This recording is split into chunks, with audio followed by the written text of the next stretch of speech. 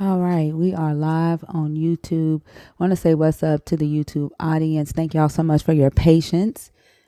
We do have our call in available. I will be posting the link if you want to call in tonight and be a part of the show. You do not have to download TikTok anymore. You can now call in from the Discord link, and I'll be posting that in the chat here in just a second. What's up, Brian? Oh, okay. Did want to let you know, Brian, that we do have the Discord set up so that we can take calls from YouTube now. I'm gonna. I know you're gonna leave and come back. I'm gonna put that in the comments for anyone that wants to participate. Thank y'all so much. We are almost there. Well, we have the likes, the shares at 145. Let's get the team bracelets up. One more second, y'all, so I can drop this link into the YouTube, and then we get the show started.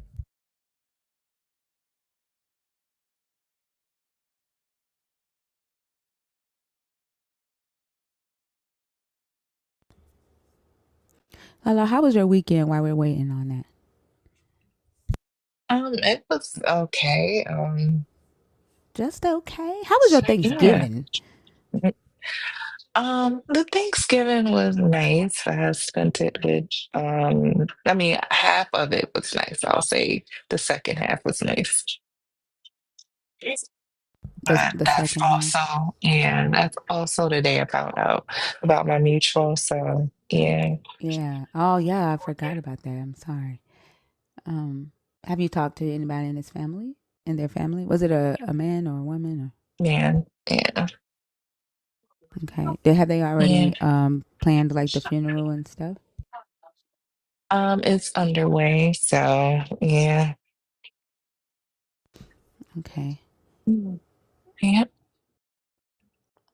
Let us know if you need anything. I'm serious Well, about that. I'm trying to see.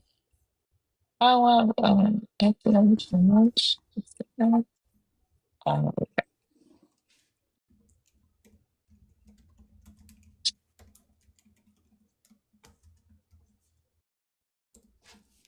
All right, Brian, if you know how to pin that to the top, I don't know if you or Ethereal can pin that Discord call in link to the top to help us keep that flowing over there in YouTube land. I'd appreciate that. Um, and uh, thank you. I appreciate you. I'm sorry, Lala. Were you saying something oh before no, I I didn't rudely say interrupted? anything yet. Mm-mm. Okay. All right. Let's see. We've been live now for 15 minutes. Let's see who's in the guest box. If you are a Christian, if you are deconstructing, or if you are an atheist, the guest box is open to you. Of course, if you are a nerd, you can come up on stage. You can change the topic. You can answer one of the topics on the board, or you can share an update about your deconstruction journey. I do have an update right quick before I bring somebody up. So I posted this in the Discord, y'all. So a couple of months ago I told y'all one of my brothers stumbled across the live and he did not like what he heard. And I'm sitting there and I'm watching him take the side of a Christian man who was like literally like dogging me out. And I couldn't understand. Like I'm like, what? Like, and I didn't say anything to y'all. I just sat there and I watched my brother's comments, and I kept it to myself. But I messaged it to Lala and do that. And after the live, I had seen a bunch of his text messages where, he was calling me a demon and said that I had devoted myself to like um, go against God and like it was just a uncomfortable conversation in text. And then he blocked me, and we didn't talk for a while. Um, we eventually talked. There was a family emergency that happened, and I was the only one that showed up. And he talked to me at that time, and he said, "I do notice a difference, in you and the ones that do believe in God, but we still were not, on good terms, and I was still blocked." But yesterday, no, Friday. I woke up after I shut down the live. I woke up, I took a nap, and I woke up and I had a text message from him, and it just said, "Call me." And when I called him, he said, "I want to tell you that you were right, and I'm sorry." And he said that he had researched, he had started reading the Bible for himself because he wanted to know why I was doing what I was doing. And he said he couldn't make it make sense to him because of how we were raised. And so he started reading the Bible for himself and researching for himself. And he said, he was like, "What does God want to do with all those virgins?" And then he was like, he's like, "God wouldn't tell anybody to go and kill all those people." He was like, he called my name. He was like, "This can't be God. This has to be the devil." And we got to talking. He tried to share, what he has learned with my sister and my brother, who's a pastor, and he got into it with them. And of course, like, they defended their faith, and which is to be expected. And I was able to share with him how I've been able to keep myself from getting into those type of discussions with my family, and that he may have to call me as he's researching and studying if he feels like he needs to share or talk about the new things that he's finding. I was like, "Don't call them, just call me, and you can talk to me about it." And then one thing that I also noticed, like, while he was talking, there were some things that he was saying, like he's Billy Carson's ass. So, like, instead of me just saying no, no, no, no, I listened, right? Instead of trying to correct anything that he's learned right now, I just listened. And then when he shared something that I could relate to, right, I went into more detail with him on that, but I didn't take that opportunity to correct anything. And then I shared with him proper research strategies and how to look for peer-reviewed research and things like that. But one thing I did learn is, like, when somebody's at the beginning of their deconstruction journey and they stumble across information, they're going to stumble across a lot of misinformation too. And so that's also not a good time to correct that misinformation. Kind of let them get into, used to this whole researching thing, and because they're just at this point of where they're okay opening up. So don't rush into correcting something, right? You said that's what the cult experts say. Just listen. No, I'm not talking about just listen like that, but not like that. But don't make them scared or angry, or make them feel some type of way because this is new to them. And so I just let them listen. Plus, I was happy to have my brother back, but I think that was a decent win to share with Yeah, y'all. that's amazing. Wow. Wow. Like, I wasn't expecting that. Yeah, you remember when I texted you? I was so hurt. Yes. Yeah, I know you were. Yeah, that But was like, what, five wow. months ago. It was about that four or That five. was like, Yeah. yeah, I know it it was was in before the the summer, summertime, I right? think. Was it before the I think summer? it was right before the, I think it was right before the summer, because right after that we had the family emergency where I had to hurry up and shut down the live. So Yeah, that was yeah, like, yeah. yeah, yeah. So yeah, so it's been that long, but yeah, I got my brother back, and so I'm excited about that. But Yeah. Wow. Good for yes, him. And I'm yeah, glad I'm y'all, excited for yeah, him. that's He got a long wonderful. road to go, and he talked about Yeah. how he felt betrayed. And he was like, "This is what we were taught. This is what we were taught." And I was like, "Yeah, I know." And we talked about my dad, and he was like, "Is this why Dad he changed from Church of God in Christ?" I was like, "Well, there's some things that I can't quite say right now, but I was like, it'll all come to you." When he's like, "Man," but yeah, but just to hear, "I'm sorry," that was the, because he called me all kind of demons, but yeah. Oh, Yeah, okay, that's Brian. I'll just amazing. keep posting it, huh? And so that's amazing. I'm happy for you. Thank you. I'm happy for him. I'm happy for him. And hopefully he continues, but he still believes in a God. Like, he, when you first start deconstructing and you don't just let go of the idea of God or Christ, right? He was like, he said he asked God to show him the truth after he came into the live. and we got into it. He said he asked God to show him the truth, and if he's real, to show him the truth. So he feels like this is God leading him towards the truth. And then one thing that he did say was, and you didn't show me this stuff. And he's absolutely right, because I have him blocked on here. After that day, I blocked his account, although I saw he had created another one. I seen him creep back in here on a backup, but I didn't say anything about that. I just let him do it.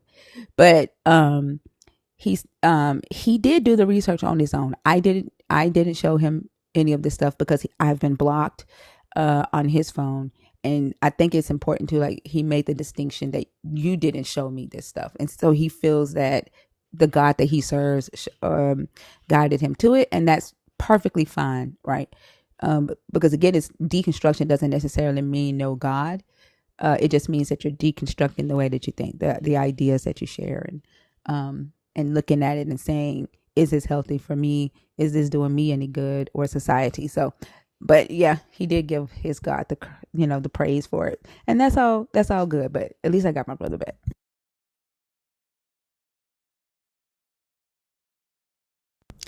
Welcome, AK. I thought AK was already a sub.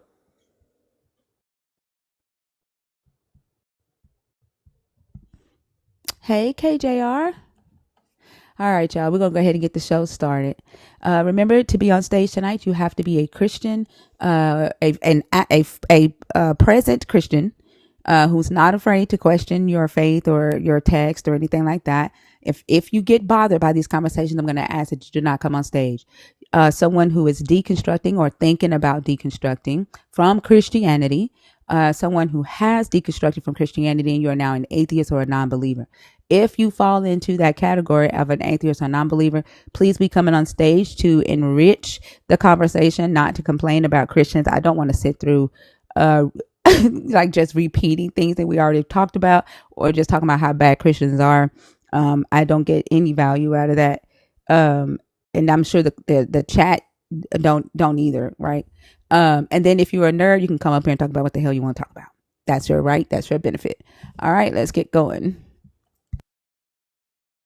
Also, if you're just joining us on YouTube, there is a link in the comments for Discord calls. If you want to be a guest, you can call in through Discord. You must select the role Discord debate caller in order to join us on stage, okay? And it is one guest at a time on stage.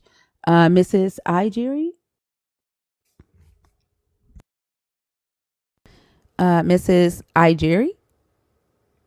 All right, they are not there. We're going to move on.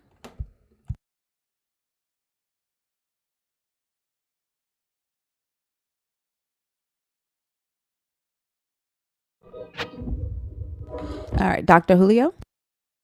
Hi, how are you? I'm good, thank you. How are you? I'm doing well. The one that I want to address as a former atheist that is now a Christian is this Jesus. Give me just one second. So you are a Christian right now?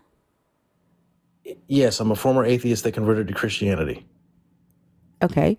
And you said, which question do you want to address? The one that says Jesus broke 5 promises that he made. Well, the first two actually. No, you can. You only have time to do one. You only have time to do. What promises? I'm sorry. Hello.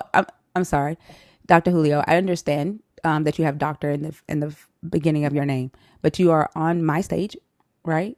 And you bust up in here as if you're going to control the conversation. Okay. So there's a way to have a conversation. There's also a way to be a guest on someone's stage. The way this goes, right? So the only person on this stage, well, the only people on this stage that can interrupt someone is myself and Lala as a host. We will not interrupt you unless we need to ask you a clarifying question, or unless we are asking you a question and you're not answering that question. Other than that, I ask that you do not interrupt us while we're talking, okay? Fair enough. Do I now have permission to speak?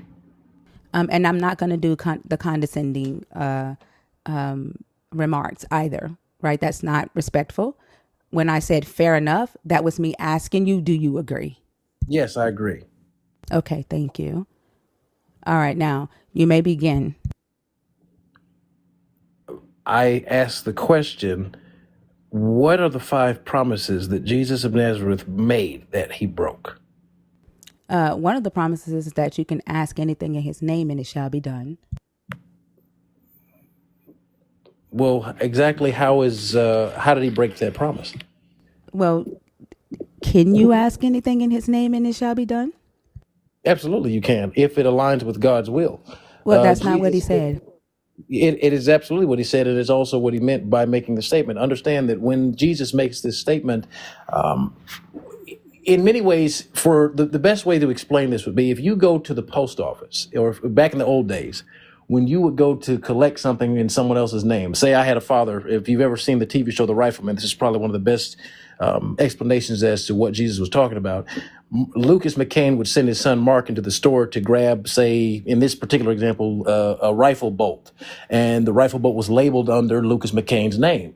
And Mark could ask for it under the name of Lucas McCain, and he would only be given the things that belonged to the name of Lucas McCain because it aligned with what he owned. If you ask God for something that is not aligned with his will, you would not get it. So that's not a broken promise. Okay. Give me just a second here. All right. John 14:13. I will do whatever you ask in my name, so that the Father may be glorified in the Son. If in my name you ask me for anything, I will do it. Where does it say it has to align with the will of the Father?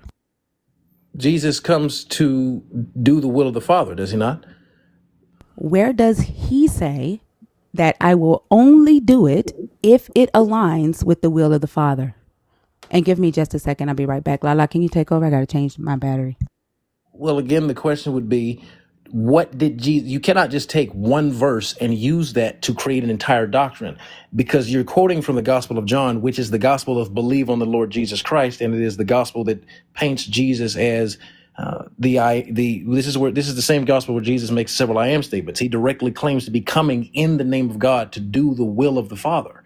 So that does not create a situation where you can just ask him quite literally for anything and he will perform the act. Because if you ask him to let your neighbor pass away or be unalive, that's not holy or justified. That's Jesus didn't come on this planet to do anything. He came to do specific things.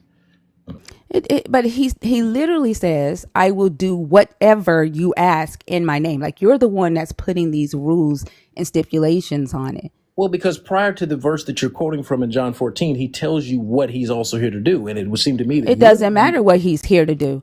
Yes, That it doesn't does. matter. No, it doesn't. What he's here to Why do are you and what yelling he at me? tells you. I'm yelling now? You are, ma'am. This is me yelling. I'm not yelling. Just because you don't like what's coming out of my mouth does not mean I'm yelling.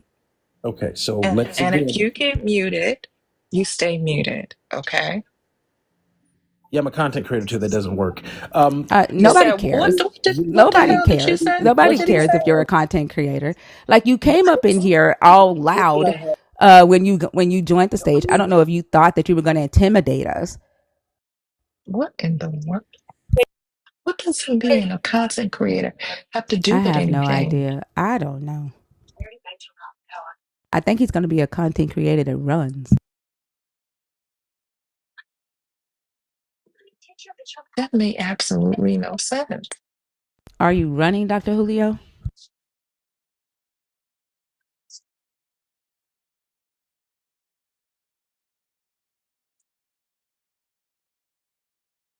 Okay, we don't have time to play with the good doctor. He's not even a real doctor. Yeah, he's a content doctor. Oh, goodness gracious. Oh, Okay, vanity. So this is his thing. he's what? He said he always runs. Like, what the fuck did he think that he's going to come up in here and do? He thought he was about to run shit over here. He was sadly mistaken. Minister of misogyny is diabolical, major. Minister of misogyny? Oh my gosh.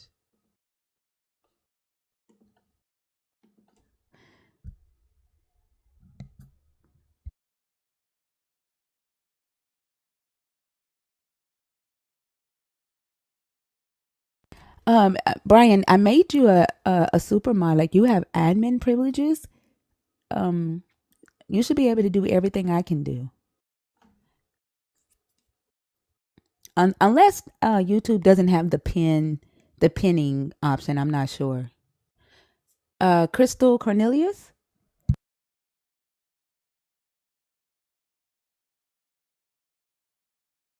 Okay, they're not there.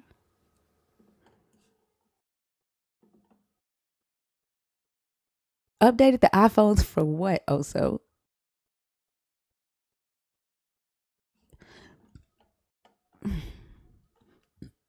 goodness gracious alive. Holy moly. I hope it gets better. I do too. It says your voice has been disconnected because you connected in. Okay. I'll figure this out. We'll figure out how to make this work. Ollie Dunst. Ollie?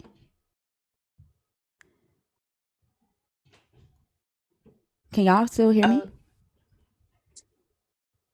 Can I y'all still hear can. me? Okay. You know, on Um, Discord, you're not muted.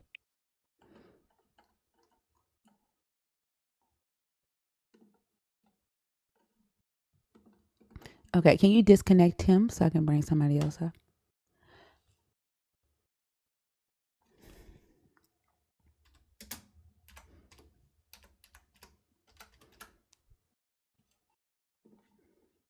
I got 5 phones.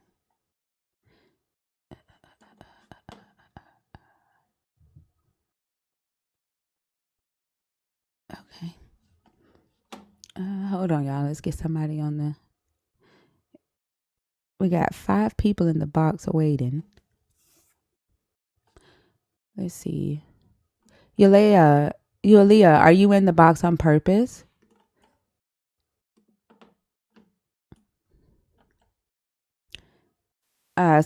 Is it Spyra? Spyra, yeah. Spyraj. Hi, how are you?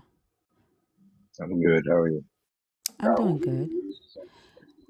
Are you a Christian? Are you deconstructing, or are you an atheist? Christian. Okay. And which topic did you want to discuss? The 5 promises Jesus broke.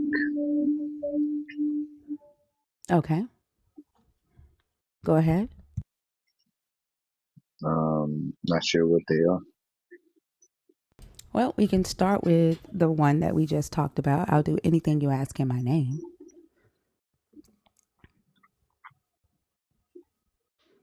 How is that a broken promise? Does Jesus do anything you ask in his name? Yeah. I'm sorry? To me, yeah. So anything you ask Jesus in his name, he will do. Don't type in all caps in my comments. That's one thing Jesus is not going to be able to help you with, because if you do it again, you're going to get blocked. So anything that you ask of Jesus in his name, he will do for you. Can you turn down that TV because it's kind of getting in the way of the live right now? Like, I don't believe the Lord Jesus give me $1 million tomorrow. Oh, he's going to give me $1 million. Why are you mumbling? Am I mumbling? Yes. What did you say? I'm sorry. I said, I don't believe if I asked Jesus for like $1 million tomorrow, he would give me $1 million tomorrow. Oh, But I so why believe don't you that he believe would that? make me wealthy. You believe that Jesus will make you wealthy? Yeah. Do you He'll have to bless me. work for that? Do you have to like Sure. do the things that a wealthy person would do to become wealthy? Yeah, probably. Yeah, so like that's you making yourself wealthy, right? That's not Jesus doing it. That's you doing it. That's you doing all the things, learning all the lessons, right? Taking all the The risk. help. It's with the help of God, though. The help. How does God help? Like the other day, somebody commented on my viral video about being a single married mom, and she said God was with you raising those kids. Where? Because if I go and wake up my kids right now who are adults and ask them, hey, when y'all were younger, who helped you? Who drove you to school? Who bought your shoes? Who came to your place? None of them is gonna say God. So where is God helping you do the things to for you to become wealthy? I mean, that's a good question, sister. You know, I hate that we have to disagree. You It's mean not if he not was just with you, disagreeing. You're like why he that's a doesn't good want you question. But hold on. You're like that's a good question. I hate that we have to disagree while not answering the question. How did God help you do the things to there? become wealthy? He was with Or me. how will God I mean, help you do the things to become wealthy? he was with me. He inspires me. He I motivates cannot me. hear you, like you're mumbling. Why are you doing that? Can you speak up for me? I said he motivates me. He guides me. He leads me into all things. He motivates you. Yeah. So I'm a motivational speaker. Where I fucking hate saying that word. I say transformational speaker, but for better um, better cases here. So I'm a motivational speaker. If you come to one of my keynotes, right, and you feel motivated, did I help you do the thing that you feel motivated to do? Am I the reason? Did I make you that thing? God used you to motivate me. Yeah. Your God used me to motivate you? Yeah. How is that so when I don't talk to your God? You don't know yet, I guess, I don't know yet. I don't know what yet. how he's talking to you or working through you. Is he talking to me now? Is he talking through me now? That's a question between you and him. No, it's not because you're the one telling me that your God is using me. So Yeah, that's what I, why is it now all of a sudden between me and your God when you're the one who put your God on me? I didn't put him on you. I just believe he's using Right, that's you putting your God on me. you. You can take it So that way if why you can't you want. answer now? Like to me, it sounds like whatever you believe, that's what your God does. Or what your God is. Like if you believe that thing, then your God is that thing or does that thing. Like if you believe, if you go to one of my keynotes, right, despite the fact that most Christians call me the devil, most Christians say I'm a demon.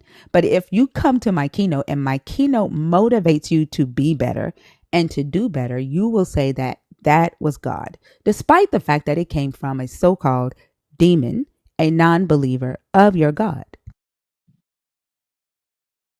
Wait, say that again. That was a lot to say. It was a lot for me to have to repeat again. Are you with us? I'm with you. I just left. I'm lost track of mine. I don't think you're with us then. You sound like you're half asleep, to be honest. I'm a little sleepy. Yeah. Yes, I'm going to take you off the stage. I hope you have a good night, okay? Yeah, me too. Why doing the stage when you're like half asleep? Like what the fuck kind of conversation do you expect to have that way? And then the mumbling, right? And then you want me to repeat myself when we can barely understand you. That was ridiculous. That was really ridiculous. Somebody said half baked apologetics. Goodness gracious.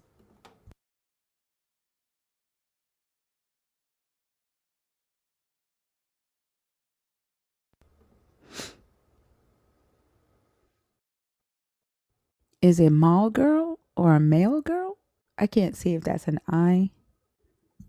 Male girl? Male girl? Yes, male girl 70. I don't think she's there. All right, we'll move on.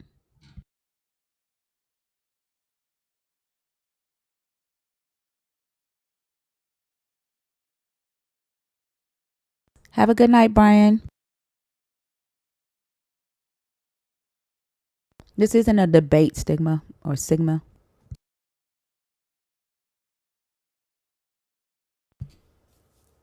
The debates was last week. This is discussions. Gustavo wants to join. No, it's not. Uh, it's just Kelly. Yes. Hi, how are you? Great. Are you a Christian? Are you deconstructing, or are you an atheist? I'm a Christian. All right. And which topic did you want to discuss? Oh, it really doesn't matter to me. Okay. When you join the stage and there's multiple topics, I expect for you to have the topic chosen that you want to discuss. It's not up to me to choose the topic that you're interested in or are knowledgeable about. Okay. Okay. Give me just a second. John Scott, since you don't know how to work TikTok, there is a name at the top of this live that says host or it says thinker. You can click that and then you can go to my profile and you can see my beautiful face. Go ahead. It's just Kelly. Okay. Let's see here. How can deception bring salvation? Let's do facts over faith or faith over facts. Yeah. So what I would like to discuss is what matters, right? Do facts matter over faith enough to adjust, right? What you once believed, right? Do you accept the facts of the stories in this book, the intention of the authors in this book, the historical context in this book, or do you just keep believing it because that's what you were taught and that's your faith? Or right, that's what I would like to know. Okay. So you do know as a Christian there are many different religions, correct? I know that there are many different denominations within Christianity. Okay. And you know that there are many different written books since the disciples when they walked the 33 and a half years with Jesus when he was on earth. Well, first, hold on. Disciples did not walk 33 and a half years with Jesus. Yes, they They did. only, no, Yes. they did not. Lady, what? It's just Can I- Kelly. It's just Kelly. It's Hold just on, Kelly. you- Hold on, you- Kelly. Listen, Jesus walked the earth. Kelly. First off, no, they didn't. Jesus started his ministry at the age of 30. They were with him 3 years at best. Okay. And then he died at the age of 33. They did not walk with him from the day he was born to the day he died. Think about what you are saying.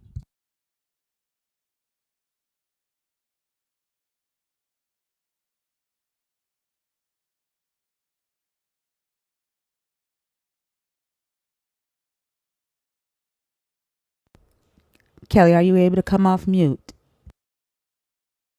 I sent you an invitation to unmute.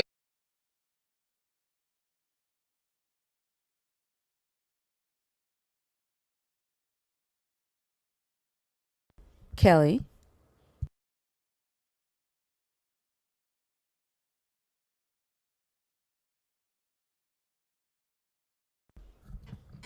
Kelly, to come off mute, touch your profile picture. Another page will come up, and then you'll see your microphone there.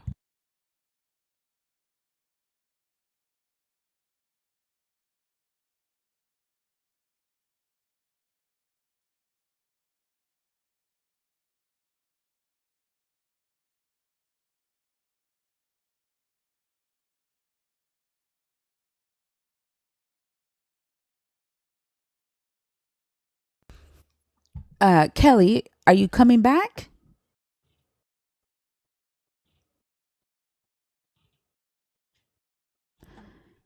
Oh, What is going goodness. on? I have no idea. But what made her think they walked with him for 33 years? That is something that's the first time I ever heard anything like that. And why did she give up so fast over that? I mean, were they there while Mary conceived Jesus as well? I mean, how far back are we talking? I mean, they would have had to been his disciples the day he was born because he died at 33. That's crazy. And then they would have had to walk with Mary while she was pregnant because she said 33 and Right. a half years. They were Mary's disciples first. I don't know. But I guess the answer to the question for her would be that faith over facts. Because instead of her staying and discussing it or saying, you know what, you're right, my bad, not 33 years, they were with him for 3 years out of his 33 years of life, right? Then it would have been facts over faith. But I guess since she left, it's faith over facts for her. Yeah, I think she was just embarrassed. I would be. I mean, there's really nothing to be embarrassed about. That could have been a mix up. Like, she could have thought she was saying 3 years. Like, I wasn't going I'm to hold talking her. about, but the way she came back at you, come on now. Yeah, I Yeah. get it. I get it. Lala, look at this name.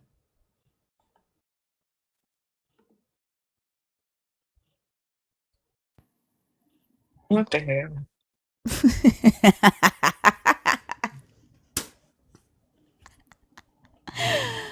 Ah, Lala Booby. Hello. So you're not gonna say anything? Who the heck is this? I don't know. Are you mad at Lala? Did she mute you or something? Did you name yourself that because you're mad at Lala? Oh God, what is So wrong with y'all? damn Did childish. y'all go to church today? Did y'all go to church today? Usually on Sundays y'all come in here, y'all like fired up for Jesus, y'all fired up and y'all ready to go. But what is happening? What is happening this Sunday? Like,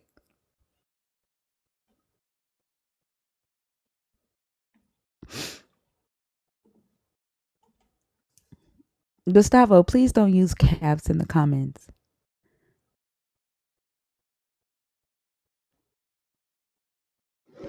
Missy, hi, how are you? Good. How are you? I'm doing good. Are you a Christian? Are you deconstructing or are you an atheist?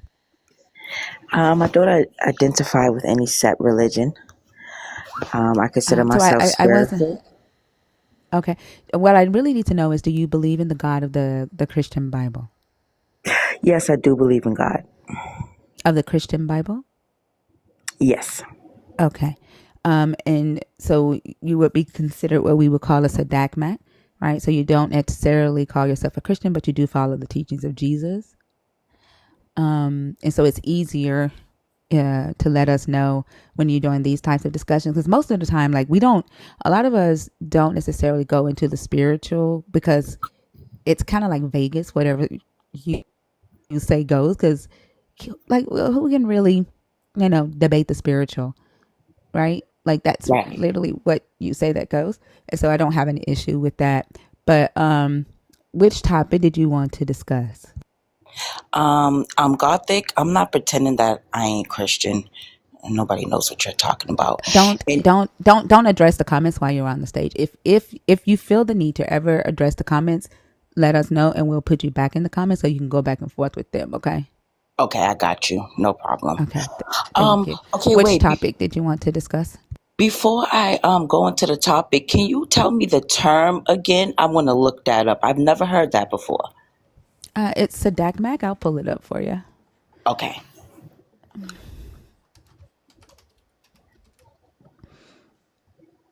The whole term is Sadakmak Biftaj, and it's just an acronym for So I don't actually call myself a Christian, but I follow the teachings of Jesus. So, but it's shortened it, the Sadakmat. Mm-hmm. And is a term for people who do not consider themselves traditional Christians for any reason, but do follow the teachings of Jesus Christ from the Bible. It's rather a long acronym that is often shortened to SADACMAC. So it just lets us know that you don't identify as a Christian, but you still believe in the God of the Bible. Does that make sense? Yes. Okay. And which topic did you want to discuss? Okay. I just wanted to ask, what are the 5 promises that Jesus broke? Sure, and we can discuss one that that I started off discussing tonight, which is that you can ask anything in His name, and He will do it. Okay. I heard that one already. Can you give me another one? Yeah, that some of them will be alive today until He comes back. Some of His disciples standing there with Him, would be alive today until He returns. Okay. Is there a specific place I can look up all of the 5 promises that he broke? In your Bible, like you would have to study, like they're in Okay. your Bible. It's not like, I mean, I highly, highly doubt that some theologian has put together a list of promises that Jesus broke. Okay. Yeah, because I've actually studied the Bible. Um, there's some things in the Bible that I don't necessarily agree with, and that doesn't really make sense to me. Um, I do feel like there are some good things in the Bible, like the book of Proverbs. I feel like there's a lot of like good principles in that book. Um, that's just, good to live by. You don't really have to be a Christian. You don't really have to identify with I'm any. sorry. Why are we talking about the book of Proverbs when we're supposed to be discussing the 5 promises Jesus broke? Oh, because basically, I think it was you or somebody made a comment. Basically, just study the Bible, and No, I was because you just. asked me if there was somewhere that you could find all 5 promises. And I said in the Bible, like you would have to study, right, to find those promises. There's not a list anywhere, unless like maybe there's a blog that somebody else has, written about. But I mean, Mhm. the promises are in the Bible, is what I'm saying.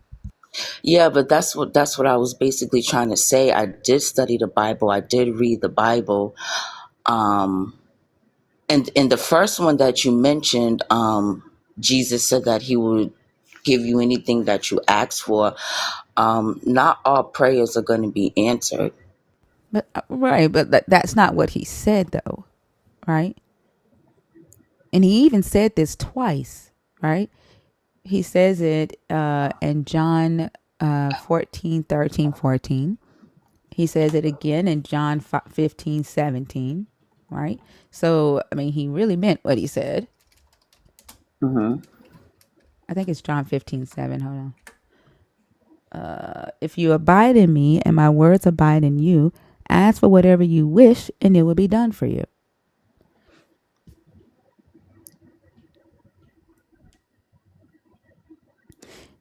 So he didn't say sometimes, right? He didn't say only if it makes sense. Hmm. Okay. Well, yeah. I mainly came up here just to get an understanding. Honestly, I'm not going to sit here and act like I know everything. So that's mainly why I came up here. I just wanted to get an understanding, honestly. I appreciate that. I really do. I respect that 100%. Okay. I can give you the rest of the promises if you want to go and look them up and research them yourself. Yes, sure. That'd be great. Okay, let me know when you have a pen. You want to write them down? Yes, I do. Give me 1 second.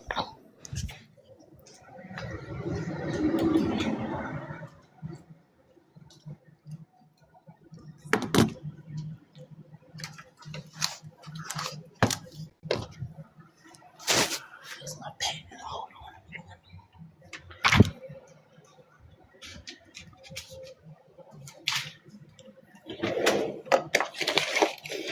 Okay. Here's my pen. All right, I'm ready. Okay, so we have those two. I'll do anything you ask in my name. Some alive here today. Some here today will be alive when he returns. He also says you won't question him because his Father would do anything in his name. He says you won't want to ask him any questions because God would do anything that you ask in his name.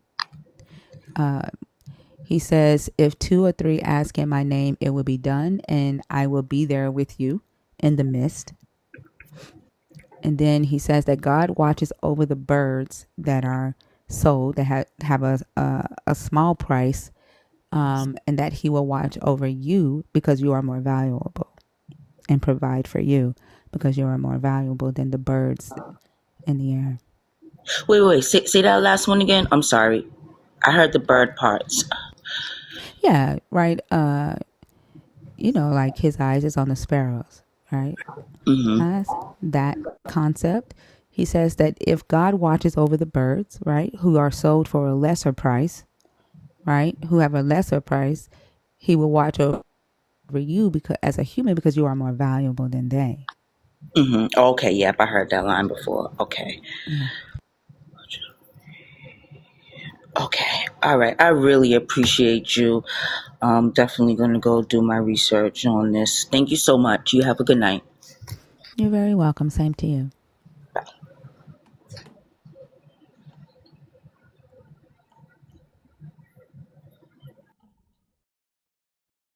I can respect that. Yes, so can All right, let's see who's next.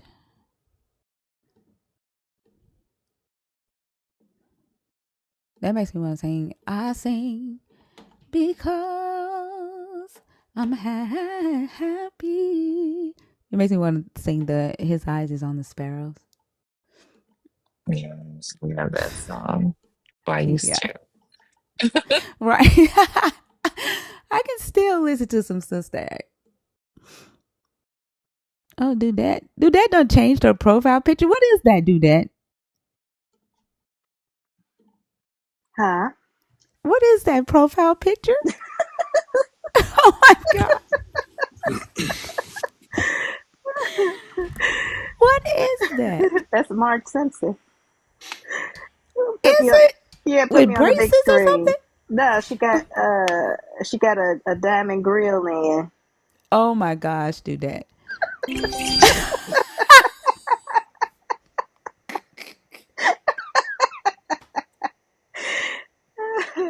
I had to spice it up a little bit. Oh my God. Where did you create that? I did it. I Oh my did God. I it. love it. It was another creator.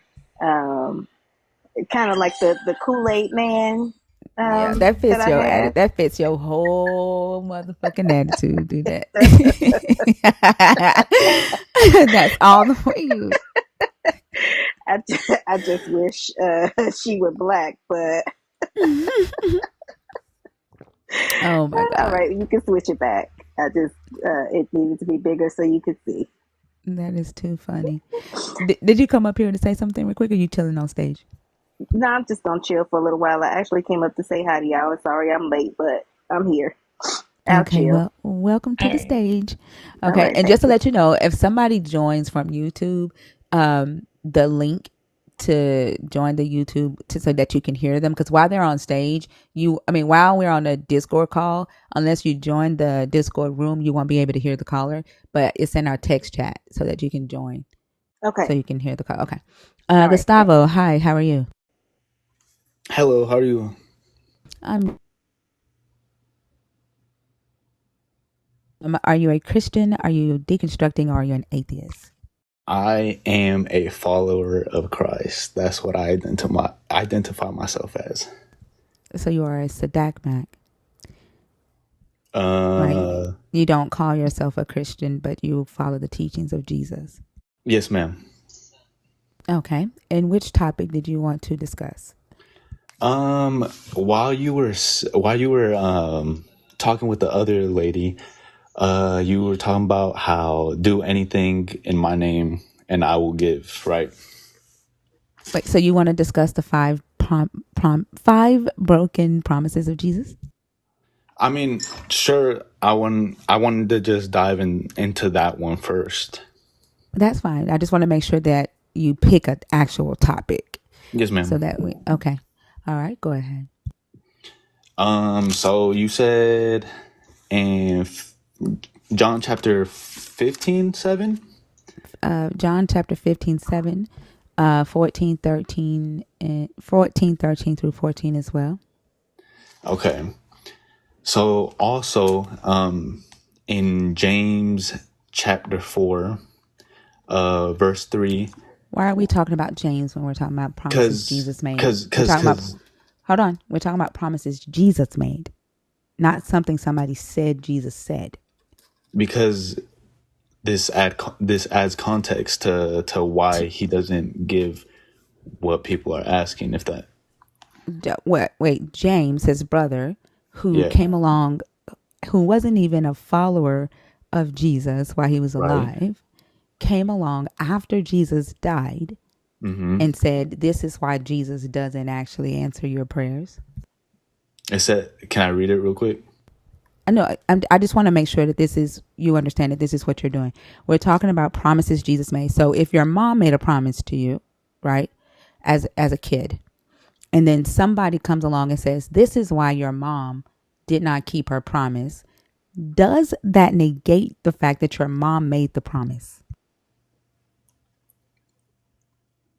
It doesn't negate it, but it doesn't further elaborate on why she couldn't.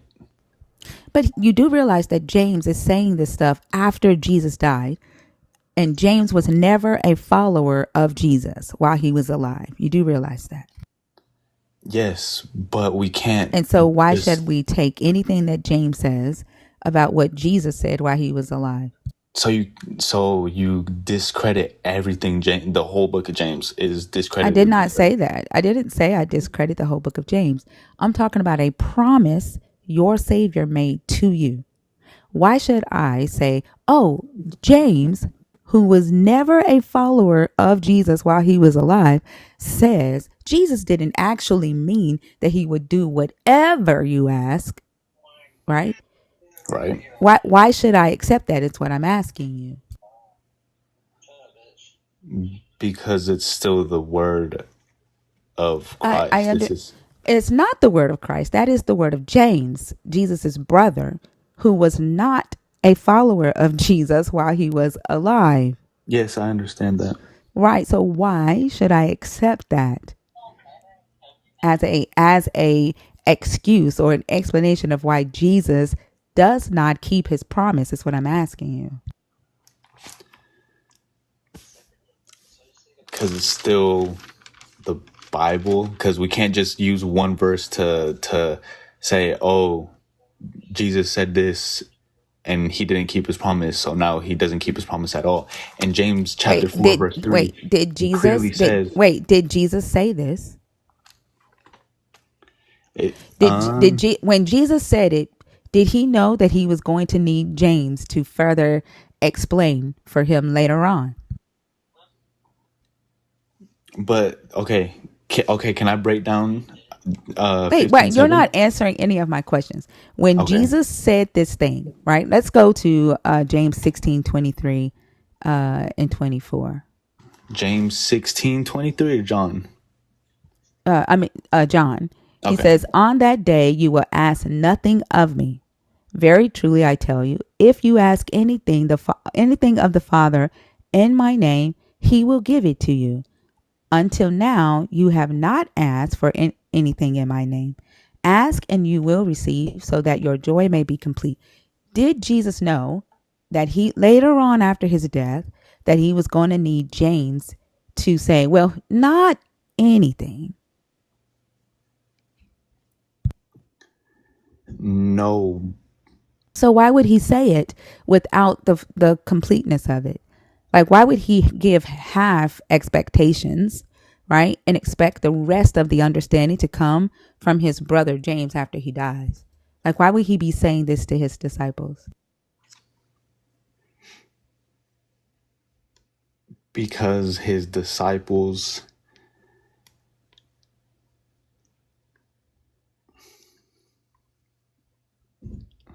Hold on, it cut off. Can you guys hear me? Yes, I heard, but because his disciples. Oh,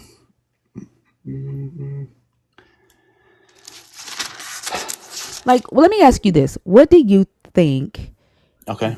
what do you think Jesus's will was for his disciples? Like, in order for it to be aligned, right? Because I know Hold that's on. what y'all feel like. It has to be aligned. You It have to have it faith, right? it cut off. It cut off a little bit. Can you repeat I'm what not you're saying? cutting off. Are y'all You cutting cut off off in the on my chat? end. I'm trying to figure out, because if I cut off on your end, I don't see any bars, right? Normally TikTok will tell me if you have a bad connection. I see no bars. To the chat, am I cutting in and out for y'all?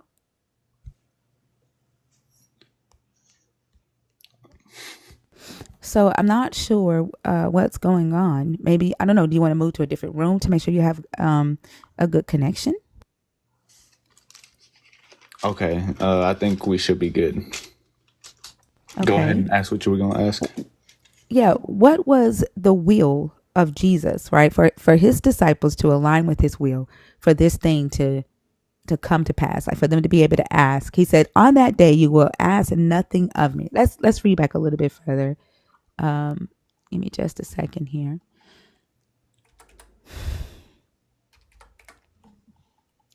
He says, very truly I tell you, you will weep and mourn, but the world will rejoice. You will have pain, but your pain will turn into joy. When a woman is in labor, she has pain because her hour has come. But when her child is born, she no longer remembers the anguish because of the joy of having brought a human being into the world. So you have pain now, but I will see you again, and your hearts will rejoice, and no one will take your joy from you. On that day, you will ask nothing of me. Very truly, I tell you, if you ask anything of the Father in my name, he will give it to you. Until now, you have not asked for anything in my name. Ask and you will receive, so that your joy may be complete. And he's telling them why he wants them to ask, right? So that their joy may be complete. So this is for them. And he's saying, you haven't asked anything. He's saying, do it so that your joy may be complete. Right? Yeah. So what would stop him from following through with this? Or do Cause you think here he wasn't talking to y'all, like he was just talking to the disciples back then, and this doesn't necessarily translate to y'all? I mean, transfer to y'all today? yeah, I would say he was talking to his disciples, because they had not prayed to the Father. Like they had not prayed to the Father in the name of Jesus. But now he is saying that they should, if that makes sense. And he's saying, ask and you will receive. So specifically just his disciples. Yeah. So this does not transfer to y'all today, is what you're saying. Like you can't go to the God today. Like Jesus wasn't talking to y'all Yeah. today. So how do you know when things in this book was only for the disciples back then and not for y'all today? How Because do you you gotta, how do you know? just, Like, give I me an would, example of one of these promises, right? That was only for the disciples back then, and then give me an example of one that is for y'all today, coming from Jesus, not James. I mean, I'm sorry, could you repeat your question real quick? Yeah, like, can you give me an example of one of these promises that was meant for y'all in 2024 for future Christians today?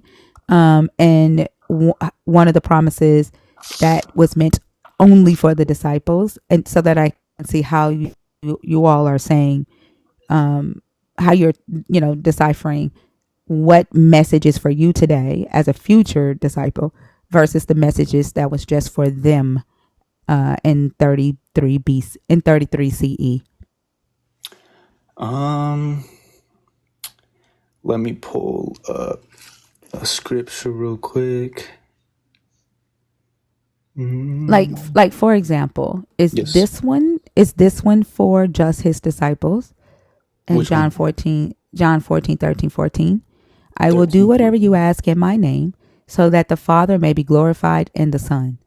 If in my name you ask me for anything, I will do it.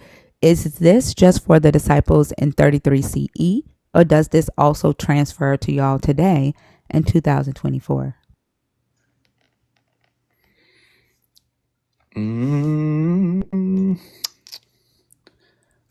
Hold on, I'm reading this in context real quick. I'm reading like from verse 10 till 15 till 14.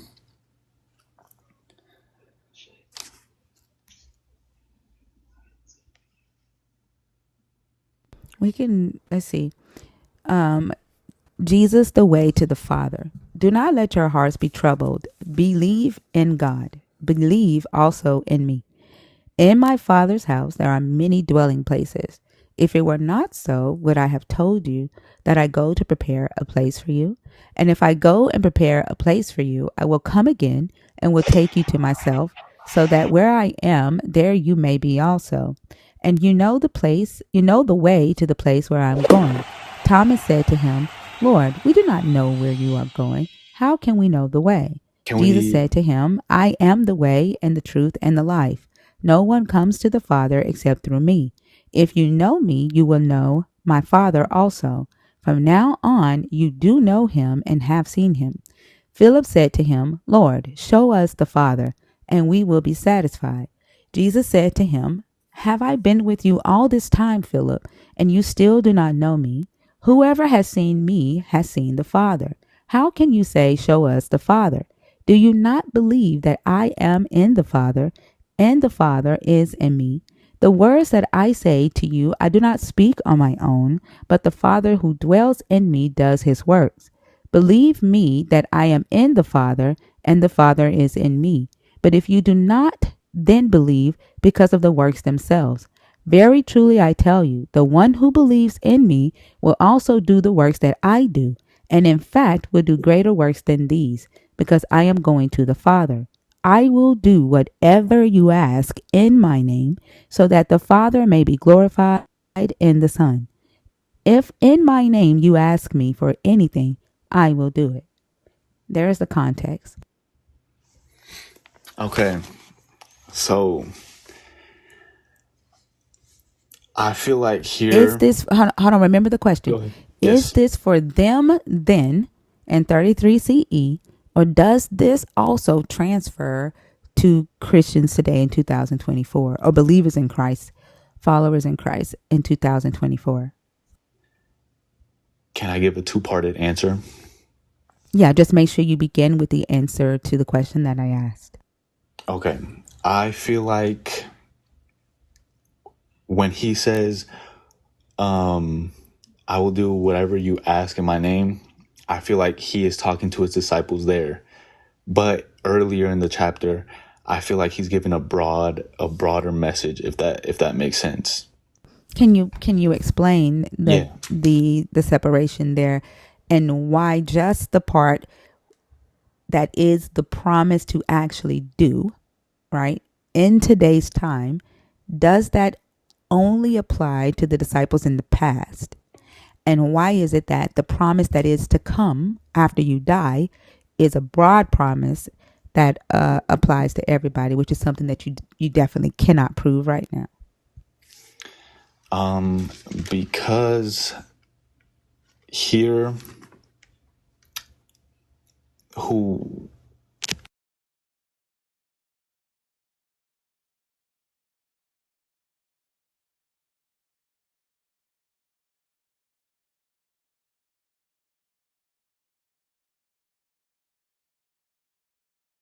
We can't hear you, Gustavo, when you leave the app. Gustavo, are you there?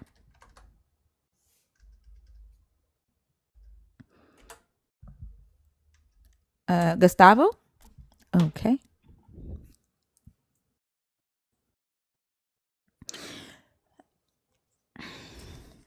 Maybe that one needs to come off the board. maybe that one needs to be asked for the whole night.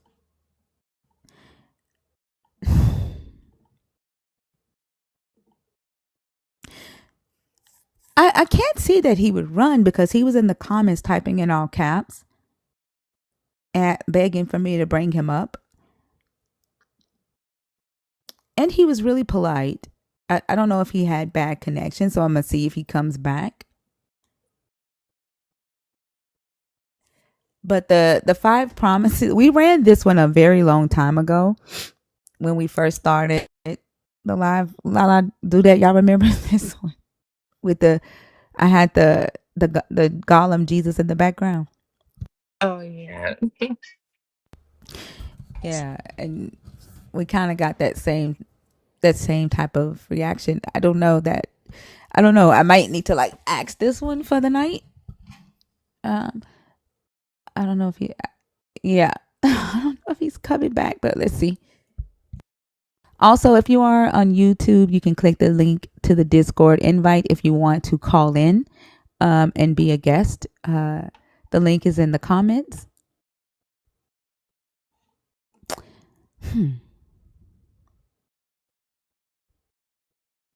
Are the questions too hard?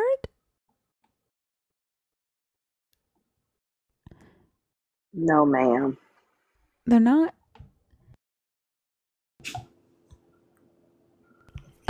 Biz Star? Yeah, I'm not sure how I joined. That definitely was a mistake. Okay, no problem. I'll take you back down. I hope you have a good night, okay? All right, sure.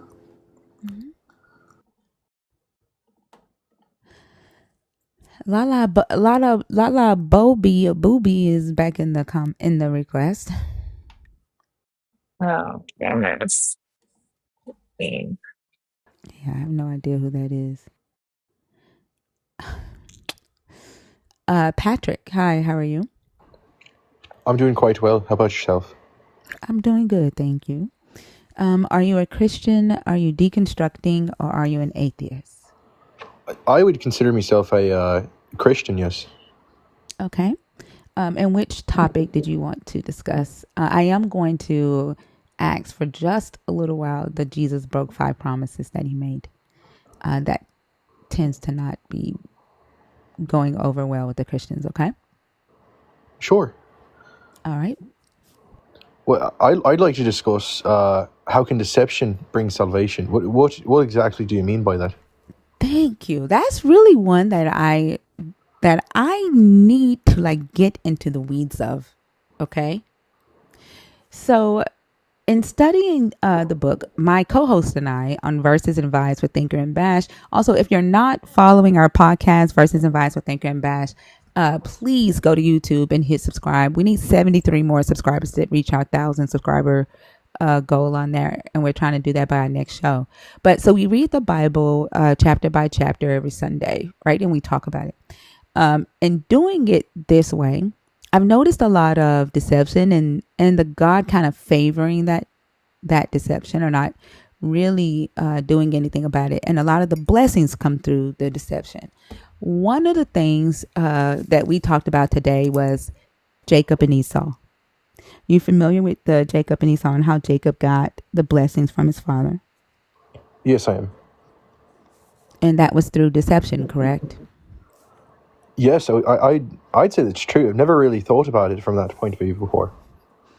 Yeah. And like one of the questions that I had was like Isaac, talked with God, right? He was the chosen child from Abraham and Sarah, right? Right. The blessings were passed from Abraham to Isaac. Why didn't God stop Jacob from deceiving his father? And why did this God bless Jacob through deception? Well, I suppose it comes from a point of view that God's view of what is good is not, it's not the same thing as what we think is good, right? And that's just... Can you explain that? Like, can you explain how God would see the deception of Rebecca and Jacob as a good thing and not as actual deception? Sure. So just because you're deceiving someone, right, it doesn't mean that there's not a lesson to be learned. And from my point of view, if you are deceiving someone, right, it's not necessarily a good thing. But, and I'm not saying that you should try to deceive people in order to try to convert them or some nonsense like that, right? But if it is God's will, right, if he is allowing it to happen, his perspective on what is good is from a biblical sense, it's more objective, right? It's not what the human sense of what good is, Yeah, because but what he's was trying the to get his good in will. the deception here? That's what I'm trying to understand. What was the good in the deception? How do you mean? From God's perspective, right? What was the good that needed to come from Jacob and Rebekah deceiving Isaac?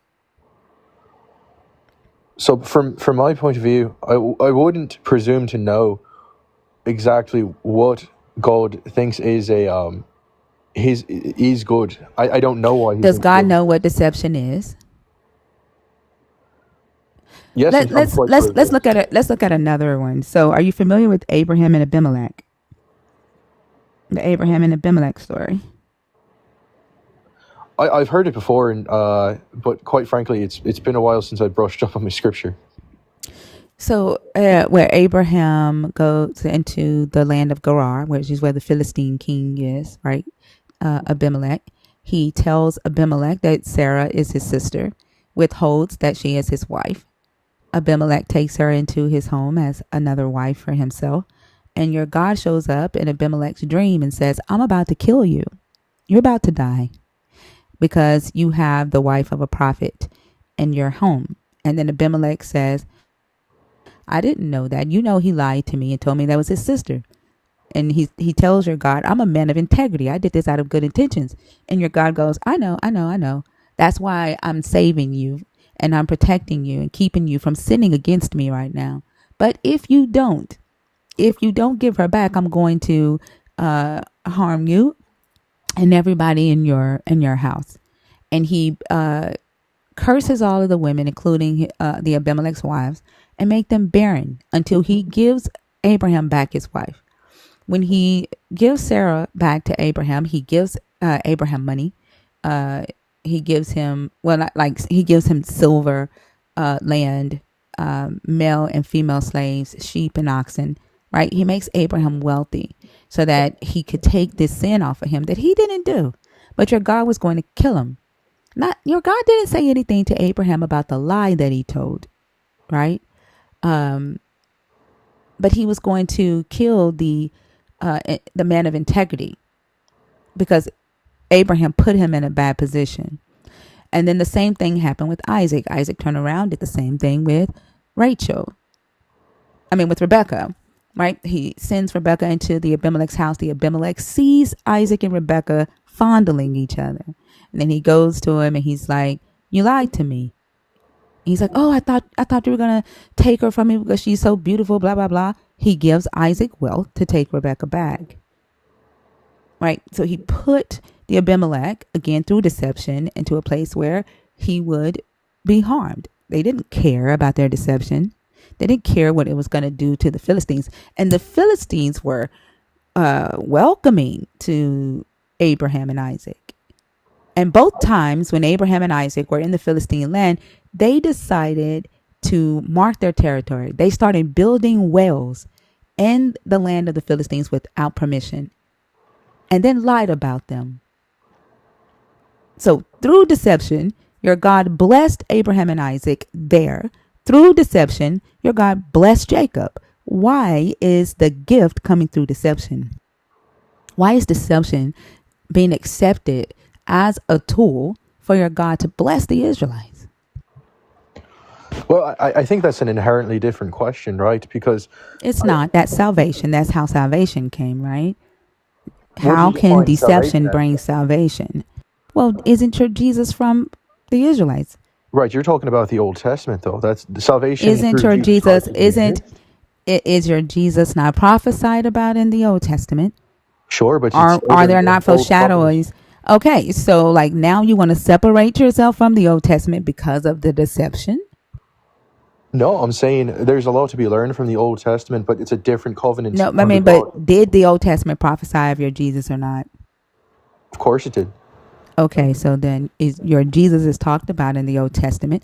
Therefore, like Paul said, the seed of Abraham is Christ, right? And through that seed, you all are heirs, right? So I'm trying to figure out why deception is an acceptable tool that your God uses to bless these people. What is your definition of salvation? Honestly, I would like for you to tell me that, but I'm talking about deception right now. And I asked the question, and then we can get to that. Why is deception an acceptable tool that your God often allows or uses to bless the Israelites? Right. So deception in general, it's allowed because God gave us free will, right? So it's not as if God always wants us to deceive. He just gave us free will. Now that doesn't necessarily make it good or evil, right? We think in these binary terms. That's not inherently the case. Now, in terms But of the Old but with Testament, the free will, right? Like let's go to Genesis 27, because your God could have told Isaac, "Hey, that's not Esau." Could he not? Could he not have told Isaac, who was going blind on his deathbed? He spoke to Isaac before. Could he not have said, "Isaac, my dear son, that is not Esau you are blessing"? I'm sure he could have. All right. So what does free will have to do with this? What does free will have to do with this? It has to do with the idea that God limits his power in order to allow us to have free will. It doesn't matter if he limited his power or not. Like, are you saying that God cannot, if God had told Jacob I told Isaac that was Jacob and not Esau, that would have been him violating free will by him guiding Isaac in this decision, in this act here. His guidance is a violation of free will. Is that what you're saying? No, that's not what I'm saying. What I'm saying is, why would I presume to know what the Lord's ways and means are? I don't know. No, we know that he did not tell Isaac that was Jacob and not Esau. And so Right. free Why will would I has presume to know absolutely why? nothing to. So free will is irrelevant here. I mean, you could say that Rebecca and Jacob used their free will to deceive Isaac. But the real question is, why did your God just sit back and allow it to happen? And your God passed the blessing down to Jacob, even though it was supposed to go to Esau. And your God, knowing that this was done through deception and did nothing about it, did not speak up to Isaac and say, "Isaac, that is not your firstborn son, that is Esau." There was no guidance from your God here to Isaac. Right. I'm asking you, why would I presume to know why the Lord does what he does? Unless he Well, explicitly explains it. that is your God. Like, your God accepted deception and your God blessed through deception. He sent the blessing through a lie. Right. But blessing is not the same thing as salvation. Oh, it literally is. Are you No. blessed to be saved? Are you blessed to be saved from your sins? Is Jesus a blessing? Salvation is a type of Is blessing, but not all blessings are salvation.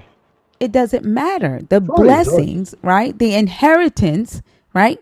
Abraham's inheritance, Abraham's heirs, Abraham's promises was passed to his son Isaac. And then Isaac passed them to Jacob through deception. I think it's first important to define what we mean by And salvation. then Jacob became Israel through a lie. Right. Are you aware of my definition of salvation? I think that's important here. I'm aware of your definition of salvation. So what is my definition of salvation? But again, your Jesus came from Israel, did he not? Sure. Yeah. And your Jesus is the one who gave you salvation, correct? Right. And Through his that sacrifice, Israel, which had not yet and occurred. that Israel started with deception, did it not? Sure. Okay, so I understand that you want to focus on the definition of salvation. My question is, why is deception used as a tool to get to that salvation? Right. What I'm saying is, I don't know.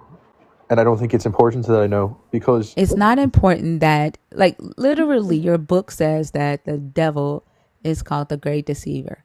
There's somebody that is deceiving the entire world. And here we see that your God just winks at deception over and over and over again and constantly blesses through deception, right? Now, why would I not think that your God is that great deceiver? you're talking about deception towards sin. That's not the same thing. I'm not talking about deception towards sin. No, I'm not. I'm saying that's what the Bible is talking about, not It's no, it's about not. It deception just in said general. it said that the it says that the Satan will deceive the whole world, or the God of this world will deceive the whole world. It Right. didn't say deceive through sin. No, deceive Like, but towards his wait, is path, deception? to stray So you there through is his a path. good type of deception. I'm saying that the Lord's will is the Lord's will, and I can't interpret what it is. Is there a good type of deception? I don't know. In this case, I don't know. I think the Lord works in mysterious ways, and I don't presume to know what he's doing here. So when your God told, when in Ezekiel 14, when he said that if the Israelites come to him and inquire of him after inquiring from other idols, that he would answer them himself and that he would deceive them, right? Is that a good deception? That he said that he would cause a prophet to be deceived by giving them a false prophecy. Is that a good deception? And then he would kill the prophet and the one asking the question as punishment after he causes that prophet to give a false prophecy. Surely, Is that a good type of deception? surely you understand by now. I'm assuming that everything the Lord does is good. Well, then I guess this is just a mute conversation. Like, there's no point in me talking to you if you have no ability to use critical thinking, right? And even question what your God does. I hope that you also know how to read, right? Because at the very bottom of this, it says, if you're bothered, don't bother. And then when I gave the criteria for the live, and if you are a current Christian, you have to be comfortable, right? At questioning your faith, questioning the book, and questioning your God, which you are not. Because if Oh, surely I am. everything you're not, because your answer to everything is good God. Good God. And that is the most boring conversation ever. It is the most not valuable conversation, unvaluable conversation ever. And it's practically, like, honestly, a waste of time, because if God good, right, then you can just go on your merry way and never think about anything ever again. So what I'm saying is that I'm not informed enough I to know what you're understand saying, and that that this passage. conversation is a waste of time. No, You not when we just talk said, about what salvation. else do you want me to say? I don't care about salvation, especially if you That's the can't entire topic describe. at hand. If I don't give a fuck about the salvation that came through deception, and you can't handle the deception part of that. Like, what you That's want to not what do, you salvation is. want me to just accept the deception, and then you want me to deceive myself into believing that I am being saved. That's not what salvation is. Salvation is through Jesus and his death on the cross, which forgives us for all of our sins if you put your faith in Christ. That did not happen. That did For not happen yet. fucking what? When he came through deception, for what? And then on top of that, Patrick, Mark chapter 14 verse 27, your Jesus is saying that the prophecy that Zechariah gave in Zechariah 11 verses 15 through 17 is about him. Right, that's a prophecy. That's not Christ himself. What are you talking about? Say it again. I'm saying you're referring to prophecy. You're not talking about the birth of Christ or the miracle of Christ or the crucifixion Do of you Christ know himself. what does the prophecy say that Jesus says about him that I'm talking about? What does it say? Are you referring to there's multiple prophecies, right, in the Old Testament? Are you I referring to the literally one where gave you they the said there will be scripture born for a it. man? I literally No. gave you the scripture for it. Mark 14:27. I literally gave you the scripture for it. Okay, I don't have a Bible in front of me, so you're gonna have to So read it why to are me if you you trying? expect me to know what you're talking about. Why did you offer, right, an explanation for it or a response for it if you don't know what I'm talking about? That's what I'm talking about with Because I know what I'm deception. talking about, but you're talking You about something don't if you entirely don't different. know the scripture. If you don't know the scripture, right, and you just start saying stuff, right, you want to deceive me. You want me to believe that you know, right, what you're talking about, although you have no Yeah, I don't know idea everything. what scripture that I'm talking about. Deception. And I'm not willing to accept that deception. I'm not willing to deceive myself. So by not knowing what scripture you're talking about, It's by if you're going to try to assuming the explain scripture, it, Patrick, you if you're keep going to interrupting me. try to explain, It's I intellectually can, dishonest. and you have deceived yourself again by thinking that I cannot interrupt you. I also gave the rules of Right, it's this common live. courtesy. When the live just, I don't give a fuck about your common courtesy. I You care get angry. not about your comments. Well, I mean, you Who can say hurt that you? I'm angry. You can say that I'm angry because Keep it you on don't. mute. Yeah, you can say that I'm angry because you don't have anything else to say except God, good, Jesus saves. Right? I mean, that's perfectly It's fine. all right. I've told you Anyway, already that your conversation is boring, but I'm not going to sit here and let you explain to me what a prophecy means when you have no idea which prophecy you are talking about. listen, I love you anyway, even if you are angry at me. It's all right. Sure, that's the deception. That whole It's "I not a love you." That's deception. your I G. feel That sorry. is your Christians. That's the Christian's way of Sorry saying you're so "fuck you." angry. That's the Christian's way of saying "fuck you." You embarrassed me. That whole "I love you" thing is also deception. I don't feel embarrassed for just saying that I Sure, believe something. sure. It's a belief I system. didn't. I didn't say for saying that you believe something. I didn't. I don't care what you believe. It's the fact that you tried to explain a prophecy and you have no idea what prophecy you were explaining. I'm explaining. I don't know the numbers in Mark I literally particularly. gave them to you. I said Mark 14:27, Right. and I've said it 3 times. And then your excuse was, I don't have a Bible. Right. I can't read it in front of me, but I Yeah, know the but prophecy. there's also a thing called Google. There's also a thing called Bible Gateway. There's also a thing called the Bible app. But again, Right, but I only have your phone. deception. Yep, deception. It's okay. If you don't want to talk to me, that's Don't perfectly type fine. in comments. Don't type in all caps in my comments, J Money. You can definitely call me a demon in lowercase. Listen, if you don't want to talk to me, that's perfectly all right. Do you think that I like literally I've told you already that you are boring. The only thing that you're gonna Okay, say then is I'll leave. God good, Jesus saves. Good, Patrick. Have a Have a good good night. night. All right.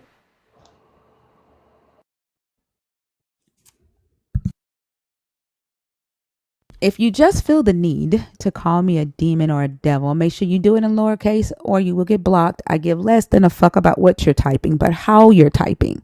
Caps are for mods and people with vision impairment only. That is the rule.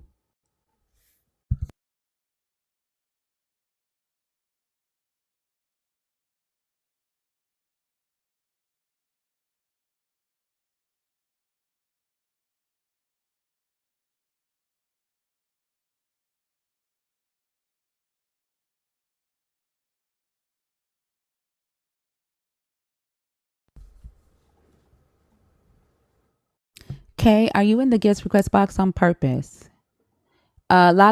Lala Bobby, you need to tell me who you are before I bring you back up on the stage. Dee Dee? Okay, Dee Dee is knocked out. Hey, Mr. Fitness.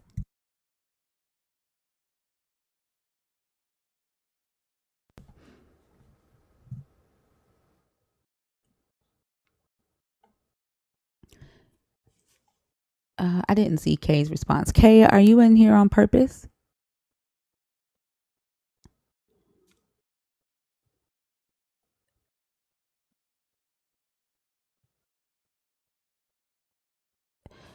Uh, okay.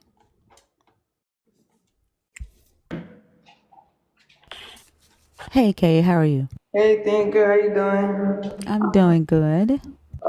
So I just wanted to come up and talk. It's a little off topic, but I'm gonna make it quick. I'm gonna try to make it quick. So I know the last time I was up, I told you guys that I come from a Christian family, like a big Christian family. And I guess you could say I'm deconstructing, but I don't feel comfortable telling my family. So this week, my cousin died, but he's more like a brother. I grew up. Oh, I'm so sorry to hear that, Kay. Thank you. I appreciate it. He's more like a brother to me. Like I grew up the only child, and he was like my sibling. So I already knew that like the funeral, I was gonna have to hear preaching and all of that. So on Thanksgiving when we got together, it's just like what I wanted to talk about is like the things like me facing this battle of do I want to be a Christian or not, and being with my family, I realized things before that used to make me think, okay, I need to follow God.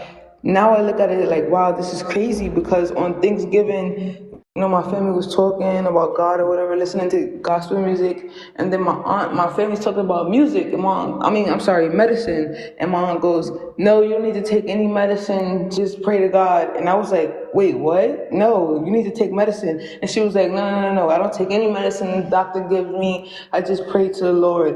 And in my head, I'm like, wow, this is like bad information, this is so harmful.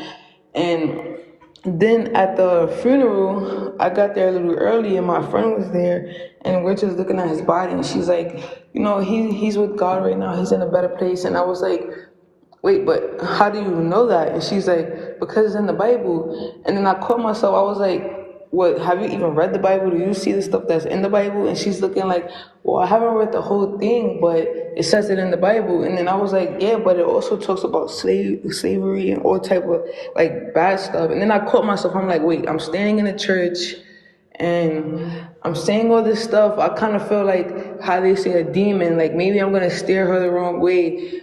And I just stopped myself, and I was like, you know what, I'm just going to keep my thoughts to myself. And then the pastor started talking, and he goes, yeah, he died, but his funeral today is for everyone here. Make sure you give your life over to Christ.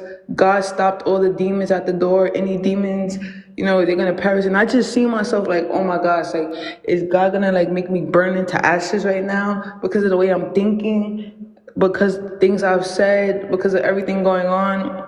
And then they started doing praise dances, and they have this slow music, and I started thinking about what you said where it preys on your emotion. And I'm looking around because 2 minutes before they were talking and nobody was like crying, but the girl starts praise dancing and the music is slow and everybody's up crying, going crazy. And I'm like, wow, it really is the emotion, because I'm like, damn, even I got emotional, and I had to really sit there and think about it. Like, it really is the music and the way she dances and everything going on. I just like, I guess now, like, I'm not comfortable telling my family yet, but now I feel like I'm distancing myself even more, and I'm starting to think differently. And I don't really have anybody I could talk to about this, so I just wanted to come on here and talk to you guys about it. And one more thing before I go. Even today, my mom was telling my nephew, like, he's younger and he has a learning disability, so we were telling him like the days of the week. He couldn't remember, he couldn't tell us like Saturday and Sunday, like what the weekends were. And I just couldn't understand it. I was like, wait, how don't you know what the weekends are? My mom was like, certain people have problems, like on a job interview. I couldn't do job interviews, but it was the Lord who got me through that job interview and got me that good job. And I was like, no, Mom, it was you. I was like, you had a problem. You have social anxiety. You have a problem talking to people. You put the work in. She was like, and she looked at me like I was crazy. Like, what? Like, watch your mouth. Like, it was God did all the work for me. I fasted and God spoke through me. Like, and I was like, you fasted. You put the work in. You did everything. And she was like, I'm not even gonna have this conversation. I know my God. And she looked at my nephew and said, God did it for me. God can do it for you. And I was just like, wow, like, it really is like generation. It gets passed on to generations. Like, everything that's being told in the delusion. And sometimes I feel like, damn, the way I'm thinking, do I need to ask God to forgive me? Like, if you are real, God, just forgive me for not really believing how I should believe. Like, it's just a battle right now for me. Like, I don't know what to do. First, let me say again, I'm sorry that you're having to go through that while you are dealing with the loss of your brother. cousin. I have cousins that are called brothers too, so I just say brother. But that's it's really tough when people make someone's death about this God. And it's like, just let me remember him, and let me grieve Yeah. the loss of my family member. Um, and so I'm sorry that you have to deal with that. The second thing is, you are a nerd, love, and anytime you need to talk about this stuff, you can come to us and talk to us. That's what this community is for. The decompression corner on the Discord. If you ever need to just start a voice channel, just go in there and start a channel, and we'll pop in and we'll listen to you and share with you as well. Okay. Yeah, and then the third thing is feelings of guilt, like you're wrong for having these questions and these doubts, is normal, right? Because the indoctrination of fear and punishment has been, constantly embedded into your mind, right? From your family, your pastors, and other Christians in society, and it makes you feel guilty, right? For your brain doing the thing that your brain is designed to do, and that's to critically think, and that's to be curious and ask questions. And that's one of the reasons why I have the question about the deception bringing salvation, because if you can't question, if you have to like feel guilty and ask this God to forgive you for having the thought that you have, why should you be asking for forgiveness while also accepting that this God accepted deception from other people, right, in order to bring you this salvation that you are afraid to not believe in? Does that make sense? Like, Yeah.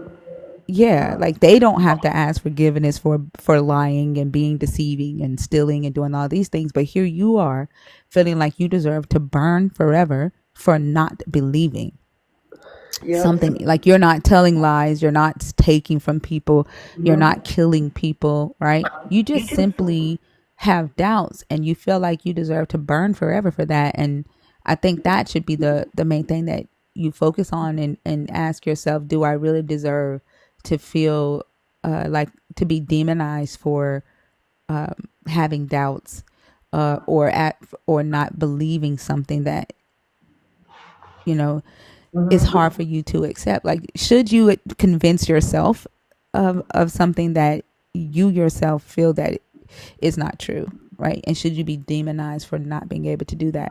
And that only you can answer that question for yourself.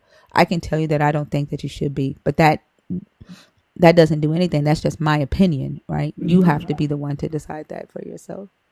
Yeah, that's why like I'm so appreciative of this community, because outside of TikTok, like I can't talk about these things. Like people look at me like I'm crazy. Like I have one friend, I guess like it was an obsession with me because I was like stressed out about it. Like damn, like what am I gonna do? Like I was really, really stressed, thinking I'm turning on my family and like embarrassing them. And my friend was like, why every time you're bringing up God now, what's in the Bible? And I thought about it like, dang, am I really bringing up the Bible so much? Because once I found your TikTok, I was just like shocked by all the things I learned. And I'm like, I need to get this knowledge out. And that made me kind of suppress it. Like maybe I am a little obsessed about it, and maybe people are looking at me like I'm crazy. That's why I don't really talk about it outside of here. And I didn't know about the Discord where I can do the voice notes, so I'll do that instead of coming on the live and talking on here. But No, you can come. This is your right as a nerd. If you ever need to come up on stage and like ask a question about something that you're studying, or give us an update on how you're doing through your deconstruction journey, maybe something happened with your family and you want to come up here and share it, okay, that's your right as a nerd. You can do that any night. But you can also, as an added benefit, do it in private with the community if you need to just talk. okay, thanks. So don't ever feel like you can't come on stage. That's your right as a nerd. All right, thanks. I was just so like it was on my mind because the funeral was yesterday, and I just keep remembering the pastor putting his hand out, like if he was like they put their hand out like if they're making all the demons demise, and with his words, like I just felt like he was talking to me, like if I was just gonna perish right there. And then my grandma after the service, she tells me to come here with the pastor, and she's like, "Oh, this is my granddaughter, whatever." She's like, "Yeah, hopefully." She comes to church, and it's not only when it's funerals. Hopefully she comes this Sunday, and I'm just like, I'm already battling a whole bunch of stuff, like, but I appreciate it, Thinker. You're so very welcome, Kay. Anytime, and let us know how things are going. Okay. Thank you so much. You're welcome. Have a good night. Okay. Somebody in the comments typed in all caps, she's calling you names to your face. Don't let her disrespect you because I said you are a nerd.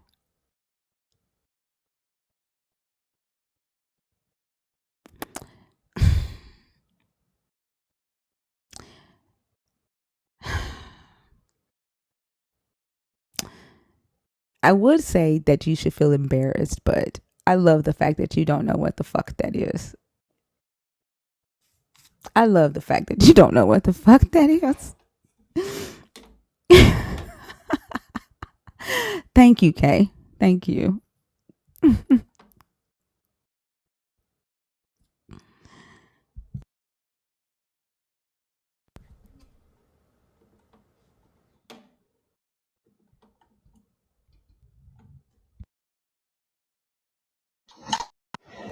Missy, Thank you for having me back. I appreciate it.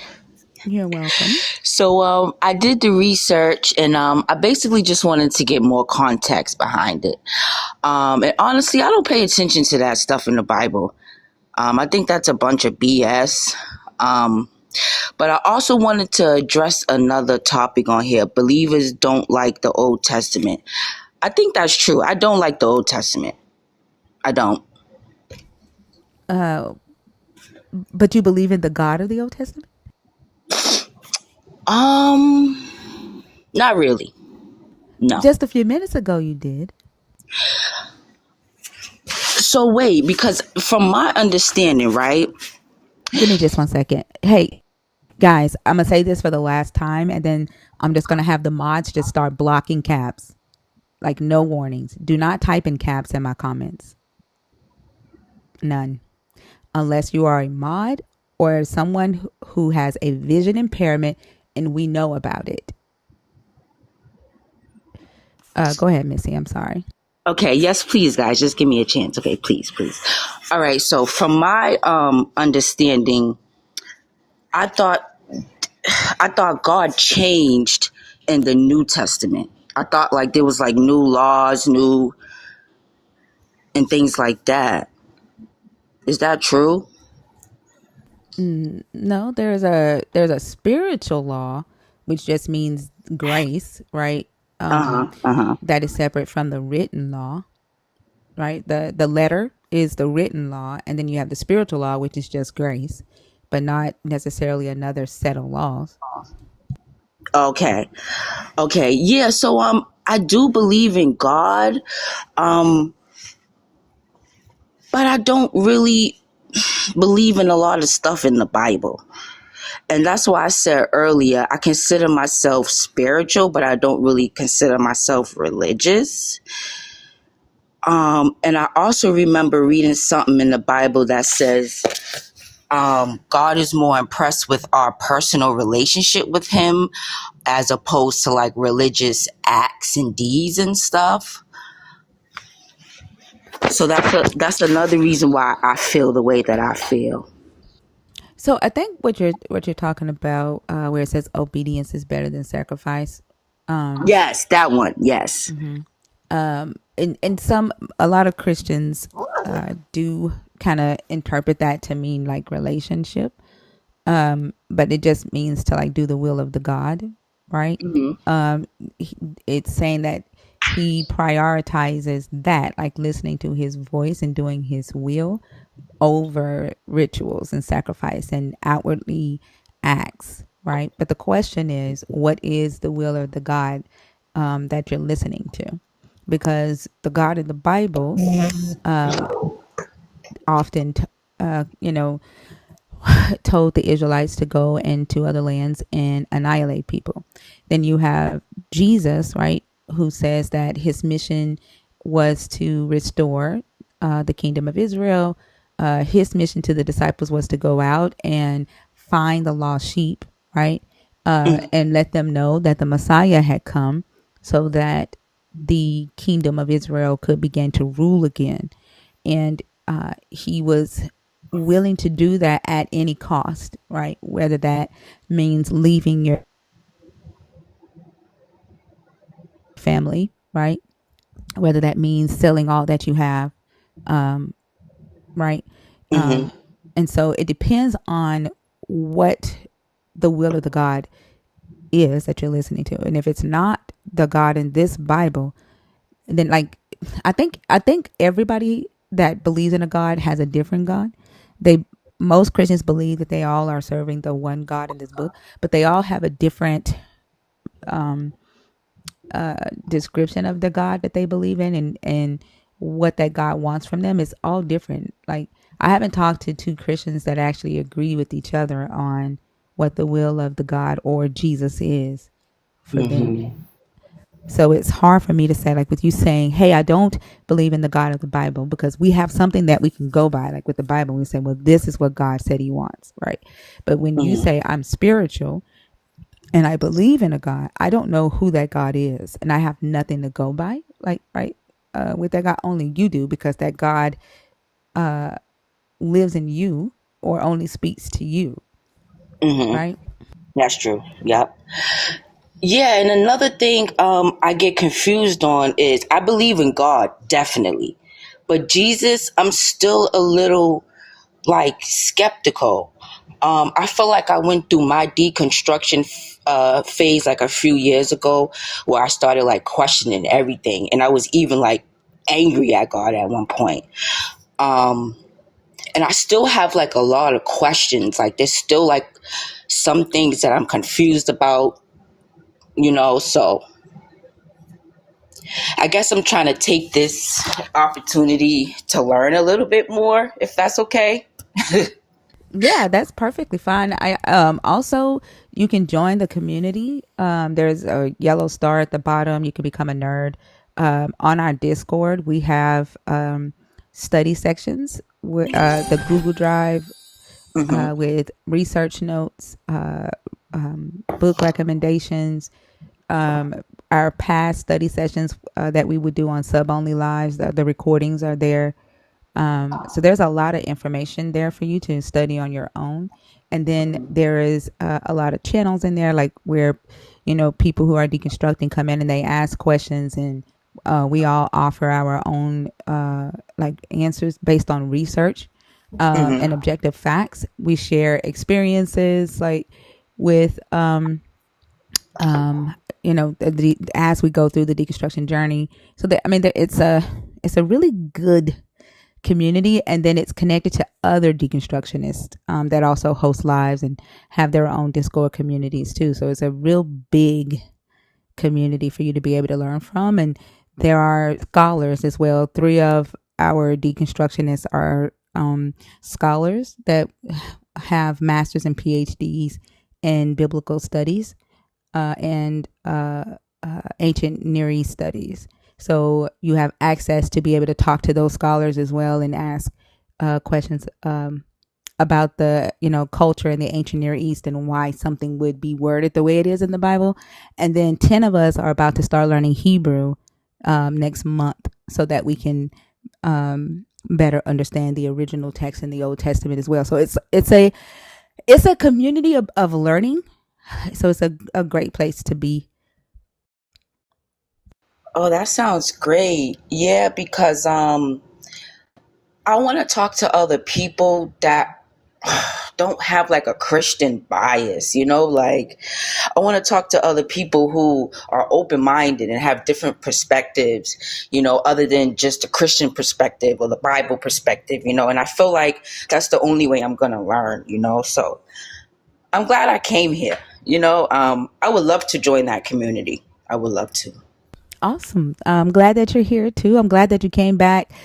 Just hit the yellow star at the bottom. It's only $5.99 a month, and the reason why we do that is just to make sure that people that do join really want to be here, right? So we don't want people in the Discord that's there to start trouble, and so most people won't pay to start trouble. And so that's why we do that. And I always recommend for people to do their own research. That's why we give them the resources. Don't ever take our word for it. Don't ever take anybody else's word for it. Study on your own. Fact check everything that we say in here. Oh yeah, definitely. That's why I went to go. But yeah, I've done a lot of research, and that's why I feel like I still have like a lot of questions. And then I don't be knowing what to believe. There's like so many stuff out there, so many resources. I don't know if this is true, if that's true. And especially when it comes to like religion and stuff like that, sometimes I feel like you don't really know what to believe. And it's good to hear other people's perspectives and stuff. So thank you Yeah, guys. I agree 100%. And every day I'm learning something new, right? And I might think that I see something one way, and then I'll learn something new about the culture, and then I'll have to shift the way that I previously saw um, a specific story. Does that make sense? Yes. Like for example, one of the story that I recently studied was how ancient interpreters would interpret the story of Abraham and Isaac when the God tested Abraham and told him to sacrifice Isaac, right? And the one of the main questions in antiquity was Abraham's deception by not telling Isaac that he was to sacrifice. So ancient interpreters, uh, rabbis at that time, would say that because it says and the two walk together twice, something had to be missing in that text, right? And so they needed to answer for Abraham's deception and kind of erase Abraham's deception with Isaac. And so in the scripture that says, give me just a second, I'm gonna bring it up right quick so you can see what I'm talking about. One moment.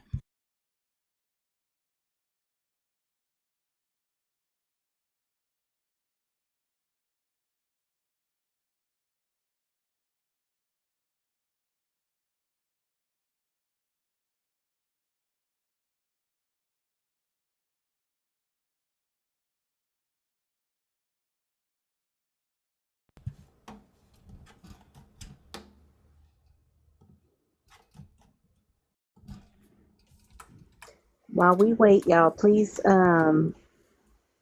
help Thinker with her gift goal of hand hearts. We're halfway there. She needs 10 more to reach our goal. And thank you so much for gifting. Tap the screen. Let's get the likes to 150K. Thank you for 100K. And let's get the shares up to at least 400. There's 609 people in here. So these should be easy goals to reach. Okay, let me see. I think I need to go up one more. Okay, yeah. So here, Abraham took the wood of the burnt offering and laid it on his son Isaac, and he himself carried the fire and the knife, and the two of them walked together. So this repeats here. You see that? Isaac said to his father Abraham, "Father," and he said, "Here I am, my son." He said, "The fire and the wood are here, but where is the lamb for a burnt offering?" Abraham said, "God himself will provide the lamb for a burnt offering, my son." And the two of them walk together. So it repeats and the two of them walk together. So ancient interpreters were like, okay, there has to be something here, right, to answer for why Abraham deceived Isaac and didn't tell Isaac that he was to sacrifice, and he like kept that a secret. And so they say that this right here, God himself will provide the lamb for a burnt offering. They say that that is supposed to be a period. Will provide a lamb. And then it right here is supposed to be a period. And then it's supposed to say, for the burnt offering is my son. And they say that there is a Hebrew word, right, for the my son that should mean is my son. And so that takes away the deception of Abraham. But this and the thing is, it's like it's a stretch, right? But in antiquity, this is how they read it when they read it aloud to the people, because then, back then they couldn't read. Although the text was written this way, they reinterpret it, right? As Abraham did tell Isaac that he was to sacrifice. They say there was a mistake in the translation in the Hebrew, and the reason why it says, and the two of them walked together twice, is because the second time is Isaac agreeing to be the sacrifice. And so this makes me say, okay, how reliable is this interpretation, right? Do I, as I'm studying this, right, and verify this, do I shift my previous perspective on the story with Abraham being deceptive to Isaac, right? And accept the ancient interpretation. Does that make sense? So like you're getting set on one specific idea as you learn is going to be I don't recommend, because it's going to be new things that you learn as you continue to study, and so your perspective on one story will shift as you come into more knowledge. Does that make sense? Yes, it does. It does. And there's like so many interpretations, and so many books, and yeah, but that definitely does make sense. It does.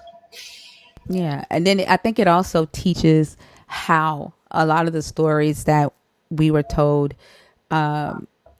orally in church, right, that are not in the Bible.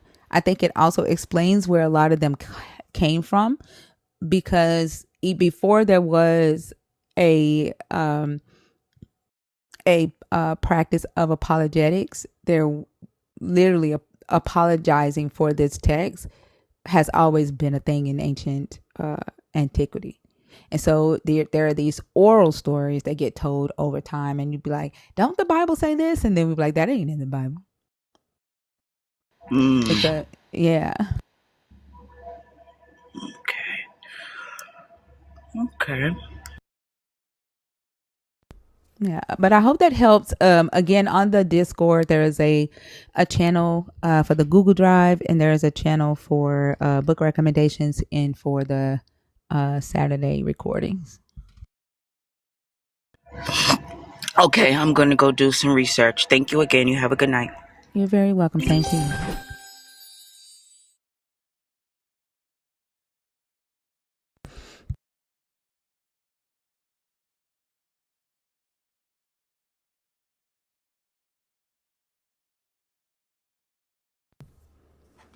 I still think that's a stretch, though, don't you?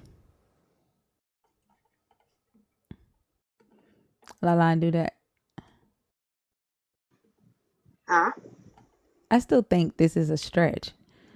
Like to say right here, to say that it's supposed to say God himself will provide a lamb, and this is supposed to be a period. And then this is the for is supposed to be the start of a new sentence. And then this is supposed to be for the burnt offering is my son. Yeah, that is a stretch. Yeah, I think it's a stretch. But I that's how think they taught it in antiquity. Huh? That it should say what you said. Yeah, they're saying that in antiquity, when the rabbis taught this orally, they taught it as Abraham did tell Isaac that he was the sacrifice, because the correct reading is Abraham said God himself would provide the lamb, and that was a period. Then the next sentence was for the burnt offering is my son. And then the second time it says, and the two of them walked on together, is Isaac agreeing to be the sacrifice. Oh yeah, that's a stretch. Yeah. Yeah. But that's how Yeah, they read it, I and that's how they agree. apologized for it in antiquity. Somebody else made that up. But I, and then it makes me think like this is the way that they forgave Yahweh's sins, or that the way like they recognized the deception. Like for them to be apologizing for it like that, like they also recognized that the deception was a problem in antiquity. It's just that as modern scholars got a hold of it, they didn't focus on the deception. Like I guess it wasn't that big of a problem with them for them, so they don't necessarily try to apologize for the fact that Abraham withheld this from Isaac. They don't see that as an issue. You remember when we did the live about would you do what Abraham did if God asked you? And they kept saying that Isaac wasn't traumatized. He was a prehistoric child, and prehistoric children didn't go through trauma. That's a modern concept for kids because modern day kids are weak. Like they didn't see this as an issue, and like modern Christians don't see this as an issue, but in antiquity they did enough to try to apologize for it. yeah, that life was infuriating. Yeah. I couldn't tolerate those people.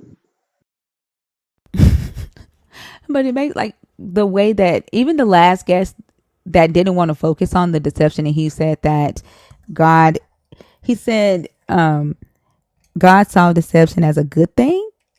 Like modern day believers, they don't necessarily think that the deception in this story is a prevalent thing to discuss or acknowledge, especially but the thing is like you're saying that the devil is the deceiver, the great deceiver, yet who we see allowing and doing the deceiving in this book is the God that you serve. And why is that not something to discuss? Because And what they don't see it that way. They I mean they have their blinders on. It's like putting that cone on a dog's head to keep them from reaching a sore spot or a wound after taking them to the vet. They just see straight forward, and they're just not going to try and remove that doggone cone. They're comfortable in that space. uh and just I don't get it, because like I said, even as a child, none of it made any sense to me. um but my mother is there, and so I don't argue with the woman. I don't have time. I've cussed her out for other things. I don't want to cuss her out about her religion. So,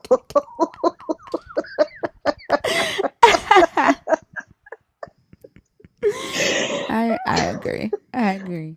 but I can't tolerate some of her stuff either. So I just find ways to get off the phone. But they don't want to see.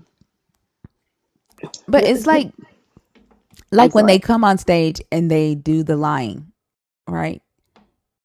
They it they they will lie to us, right, to defend the God.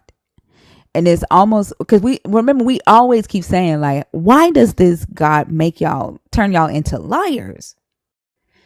And honestly, if the God used lies and deception to bring about this so-called salvation or this blessing, they can't help but to also do the same thing, because there don't they say like you tell one lie, you got to tell 1,000, Yes, always. To and they cover can't up the see that. previous lie you just told. Yeah. But I don't Uh, know. I think, I don't know. yeah, it's interesting to me. I They don't know. can't see the God as the devil they fear, because otherwise all of their suffering is for nothing. Which is crazy because why does your God want you to suffer? I don't know. That I don't know. But I refuse to serve a God who does. Right? I refuse. And then it's like, go, like, almost damn near lose your mind believing that he exists rather than him actually showing you. And then, like, the first guy, not the first guy, the guy that came up, I think his name was Gustavo, and he was trying to explain that, well, Jesus didn't really mean what he said. So, like, you have to even make excuses for why he doesn't do the things that he said he was going to do, while you're still convincing yourself that he's real. And then you have to lie to people, right, to try to convince them that he's real in order to get to salvation. It doesn't. uh, No wonder why people end up with spiritual psychosis. That's exactly. weird. Yeah, exactly.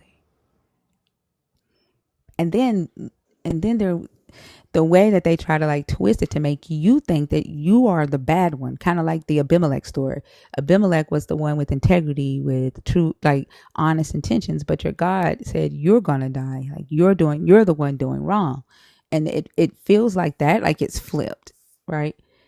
The Philistines were peaceful. They welcomed the Israelites, or Abraham and them, into their land, right? Shared with them.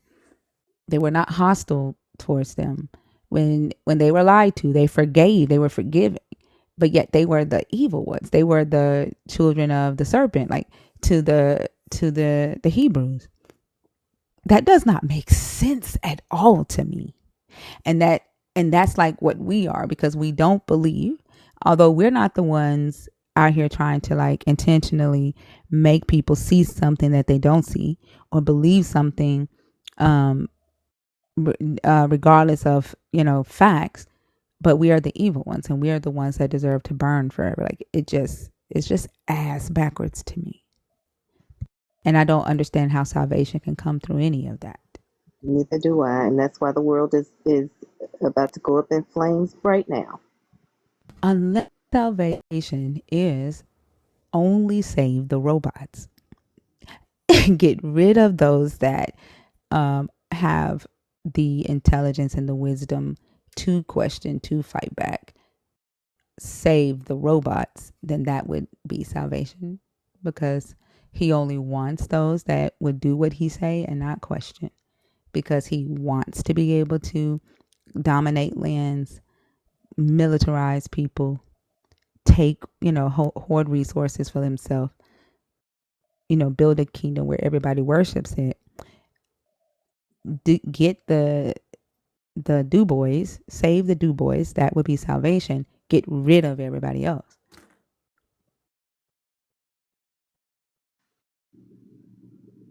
You sound like the orange man. That sounds like the orange man. Yeah. The man with the bad tan.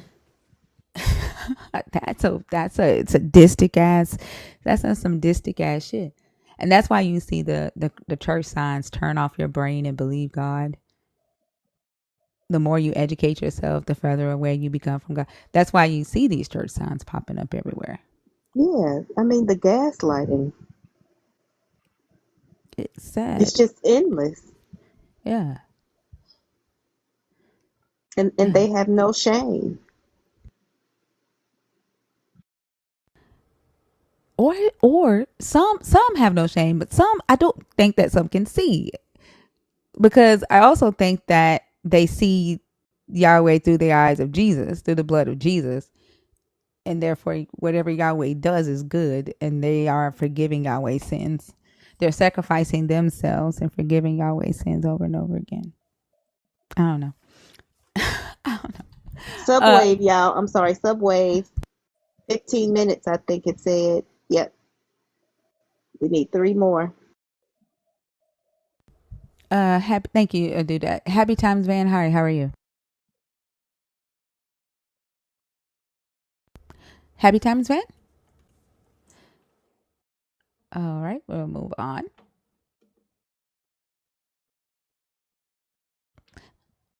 I think it's weird that there's only 2 people in the guest request with 600 people in the room. Well, 3 people in the guest request. Normally we'd be at, like, what, at least 11 to 15 by now. Sia, hi, how are you? Also, to let if you are watching from YouTube and you want to call in, you can do that from the link that is in the comments and call in through the Discord. Sia, hi, how are you? Sia? Okay, we'll move on.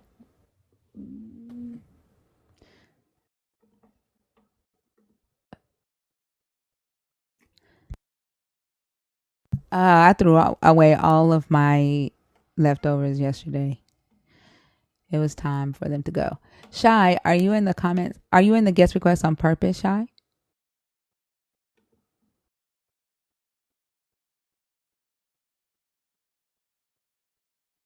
Carol Malott?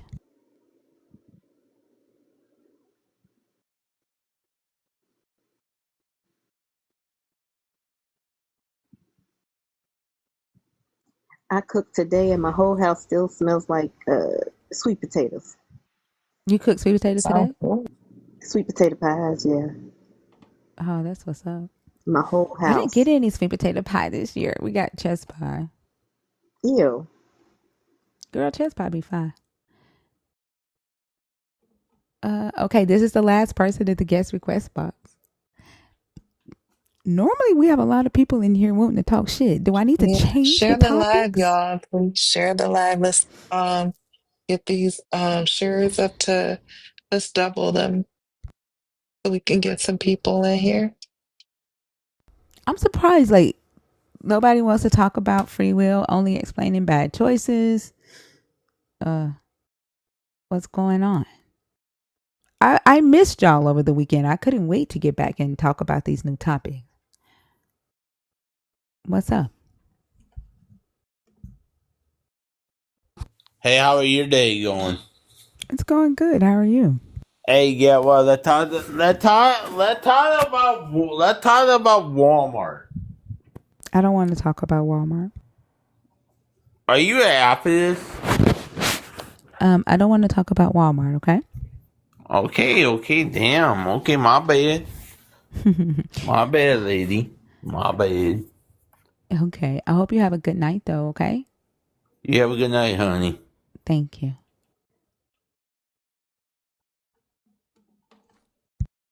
I can't do it. Yeah.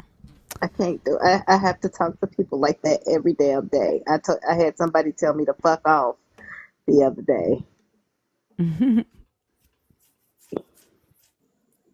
I can't do it. He sounds just like the person who just dropped. I think he might have been on the spectrum. Oh. Yeah. Tim? Hello, ladies. How are you tonight? I'm good. How are you? Well. I'm a little bit nervous about coming up here with you, though. You tend Why?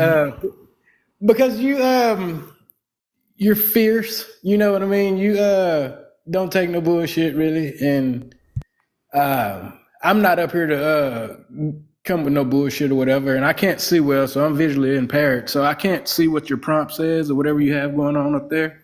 Okay.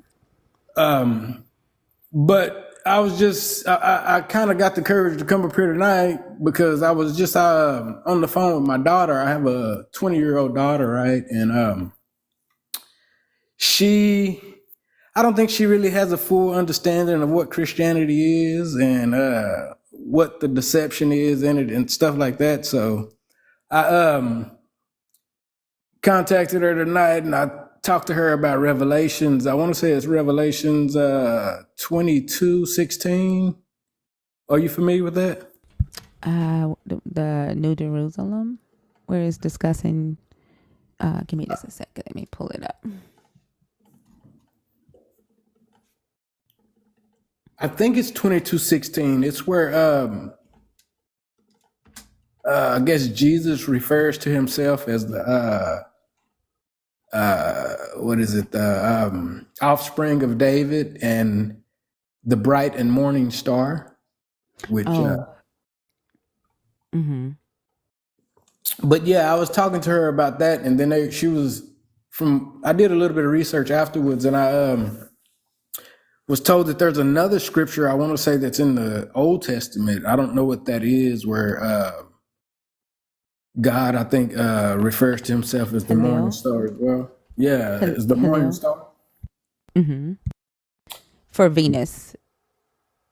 for Venus. It was referring to Venus in antiquity in the ancient Near East, especially in Babylon. Each nation had a planet assigned to them, and Venus was assigned to Babylon. So it was talking about Babylon. Oh, okay. Well, I hadn't got that deep into it, but I just kind of wanted to point out to her what the word, what he meant by morning star and how that refers to Lucifer. And I kind of used the analogy of the Netflix series. Have you watched it, Lucifer? And his last name, Lucifer Morningstar or whatever. Yeah, but it actually doesn't refer to Lucifer. That was something that Saint Jerome, when he was translating the Latin Vulgate, he mistranslated. So it was a mistranslation. It actually just refers to Venus.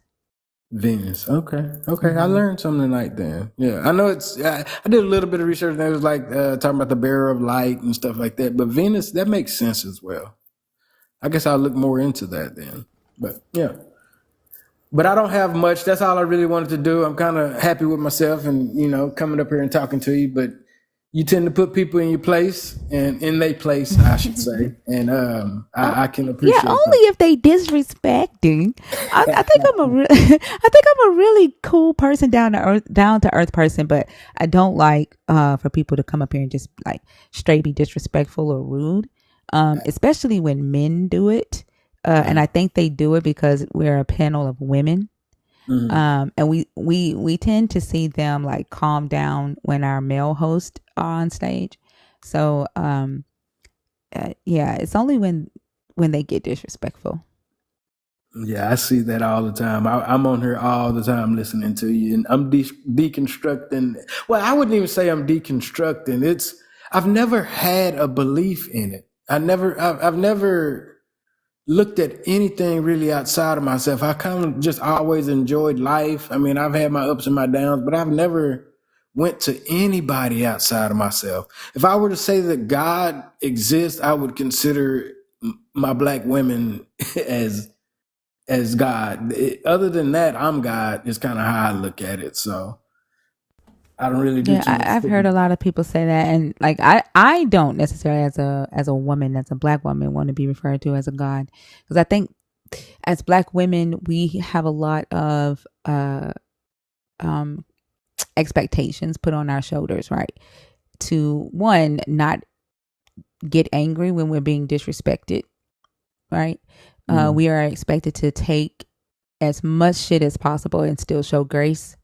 We're expected to, always be the ones to fight for what's right, while what the things that we need gets ignored, and we better not say anything about it. There's a lot of expectations on us, and when people say, the black woman is strong, I'm not strong in every aspect of life. There are times where I'm weak and I need support. I don't want to be strong all the damn time. I want to be able to cry, and I want people to give a damn about my tears when I do cry. And I don't want to feel weak when I cry. Right. Yeah. So I don't necessarily, as a black woman, want to be identified as a god. But I don't like look down on anybody that does. Yeah, I got you. I'm a knower. I'm not gonna say believer in.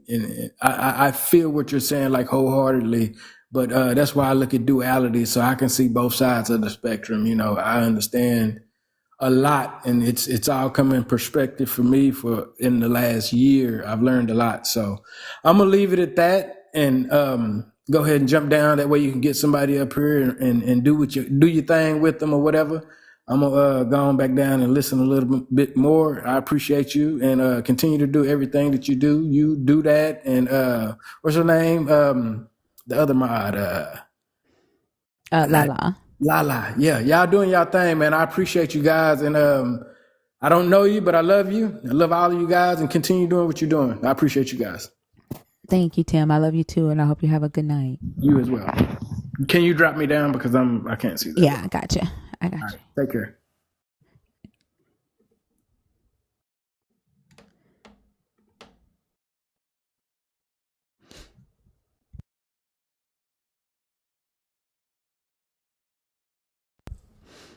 All right.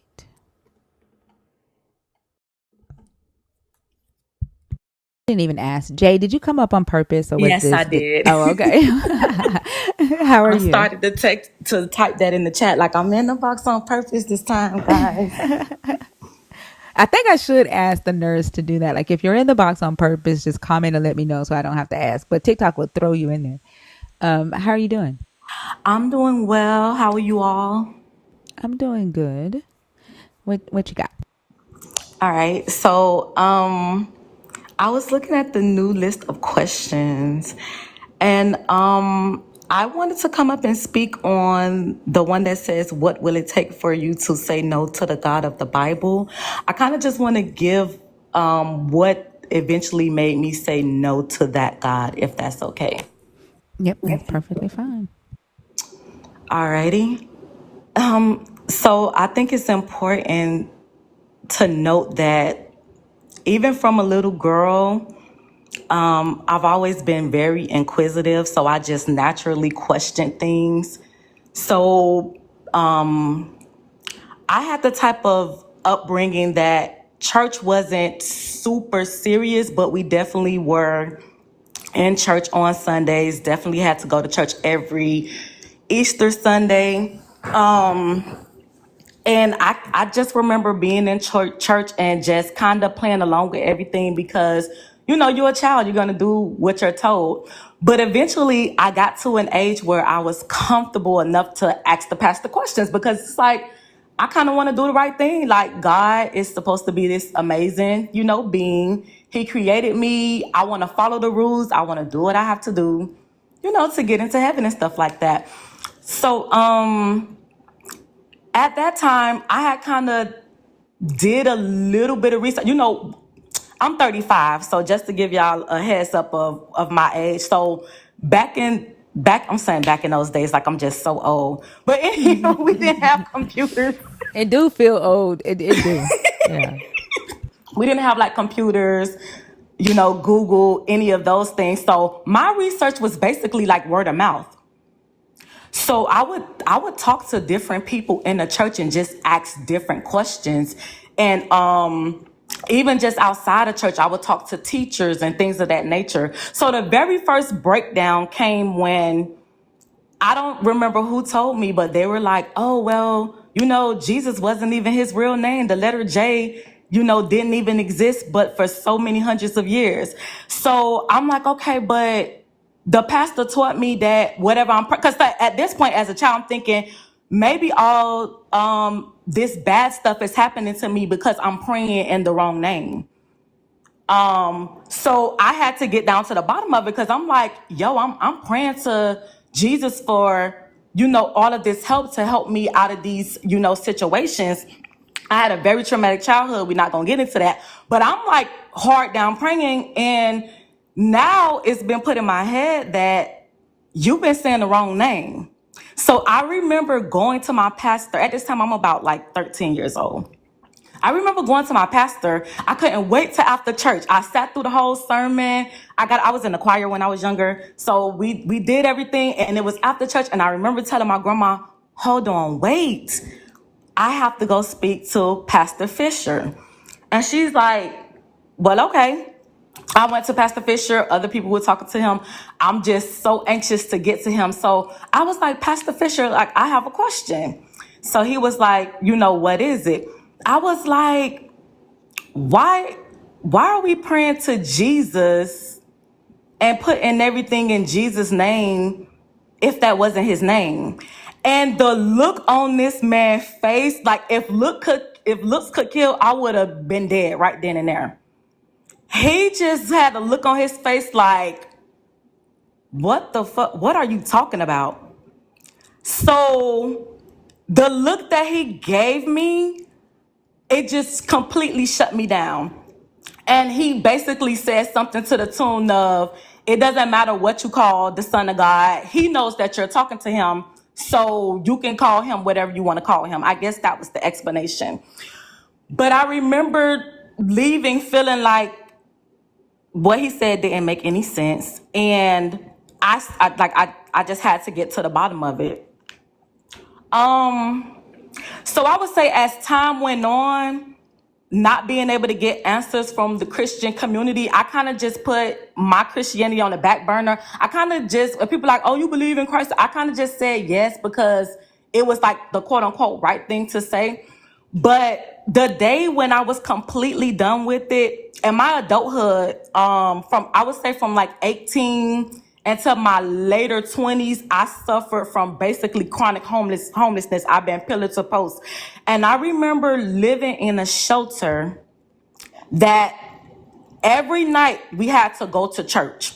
Every night before they allowed us to take a shower and go to bed, we had to go to church. And I remember being in church one day and the preacher was doing something, I call it hell preaching. And I remember thinking to myself, wow, no matter what pastor come here, they're basically telling us that we're going to hell if we're not saved and salvation and stuff. So I remember one night literally in tears, crying my heart, bearing my heart and my soul out to God. Like, listen, God, I'm really down here at my wit's end. Like, I really literally need you to show me that you're real. And if you show me, I will do whatever. Give me any sign. I don't care if an alarm beep, if I get an itch in my toe, if my heart start beat. Like, I need some type of sign. Come to me in a dream. Do something. I need to know something because I really, really need you. And I just remember crying in that shelter on that bed, just begging God to give me some type of inkling, like anything at all. So I was willing to accept anything to keep it a buck.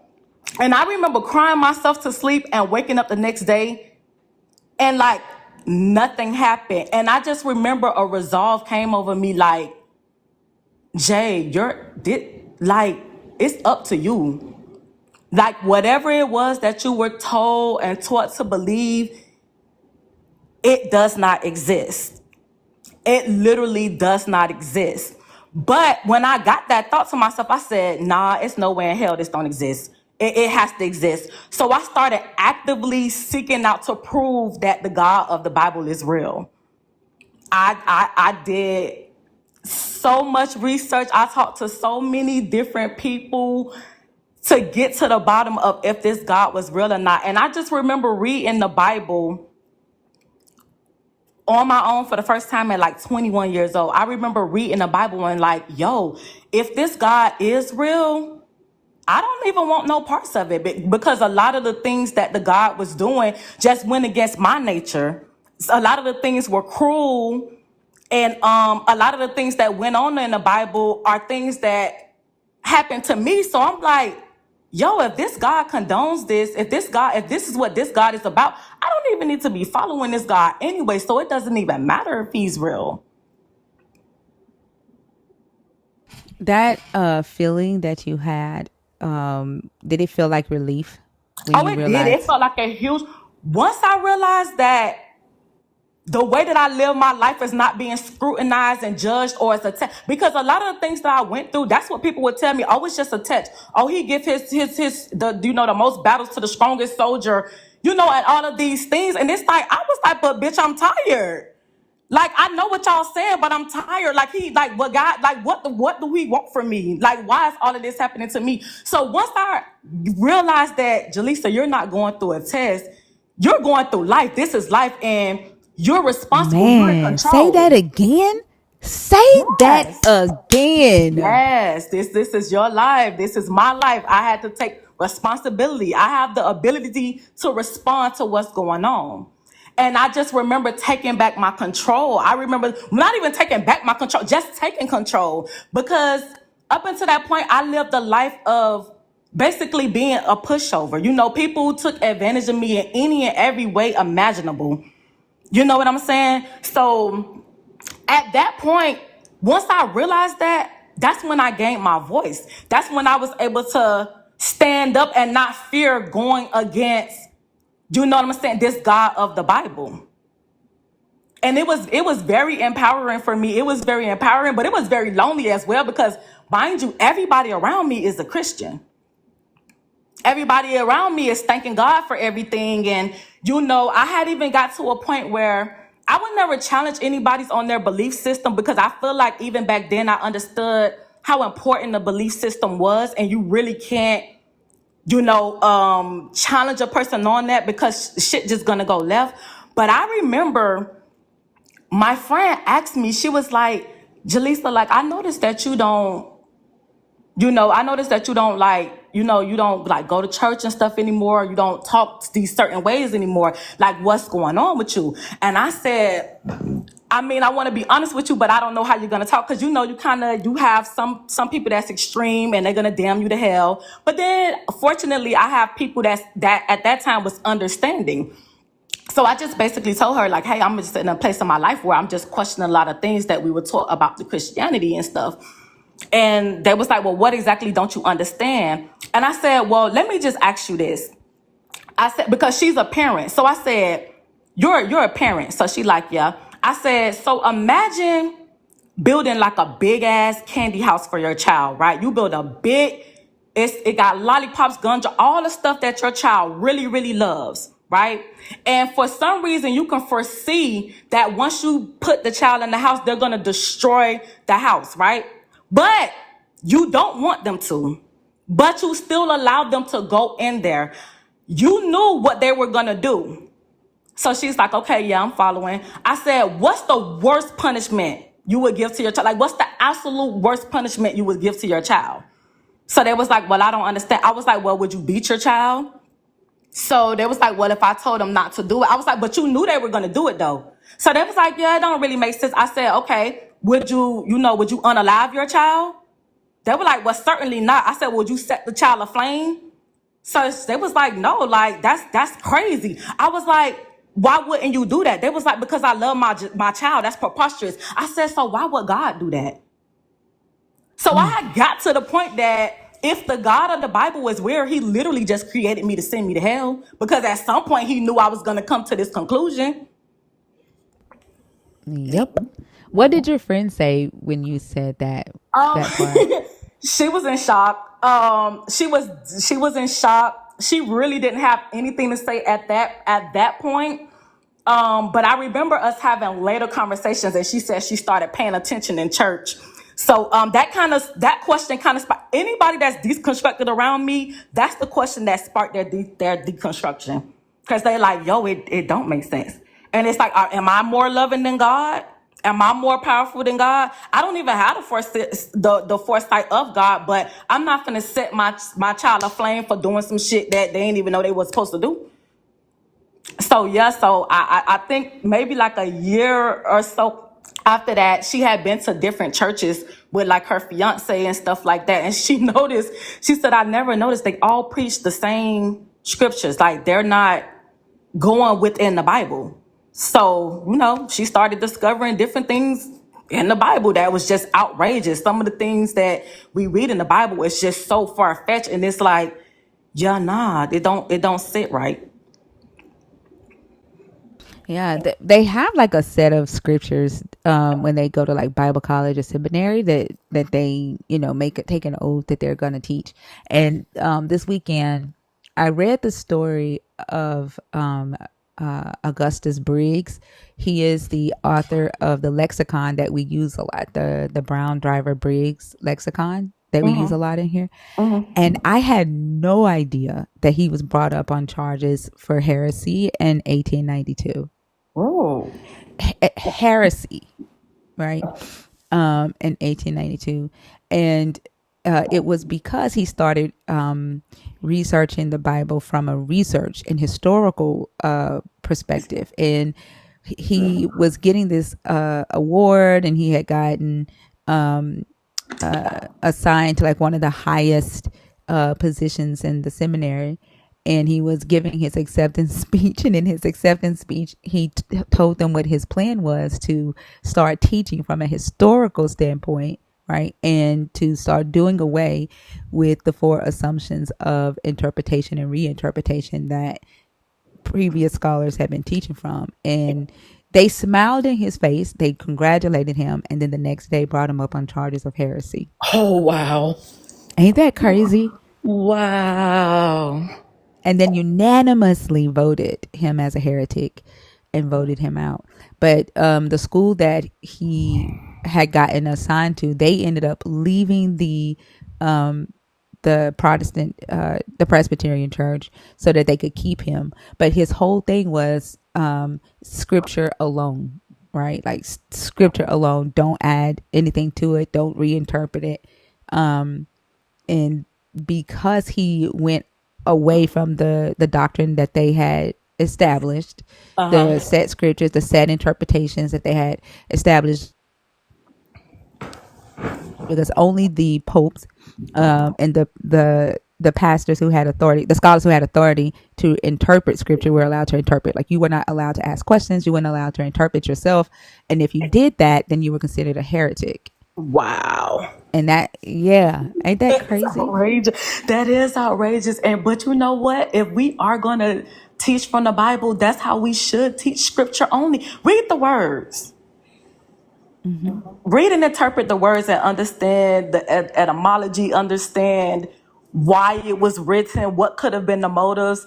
Just applying your own or allowing, and then that's the other thing. I just learned so much by tuning into the lives. That's why I'll always tune in whenever I get a chance, because I heard on this platform for the first time, someone's like, people don't even believe in their own God. They believe in what somebody else told them God was. We never Exactly. arrived to the Christian God on our own. Even though there are some Christians that would say that they did. They would swear up and down. And I'm like, so you never been in church, never heard, never had the white Jesus picture in your living room. Your grandma wasn't a parent, grandma nothing. And they'll lie and be like, oh no, well, you know, ABC, XYZ. And I'm like, yeah, that's BS. And they've learned about it at school, right? When we were younger, the Pledge of Allegiance, one nation under God, right? Like, they ain't no way somebody gonna say It's that an they were. indoctrination. And I feel like Yeah. once those that do deconstruct, they realize it is an indoctrination, and they get to start opening their mind up. Once they get past the fear, because the fear is that, I think that was the other thing too. I'm like, why is all these preachers preaching about hell? Like, it ain't nothing. This supposed to be a loving God. Where's the happy stuff? Like, why am I coming here night after night after night being told I'm going to hell? Or death threats. Right, it's like, what is up with that? And once I realized that no loving God would create it, like, it's so unnecessary in it just in nature, it doesn't even serve a purpose. Once I realized that, I don't even think I was happy that, you know, I started believing the God of the Bible didn't exist. I think I just was happy it wasn't no hell. Once I released the burden of hell, it was like, okay, well, Jaleesa, it's on you. Because I could remember people telling me, oh, it doesn't matter if you're good, how good you are, how kind-hearted you are, or how blameless you think you are, or who do you think you are? You know what I'm saying? You're saying, like, one thing with me and what I set a lot of boundaries around, people accuse me of playing the victim in situations where I was quite literally the victim. I was literally the literal definition of victim. That's what I was in that scenario. But they would tell me, well, you know what I'm saying? Why do you think you're so special that nothing can happen to you? And it's like, it wasn't that I thought I was special that nothing could happen to me. I'm trying to get an understanding of why is all this happening to me when we're supposed to be serving a God that, you know, Natasha, shut the fuck up. She said does that they will not sound protect me. angry, and she does not sound hurt. And she Oh, does not need your apologies. She is talking about her freedom, her liberty. And then the fact that you commented, the very thing that she's talking about right now, you are the one who commented, the only way to hell is unbelief. And that is fucking ridiculous.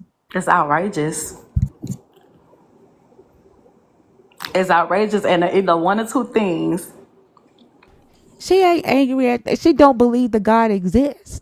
There's no need for her to be angry at a God that does not exist. Exactly. You're not even, Exactly. Like you're not I'm even happy. listening to her. It was a relief for me.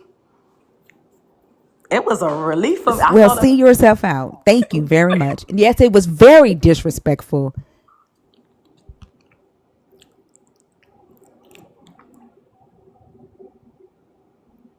They Yeah, come here talking about she angry and then say I didn't mean no disrespect. Yes, no, the fuck you I did. mean no, because what, like you said, is what is there to be? It's actually a good thing, and that's what I want.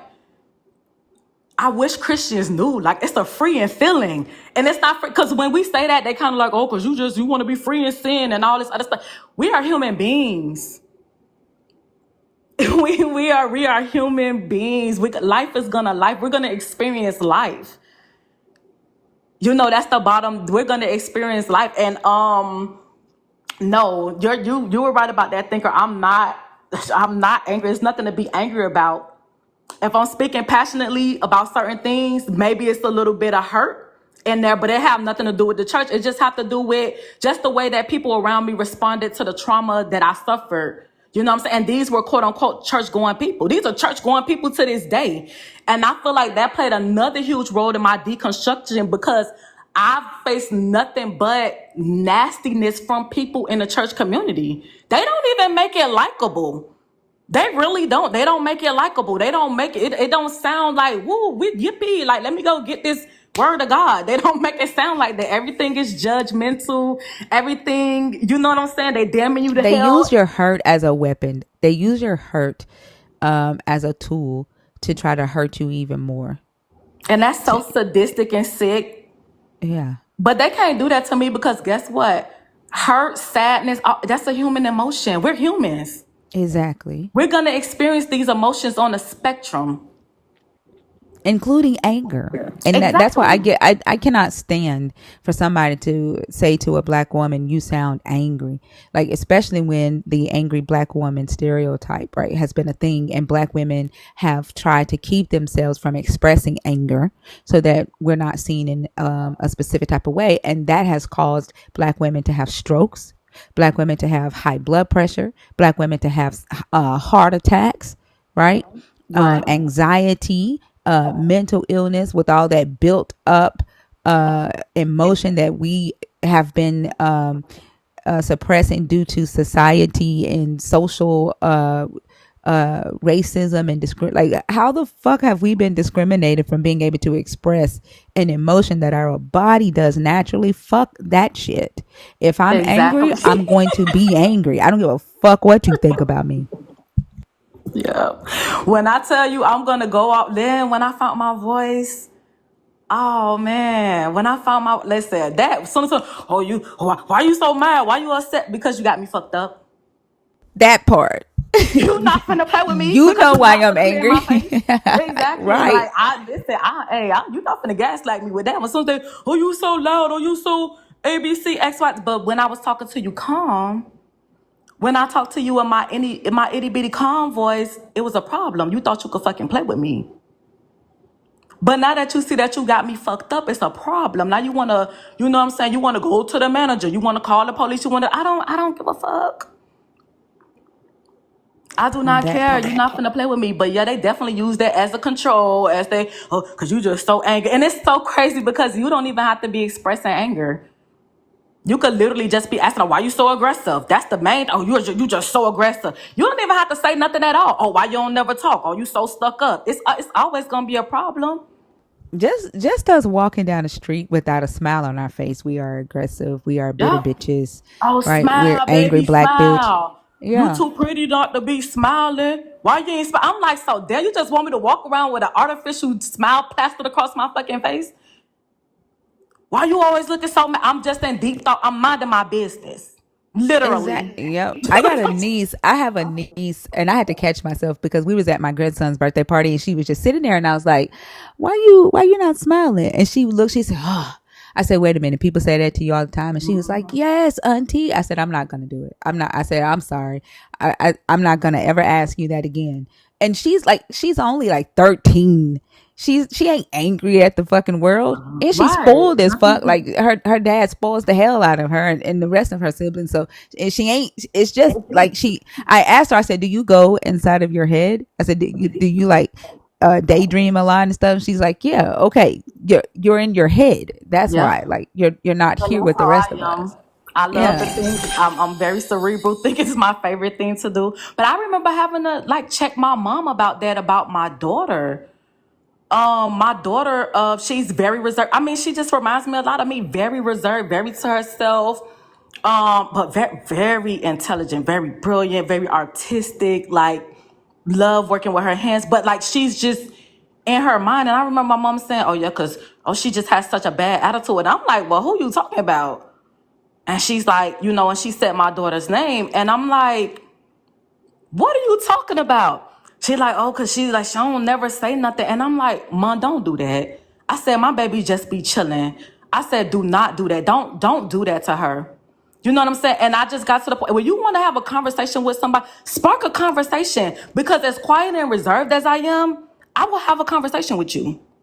And she's the exact exactly. same way. Just spark a conversation. You don't have to take the position of assuming that this person has a bad attitude or me being accused of being. I'm the most down to earth person I know. If I tell you how many times people just accuse me of being stuck up simply because I don't speak to them, I'm not obligated to speak to you, but guarantee if you say good morning, I'm going to say it back. If you say, hey, hello, and I hear you, I'm going to say it back. But even then, I'm not obligated to do so. And then when we say hello, we're gonna smile. Most thinkers, right? We only talk if someone talks to us, or if there's something to talk about. Exactly. Because Oh, most yeah, of the you just hit it time, we on the just want to nail on the fucking think. head. You Like, just hit the I'm not nail gonna. on the head. Yes, like I'm not I gonna want to bother speak you. when there's something important to say. I want to Yeah. speak when there's something. But if it's something for me to speak about, we're gonna speak about it. I remember me and my guy went through this when we first started dating because I'm literally, I can sit in your space and we could just be quiet. It's the energy, you know what I'm saying? And I have people tell me that all the time. Man, Jay, it just feels good to just have you around. Like, I just want to be, it's fine with me. We can be quiet. But my God, when we first met, it's like he was talking about a bunch of, and I'm like, you just get that pressure off of you. You don't have to entertain me.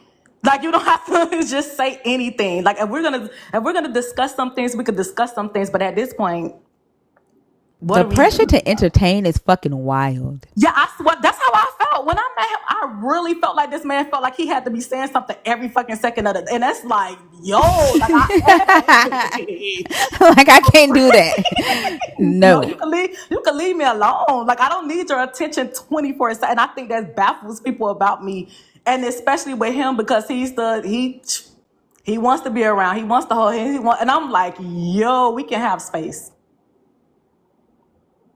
You don't have to Yeah, say something because to me every second of the day. because I need my time to think and don't interrupt that. Like, I know, let me yo. do that thing because that's a part of me, right? And you have to be willing to accept that and don't try to change that part of me.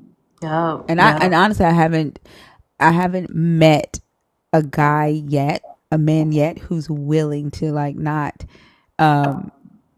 feel intimidated by that part because they think that you either think that you're better than them or smarter than them because you are a thinker.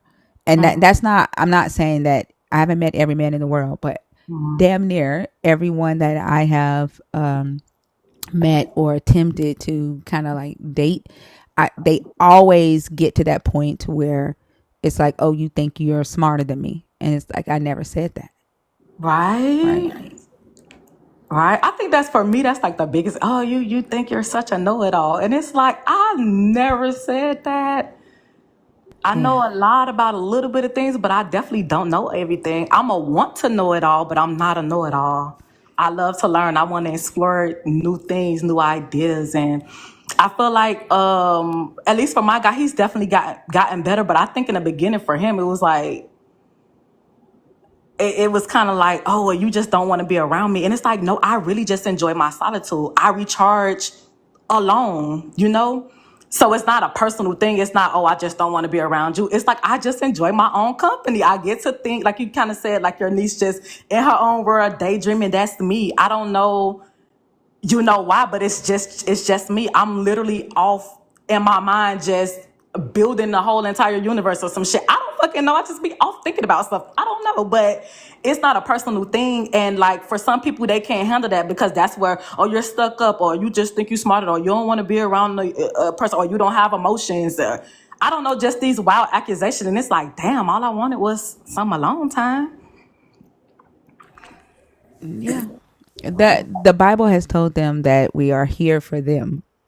And unfortunately, some of them really believe that, and that's what they expect. They don't expect for us to our desire to be anything but them, because that's what the Bible has told them that our desire is supposed to be. Last night, I was watching a live Miss Andre. Her TikTok name is Miss Andre, and I love watching her live because the way the men come on there, like she doesn't really have to say much. Like they'll come on there and they'll show themselves within a matter of seconds. So she does this thing where she opens the panel up and she calls it a man bush, and they all like, she just lets them talk. She just sits there and they just talk, and she'll like let 5 of them like be on the panel. You be in there, Zori, and they will just like be throwing insults at her, be saying all kind of shit, and how a woman needs to get back into, yeah, like, oh my gosh. And it, like, she doesn't have to say much. And I, like last night I was just sitting there and I'm like, it is wild how there's 5 of you on the panel. And I commented this before I went to bed. I said it's wild how it's 5 of you on the panel and not one of you, right, is a good one. All of you are throwing insults at her. All of you are telling her that she needs to get back in the kitchen and do blah blah blah. Like not 1 out of 5. Not 1 out of 5.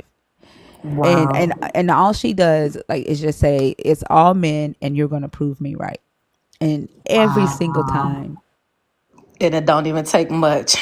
Mm-mm.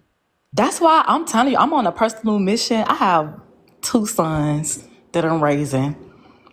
When I tell you I'm on a personal mission, hey, what they do when they leave the nest is on them. But baby, no woman is ever gonna have to tell me that they had to raise my son, because that's the biggest thing that I run. It's like these men really do be wanting a mom, like, but then it's like you want a mom, but then you want to be a fucking overseer, and then you can't think for yourself. It's crazy. It's crazy. That's why the whole patriarchy and the men supposed to be the leaders and all that. That's some BS. That is some BS. Men are not the natural leaders. They just not. They will not be able to function in society without women. They really Yeah. would And not.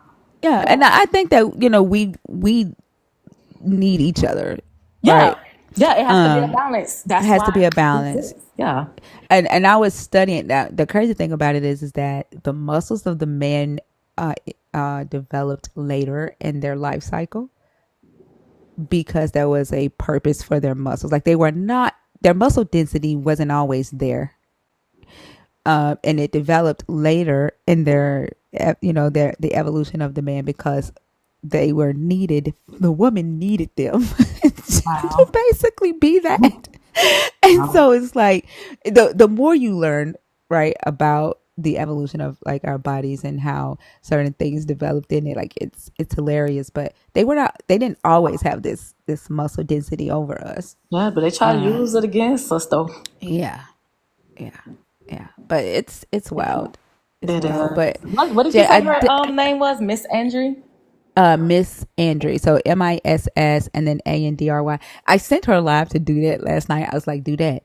This is the live for you. Because Dudette loves talking shit to men. I was like, Dudette, this is the live for you. Wow. Yeah. But I thank you for coming up. Give me just a second. You and Lala have a conversation right quick while I run to the bathroom. We do have a caller on Discord. I do see you. Your name is Spider Face. As soon as I get back from my bathroom break, we're gonna switch to the Discord call and take a caller from YouTube. I'll be right back, guys. Hey Lala. Hey, how you doing? I'm doing good. I forgot you was up there. You just be being so quiet. Doing my mod duties. Always, you definitely stay on top of it. Thank you, thank you, thank you. Well, while she is doing that, like y'all, can y'all get these likes up to 200,000? Also help Thinker out with her gift goal of what is this again? Best cheers. Don't forget to subscribe to the live as well as her YouTube at Arc Thinker, ARCH Thinker, as well as continue to share. So what's going on, Jay? Nothing. Y'all know I just be up late night hanging out with y'all, catching my laughs. I ain't gonna lie, I be laughing. When these people get up here and be talking nonsense, I be damn near in tears. I was just showing my son, y'all had somebody up here the other night that was yelling and cussing with the Bible scriptures. I'm telling you, we just walk around the house and just be like, Exodus 21:16, bitch. We just walk around and randomly say it. Cause it was just so fun. It took me out. Yeah. Yes, it took me out. Question, do I know that the lives now are going on YouTube, but do y'all have y'all been doing that from the beginning? No, I think they just started. It's been like a month or so. Okay, So because I'm feeling yeah, like I want to go back and watch some of them. They're really, really long, but I feel like I want to go back and touch base on some of yeah, them. yeah. It's I been get my laughs. Some of those yeah, it's people been are about a long. month, a little over.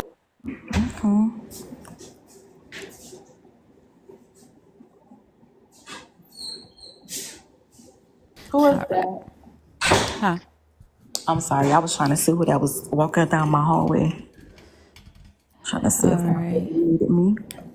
Well, Jay, I definitely thank you for coming up. I enjoyed the conversation. It's always a pleasure talking to you. Likewise. Likewise. I'm gonna go ahead and go back and talk my crap in the chat. All All right, I right. appreciate y'all. You're All right, welcome. thanks Have a for good coming night. up. All right, let's switch to the Discord. Oh, Where y'all we have to take at? me down. I don't know how to do it. Okay, I All got you. right.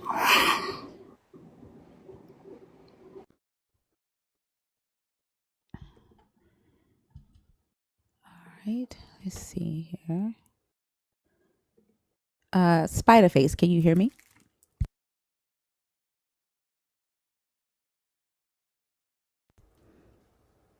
Spider-Face?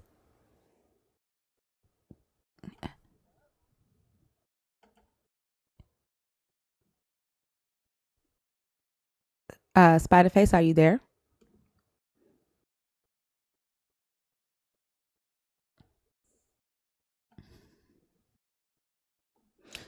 Okay, if they're not, if you're not gonna speak, we're gonna go ahead and disconnect the call. You can't hang out in the Discord room.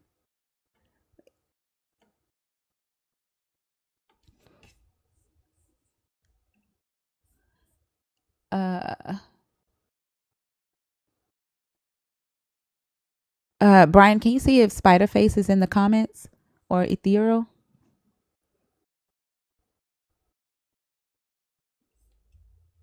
Mm, indeed, but don't always have the video. I see you in the comments, Spider-Face. Can you comment and let us know if you're trying to talk? Uh, oh, okay, yeah. So the room is only for people who are going to call into the show. So you can't hang out in the room, but you can listen to the conversation from YouTube. Okay, you're welcome. All right, we're back over here. All You right, tapping back in. to. Okay, so could y'all hear him just to let us know that everything was good? Could y'all hear him?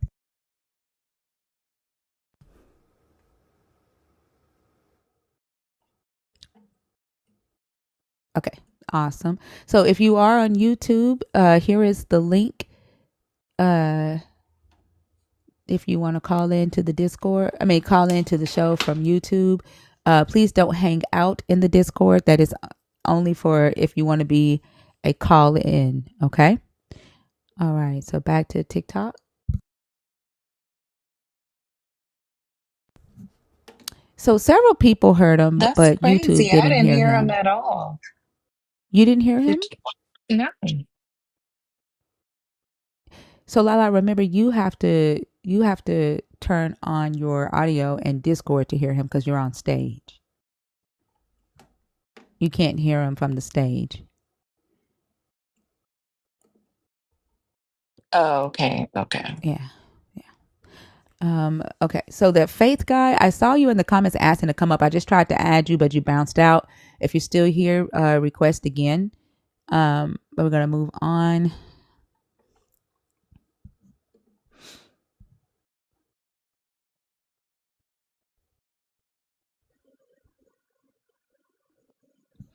Thank you so much for the $10 super chat, Native Atheist. He says, I like what I'm seeing. Awesome. Thank you. Hope that you sub. We have a community called The Nerds on YouTube where you get access to our Discord as well. We have about 500 members on the Deconstruction crew on our Discord, where we also have research if you're into that type of thing also. Is it Hervé?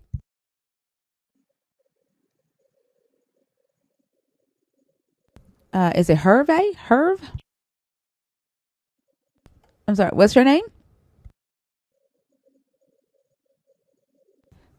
Okay. I guess you are not there, so we'll move on.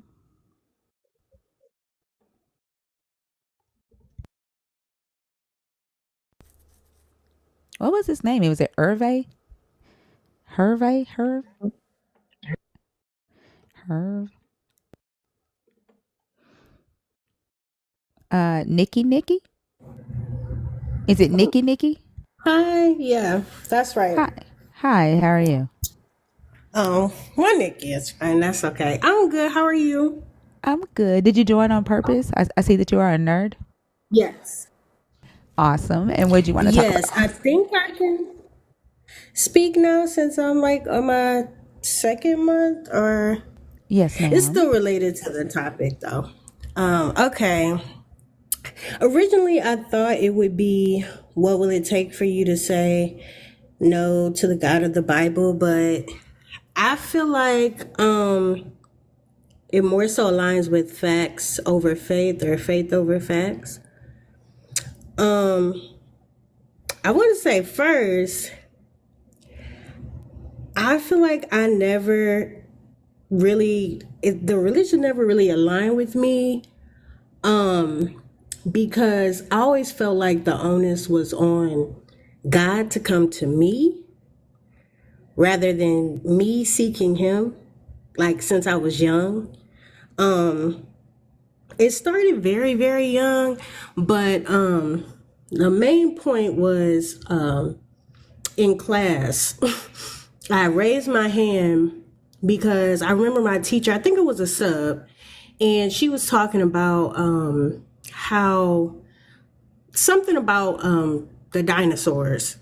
And I remember raising my hand. I was like, "Ooh, I got a good one." I raised my hand. I shook my head. And I went, "What about Adam and Eve?" And I promise you, she did not attempt to answer me. I knew that she heard me. The class was completely quiet. I said it loud and clear, and she ignored my question. And in that moment, I was like, oh, okay. Now I got something here. I got something here, because as an adult, why would she ignore me about that? You know what I mean? So after that, the questions just kept coming. They kept coming. And to me, God, I know it sounds funny, but God always seemed like Santa's brother, like Santa Claus's brother to me. And I was like, he seems just as imaginary as like the Tooth Fairy and Santa Claus. And that never seemed to change for me.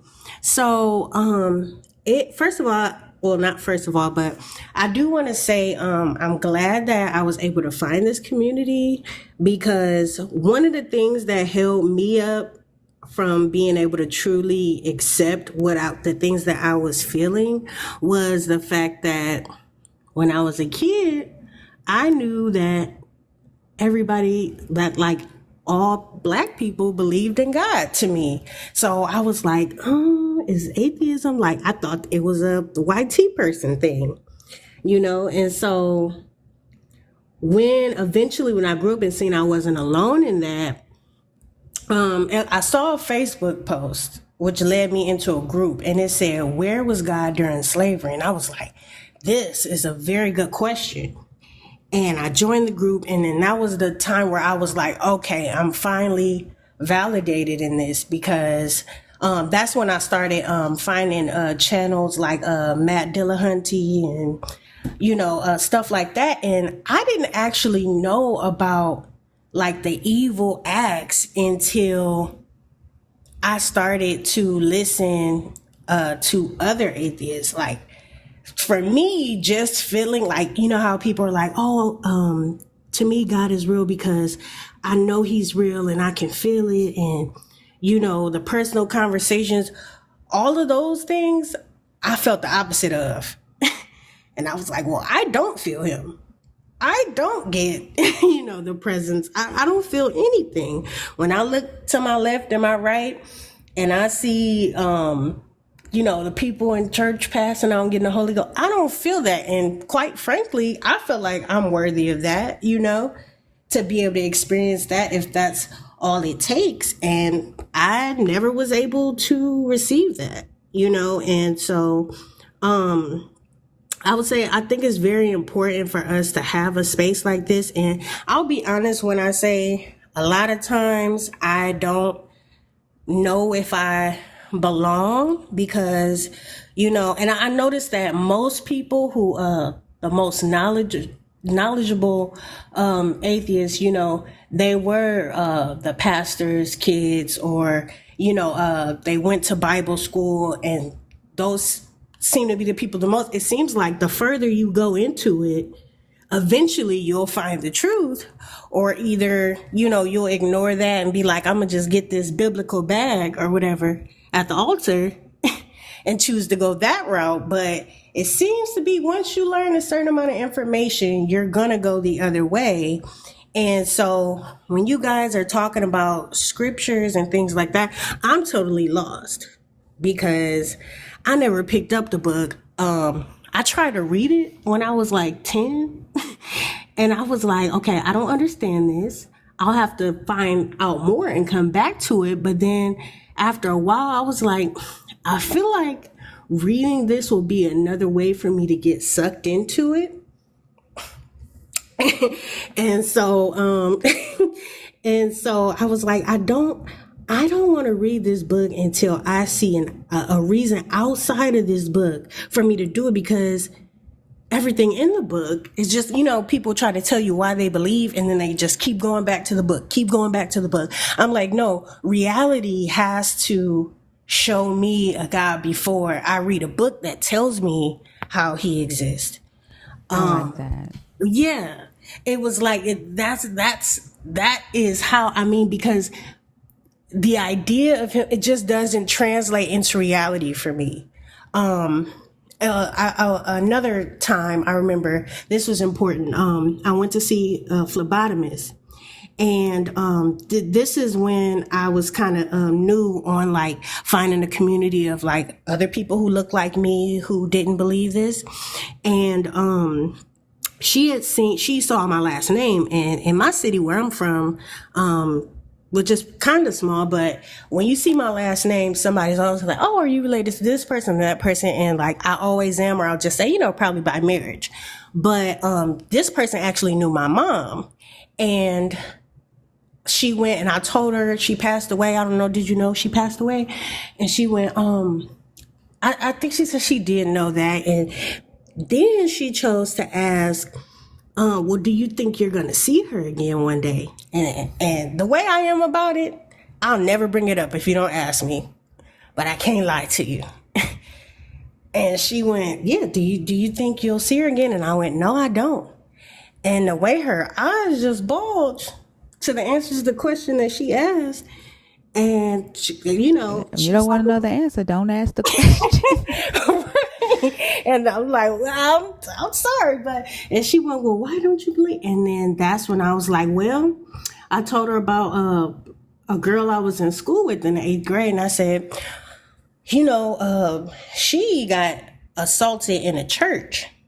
And she cried and begged for God to stop it and save her from that happening. It didn't happen. And I said, I know at one point you got up for work and maybe you looked for your keys or something and you were able to find them before you were late, and you thank God for that. So if God was available to help you find something like a set of keys, he couldn't save her from that in his own house.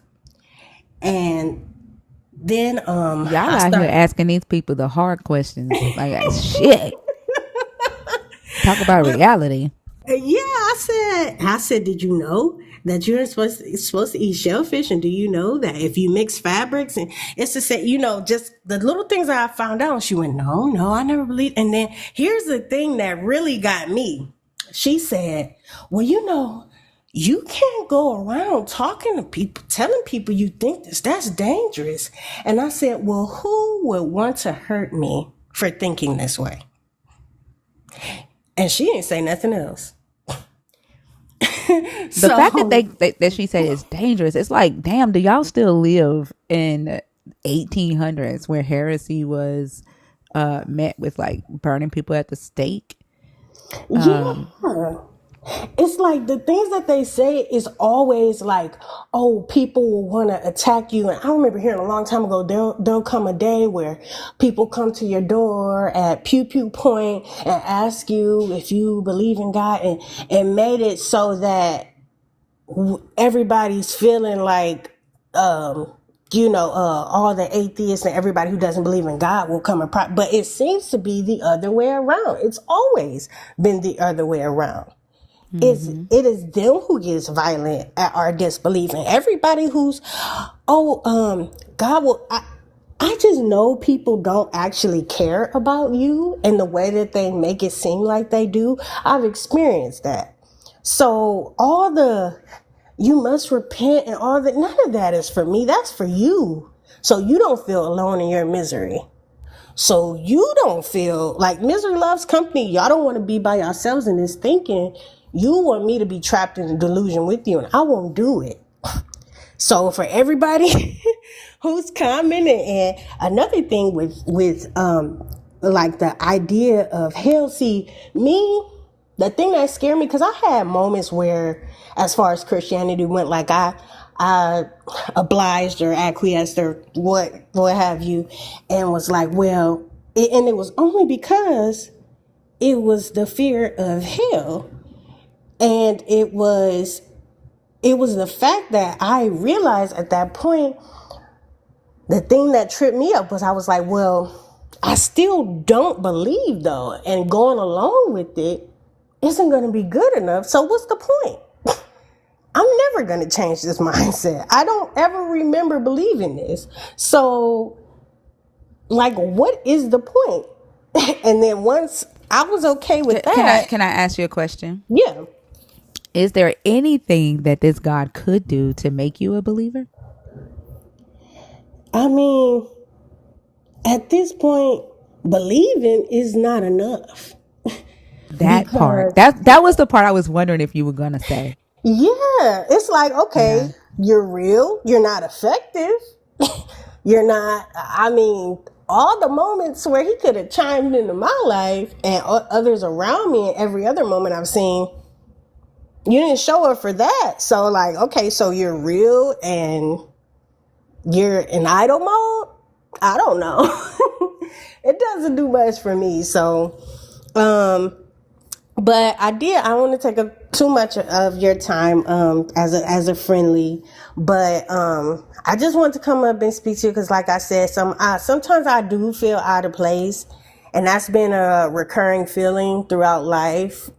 Being one of the people that's always been okay with, thinking differently than everybody around me, and never really fitting into a lot of spaces. So even though I don't fully feel like I can relate to everything, I still, I'm glad that I'm still welcome here. So everybody just, Well, just we definitely don't want you to feel out of place, and you don't have to know the Bible or even want to read the Bible to be in here. And I think your type of facts deal with reality, right?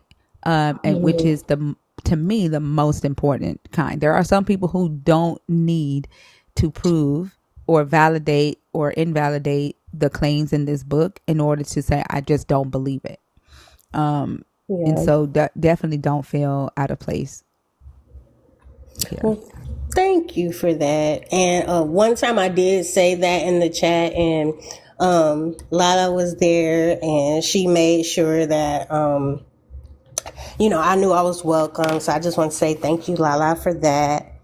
And the fact, first of all, I just want to say, and I've been wanting to say this to you, for you to come every Monday, Sunday through Friday night and do 10, 11 hours. How many hours is that? I ain't never spent that much Sunday time on through nothing. Thursday. I had to take Friday and Saturday. I look forward to Friday, Saturday, and then all day Sunday because I get to rest and I get to read. I get to binge watch something on Netflix. But I'm Friday, Saturday, and Sunday. I'm chilling. I'm not. So I'm here Yeah. Sunday through Thursday. But you give, you put your time into this, and you could have gone on with your life with everything that you learned and all your information and kept that to yourself or in your friend group. And I know a part of that was like, a way to get free from the traditional way of living, which I think is so cool. And I'm so glad you were able to turn that into something positive for yourself. And I'm just grateful that you're here to free so many other people who are struggling with this, or some people that may come in and have never intended on changing their faith and just heard some words that resonated with them to where something clicked and said, hold on, because people don't realize how damaging this can really be. Everybody's thinking about, oh, look at the flowers, look at the trees, and look at the sun. And it's like when somebody starts speaking like that, I don't know where to go after that. So I feel like people with the knowledge, that's where y'all really come in at. So that's why I don't really delve into conversations like that with people, because I don't have those kind of facts. But for me, though the presence of those things has never meant right, exactly, God of the gaps, that has never meant that. There's so many places where I felt, all the way down to, I remember seeing soldiers and the American flag waving next to them. I had to be about 7 or 8 then, and I remember tilting my head because I was so confused by that. And I said, wait a minute, don't they say, they talk about God in the Pledge of Allegiance, but these people, unalive people, I thought that was a bad thing to do. God know about this, right? He know about everything, so why he ain't doing nothing about it? And it was just all these little thoughts and I realized that the answers that I was ever going to get, if I ever got any answers, it was never going to be from the people around me. So I'm so grateful for, first of all, the internet. As many negative things that people say about the internet, so many things that I know or either been, confirmed in, I learned from the internet. So, anyway, oh my gosh, I'm just proud of myself for coming up, because I wanted to for so many nights, but I was terrified. And I'm glad I was able to get those things off my chest. But please, I know you ain't gonna stop, but please keep doing what you're doing. I love what you do. And I'll be down in the chat. Thank you, Nikki, for coming up. I appreciate you. I want to say Taco Joe from YouTube said something that I absolutely love. He said two things. He said, saying God spoke to me in a dream is just like saying I dreamed about God speaking to me. And then, Yes. yes. And then he said that the God could make him believe that he is real, but he still wouldn't worship it. And that's exactly where I am too. Yeah. Yeah. Yeah. So, yeah. I absolutely love that. I tried to put a sticker up here, y'all. Remember that we said we would help Lala get home for the holidays? I'm trying to put a sticker up here. It ain't working. But if you want to help Lala get home for the holidays, her Cash App is in my bio. And I'll just keep reminding us for the next 3 days. I think she has to buy her tickets by Tuesday. So whatever we can do to help her and her son, that she hasn't seen her mom and her brother in a very long time. And so she's trying to raise funds to go home this Christmas. And so her Cash App is in my bio if you want to gift Lala and help her raise the funds to go home and see her family. Nikki, I thank you so much for coming up. I'm happy that you are a part of the community. Please feel welcome. Share your experiences. It doesn't matter if you know the Bible or not. You still have some very valuable experiences that you can share with people who are deconstructing. Okay, I'll make sure I do that. Good night, you guys. Good night. Have a beautiful night. Oh, you too. All right. Also, if you are on YouTube and you want to call in, you can do so by using the link that I have posted into the chat. You have to download Discord. You don't have to join a server. When you access the link, choose Discord debate caller, and just wait in the waiting room, and we'll add you to the call as soon as we have a spot open. Okay. Let's see who's next. I wasn't going to bring Lalo up next, but the nerds are asking for him to come up or her to come up, so I'm going to go ahead and bring Lalo up, just because the nerds are in the comments asking for that. Lalo, hi, how are you? I'm chilling. I'm chilling. What y'all on? Like, really? I can't yawn. I'll see how this is gonna I go. That was mean, a lot. That was yeah, overkill. it's ridiculous. Hey, How old are you? 23. Are you a Christian? Are you deconstructing? Or are you an atheist? Yeah, I'm Christian. Okay. So, Which one of the topics do you want to discuss? when I'm cool with going over the does free will only explain bad choices. I think that's a good one. Okay, go ahead. You know what I'm saying? That one and the blood of Jesus covering Yahweh's sins. So you only get to discuss I one. understand that. And I mean that you only get to discuss one. So Fantastic. choose the one that you want to discuss. Fantastic. Yeah, I chose it. I'm fine Which with one? going over the actually I'd rather do the Jesus Yahweh sins thing because God never sinned. So yeah, God never sinned. So I think you would have to warrant God sinning in order for that statement to be true. So where do we see the Father sinning? When he lies. And the lies that Jesus covered, which one? Which ones were it's only lies? Was that the only sin? Just lies? No, you asked me where did he sin? When he sends the Israelites into Canaan to kill them, to annihilate them, to murder innocent people, to murder babies. There's a difference there. So that's it's not a difference there. Let's backtrack a little bit there, right? So we use the word murder. Can you define that for me, please? Taking a life, an innocent life. Oh, taking an innocent life. Very interesting. Yeah.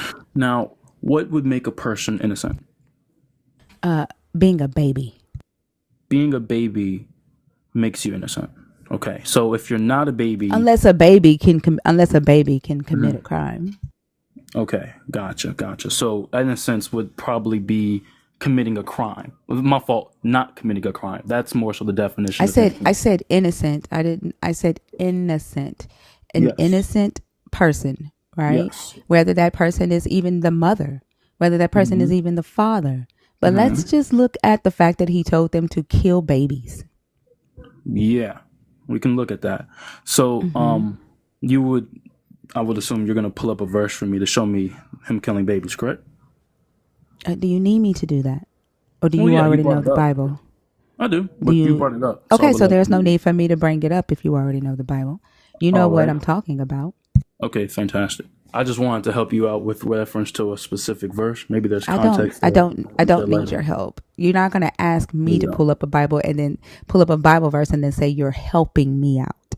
Yeah, that's how that works, but it's fine. You don't have It's to not do how that. it works. If you were helping me, then What? you would pull up the Bible verse. Yeah, well, it would depend on the specific verse you're referencing. I've heard of Trust me, verses about the Amalekites. if I referenced it, that means I already know it, and you would be of no help, just like your wanted to know God. the verse that you're referencing, that's all. Right, you're the one that needs help, not me. Yes, 100%. I do need help. Yes, can you please show me that verse about the killing babies? I need the Nope, help. you already told me you know what I'm talking about, so let's move on. All right, fantastic. So I'll offer some context here.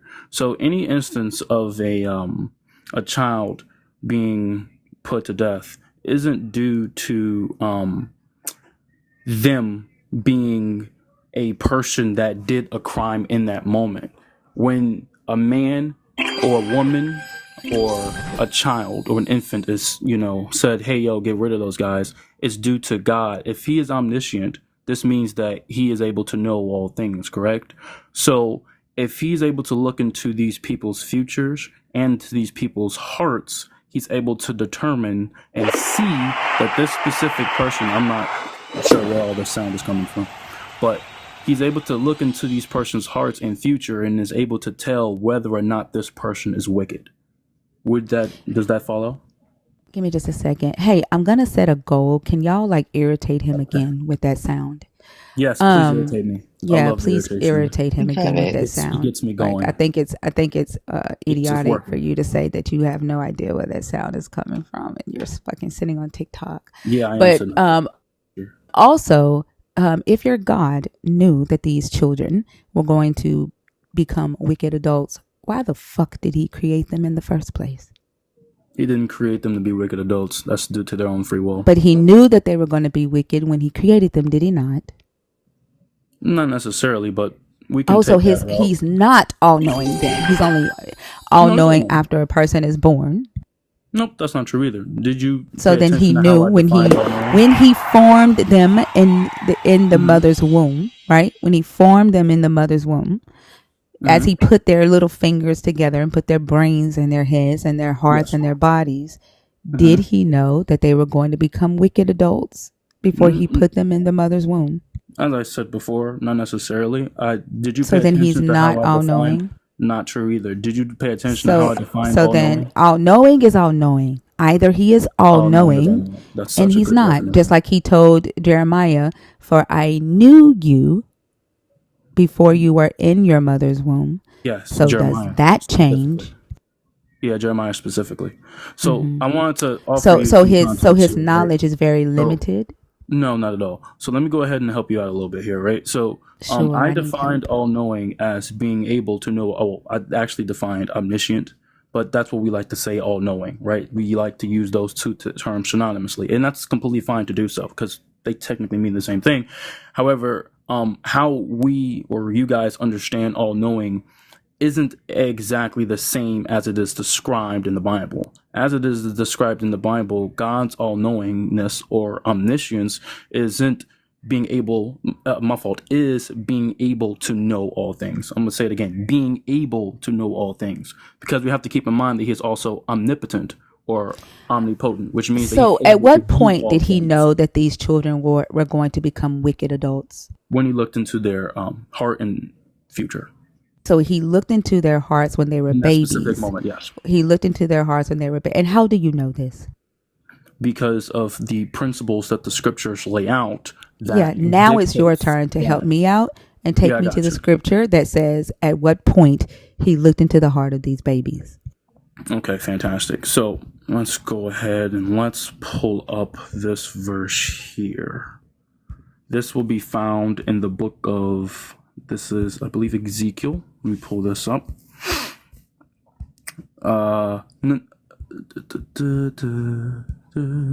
Ezekiel 18 verses, let's do 20 through 22. It's very interesting. Someone asked me this question earlier. Read it. Excuse me. Pulling it up right now. There it is. Let's scroll down. There it is. Okay. I'm going to start off in verse 19, and then we'll read 20 to 22. But you will say, why does the son not bear guilt because of his father's error? Since the son has done what is just as righteous, has kept all my statutes, and has observed them, he will surely keep living. So why am I reading that? Let's look at verse 20. The soul who sins is the one who will die. A son will bear no guilt because of the error of his father, and a father will bear no guilt because of the error of his son.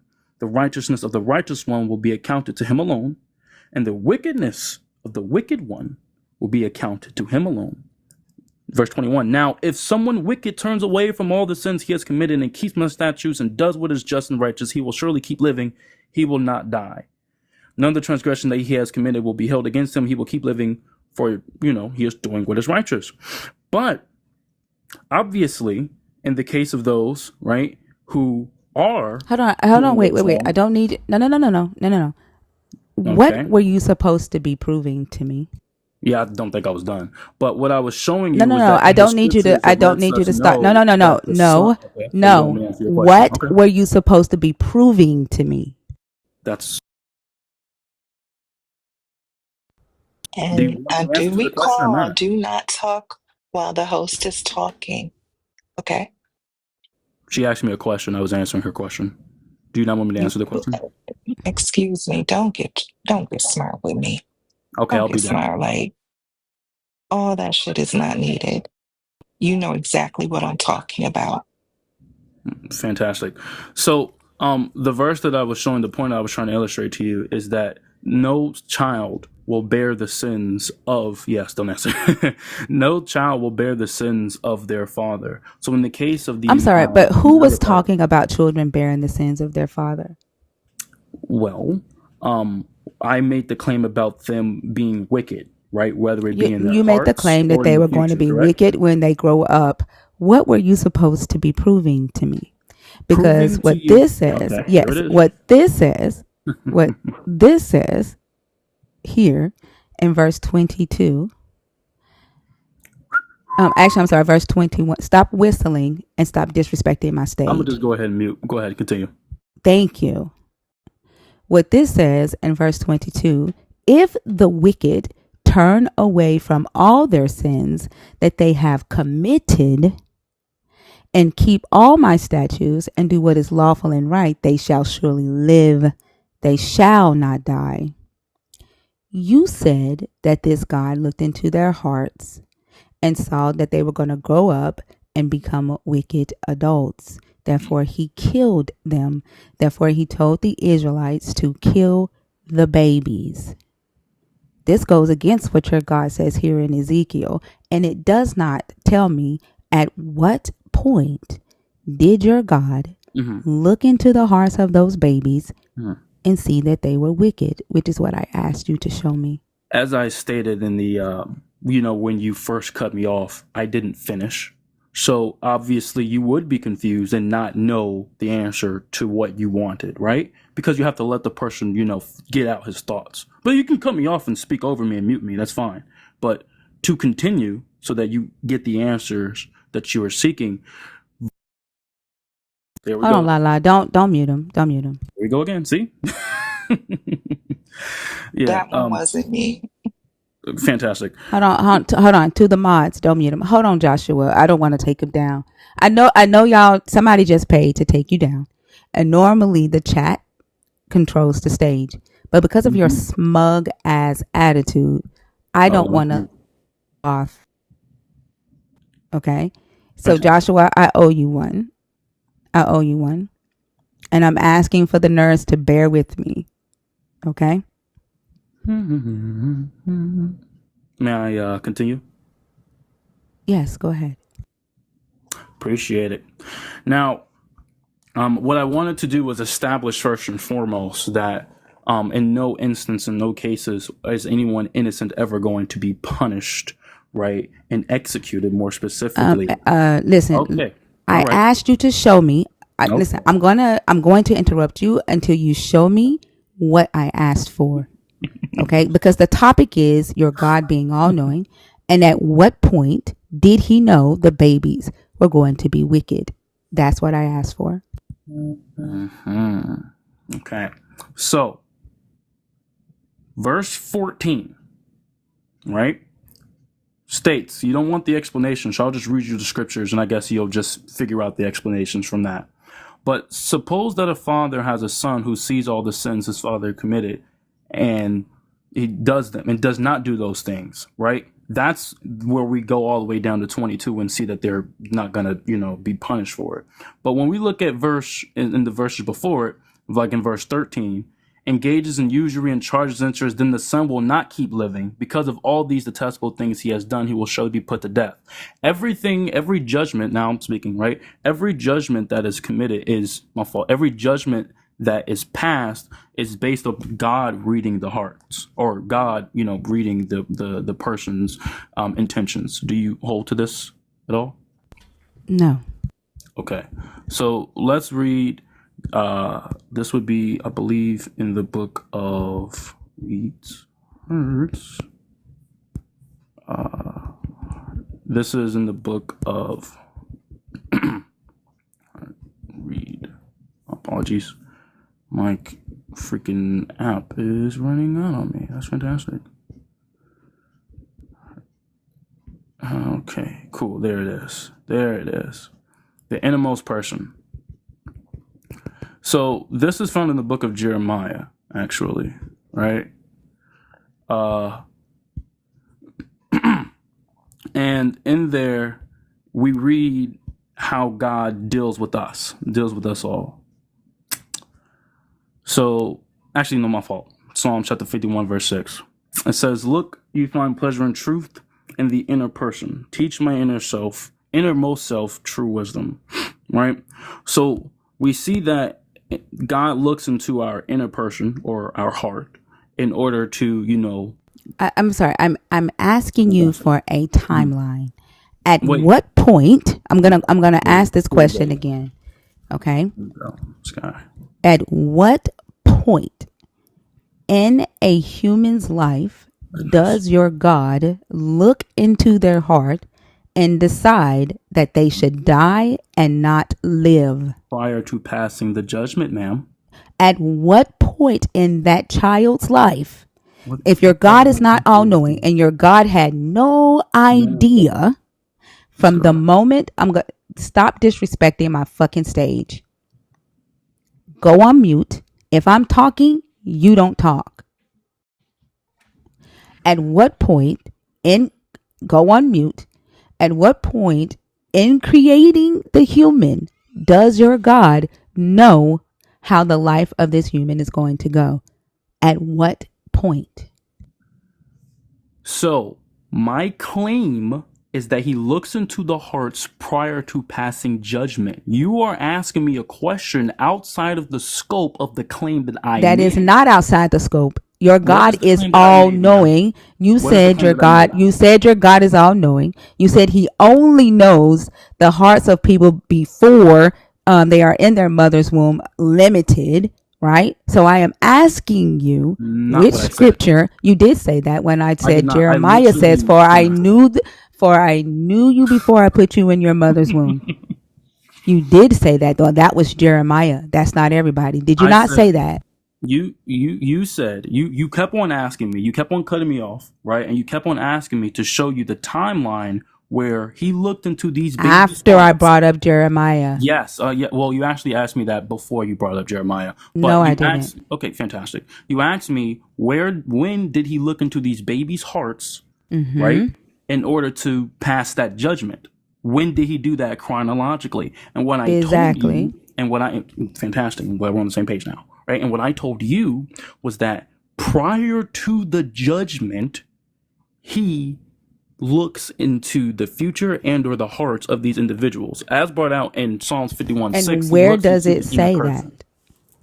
And where does it say that? In Ezekiel 18, he literally says, if the wicked turn away from all their sins that they have committed and keep all my statutes and do what is lawful and right, that they shall live.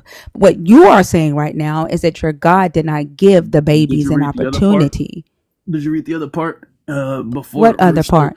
Well, what I was reading to you, what I started to read in verse 13, where if they do not turn away, that they will in fact be punished.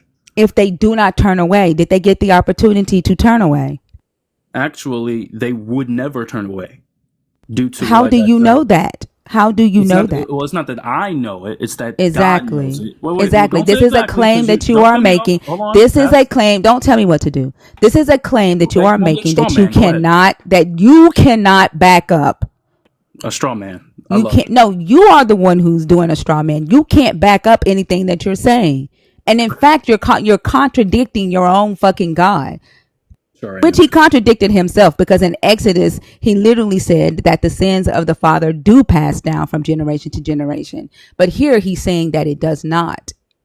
Ooh, that's actually a very good verse. So that's going to help you out a little bit too. For one, a straw man is when you make an argument to go against that the other person didn't make because it's easier to go against. Literally, you did make that fucking point.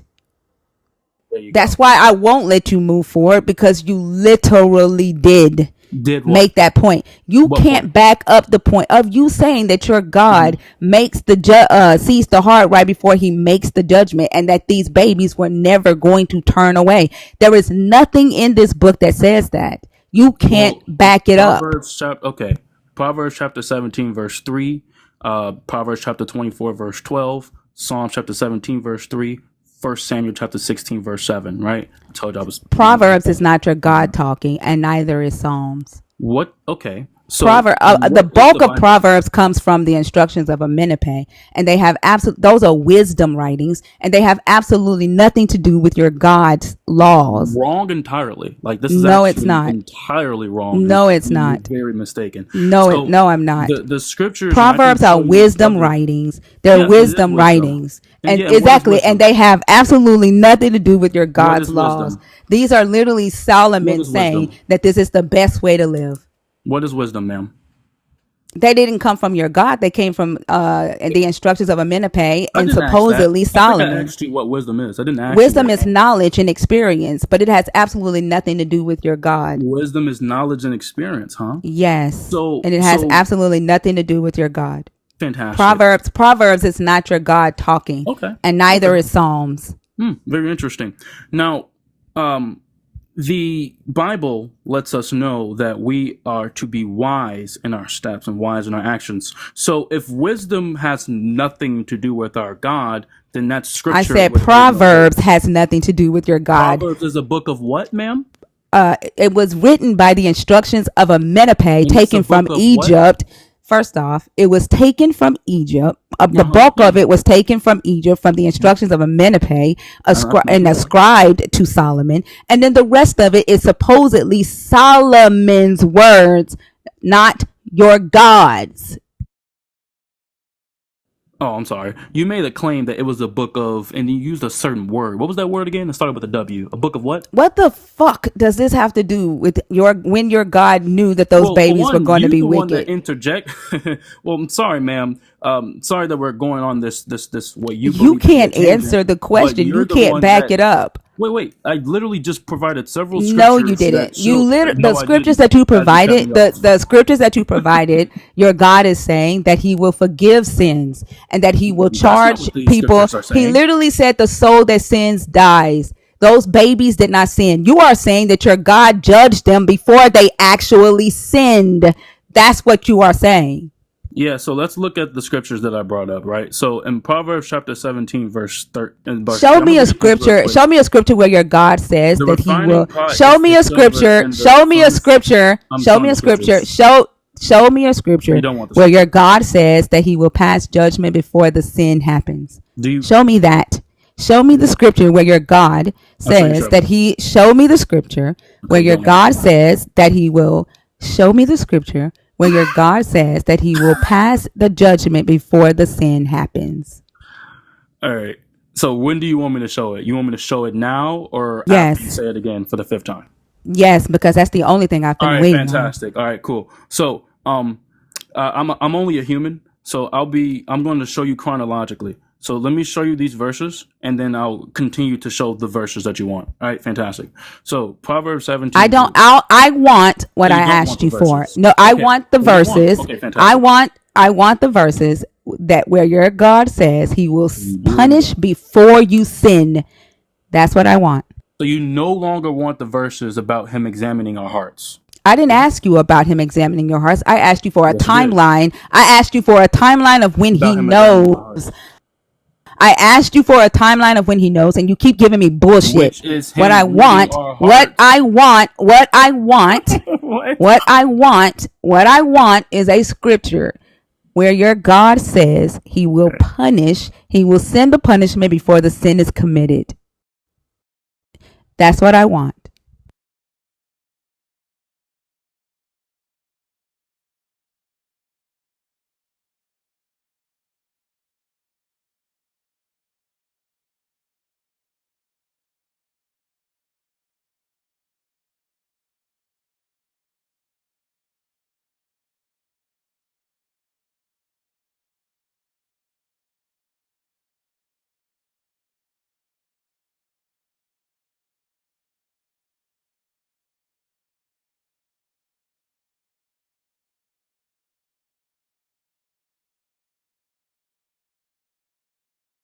Are you there? Well, I was getting there. I was at the other verses you wanted, but then you changed your mind and kept on cutting me off. Give me what I want. Give me I'll what give I you what want. you want. All right, fantastic. I'm sorry. Yes. I gotta search for them. My apologies. They are before. There it is. Cool. I think we found it. Cool. All right. Let me see. My apologies. Bear with me just a little while longer. Things are.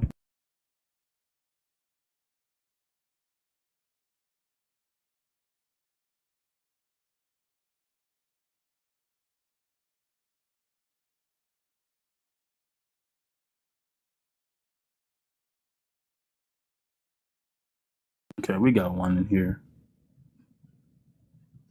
We got one. Let me pull it right quick.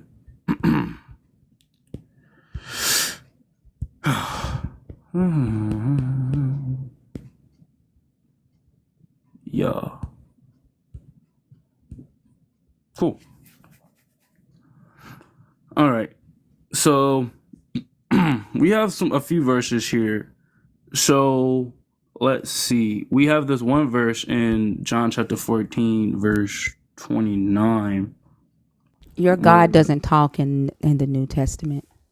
Well, we get an understanding of your God does not talk. Your God does not talk. Your God does not talk in the New Testament. Talking over me doesn't make I don't want what some human said. I want the words of your God saying, I will do this.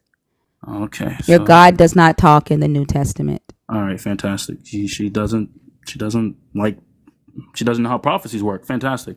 All right, so you disagree with how prophecies work when it comes from a human?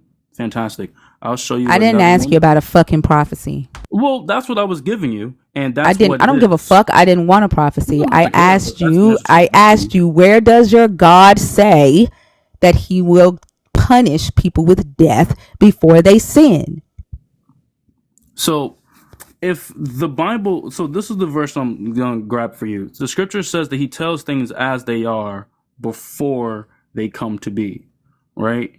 So telling things as they are before they come to be includes judgments, right? So if a person, So then my he fault, if knew when God he created falls, if them. So then he knew fantastic, when he if created God them makes the that they statement, were going right, to be wicked. that this person must be wiped out, So then he knew right? when he created This them that would they be were going to rooted be within the wicked. ideas of this.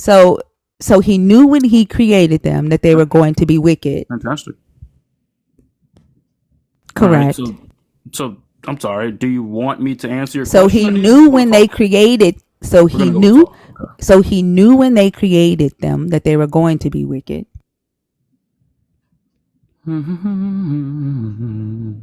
You want me to answer that now? Okay, cool. So, when God passes judgment, right, and he does so even if they were a child or an infant, whatever that may look like, it is rooted in the same principles that I outlined in the several scriptures before, that he So roots he the hearts of the knew. So innermost he knew people, when he created and them that that he they were going to passes be wicked. that he passes judgments as if they've already happened, So he even knew before already. they've happened. So he knew already. Knew He when he knew judged it? Yes, when he 100%. created them that they were going to Not be necessarily, but wicked. for the sake of the argument, sure. Yeah, sure. Right. Okay. That was the whole point. Your God knew before when he Yeah, because created there was these no other way babies it could have been that done. they were going to grow up and be wicked. So why the fuck did he create them? And so we are And then he wiped back them out. to square one. And then he wiped them out. All of that bullshit for nothing. All of that bullshit for nothing. I Back said to not square one. necessarily, but you can Why the still, it's fuck fine. did he create them if he Because of knew he free was just will. going to have his favorite people go and kill babies? Free will. Just because I know you're going to do I'm something. sorry. Did you just say free will? Did he just say free will? I mean, it sounded like I said free will. Did I say free will, chat? I don't Everybody know. What answer. did you You say? Like sure you're just saying a did. bunch of You shit. sure did. I think I said free will, everybody. We're going to What go the with I said free fuck will. does free will have to do with your God's divine judgment? Like your You God told them to literally. What go does in it there have and to do kill with babies. divine judgment? Well, Now, I'm glad now you it's asked. free will.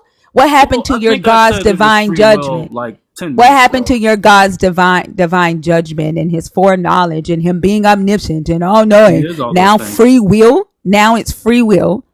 Yeah, it's a free will. Yeah, free will with an I, not two E's. But And do you know why I say that Jesus' blood covers the sins of Yahweh? well, Because it you are sounds like you're literally here. implying that You are God sins, literally here right? defending. You are literally here defending That I'm the barely able murdering to of do so babies. because you're You cutting are me off. defending. You are defending babies being killed because you believe that some fairy tale ass God told some human that they were going to grow up and become wicked. So, let me ask you a question because you don't like to get told things. So let me ask you a question, right? I If don't a answer person, questions. okay, well, you gotta engage in conversation one way. Help me out. Give me something, please. Let's be civil. I So don't answer. You haven't been civil since your ass got on this stage. You act like a 15-year-old. I act And like I'm a only 15. tolerating you. I've already been paid to drop your backwards Exactly. bitch ass. And I'm tolerating you. Ironic. Now the thing is, if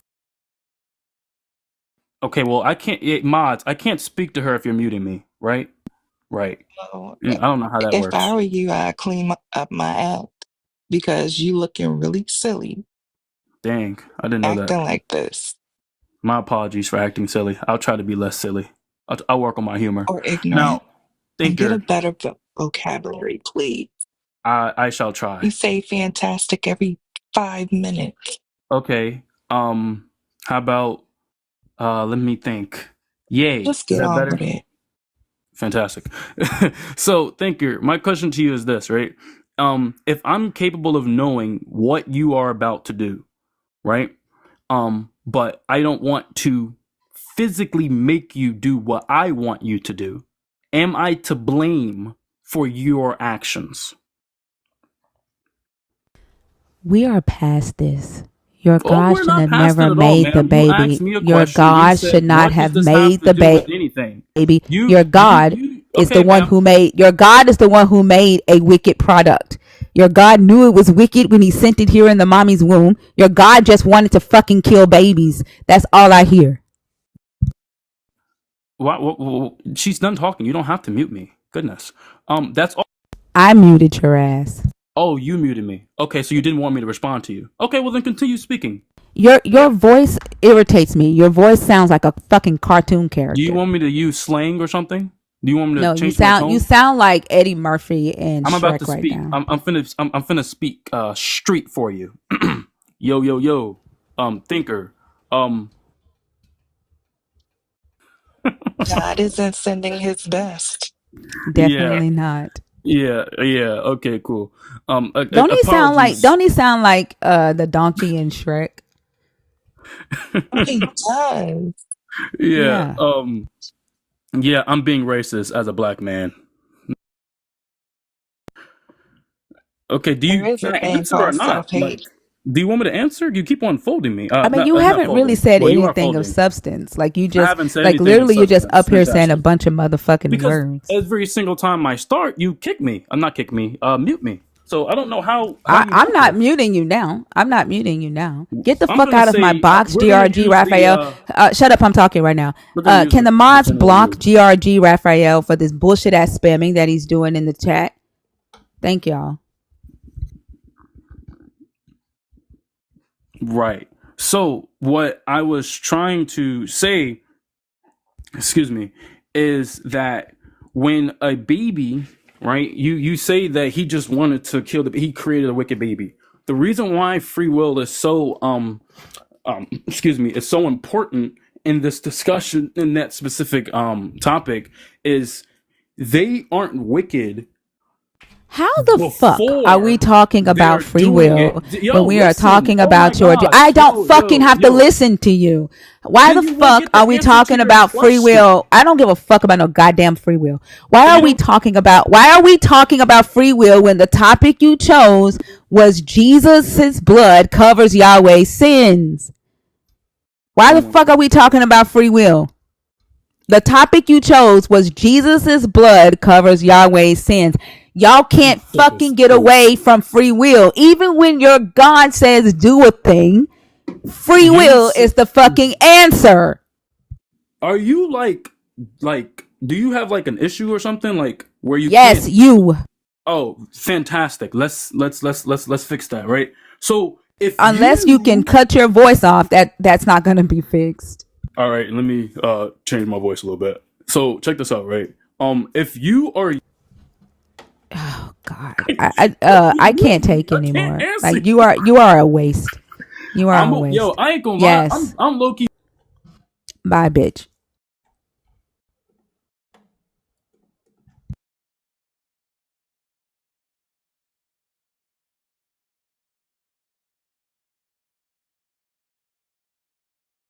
Mm-mm. He got on my nervous system. Man, irritating. I hate when they come up here smug and shit like that. I fucking cannot stand it.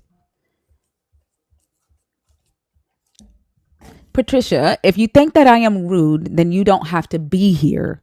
Stop putting yourself through that type of torture.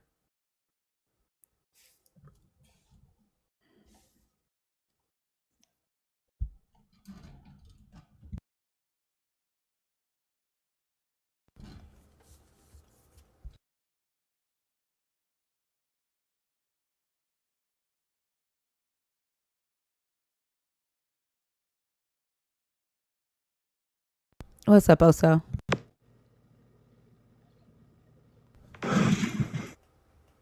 Oso? Oso? I'm in love with the Oso. Oso. Okay, I guess that was an accident. Let's see, there was another one. Where did he go? He's not in the comments anymore. I mean, he's not in the guest box anymore.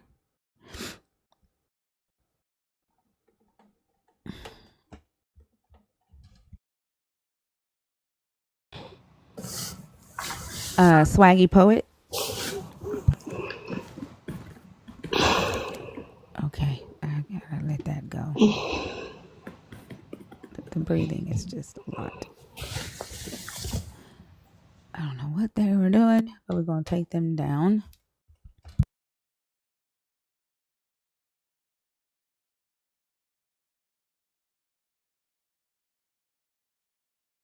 Were they asleep? They sound like they were awake, but they were just breathing hard. I don't know what they were doing.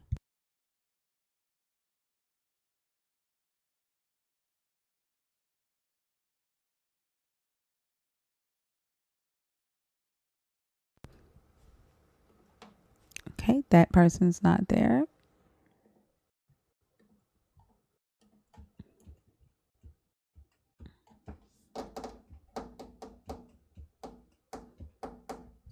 I see Patricia decided to leave.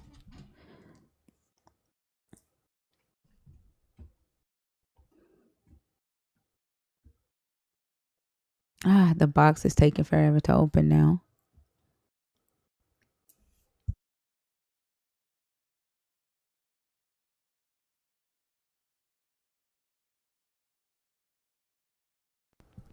I don't debate.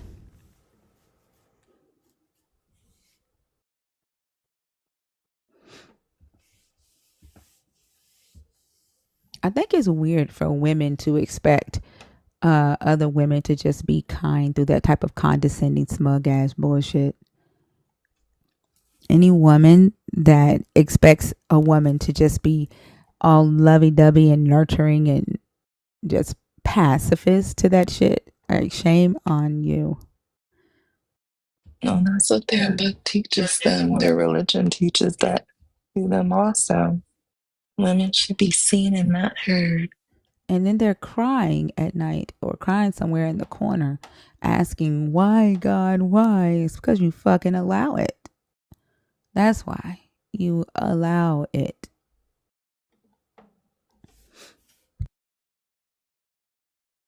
Begging your God to change the heart of your husband or your man or your daddy so they will stop talking to you like that or talking down to you or making you feel like you ain't nothing, when all you got to do is tell them to shut the fuck up and stop playing with you like that.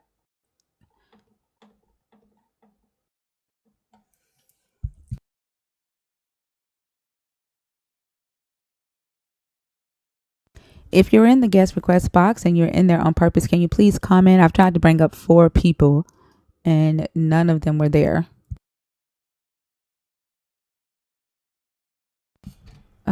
There are 14 of you in the guest request box. Please comment and let me know if you're in there on purpose, please.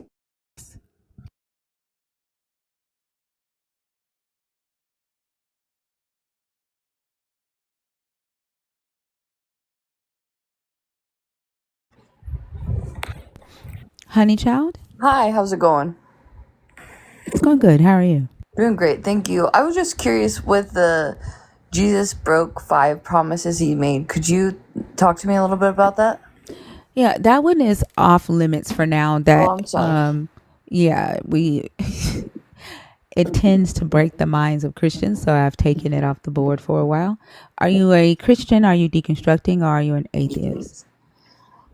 Well, I'm kind of I believe in Jesus, but I'm pretty gay. So the church doesn't really like me. But I still believe that I still believe in Jesus. I have issues with God, if that makes sense. So you are a believer in the God in Jesus, I believe in Jesus, yes. but you don't believe in his daddy, or you don't believe in him as his daddy? I have like what you have put that believers don't like the Old Testament. I don't like the Old Testament.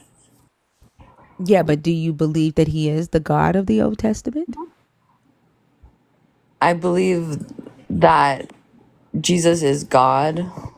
So I Is he guess a that's different God or I guess it is the same God. Yeah. okay? And so which topic do you want to discuss? Well, I guess it would be what would it take for I wanted to discuss the 5 promises, but I understand you don't want to discuss that. What will it take for you to say no to God of the Bible? Okay. I guess is there like a question or something of the God of the Bible that you don't agree with? The question is to you. I guess that it would take a lot, to be honest, because I choose to believe that God still loves me even though that I'm a sinner. I don't believe that me being gay is a sin, but I do believe that like I do sin in a lot of areas, and I believe that like I need forgiveness for those sins. So if the God of the Bible says to you that you must hate your brother, your sister, your mother, and even yourself to be his disciple, you would do it? Well, I don't think God calls us to hate anyone, If even he told you ourselves. that, if he said those words to you, would you do it? Yes or no? Well, I don't think that would be God because I don't think that's his character to hate. If he said, in order to be my disciple, you must hate your mother, your father, your brother, your sister, and even your own life, would you do it? No, because I don't think that he would ever call us to hate. I think that would be not of him and not of his character. So I would say no. So why do you worship this God then if you don't really know him? Because I do know God, like, but I know that like Jesus of the Bible and of the Gospels, and I I love that like he loved every single person that he came in contact with. He never hated. I feel like a lot of the BS that we get is from his disciples of hating others and stuff like that. Can you But I'm read curious Luke to see what you 14, think of. 26 through 27 for me?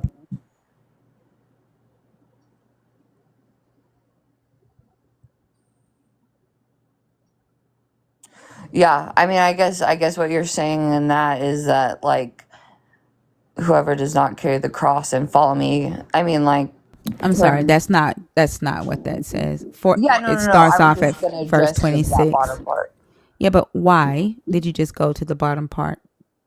because that's the part I agree with. The top part Yeah, I don't. but I asked if you would read 26 and 27 because 26 is the thing you said that he would not say. Well, I don't know. I think that like in Luke is that. Sorry. Let me just read that for a second.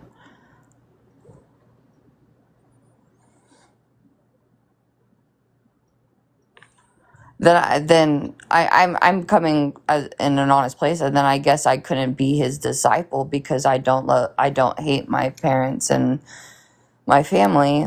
I don't think that they are supportive of me or my life, but I still wouldn't hate them. And what he's saying here is that in order to be his disciple, when there are things about his law, right, that your mother, your brother, your sister, somebody might not agree with, you have to be willing to lose them, right? You have to be willing to leave them behind to follow him. That's why he says that he doesn't come to bring peace but a sword, right? To turn mother against daughter, father against son, sister against brother. Because Jesus was he was a stickler for the Torah, Mm-hmm. right? For the law. Yeah. And he knew like during that time, the Israelites, at that time they were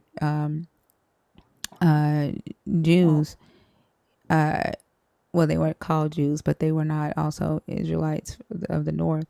But the southern Israelites, let me say, they were fighting against each other because some of them, i.e., Jesus, wanted to follow the Torah law, and then some of them wanted to be more like the Gentiles and do temple worship and wanted more leniency when it came to the law. And so he's saying here, like, you have to be willing, right, to love me more, to love God more than you love your mama, your sister, your brother, in order to do the law. And so one of the laws that kind of correlate with this is in Deuteronomy chapter 13.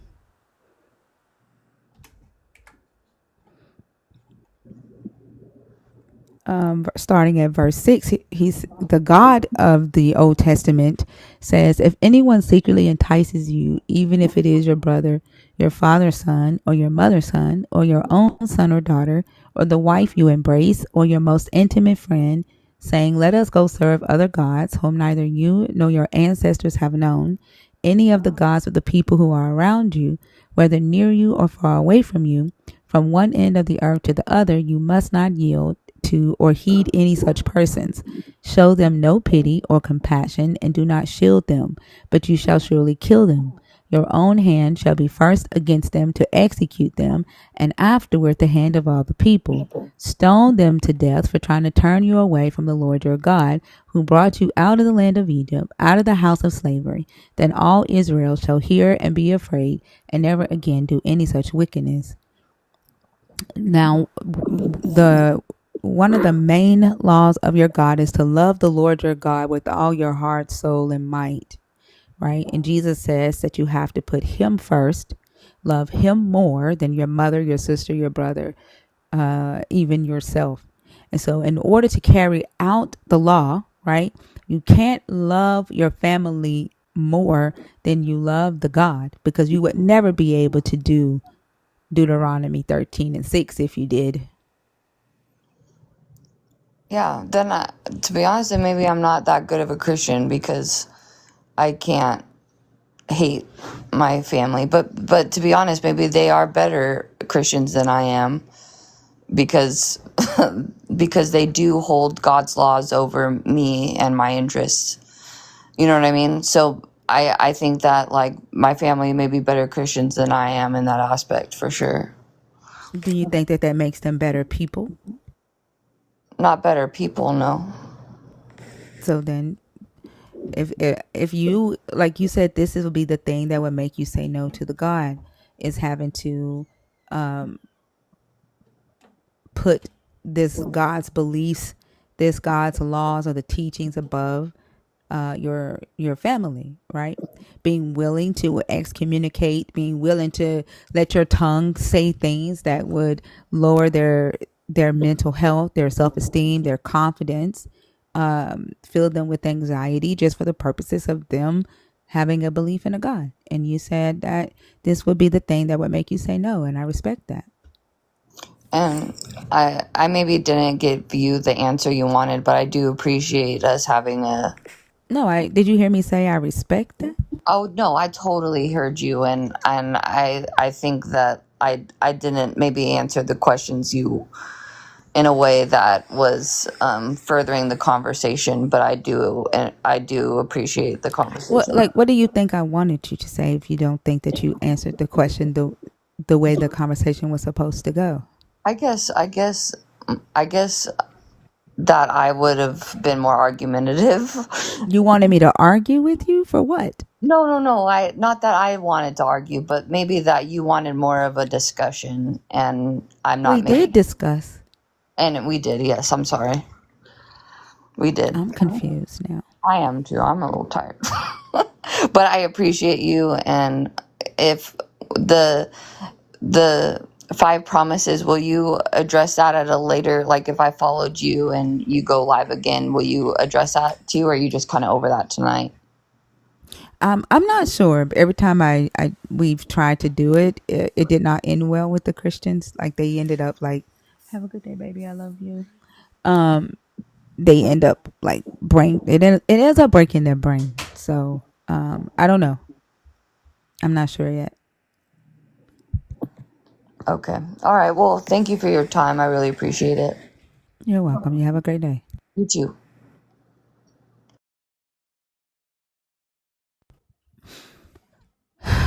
That was kind of weird. She's like, I didn't answer the question you wanted me to. I literally said, I respect your answer.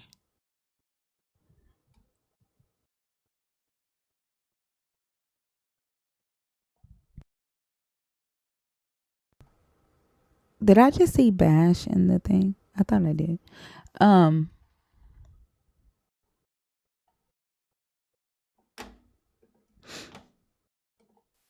Hey, I just A-Flax. went, yeah, I just A-Flax. went through it. I didn't I thought see I him. saw him. Oh my Okay. gosh. What's up with you? I didn't know that I was gonna get picked. I was What? just You got sitting a here. nerd badge. I know, right? I was just Nerds get priority. I try to like spread it out so we're not back to back nerds, but nerds get priority.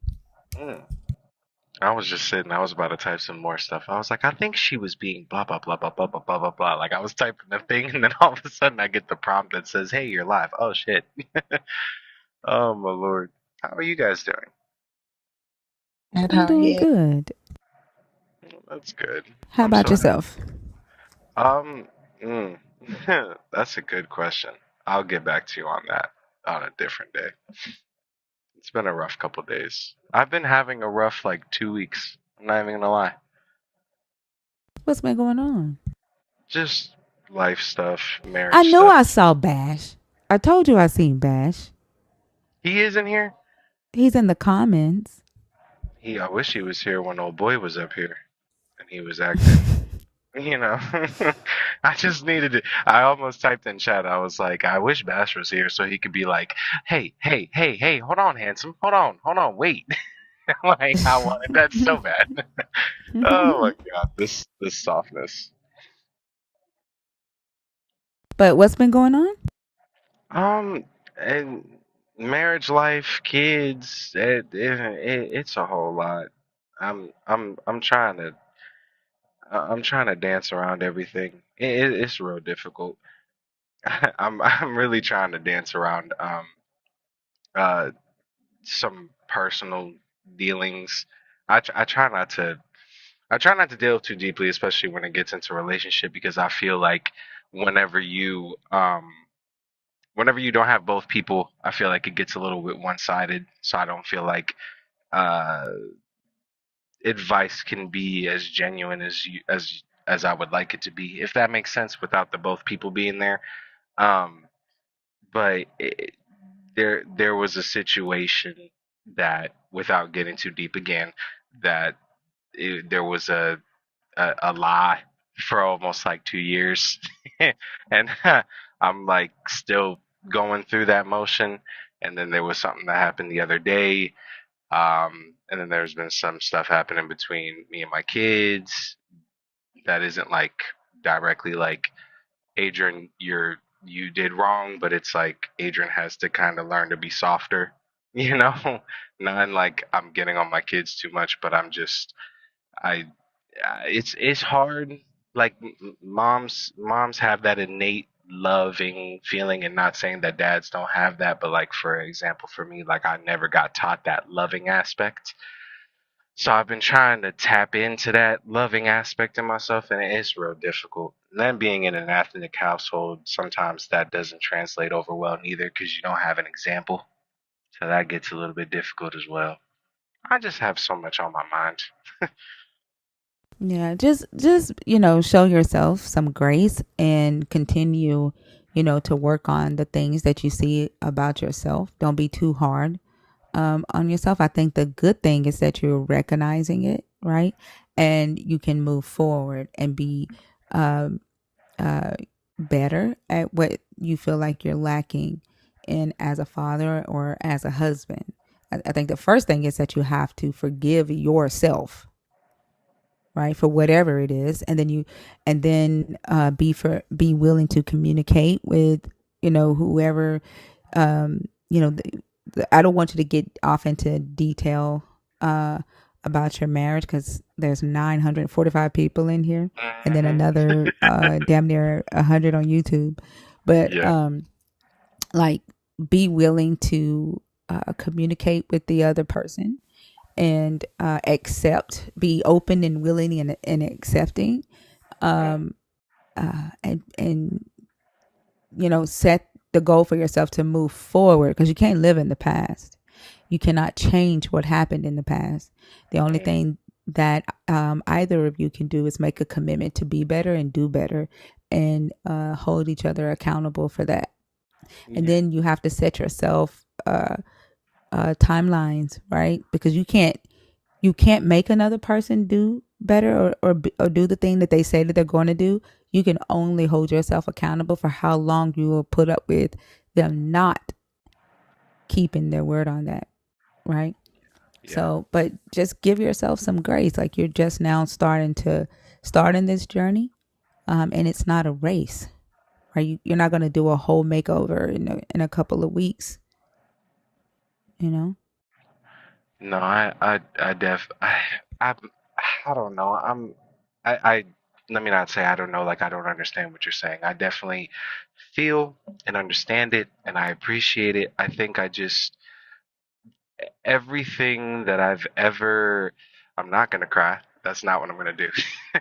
I've had an emotional couple of days. Like, yeah, yesterday I bawled my eyes out over a song. Uh, I couldn't do it. I'm having too many emotional outbursts.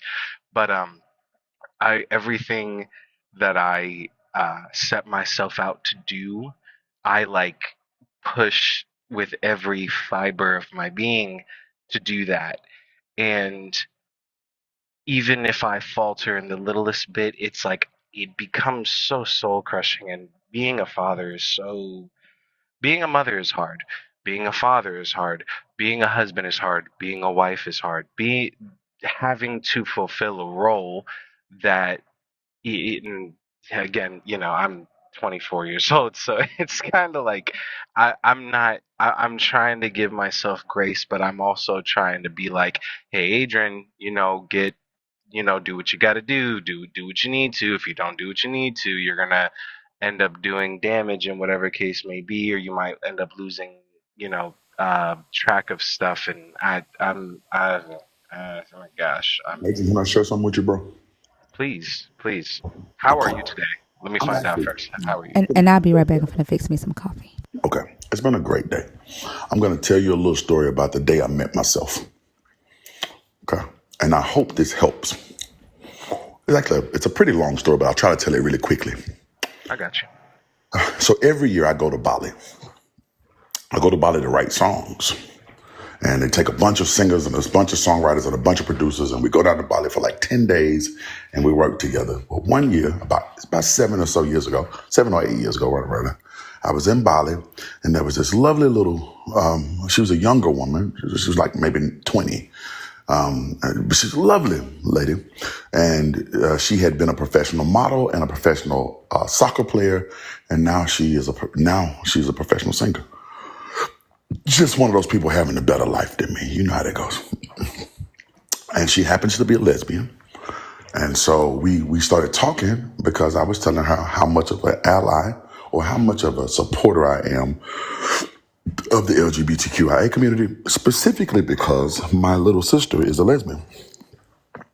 And I was telling her my story, and she says, "You're not really an ally, you're being performative." And boy, that hurt my feelings. It hurt my feelings so bad because how dare you, right? And I was like, you don't know me. Like, you don't know what I've been through. You don't know what I've been through for that little girl. And I snapped at her and she jumped back. Keep in mind, I'm 6 foot tall. At the time, I probably weighed about 315. I'm a big boy. She jumped back and immediately I said, "Oh my God, I'm so sorry. That's so not like me. I really want to apologize to you. I'm so sorry about that. That's so not like me." But by that point, the damage had been done, right? And so I apologized profusely, and then, she walked off and I walked off. And she said she accepted my apology, but I went up to my room and I laid in my bed and I said to me, "Hey man, go to the bathroom." So I get up and I go to the bathroom and I say to me, "Hey bro, why did you do that?" And then me said to I, "Because she made me mad." And then I said to me, "Well, do you feel better now?" And then me said to I, "No, not really." And then I completely changed the subject talking to me. And I said, "Hey, there's this story that you tell and you never tell it right.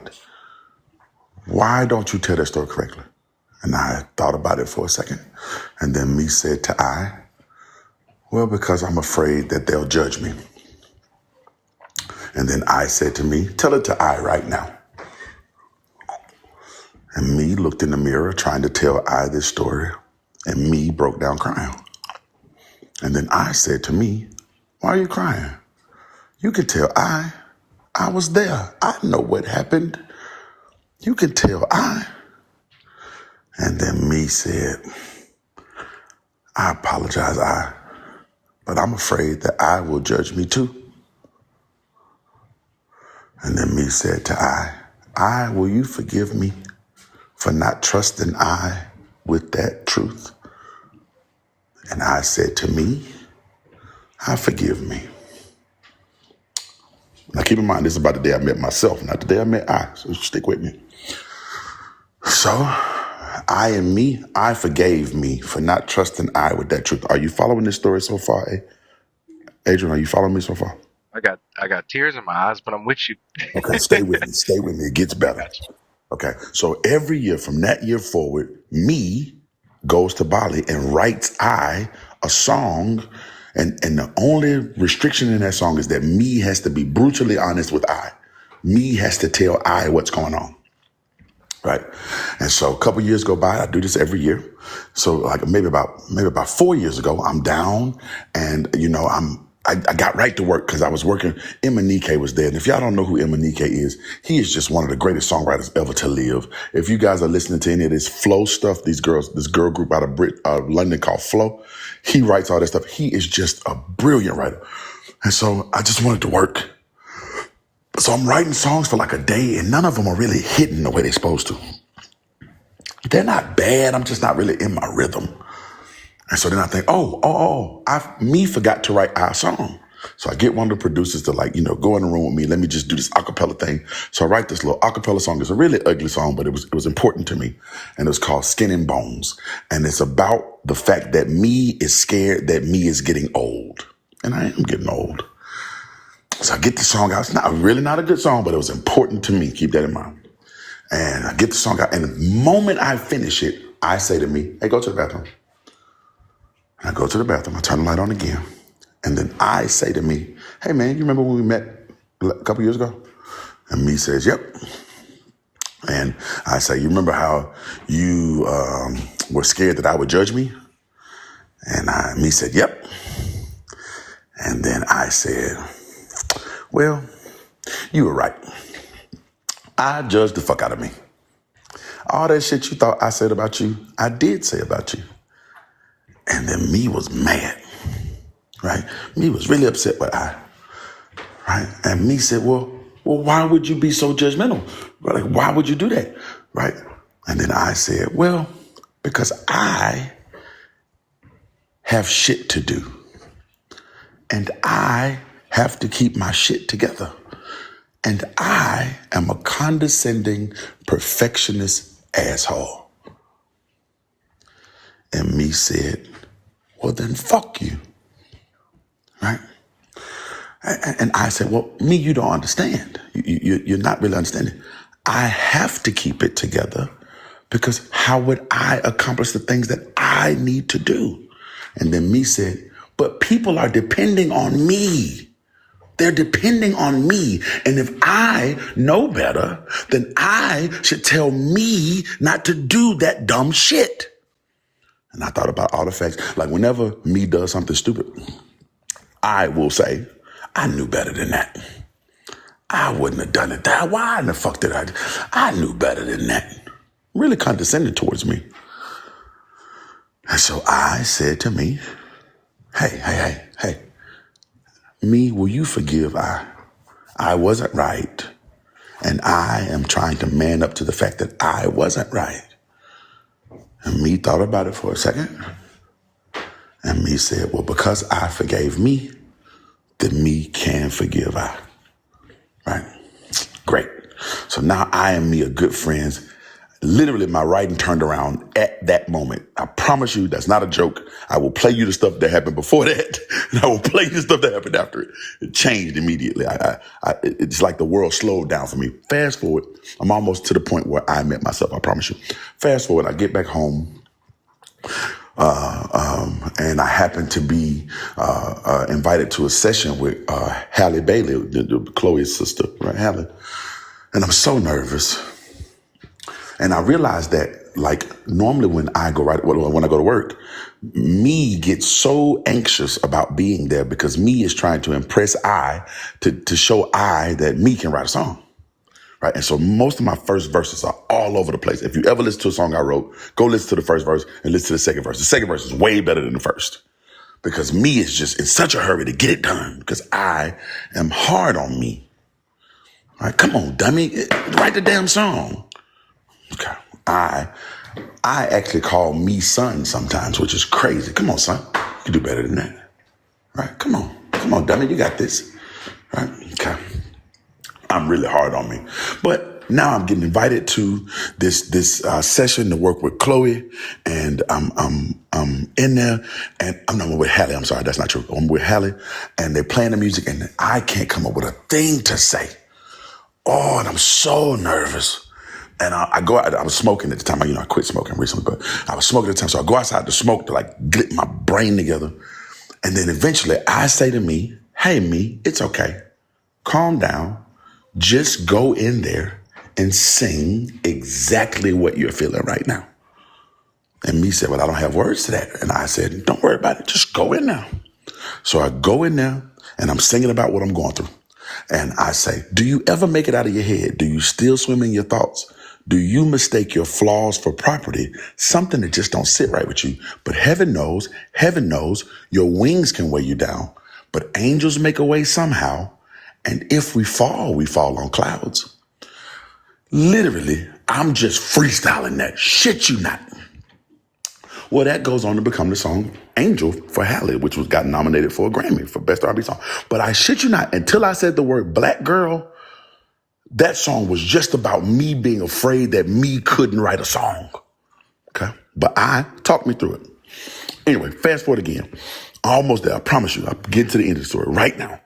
Fast forward again. I'm in San Diego. And I'm working with another artist there. And I was really in my groove by this point. I'm just writing shit. And the artist that I was working with was like, man, this comes so easy to you. How do you do that? And so I tell them this story that I'm telling you right now. I tell the exact same story that I'm telling you right now. And right when I finished telling them that, I heard that voice again. Hey, man, go to the bathroom. And I'm like, what the fuck did I do now? Right? But I get up and I go to the bathroom and I turn the light on and I'm looking at myself in the mirror. I am looking at me in the mirror, but I don't hear anything. No one's saying anything. I'm not talking to me. Me's not talking to I. Not because I'm upset with me or anything. I just don't hear anything. And in the corner of my eye, I visualize this little Yorkie, like in the corner behind me. Cutest little puppy in the world, but just unkempt, right? You know how Yorkies, they got long hair and the hair's just fur's just all over the baby, right? And then I say to me, oh, I forgot to tell you. That's yourself. And we were supposed to take care of that thing because yourself doesn't talk. And me said, what the fuck? Me stopped listening to myself years ago.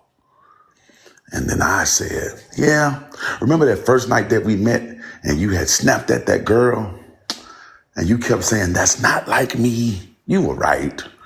That was yourself. Because if you don't take care of yourself, anything that attacks you, yourself starts barking. Oh, God.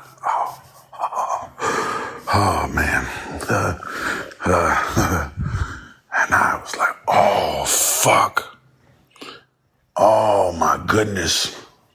And then I said, yeah, I knew that. Of course you knew that, of course, right? Because you know everything, right? I knew that. I just forgot to tell you. Well, it was a fine time to tell me right now. And he's like, yeah, I know. So me and I made a deal to take care of myself. See, the thing about yourself is nobody can take care of yourself but me and I. No one in the rest of the world will ever meet yourself. They'll never talk to yourself. Yourself will never talk to them. Right? But yourself is designed to protect to protect me.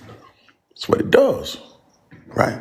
And so because if something goes wrong with me or I, then something goes wrong with self. Because if someone hurts me or I, then I can't take care of self.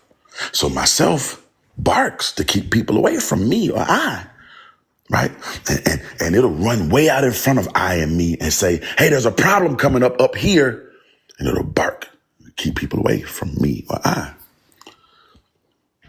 And the more I hurt myself, the more sensitive myself gets to the situation. So in other words, it runs further and further away from me to give me and I more space. But what myself doesn't understand is myself is isolating me and I. Are you still following me? I know this is a long story. Are you still following me, bro? No, I'm with you. I'm with you. Okay. Here's the end of it. End of the story is, in order to move in this world, the first thing you should do is vow to take care of yourself. Like really, really, really take care of yourself. But the reason it's so hard for you to take care of yourself is because there are so many people depending on your me, right? That you forget that if yourself isn't well taken care of, it will distance you from them. Because that's what its job is to protect me. It's to protect I, right? And the more because it can't go away. It's not going to leave. Self is always going to be there. But the better you take care of self, the closer it will allow the people around you. Am I making sense? Absolutely. Yeah. I hope that helps, bro. Take care of yourself. Promise your you. Promise your me, in other words. I will take care of myself. Because the more you take care of yourself, the closer the people around you can get to you. And you'll feel safe. Because yourself is right by your side. And yourself will always protect you. Yourself will always protect you. You know what's the most messed up part about it? This is that you ever know something? You ever know something that you know you should do? You ever know? You ever know it in, deep in your heart? You know it, but it's like it just feels impossible to do. That's how it feels most of the time. It always feels out of reach. It always feels like something that I can't do because I can't fathom the idea of having to take care of myself, and no, I have to take care of everything else before I can. But it goes back to what you just said. It's a big old circle. It's a You gotta big old do it. circle. You gotta do it. Right? Because I have to keep it all together, and so many people are depending on me. I get it. Right? But you have to find the time, right? You have to do it. I don't care if it's 15 minutes a day, 10 minutes a day. Do something for yourself. Love yourself. Be kind to yourself.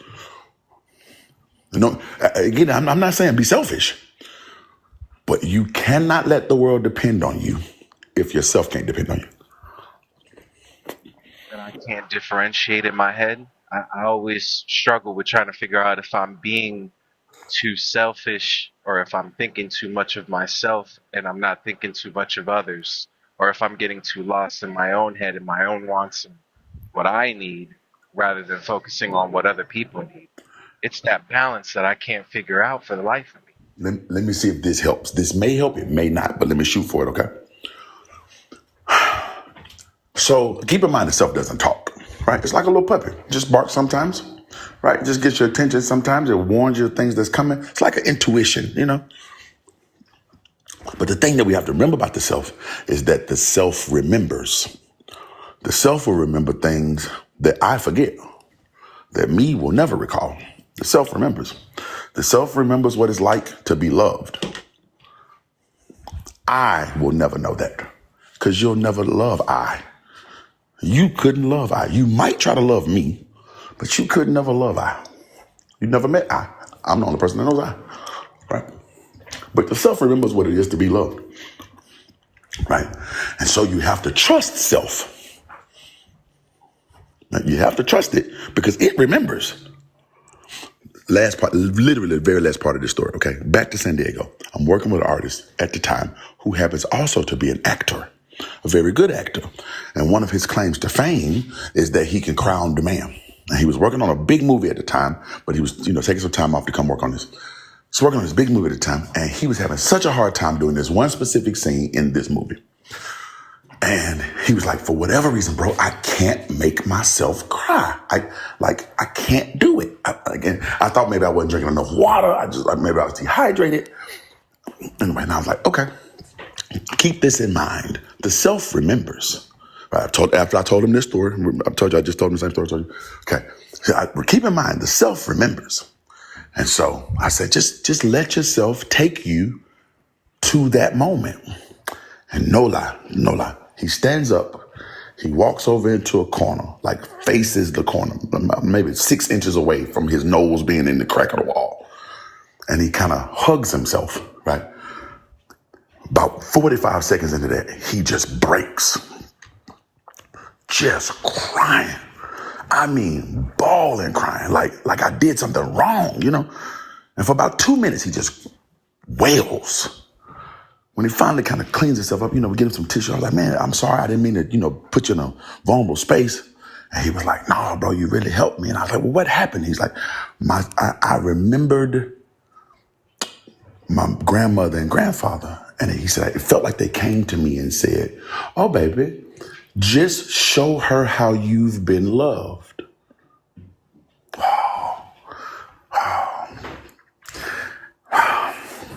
That is in a real movie. I won't tell y'all the movie yet, but he wrote a song about it and he put that in a movie. But the self remembers these things. The self knows, the self knows the difference between being selfish, right, and being self-centered. The self knows, right? And the self knows when it's getting depleted. Problem is, I don't know it. I always want to look good. I want to be a hero. You get what I'm saying? Like, I want to be a hero. I want you to adore or at least adore me. The world is depending on me. Right? They're looking for me to get it right. But me and I will never get this right until I learn to get it right with myself. That's how I establish the balance. Anything outside of that is never going to be good for me. It's never going to be good for I.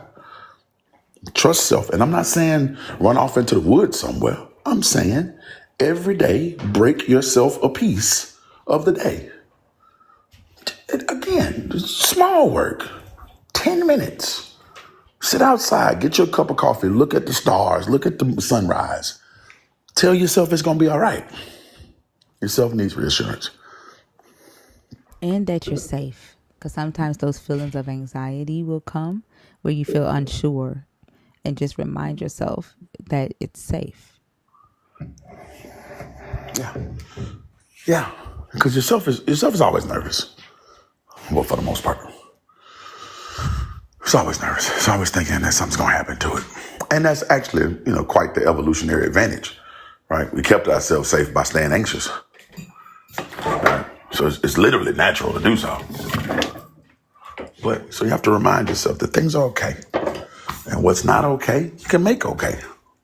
We can get through this.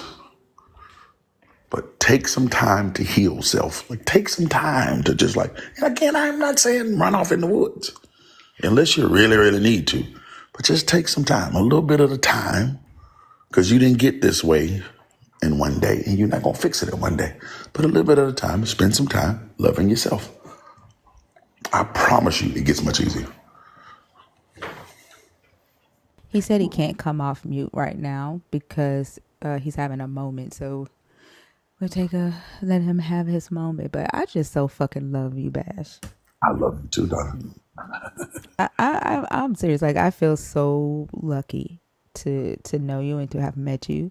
And I was thinking the other day, I think it was yesterday, the very first time when I came in, I would come to your live, but the very first time you was like, "Thank you, come up here, my darling."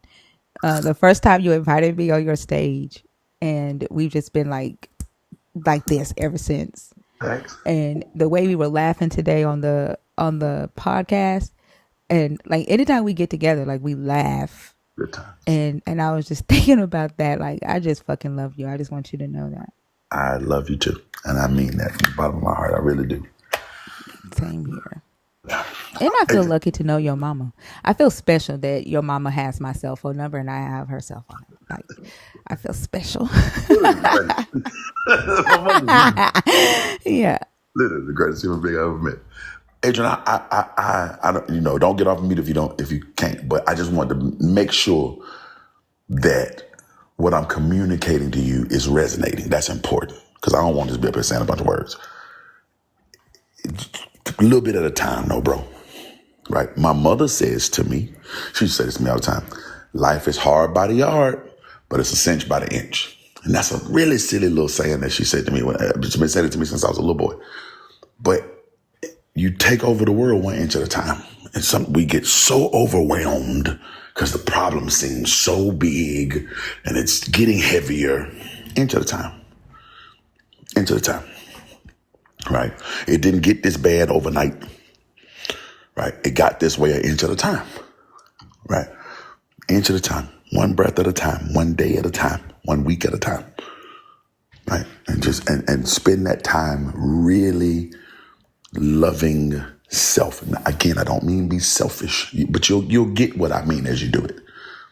Because the more you love self, the more inviting self is gonna be.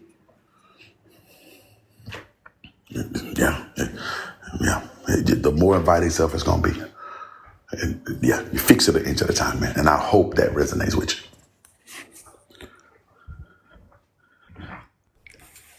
Good. Adrian, do you need to go down to the comments? You good?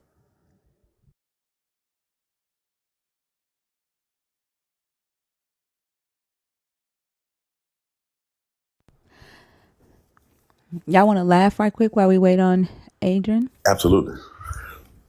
So somebody in the YouTube audience was like, if I click the Discord link, what am I gonna talk into, idiot? Right? And then the next comment was a fucking screen.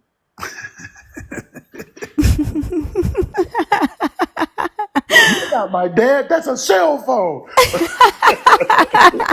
That's not my dad, that's a cell phone.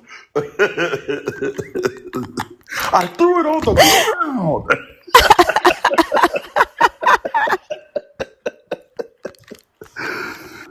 Wow.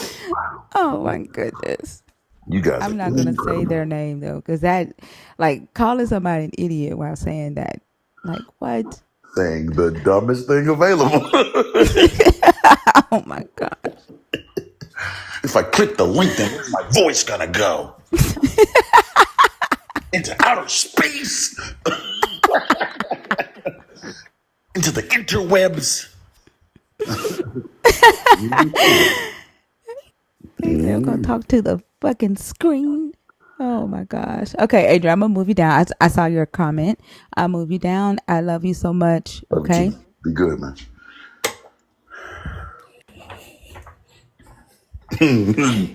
What am I gonna do now, you idiot? The idiot is you so hard. Oh, bright guy. Look at us now. Now we're stuck in the internet with nowhere to talk to. Oh my gosh, the things people say.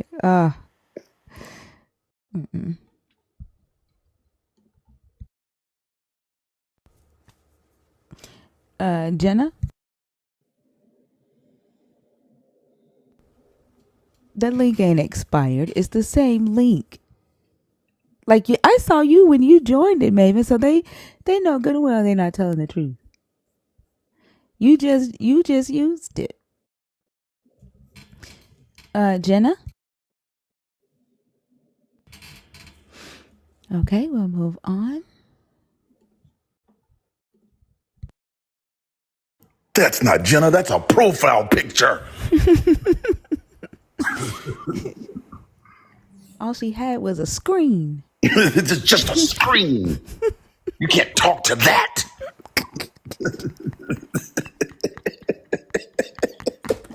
It's not a real person, dummy. Oh my gosh. Yeah. That's tickling me. And I probably like had they not said idiot at the end, I probably would have just responded to them. But they had to say The idiot idiot at just the made it so end. bad. Man, like what? Yeah. Way to go, dork. Bring back dorks. Bring dorks back. Way to Oh go, my you god. dork. Earlier somebody thought that I was calling Nikki because I was saying you're a nerd and you have every right, to come on stage and share it. And I kept calling her a nerd. Yeah. And they were in the comments talking about she's calling you names to your face. Don't accept that. Like Oh, I what? love when people miss the context. I love it too. Like, don't accept that. Don't let her talk to you like that. You're not a nerd. You're a beautiful human being. Oh, people are great. Yeah, I was telling my daughter today, humans are funny as fuck. Like they get on my nerves, but they be funny. Hilarious. Absolutely hilarious. I didn't want to laugh at the last person they chatted because I believe that she was being very, very honest and like, and I love a good honest person. But when you said, if God commanded you to hate your parents, she was like, nah, because that's not in his character. And then it says that word for word. And then she skipped right over. Skipped right over it and went to. I was like, "Why are you reading that part?" Because that's the part I agree with. That's the part you agree with. And That's she fair was enough. honest. That's fair Yeah, she enough. was honest. Yeah. But what tripped me out, she was like, I didn't answer the question that the way you wanted me to. Like, I'm like, what do you mean? Yeah, you answered it the Like, way you saw it. yeah. That's where you can answer it. And she was gonna come up here and argue. No. Sometimes that ain't necessary. Yeah. Most of the times it ain't necessary, honestly. She's a sweetheart though. Yeah. Paul, hi, how are you? Paul knocked out. Yeah, Paul is asleep. If you're in the guest request box on purpose, can you please comment so that we can bring you up? That way we skip all the snoring. Will you do me a favor? Of course. You probably won't do this, but okay. The next time you get somebody to ask, what would it take to tell God no? Ask them if they would let God finish in their mouth. There's a reason for it. I know it's kind of a jaw I'm dropper. gonna let you ask that question. Oh my god. I just want to know if they would do that, or if that's a bridge too far. Oh my gosh. Garrett, hi, how are you? Fine, how are you? I'm doing good. Are you a Christian? Are you deconstructing, or are you an atheist? I deconstructed when I was 13. Oh wow. Okay. I did once believe that there was a Christian God, yes. But the reason why I deconstructed was because it did not make sense. Simply because of the Adam and Eve story. For one, it did not make sense for them to say that we were all related to two of the same people. And because one, it didn't make sense of what they said when one, that God would say to Adam when he was informed about the tree of knowledge that if he ate the apple, he would surely die. Okay, I do have to cut you off. Right quick. As when you come on stage, right, when we ask if you are a believer, deconstructing, or an atheist, it's just to know, where you identify.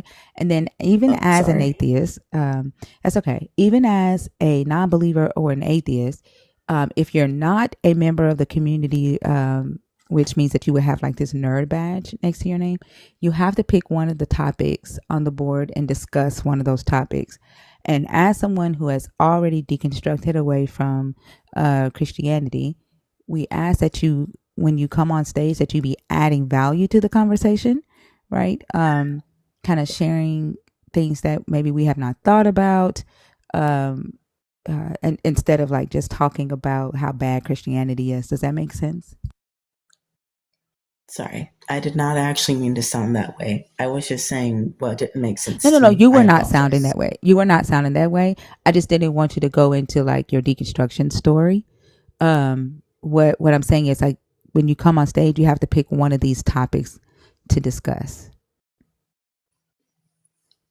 Does that make sense? That does make sense. Sorry. Okay, that's okay. Which topic did you want? Maybe Jesus' book is maybe. So that one is off limits. I'm sorry. Number 2 is off limits. Oh. That we've had. That one. I understand. Bash, you should have seen the first 5 or 6 guests we had, and they all chose Jesus broke 5 promises he made, and they all broke. Oh, well, then in that case, can I do that one? No, I took it off the board for the night. Which one? Number 2. Oh. Like, it literally broke their brains. We were like, what the fuck is happening? Did they notify? They didn't know them, but when I listed them, that I only got to one of them with them, and they all broke on the first one. What's the one you brought up? They hit me I back. would do anything you ask in my name. Oh, wow. Maybe just that one. Maybe facts over faith. Okay, go ahead. Fact over faith would be. Did you hear? Do you know about the story about the guy that got swallowed by a whale and supposedly survived for 3 days? Jonah, yeah. How did that work? What did he eat? How did he breathe? How did he? Right. How did he not get any part of his body digested by the acid? And when I asked a friend of mine this, he said that maybe the fish was from God, but it only says that he got swallowed by a whale. How does that make sense? It doesn't. It just made 0 sense. Like, my only question was, like, what did he eat when he was in the whale for 3 days? And there was a person all they're gonna say is magic. Like, it was magic. Like, God sustained him. Right. Yeah. But there was one person who was factual slightly, and it was a Pacific whale that has a type of acid that digests food under 3 seconds, which makes no sense for 2 reasons. Reason 1 is that the type of whale, I forget the name of it, if it digested food for 3 seconds, how in the world are you going to eat food that quick? And so 2, there is somebody on YouTube, Paris Martin, says, you've been debating baby Christians and not proper theologians. He died when he was in the well. He went to Sheol. Wouldn't that mean that Jonah resurrected from the dead after 3 days? Yep. That would mean that Jesus wouldn't be the first to resurrect from the dead after 3 days, would he? Wouldn't be the first. Oh, yeah, that's true. He would be the second then. Yeah. And then there's. But Paris, if you are a theologian, although we don't do theology or dogma in here, you can hit the Discord link and you can call into the live. Go ahead, Garrett. And there is another one that I forgot of, but it's the Battle of Jericho one also. No, wait a minute. I'm thinking of the guy that said that he asked God to stop the sun. I forget what's 1 second. I need to give Paris a special link. That was Joshua who stopped the sun. That was Joshua that asked God to stop the sun? Yep, the sun stood still for about a day, according to the story. Yeah. Yeah. But that wouldn't make any sense. Which, for one, like, how in the world is he going to stop the sun? But then another Christian debated on whether or not if it was an eclipse, which would make no sense for three reasons. Isn't an eclipse a shadow? And forgive me if I'm wrong, doesn't an eclipse last for a couple of minutes or seconds? Am I wrong? I think I'm not sure. I don't know. Bash, do you know how long the eclipse lasts? I think maybe a couple of minutes. Probably a couple of minutes. And how is someone gonna win a fight with an eclipse? But then one of my cousins said that he may have asked him to stop the earth from spinning. Do you know what would happen if the earth stopped spinning? Yeah, we would fly off. What would happen is that ship would be thrown off of balance. There's a lot of rocks that would be throwing everywhere. We would be flattened like pancakes. We would be as short as plankton. We would be as small as literal plankton from SpongeBob.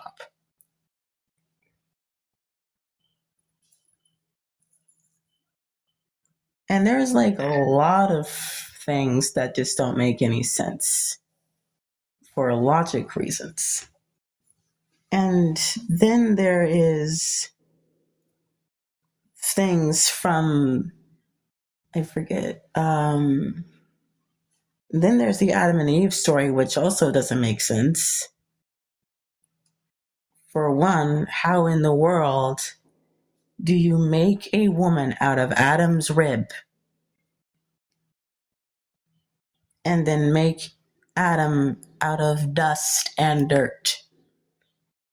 Yeah, and so you're saying that basically you've chosen facts over faith? Pretty much. Like, there's just too many things that just don't make sense. Like, am I wrong for saying that I don't think that would be possible? I get that he's a god and all that, but you can't just make a man out of dirt and dust. Give me just a second. Bash? Bash? Lord. Bash, are you there?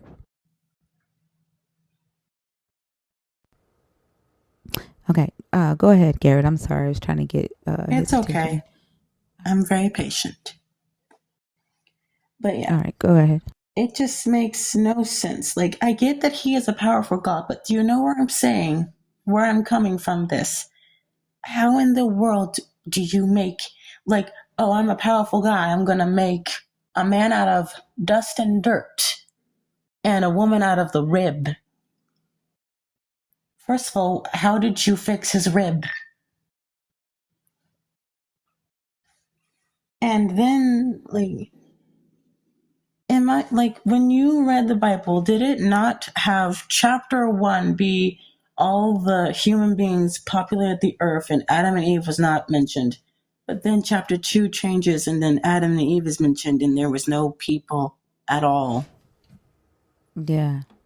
Like, what happened? Were y'all on something when you made the pages together? Like, yeah, there are two different creation stories that were written by different people at different times. I mean, I don't mean to be disrespectful in this situation, but when it comes to first chapters, why is chapter 1 completely different? Like, I'm not even trying to be logical. I'm just saying, like, just flip one of the pages. You know what I mean? And also, the Bible's kind of gross in a way. And the reason why is because I think like, there is a lot of incest in the book, which I'm concerned about. There's a lot Please of tell me incest in the book. Hold on. Thank you. Can I ask you a quick question? Huh? That link Yeah. that you just sent me, what did you want me to do with it? So we have a caller on Discord. In order for you to hear, you have to join the Discord link. Okay. That the chat would be able to hear through my headphones, but the stage can't hear the caller unless you're on the Discord call too. So I hit the debate call in thing. That's what I'm supposed to do. Okay. Yeah. Yeah. And then mute while we're talking to Garrett, mute your Discord mic. And then when the Discord caller comes on, mute your TikTok mic. Go ahead, Garrett. I'm sorry. It's okay. I am not super argumentative. I think that is very clear to see. But yeah. And then Yeah, we there's don't like, have anything to argue about. We agree. But when atheists come up or non-believers come up, I would rather that, when you come up that you're kind of like adding to our knowledge, right? yeah. A lot of the stuff that you're saying, we know. And we discuss a lot in here, so there really isn't much for me to do than just go, yeah, I agree. Yeah. I'm not expecting you to be argumentative or nothing. I'm just agreeing with you. Yeah. It's just that I am new at this. I am very much new to TikTok and all of that, so it is nice to see somebody not so argumentative for once. Oh, I can be very argumentative. I know. There's just not a reason for me to be argumentative right now. That is incredibly true. But Yeah. then there's also like stories from the book of Enoch which make no sense either. Like, this is just a question. Did you read the book of Enoch when you were, growing up? Not growing up, no, but I have read it. Okay, but which one makes the least sense to you? I'll tell you which one doesn't. But you can go first if you want to. None of it makes sense to me. Like, it's all fan fiction. Yeah. Mm-hmm. But the one that makes like the most lessons to me is the story of how the giants, which were the spawns of angels and human beings, which makes no sense to me because when you look at a biblically accurate angel, what in the hell are they supposed to be? Right. Like and that story is even in Genesis, right? I think like so. No, it is. It's in Genesis 6, where it says the sons of God, like those are the watchers. That's in the book of Enoch. But the question is, like, do angels procreate, and do angels have semen that could create babies? And then these babies were half divine and half human. So, and like they were almost like God, or they were mini gods or demigods, and God just killed them. Like, it's just, there are a lot of unanswered questions there. Yeah. I mean, the only thing that just doesn't make sense to me is the biblically accurate angels part, because how in the fuck are you going to have a child when you look like that? They literally are just a bunch of eyes with wings. Like, am I the only one that's thinking that's what they look like? If I saw this looking at me and saying, "Be not afraid," I would look at this and run. Yeah. 1 second. Flute whistle. You have to wait your turn. You can't be in the call when there's already somebody in there. So please hang up and then come back when we're done with this caller, okay? Thank you. But yeah. And then it's just super weird to me also is, why did he turn the ladies that were the mistresses or whatever the hell they were to the angels into sirens? Like, isn't that in the book of Enoch? Yeah, like it's all fan fiction. Like the Book of Enoch was written 3,000 years after Enoch would have lived. So it's something that, somebody wrote to try to fill in the gaps for the Book of Genesis. And they signed their name as Enoch, but it wasn't written by Enoch. So that is extremely interesting. It's just interesting. fan fiction. Yeah. And then there's also the amount of why bother flooding to begin with, and also if God made the entire world, how low was the water pressure? How did he make it flood? There was quote unquote wickedness. So you decided to just, instead of striking them down like any person with power like that probably would, I assume. Right or not? Yep. So you decide to take effort and decide, people are being wicked and not obeying what I want to say. I'll flood them like a psychopath. Yeah. That's just... No critical thought, no patience, no long suffering whatsoever. And then he doesn't necessarily say what their sin was, like what their wickedness was, right?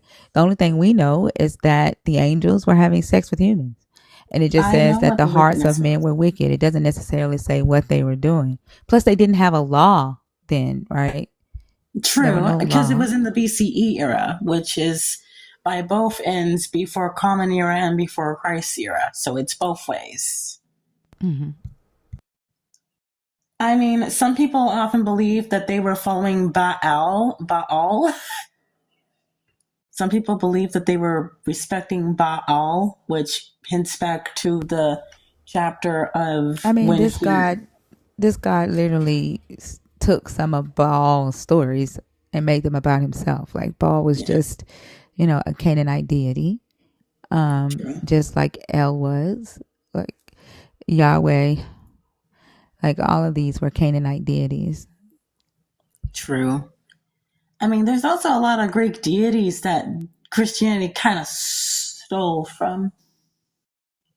And there's also a lot of pagan beliefs that they also stole from. Mm-hmm. For an example, the Christmas tree. Did you know that it was called a pagan tree at one point?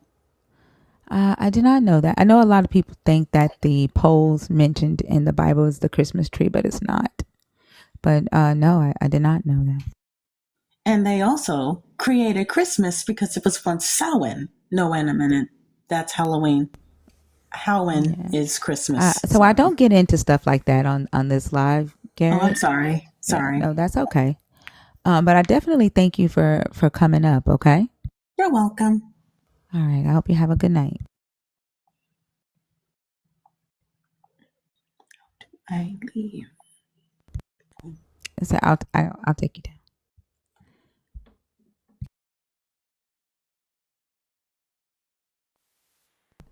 Okay, you ready? No. Yeah. I'm on the wrong screen. Huh? I'm on the wrong screen. Don't. No, you're on the right screen. They don't come on screen. I see you. They don't come on screen. So I'm gonna go ahead and turn on my Discord. Mr. PMAR, hi, how are you?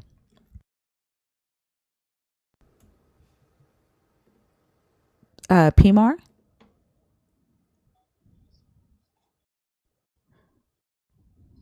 Oh, that's okay. Bash, can you hear? Yep, I can hear you. All right. Can the audience hear everybody? Can you put a 3 in the chat if you can hear 3 different voices, please? You're our first Discord call, PMAR? Or a P? Should I call you? Okay, awesome. To the YouTube, can y'all hear P? Why can't? Okay, for some reason YouTube cannot hear you. They can only hear me, but they can't hear you. I don't know why. But we'll go ahead and have the conversation, and that's kind of weird. Okay. Which topic did you want to discuss? YouTube, I'll figure it out after this call. Bear with us and just enjoy. Yeah, I don't care about your threats. That one, I've already said that one is off the board for the night. Yeah, that little mind thing that you're trying to play, like I've already said that one is off the board. Yes, you are. I've already said that one is off the board for the night. I don't give a fuck about that little uh mind reverse psychology shit that you just tried to do.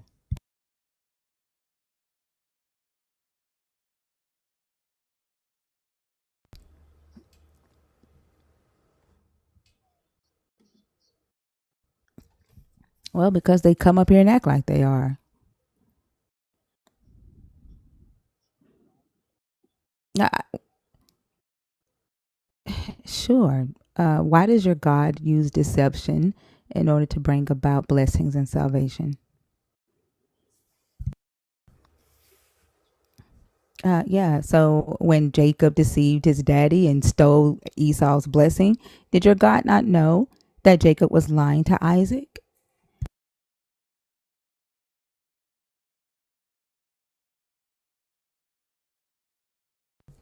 So why didn't he tell Isaac that he was blessing Jacob and not Esau?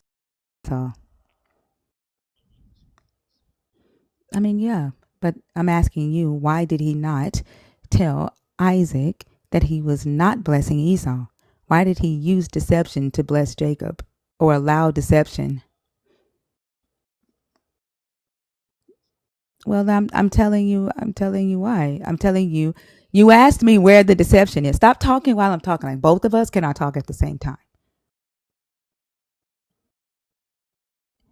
You asked me where was the deception, and I just gave you one. Do you know of how much of the book have you read?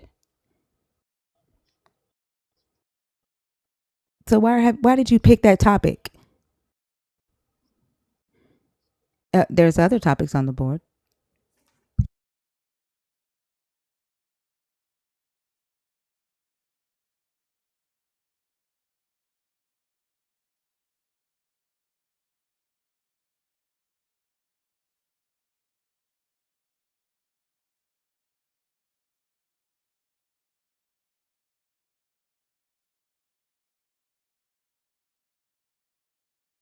I didn't question her. The last lady talked about facts over faith or faith over facts.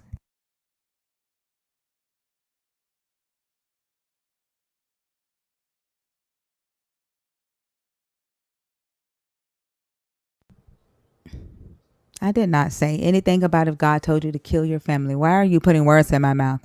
No, I didn't say that. So you're paraphrasing some shit that I never said.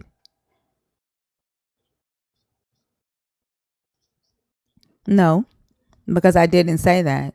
I asked her what would it take for her to say no to God, and I quoted a scripture to her. I never once asked her if God told her to kill her family. Don't lie on me.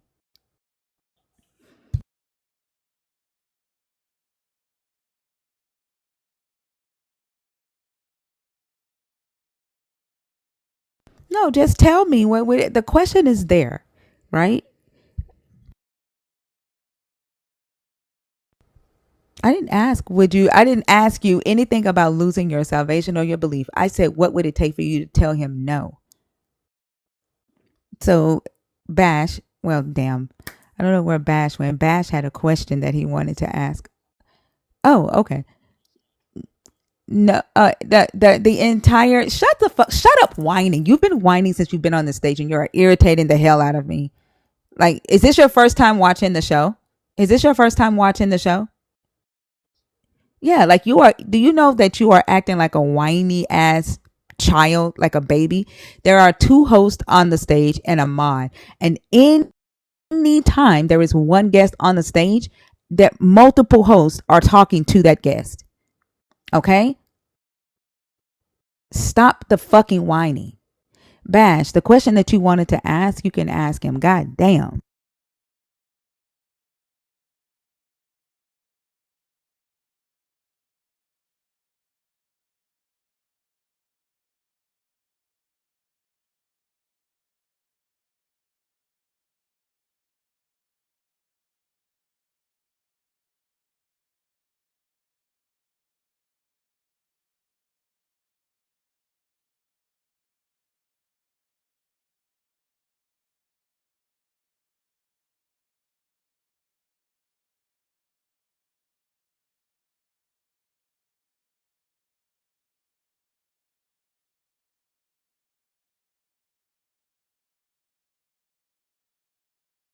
No, he can interrupt because he's a host. You can't.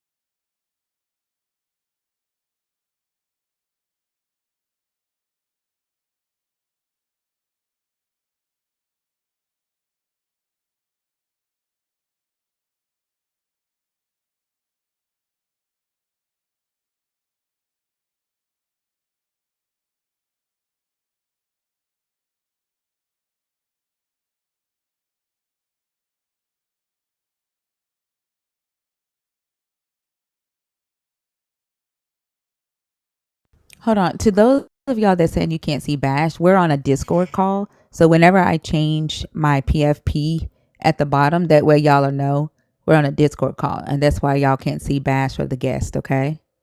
All right, go ahead, y'all. I'm sorry.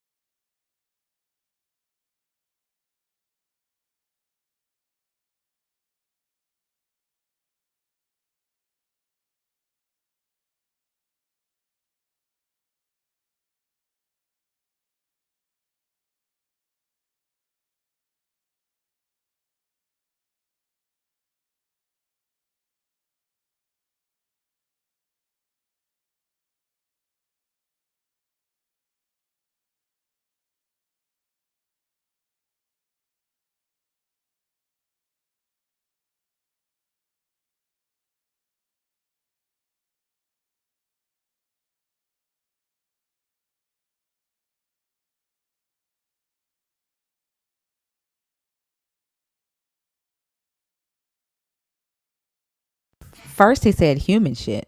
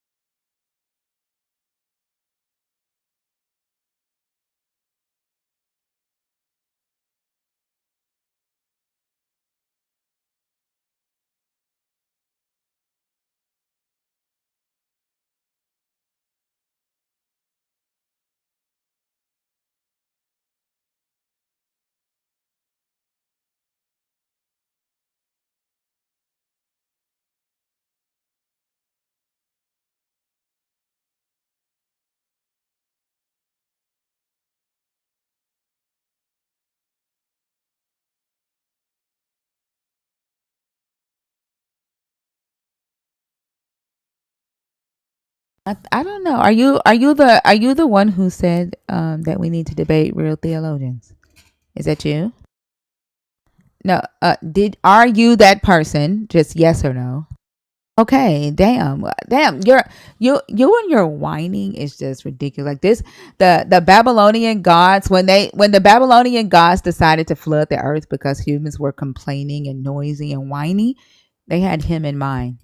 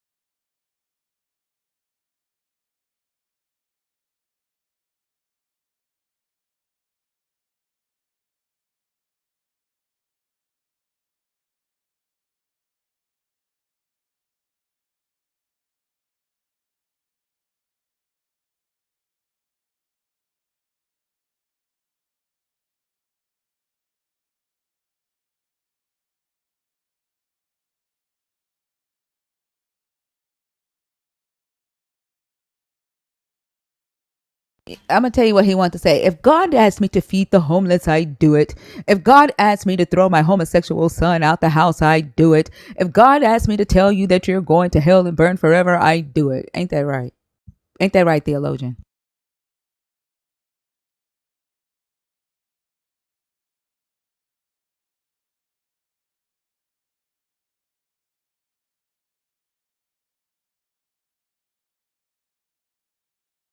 I didn't say I broke them. Your paraphrasing is fucked all the way up. I said they broke.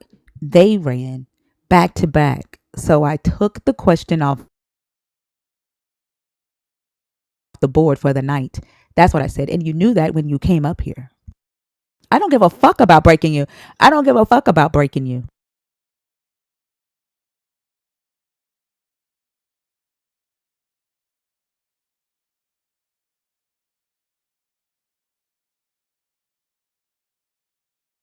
And you ran from the Old Testament question because your theologian ass, haven't read the Old Testament. And in you answering Bash's question, you literally proved that you don't like the Old Testament by saying that the Old Testament God asked him to do that. He wouldn't ask us to do that in the New Testament. So you came up here and your ass got broke 3 times.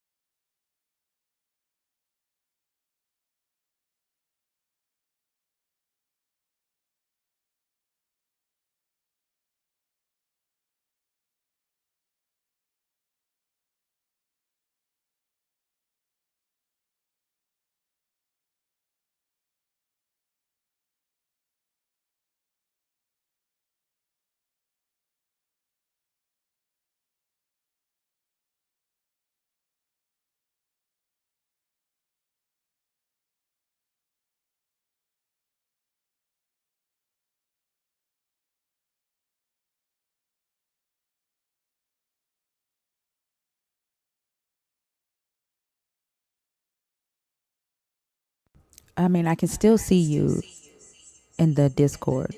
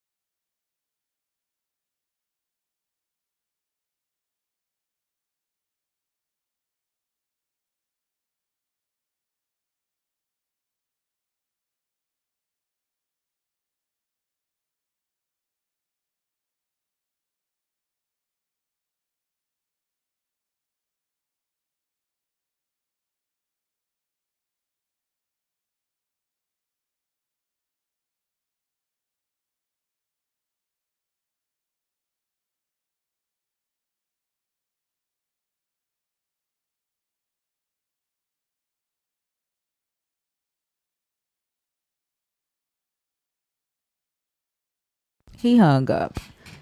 He hung up. They don't like their book. They don't like their book. And then he said, Bash, TikTok, they can't hear you on YouTube. So if you want to jump back on TikTok, okay. But yeah, they don't like their book. So the guest left for the YouTube audience. Huh? He left. But it's funny that he said that he can speak for the God, and then he turned around and said that Bash was putting words in his mouth. It's the same thing that he was doing to Jesus. Like he's putting words in Jesus's mouth.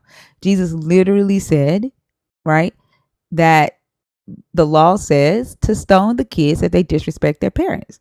And he called the Pharisees hypocrites because they had created their own traditions, allowing the children to get away with it and just give money to the temple, to the synagogue, actually. And he didn't like that. He tried to hermeneutics his way out of it, and he left. But that again, they don't like their book. They make it say what they needed to say, and then him saying that he can speak for Jesus and add stuff to what Jesus didn't say, and then he said that what he was saying was implied. This is why I don't do theology, because no one can fact check a person's so-called Holy Ghost conversation. No one can fact check someone's interpretation of what they believe this Holy Ghost is saying to them about the scripture. Facts. Yeah, this is exactly why I don't do theology. Because Facts over dogma, as Dan McClellan would say. if you can add something to it, so can I. Exactly. Well, when you said Jesus said everybody be gay, you can't tell me that he don't say that. I was over here rolling. Yeah, he said, yeah, Jesus said everybody be gay, right? Because the Spirit said to me that that's what that means. But he was a whiner. I cannot stand whiny ass people. He was a whiner. You think that that's And debating? that was, huh? He thinks that whining is debating. Yes, like ugh. Like as soon as he came on, he was whining. But to let y'all know, so if y'all look at the bottom corner, Lala will do this too, so people can know. In the bottom corner where my backup account is, the TikTok Thinker backup account, whenever we have a call on Discord, I'll change my profile picture to that picture so y'all will know that the call is coming from Discord. Because I know a lot of people was like, is this live? I can't see anybody. But when, oh, you can see my hand. Hi, everybody. When the call is, why my hand looks so little? Oh my gosh. When the call is, what the fuck? It look like I'm far away, don't it? Like,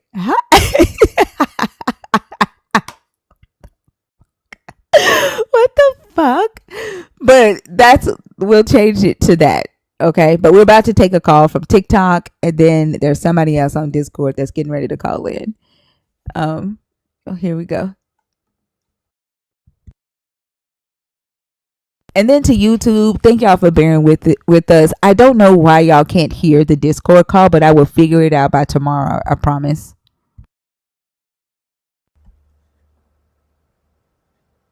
Let's see.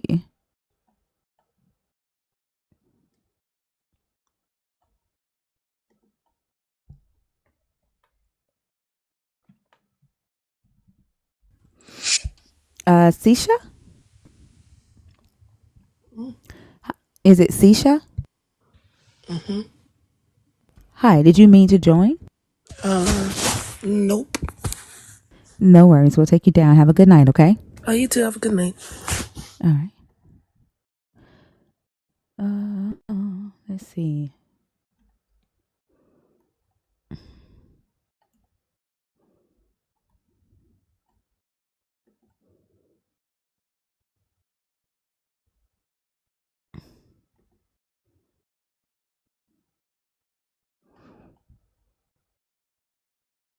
Is it Spade? Oh, Raw, you chose me. Yo, you good? I'm sorry, I cannot hear you. What'd you say? So, are you good? I'm good. How are you? I'm fine, thanks. Are you a Christian? Are you deconstructing, or are you an atheist? Yeah, I'm Christian. I'm Christian. They're saying not him again. Have we talked to you before? Yeah, I was jarring still. Huh?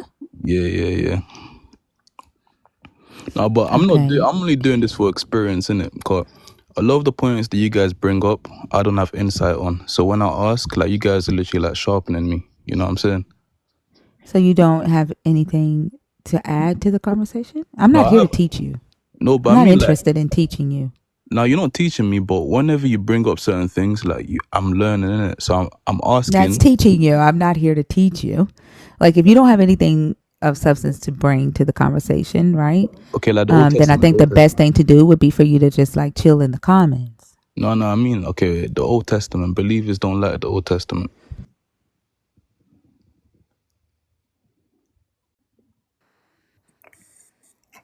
Okay, go for that one, bro. Yeah. So, why would you say that?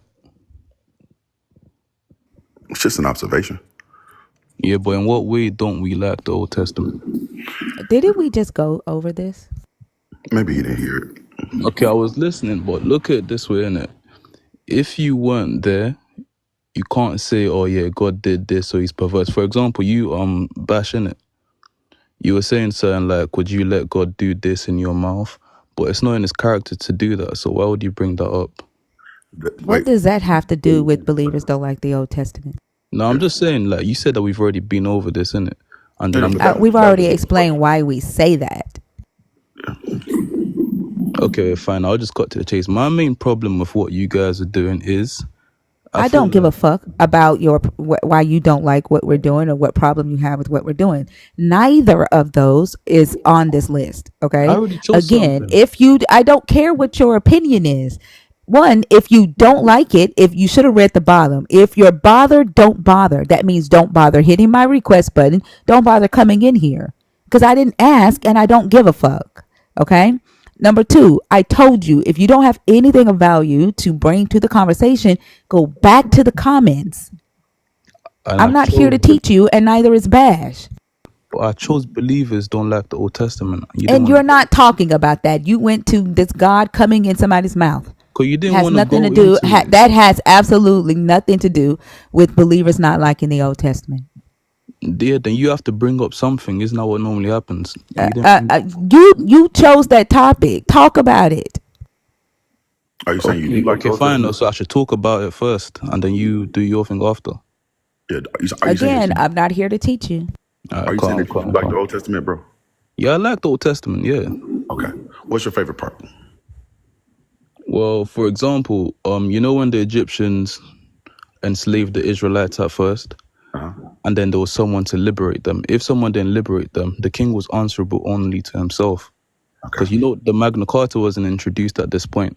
So if God did not intervene, they would have been slaves for how long? No one knows. Maybe forever. Okay. All right. You know the Magna Carta didn't free the slaves, right?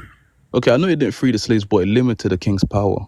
Like, for example, in the UK, like, the royal family don't have as much influence as they would if the Magna Carta Why wasn't did you in bring it place. up about slavery?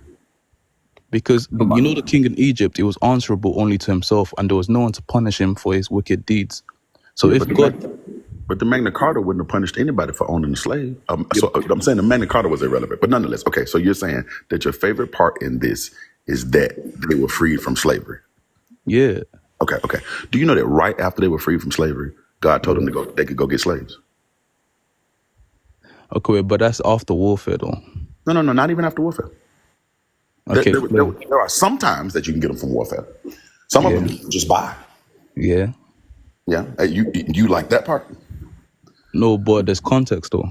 I'm gonna give you the context. You mentioned one piece. You mentioned one piece, and there are lots of ways that you can get slaves. Some of them you can just buy. That's the context. Yeah. Right. You like that part? No, but you have to treat them humanely, though, even if you have a slave. Yeah, you can, but you can beat them. You just can't kill them. Okay, wait, but if you... Well, the Levite did get his concubine slave killed, and nothing happened to him. And nothing happened to him. So I guess technically you could kill him, but not supposed to. Right. Okay. So you like that part? I won't say I like it, but it's understandable. I didn't. But the question ain't if it was understandable. The question is, do you like it? No, no, I Okay, don't. so that's one piece of Old Testament that you don't like. Okay, how about this? How about if you do something wrong, right? You have any children by any chance? Nah, bro. Okay, imagine you have your firstborn, right? Yeah. God blesses you with your firstborn child. Child's young baby. You do something wrong, right? You do it wrong, and so God decides, I'm gonna kill his baby. Would you like that? It depends what I did though. Let's say you did the worst thing in the world. Let's say you ate a person's face. And then he takes my child. Not you. He don't take you. He take a kid. Yeah, You like that? I've brought pain onto others because that man probably had children, mothers, people that loved him. But And why now not just take you? Bring some pain to you. You like punishing your children for what you do and let you get away with it? Wait, but that only really happened to Pharaoh though. No. This happened to David.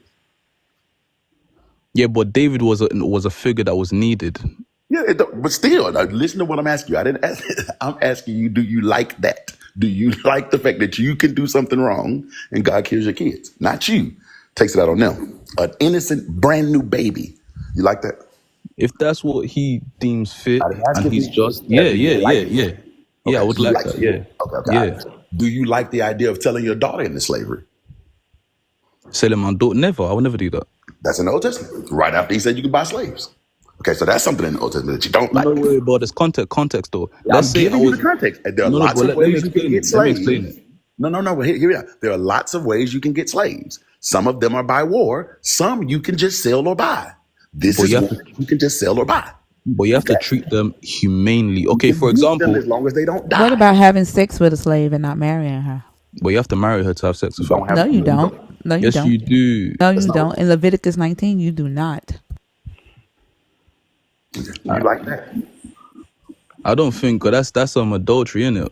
Or It's sexual not adultery. It's immorality. not. It's not. They don't get killed. They just pay. They pay for the sex. So she's a prostitute. Is that it? She's a Concubine, yeah. slave. She's a It's a sex sex slave. worker. Yeah. She's not even a concubine. They don't even buy her like that. They just pay for the. They pay a fee. Wait, so they're paying her for the service? Yeah. They pay her Dang. master. They pay her master, but she's a slave. Yeah. Yep. Okay, so they do what they're doing, but they're not like doing anything to physically harm her in any way. They have sex with her. Hey, that man was wild back in the day, innit? Like, I don't know. But do you like that is the question. I wouldn't do that. No, I don't like that stuff. But that's another thing in the Old Testament that you don't like. Okay, all right. Do you like sacrificing your children to gods? Nobody sacrificed their children to gods. Yes, they did. Jephthah did. Sacrificed his daughter to God. Who? Jephthah. He killed his daughter. Yes. For God. And God accepted the sacrifice. Well, how did he kill her? He put on an altar and killed her. What, like a knife, like through the... Yes. Damn, bro, what? This in the Old Testament. You like that? But I'm still gonna stand by it though. My faith ain't shaking. You know what I'm saying? I'm not asking to shake your faith. The question is, believers don't like the Old Testament. So I'm just bringing up things in the Old Testament that you don't like. And you are a believer. That's right. See, I'm not trying to shake your faith. I need you to remain a believer so that it is true that believers don't like the Old Testament. It's questionable. Okay, it's questionable. It's questionable. You're right. Okay, so that's why we say believers don't like the Old Testament. Okay, you make sense though. You make sense.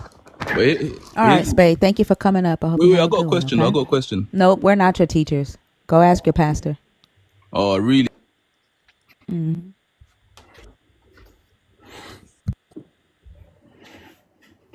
To those of you that said what we said about the slave woman, it's Leviticus 19 and 20. For those of you that said that we were wrong or lying. Can you read it to him one time? Just for the one time. Just for the once. Yeah. Hold on, let me close this box up. If a man has sexual relations with a woman who is a slave, designated for another man, but not ransomed or given her freedom, an inquiry shall be held. They shall not be put to death, since she has not been freed, But he shall bring a guilt offering for himself to the Lord at the entrance of the tent meeting, a ram as a guilt offering, and the priest shall make atonement for him with the ram of guilt offering before the Lord for his sin that he committed, and the sin he committed shall be forgiven. Drop off a ram, get a little pussy. And actually, you don't even pay the slave owner. You pay the church. You pay God. You pay God for the pussy. Yep, and that's what Judah did when he got the pussy from Tamar. Tried to bring her around, but she had left already.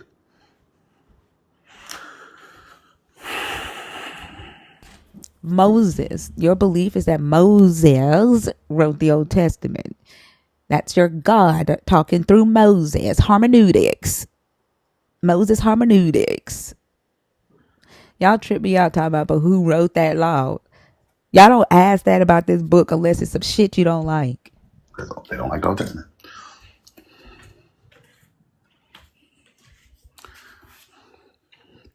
I just said hermeneutics. The Holy Spirit is your hermeneutics.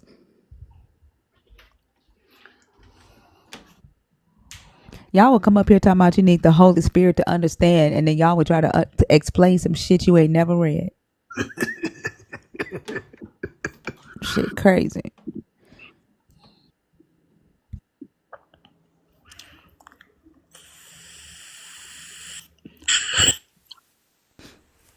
King Ramir. Hello, are you there? All right, we're gonna move on. My love, it is 3:15 here. I'm gonna get some rest. But love you dearly. Hope you have a good night. I love you too. Have a good night.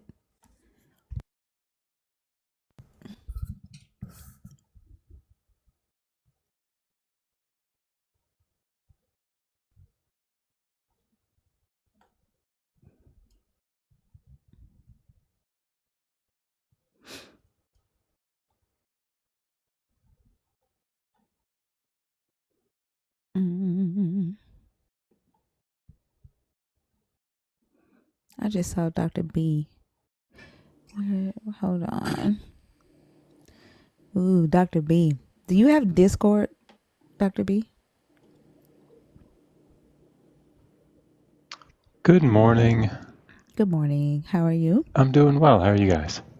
Doing good. Good. Do you have Discord? Yes, ma'am. Okay, so I'm gonna email you the link for the Discord callers when they call in. From YouTube. Okay. Hold on, let me email it to you right quick. When we get a YouTube caller, just put your TikTok on mute and then just switch over to the Discord. I will try to do that. Bash ended up having to leave TikTok and just be on Discord and then come back to TikTok. I don't know why. When Joel does it on his live, his guest can just be on mute, but they may be using two different devices. I don't know. But if you have to close down TikTok, well, not close down, but if you have to leave TikTok to be on Discord, you can do that, and then we'll just bring you back. But that's the only way the YouTubers, when they call in, can hear you, is if you. Gotcha. Oh, I just saw the link for the class. I'll send that over. Yeah, take a look at it. Megan worked it all out last night, so Awesome. And she trained me on it. So she said, you let her know that if you don't remember any of these details to contact me. So she emailed me herself. Yeah. Okay, cool. All right, so I just sent you the Discord link, and you could just hop in there and just put that on mute, and then come back over here. That way, you're already in there if you want. I don't know if it'll let you work that. Just let me know. I'll try to do that. Okay. Sarak, hi. How are you? Sarak?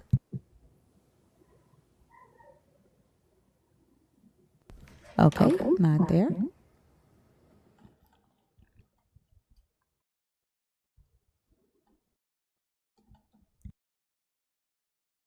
All right, if you are in the YouTube audience and you want to join a call, the link is in the comments for you to join the call through Discord. one caller at a time in the room, please.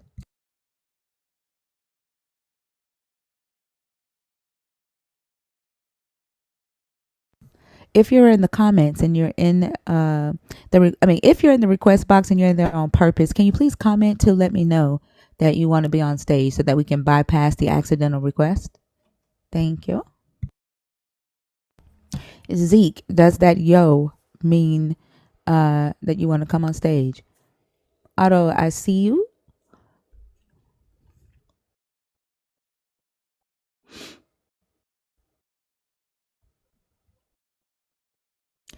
I don't see you in the request. Oh, I see you now. TikTok keeps shuffling.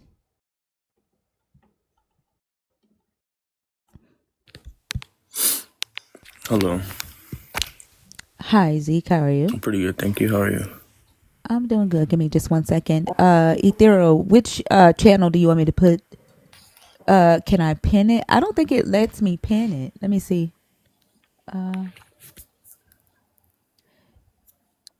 How do I pin something?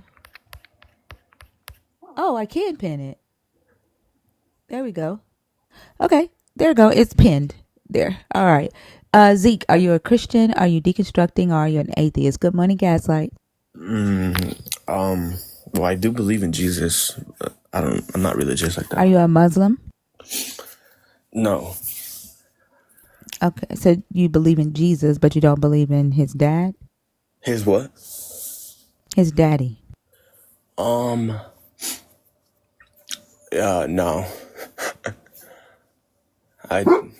I'd say Jesus is the God. Jesus is the God? So, how old are you?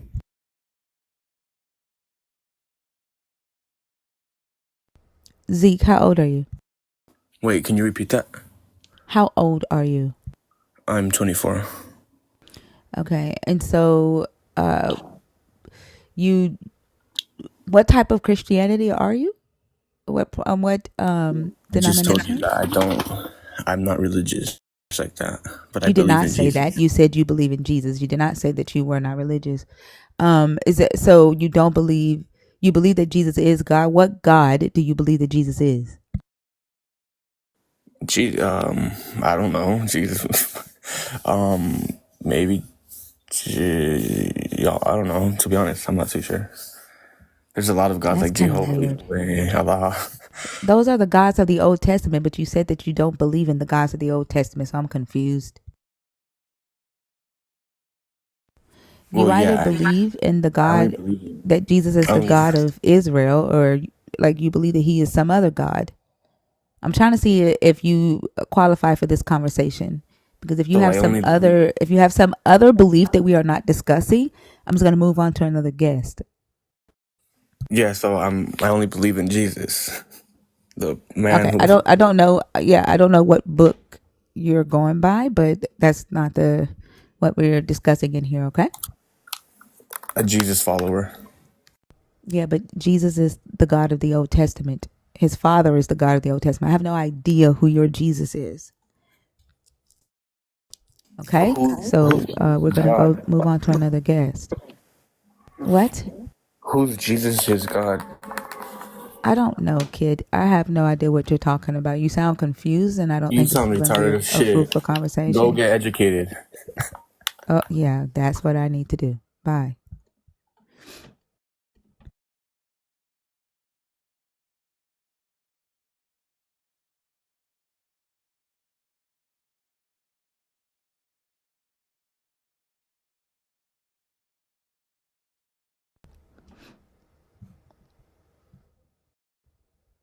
I'm pretty sure he was playing some video game. I heard the controller. Should be getting ready for school.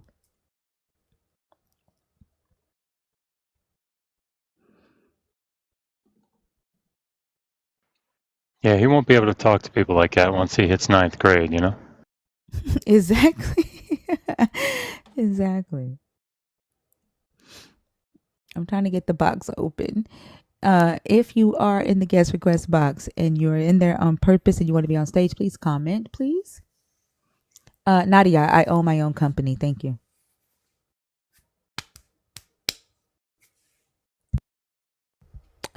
Crown, Honey Crown. Thank you.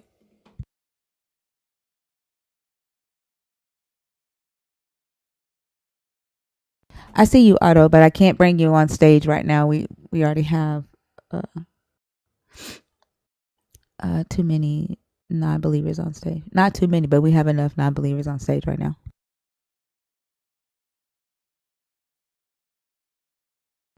Do I worship Satan? Satan belongs to you and your God. You need Satan for your God to make sense, Mark. I don't.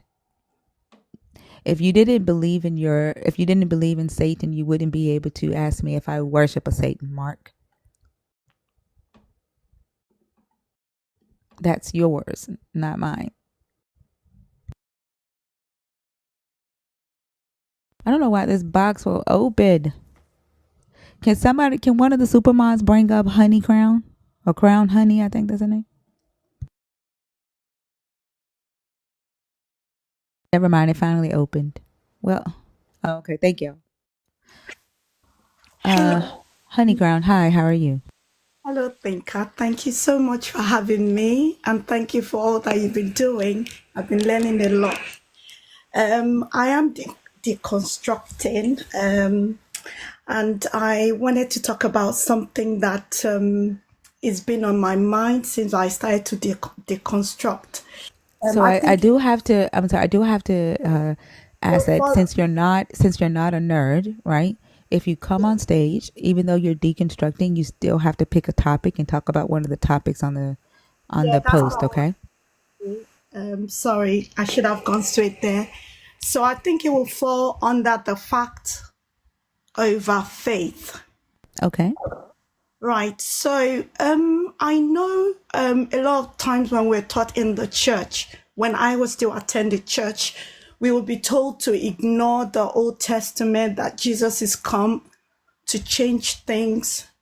Now, I am a mom of twins, and when I was expecting my twins, and I read the story of Esau and Jacob, Genesis 25, I had a lot of trouble with that. Why would God say that he hated the baby from the womb? I just struggled a lot. And so when I took it to speak to elders in church, they came up with all of the BS about, oh, it's a shadow of things to come and all of that. Of course, I took it because then I was highly indoctrinated. I took it. But then it didn't sit well with me, and I just thought, I'll shut up because of what I've been told to do. However, when I came across Romans 9:13, that is in the New Testament. And this is Paul talking. He's the one that's seen Jesus. He's the one that's been given gospel to the Gentiles. And he still emphasized that God hated Esau and loved Jacob.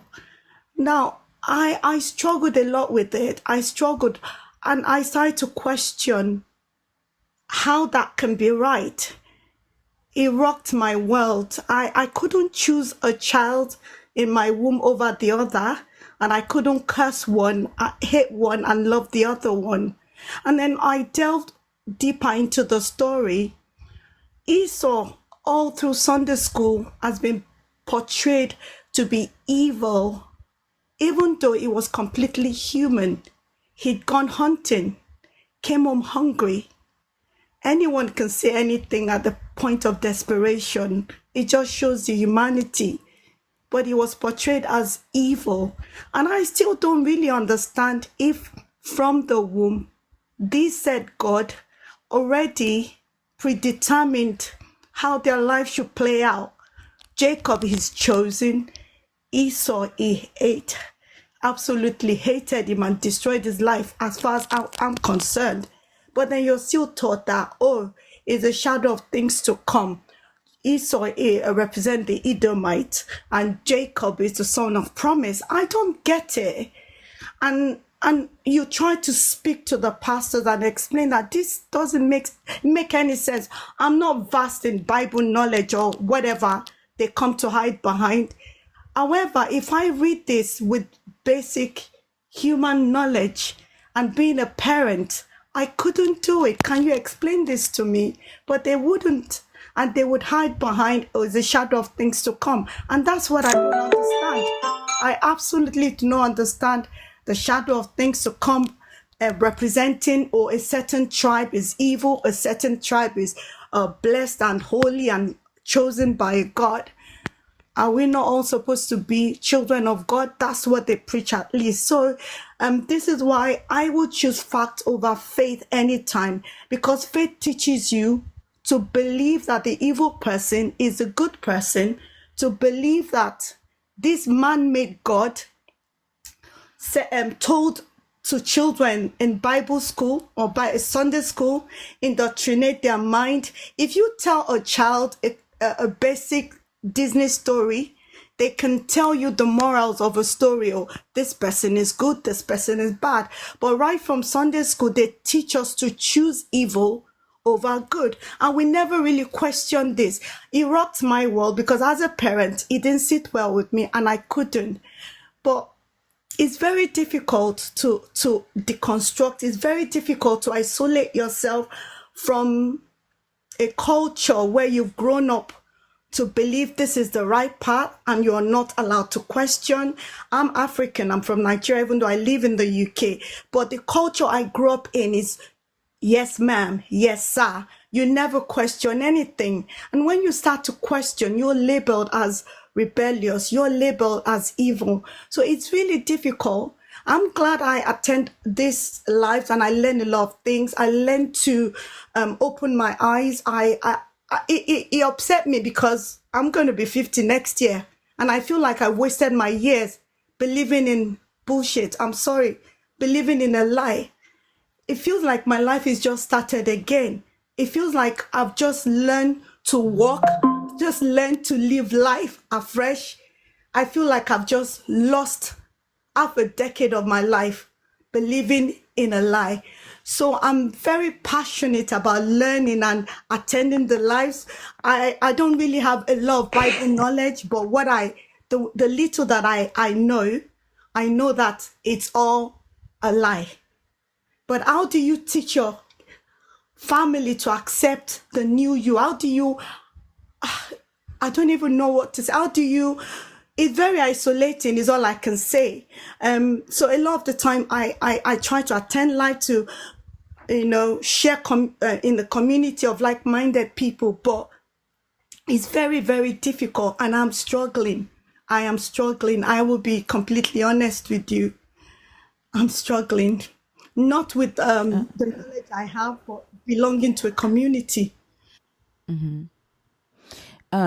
First off, thank you for sharing that with us. I hope that you do join our community so you won't necessarily feel so alone.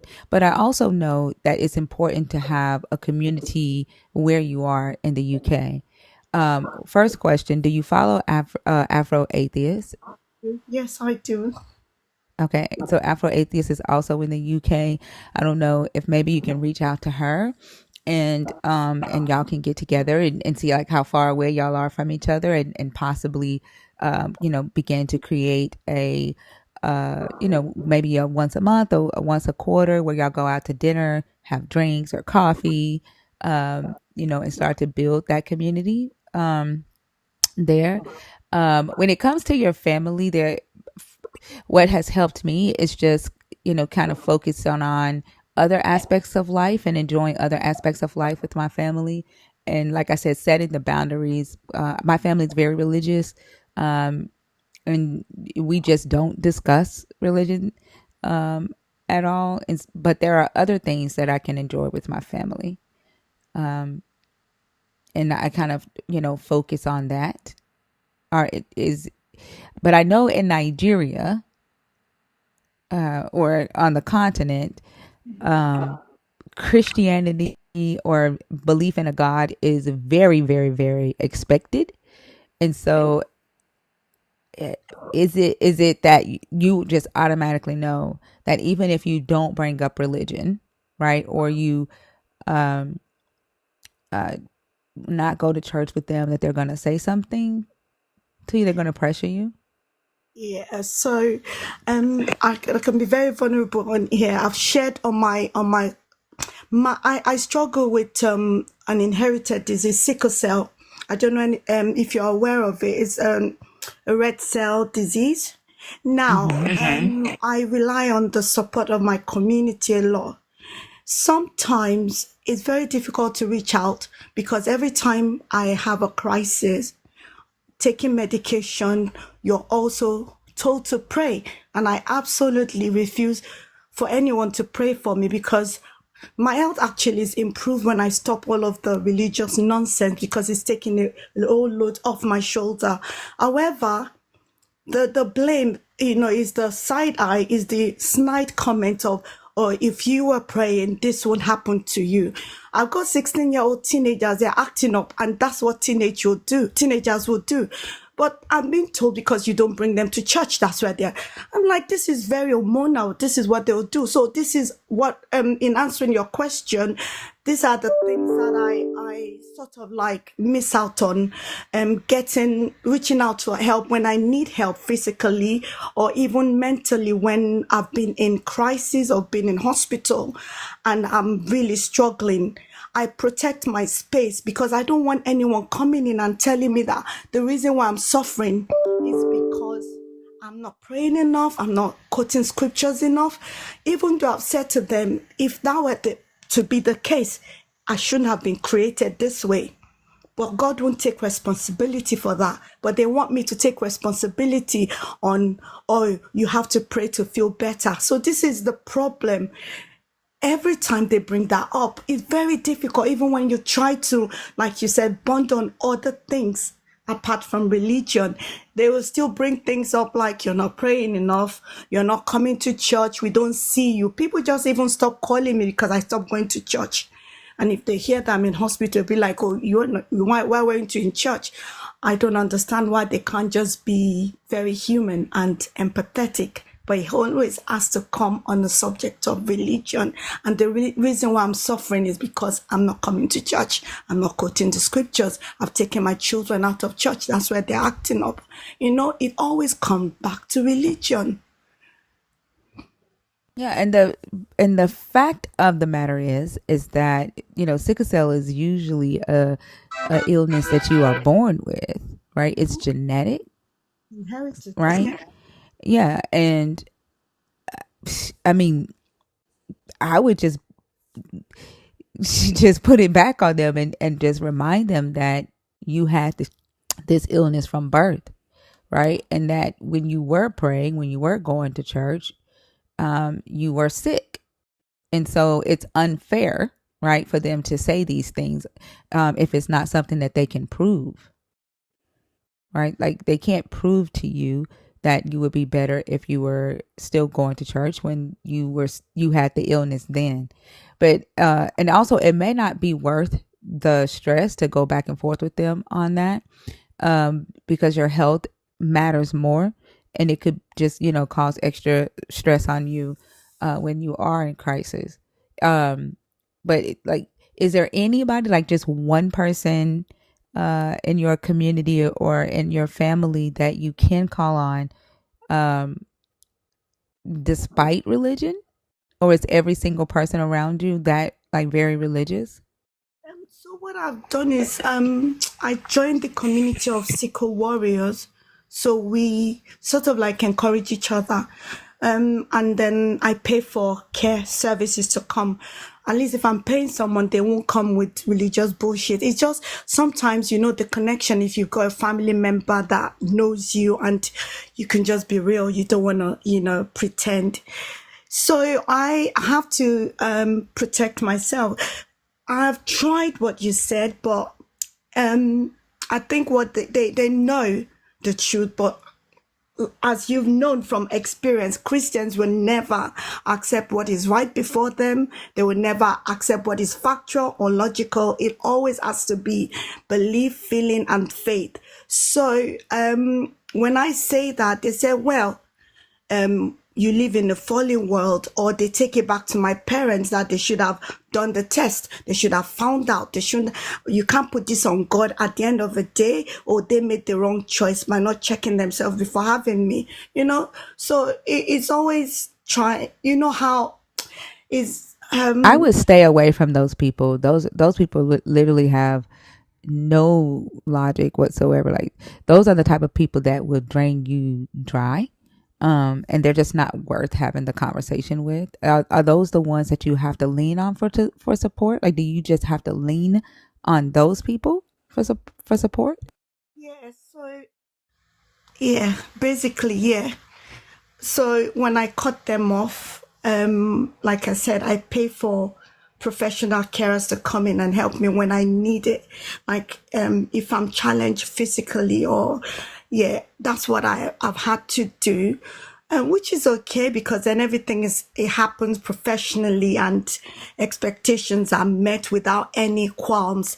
However, it's not the same when you have your family member is isolating. So what I do, I've joined the SQL community and we talk about our challenges and it does help. It does help. It's just unfortunate that I can't have family around to, and yeah.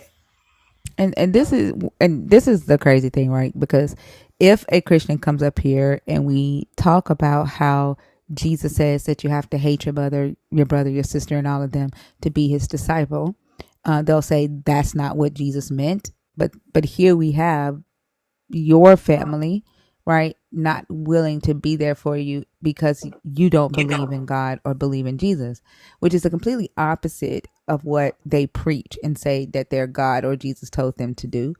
But like I said, that them putting that extra, stress on you doesn't help your health at all. So it does, like I know it, it's lonely, right, not to have your family there.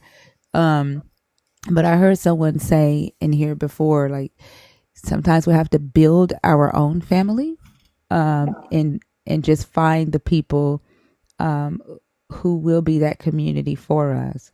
And I wish your family could respect your boundaries and just be there for you when you need them, and just respect that you don't believe, and if they um I I'm sorry. Like I no matter what, like I told y'all, my son is a Christian. There's no way in hell that he would be sick and I not take care of him or be there for him because he believes in Jesus. Like there's no way that I could do that and turn away from somebody and call myself loving them. Um and you shouldn't have to pay for that support. And I'm glad that you have the means, because a lot of people don't have the means to be able to pay for that support to come in and help you when you don't have family. But you shouldn't have to do that. And I wish I had something better to say, some better advice. I don't necessarily like giving advice, but I share experiences, if that makes sense. Where I don't have experience having a chronically a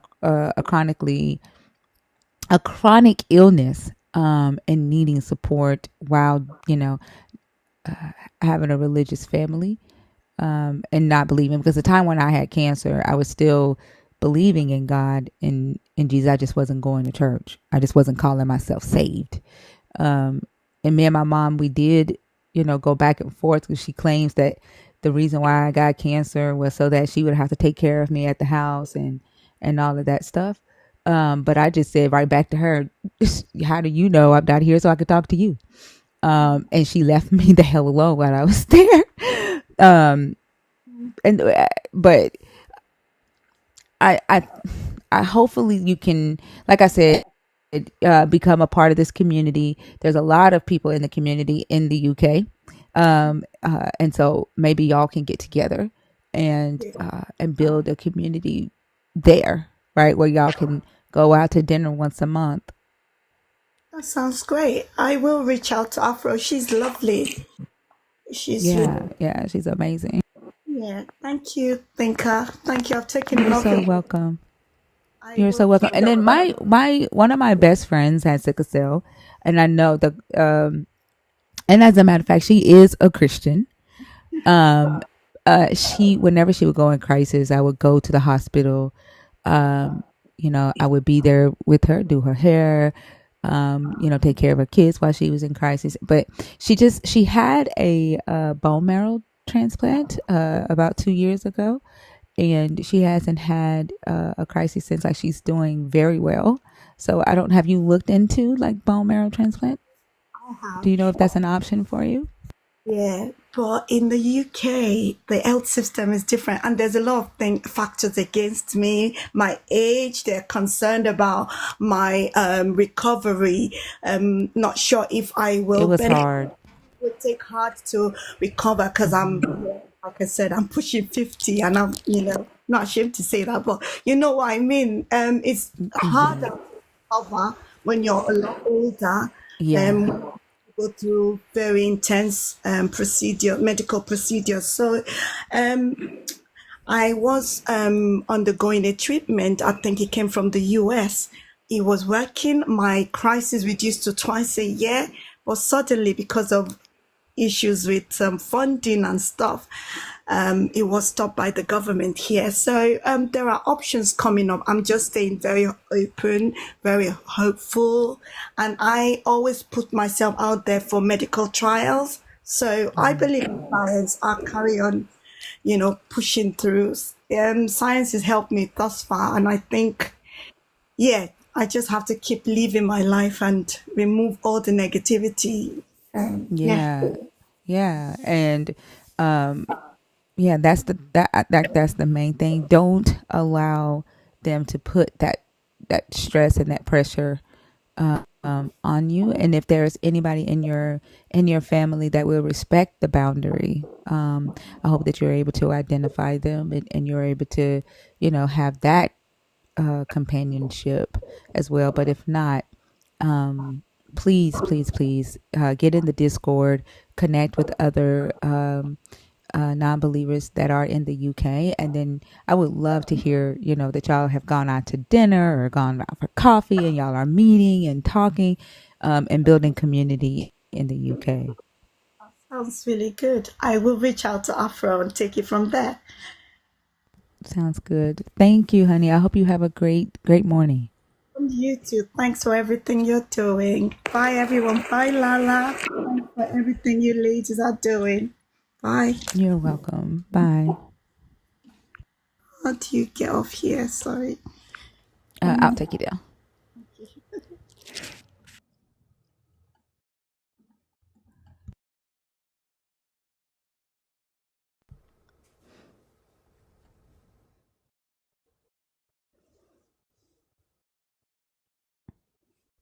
See, there is a lot of UK in here in the group. I'm trying to get the box open. If you're in the guest request box on purpose and you want to come on stage, please comment so that we can bring you up next. Thank you. Also, if you're on YouTube, Ethereal has put the Discord link in the comments. If you want to call in through Discord, you can do that. When you call in, just choose Debate Discord caller. Sarger, thank you. I do see you.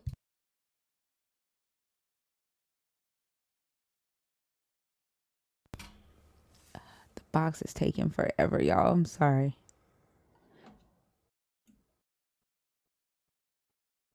All y'all are far away from each other.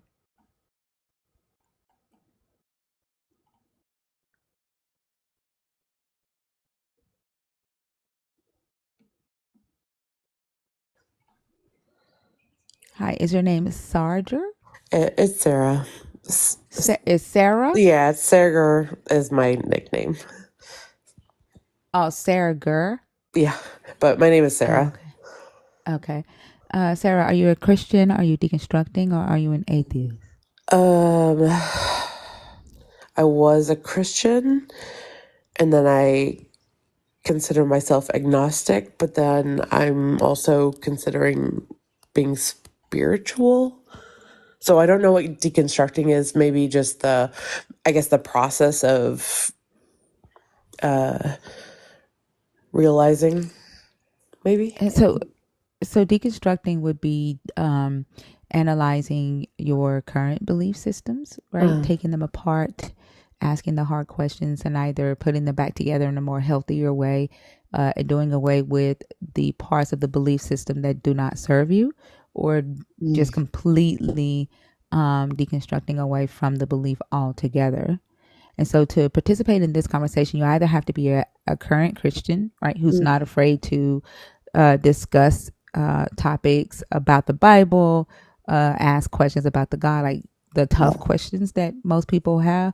You either have to be deconstructing or have already deconstructed and you're now a non-believer or an atheist. If you are a non-believer or an atheist and you're not a member of the community, you still have to discuss one of these topics. And we ask that you be bringing some value to the conversation and not just repeating or complaining about, how Christians act. No, that's fair. Yeah. I think I've gone, I'm kind of at the tail end of the deconstruction, but I think where my issue comes in is dating someone who's Christian, who... Yeah, but can you pick a topic, please? Like, unfortunately, because you're not a member of the community, I can't go. Not I can't. I'm not going to go fair. You into can that drop part me. of the It's okay. deconstruction. That's Okay, fine. thank you. All right.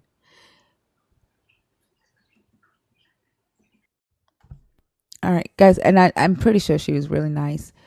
But keep in mind that the only people that can come on stage and talk about their deconstruction journey are community members, because that's something that they pay for, right? That's a benefit that they pay for as a part of the community. If you're not that, and you're not a believer, you still have to come on stage and discuss one of these topics. Okay, I'm not a deconstruction coach.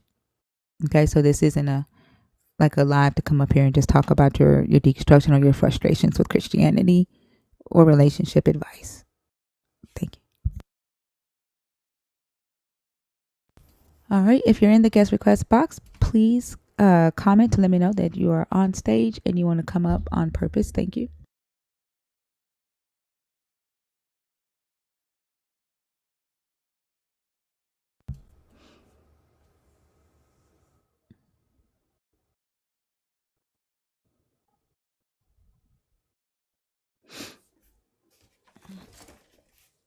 Let's see, there's 17 people in the request box.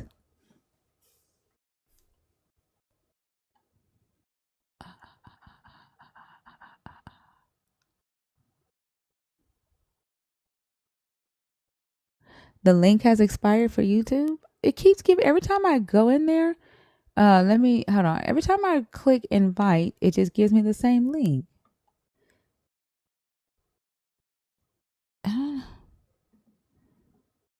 That's the link it's giving me. Hold on.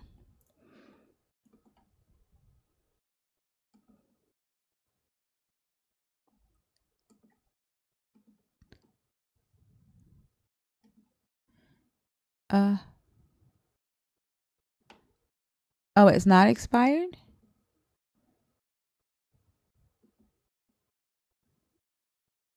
Okay.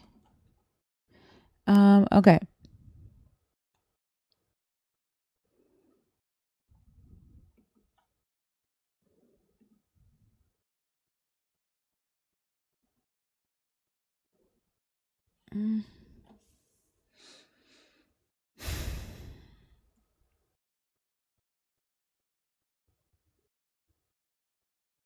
Oh, Honeytown, welcome to the nerds. I love it. Welcome to the nerds. I mean, I said Honeytown. Honey Crown. It's expired for you? It's because I went on YouTube. Ether, can you try? Because it's giving me the same link. Shay says she tried it and it's saying that it's expired.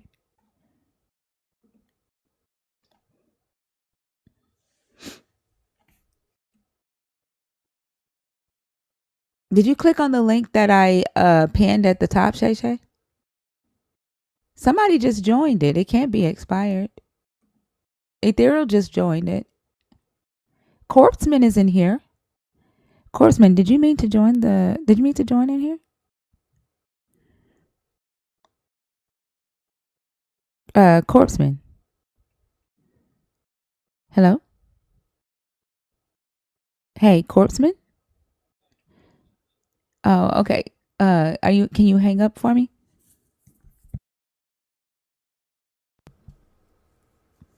There's one caller in here. Are you able to release the call, Corpseman? Okay, thank you. That's okay.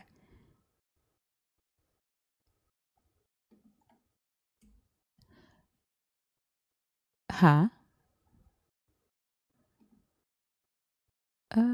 I don't know if it'll let me release you.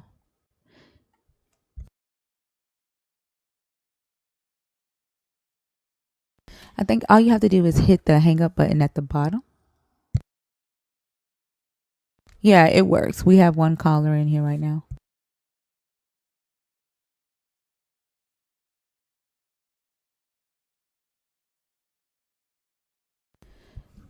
Hold on, Flute. Give me just a second. Let me help Corpseman hang up. F. I don't know. Let me see. I might have to end the call. Give me just a second, Flute. Let me get. Well, I don't. This isn't a room that you can hang out in. Yeah, so I only want one person in the room at a time.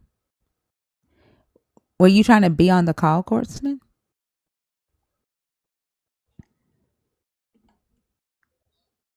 1 second, Flute.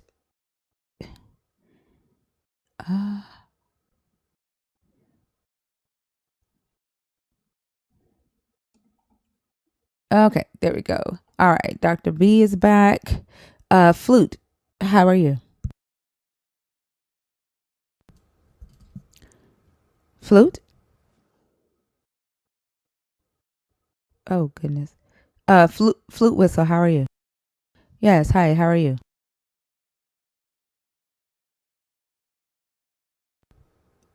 Hello, can you hear me? Can you hear me, Flute?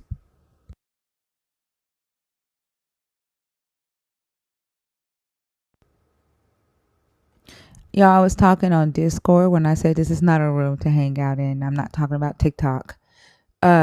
Flute, can you hear me? I can hear. Can y'all hear Flute? I don't know why he can't hear us. We can hear you, Flute.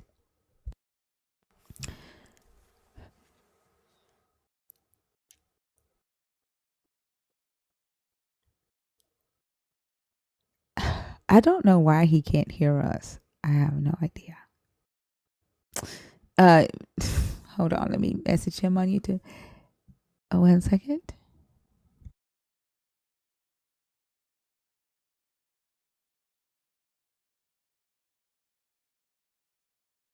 He's not even in the YouTube audience anymore.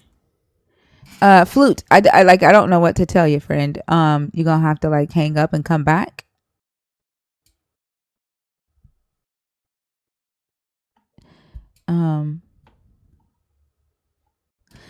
Hold on. We can hear. Let me message him. We can hear you. Can I hear us?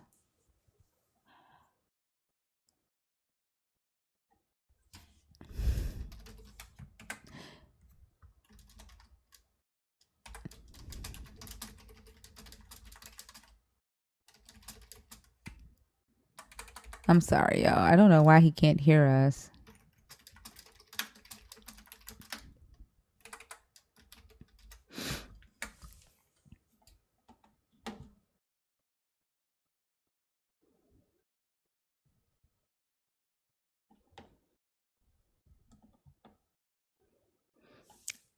Disconnect and come back into the room. Okay, he's gonna disconnect and come back, and hopefully that will work.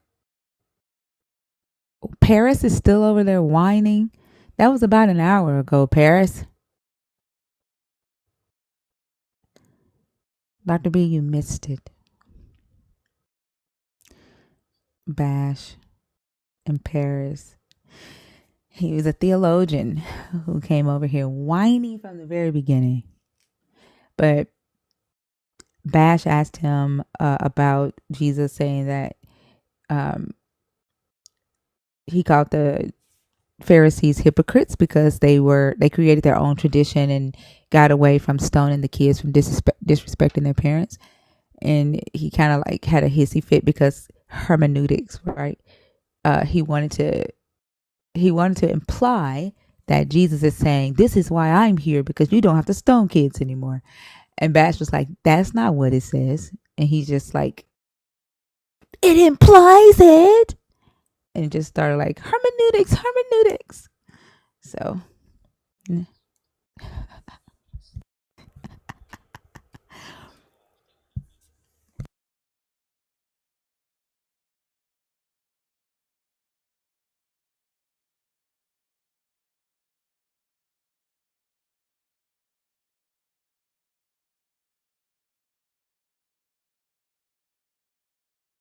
he said the Bible was hermeneutics.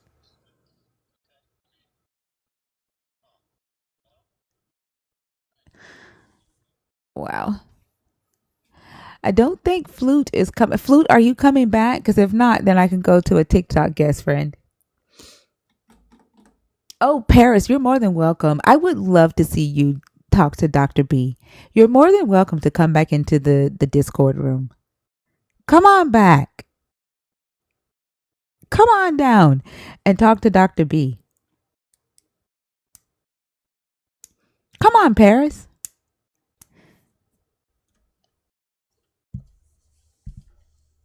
You know the way.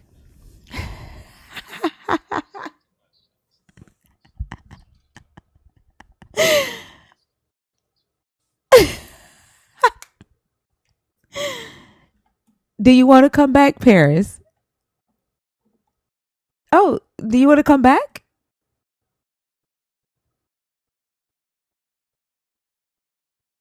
My demons are hilarious. I'm glad you're in love with them. Paris, do you want to come back? You said, please do. I need to come back on to just get interrupted like a 4-year-old. You're still whining, Paris?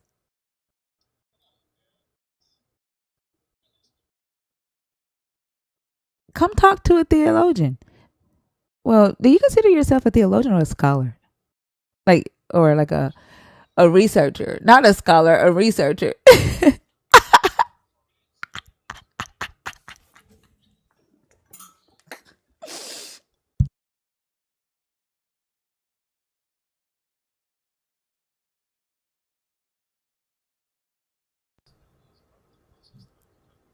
You said a Assyriologist,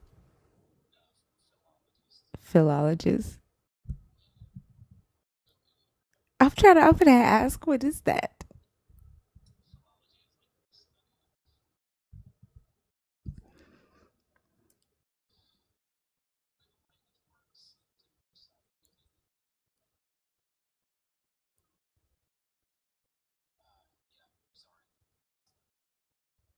I think I know what you're saying though. Okay. I get what you're saying. Flute, can you try now to see if you can hear us?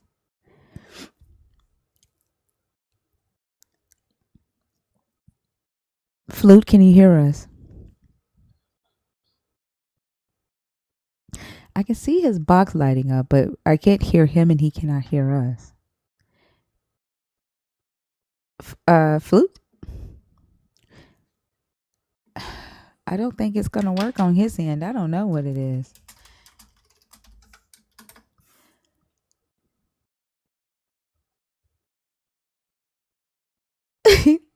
Something's going on.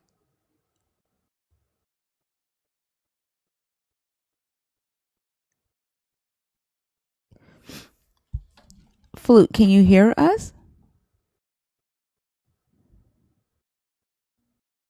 Okay, we're gonna have to move on to another guest, Flute. Unfortunately, I don't know what's going on with your phone.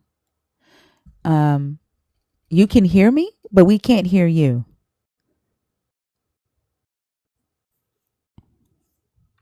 Are you on mute? Can you unmute yourself?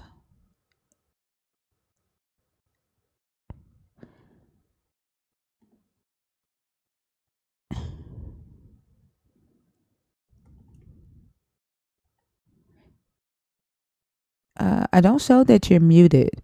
I don't know why I can't hear you.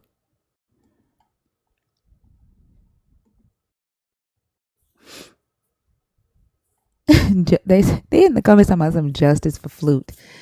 We're gonna have to move on. Flute, I'm not sure what's going on with your audio.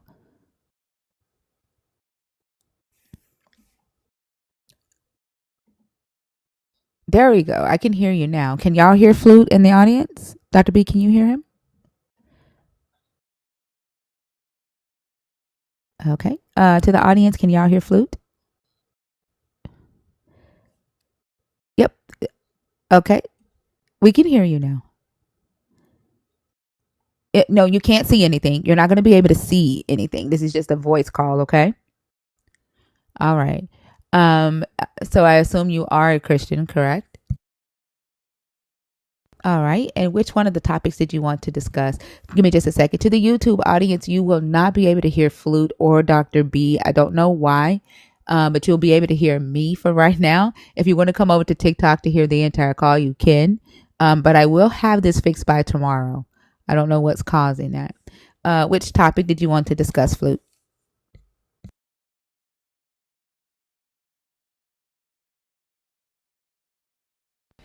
Flute, I think you've been here all night, and that topic is off the board for tonight, okay?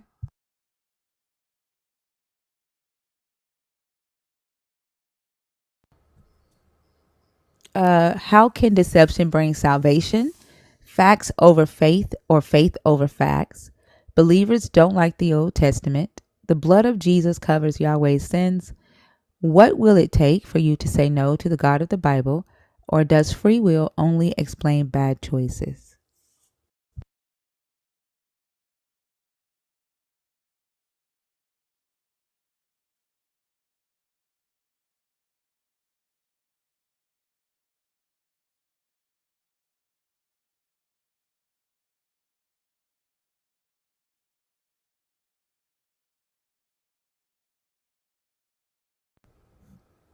I mean, if you know your Bible, you can make any of these about the promises of Jesus that you want to talk about, just not number two.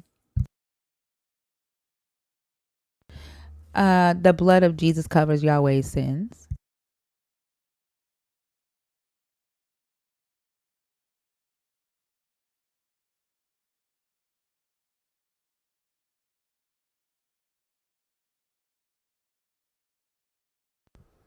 I'm sorry. Well, basically, it's saying that you see the God of the Bible through the eyes of Jesus, and you forgive the things that this God does because of your loyalty to Jesus.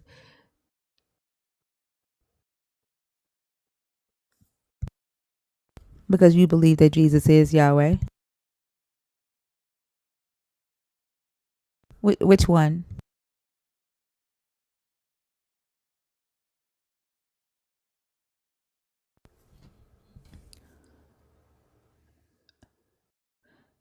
Okay. Go ahead.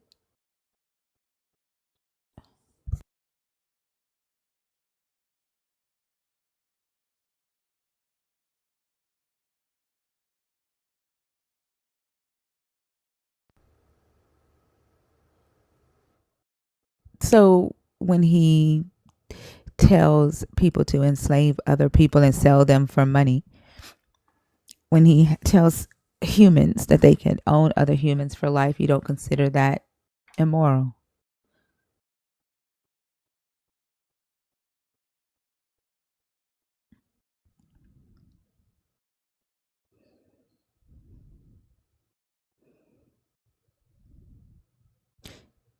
Because Jesus covered Yahweh's decision. Jesus did not get rid of slavery. But what we're talking about is Jesus's decision as God, right, to condone slavery. Did you say it was not immoral because Jesus covered it?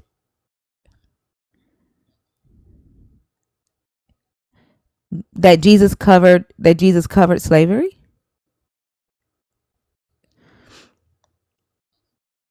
No, it's not. It's in both Old and New. What's in the book? That Jesus covered it?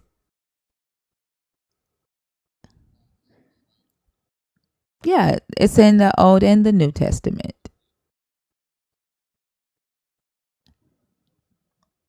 That God told who that? Me? Yes, it's in the book. Yes. Yes. No, he's not. He's giving laws. The slave laws are in all three of the legal codes.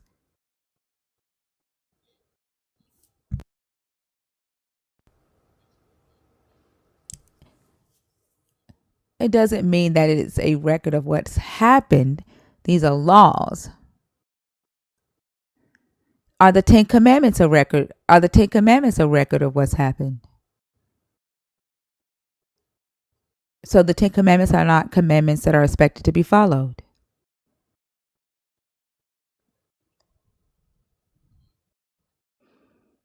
Are the Ten Commandments expected to be followed?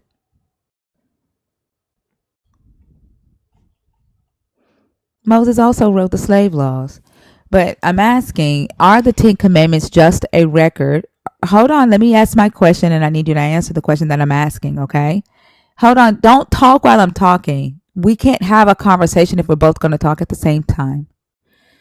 What I'm asking you is, are the Ten Commandments commandments that are expected to be followed, or are they also just a record of what was happening? So then the slave laws are both. And also laws that are expected to be followed. Okay, so what's your point?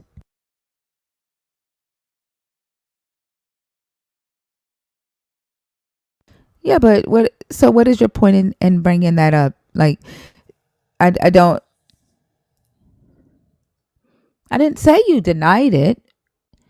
You said Jesus covered it.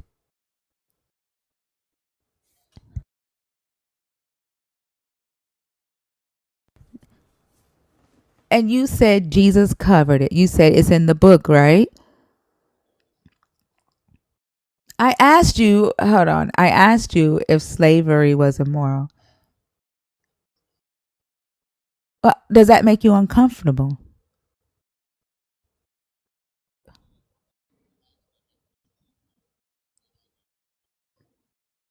It makes you have to choose one of what? You asked me what sin, right?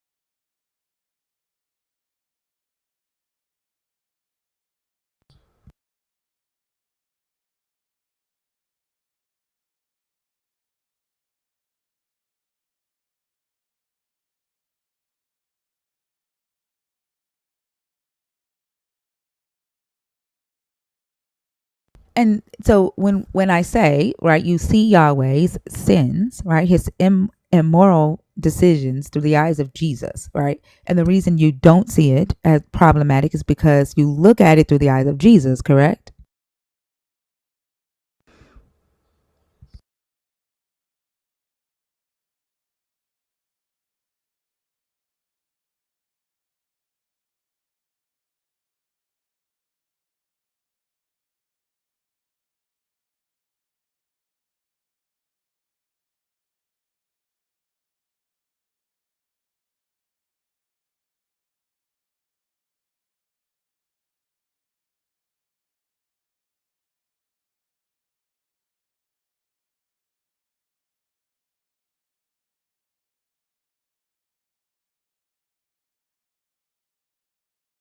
Paris, I'm sorry.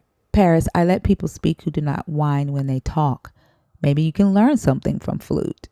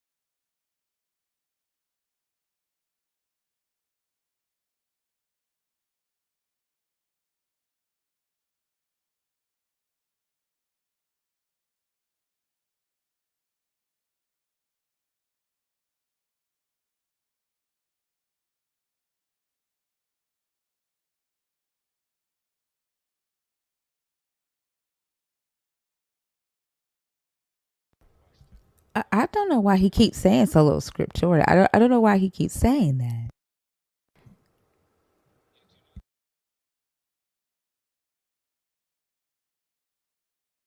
What does it mean?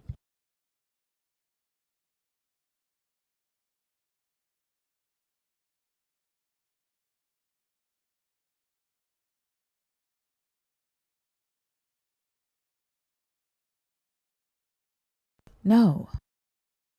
Nope. No. No, it doesn't. It means by scripture only.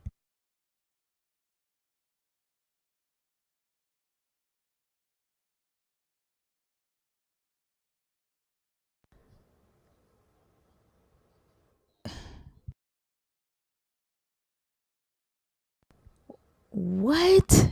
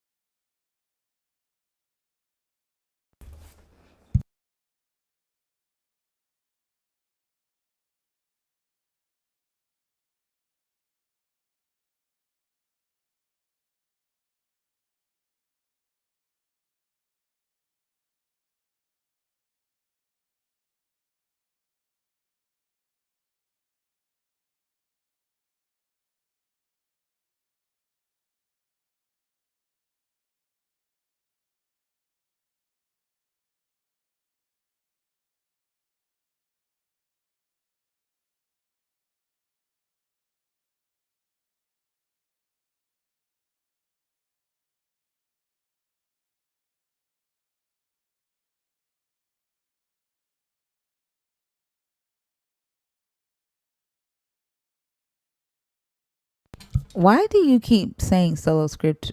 Why do you keep bringing that up when that you're using it incorrectly?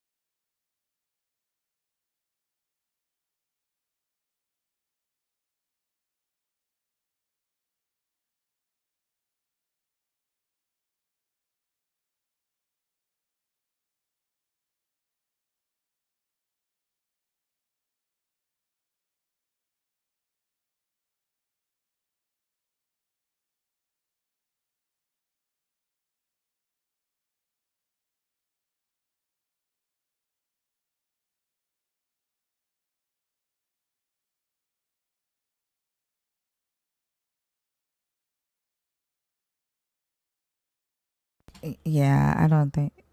Yeah.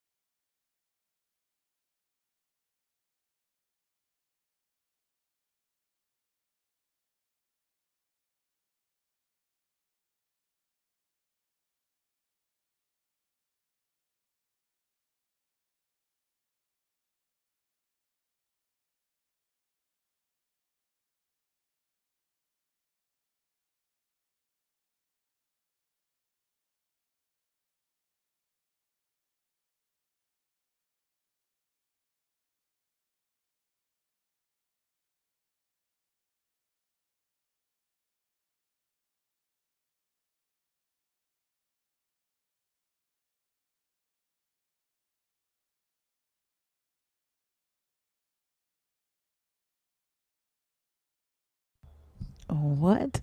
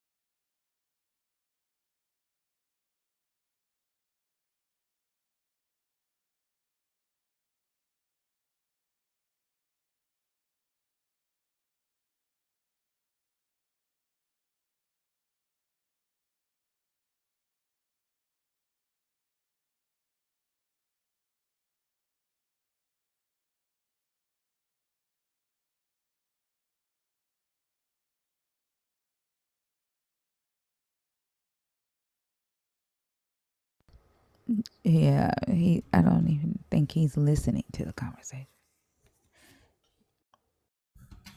No, I think you're just no, you're not listening. No.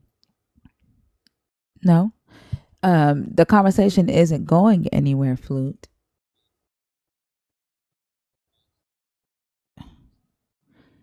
No one said, yeah. But also your Jesus never condemned it. Your Jesus never spoke against slavery. Flute. Jesus never spoke against slavery. Jesus as God allowed it and gave rules and regulations for the Israelites to participate in it. Right? No, not might have. Like, this is the issue. Like, when you come up here, right? No, this is what makes the conversation very flute. Like, you constantly talking over me doesn't make what comes out of your mouth any more true. Like, you haven't read your book, right? And you coming in here saying might have, you're wasting our time. You're wasting our time, Flute. So we're going to move on to a guest that is at least more knowledgeable about their book and their God, and it's not just following this God because they're scared of going to hell. You, Flute, I'm going to go ahead and hang up on you. This is a waste of our time, okay? Have a good night or a good day.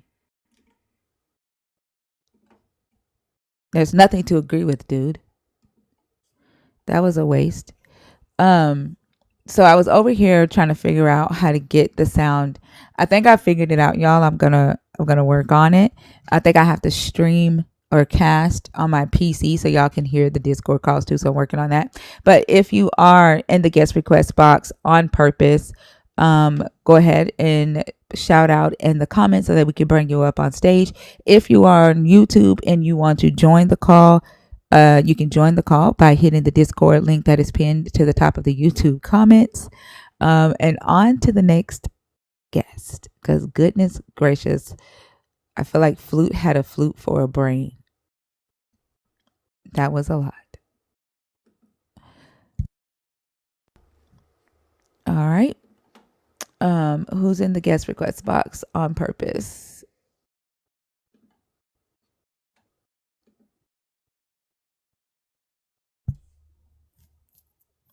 Hold on, Mac. I think Dr. B. Dr. B, are you coming back to TikTok?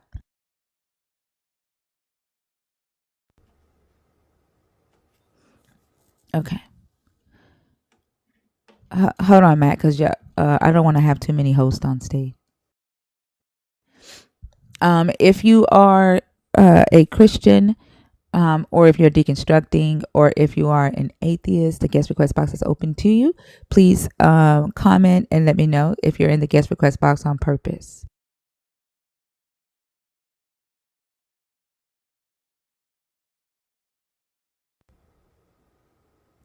Yeah, inward. That was a lot. Like, I don't know what he was trying to do. That was.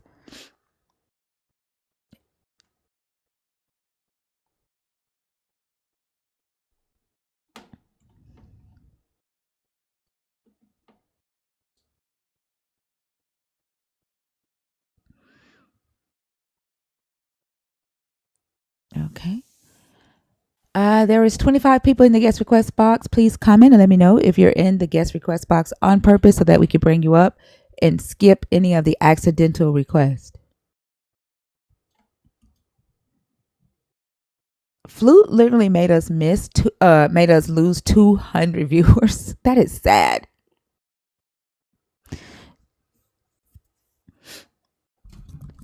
Yeah, I 200 people saw people swiped away. say Huh? bye. I read and hear people were like, bye. Like, goodness gracious. I can't I believe I know. said 1, 2, 3 eyes on me.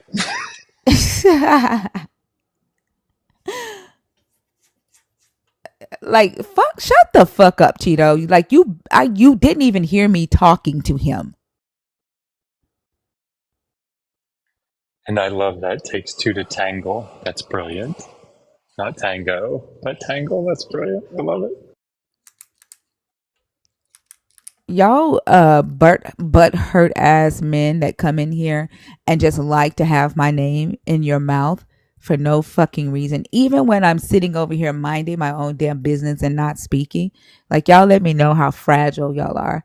And then when y'all say stupid shit like, this is why she's divorced, like, you literally are letting me know that you need a woman that will let you walk all over her. Like, and you think every man in the world is like you. You think every man in the world has fragile ass egos that they cannot handle an intelligent woman when you say stupid shit like that. I swear, I say this a lot. I probably should say it more, but I really do think that so many problems in the world can be solved by more pegging.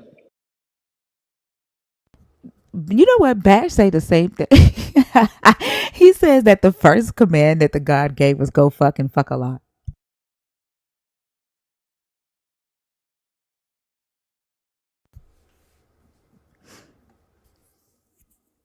Yeah, have fun while you do it.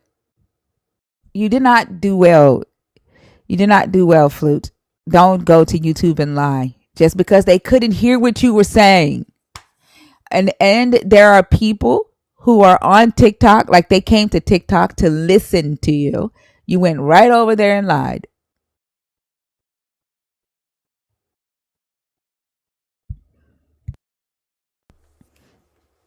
So if you're in the request box, there's 25 of you in there. Can you please comment and let me know that you're here so I can bring you up on stage next? Thank you.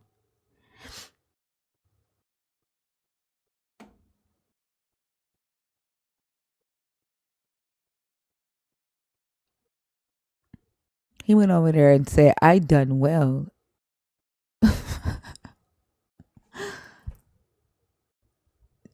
He said, it will sink in. I did well to them later. Wow. It won't though, because we don't have the Holy Spirit. So I guess you have to have the Holy Spirit to think like that. I guess. So out of the 25 people that's in the guest request box, none of you are here on purpose. Just looking. CW, Unova Master, Tammy Beck Simmons, Mrs. Coffee. Are you in there on purpose, Miss Coffee? Coco Bean, Mr. Mims, Tashanga, Key Shalex, You Know Ash, Utopia, Beth Bakes, Lawrence Jackson, Naya, NAYA 666. None of you are here on purpose.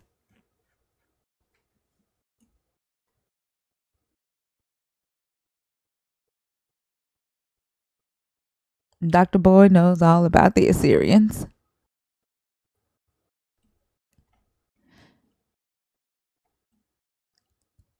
Okay, so I'm going to clear out the guest request box. If you are in there on purpose, just hit another a request again. I don't see you, Skiddo.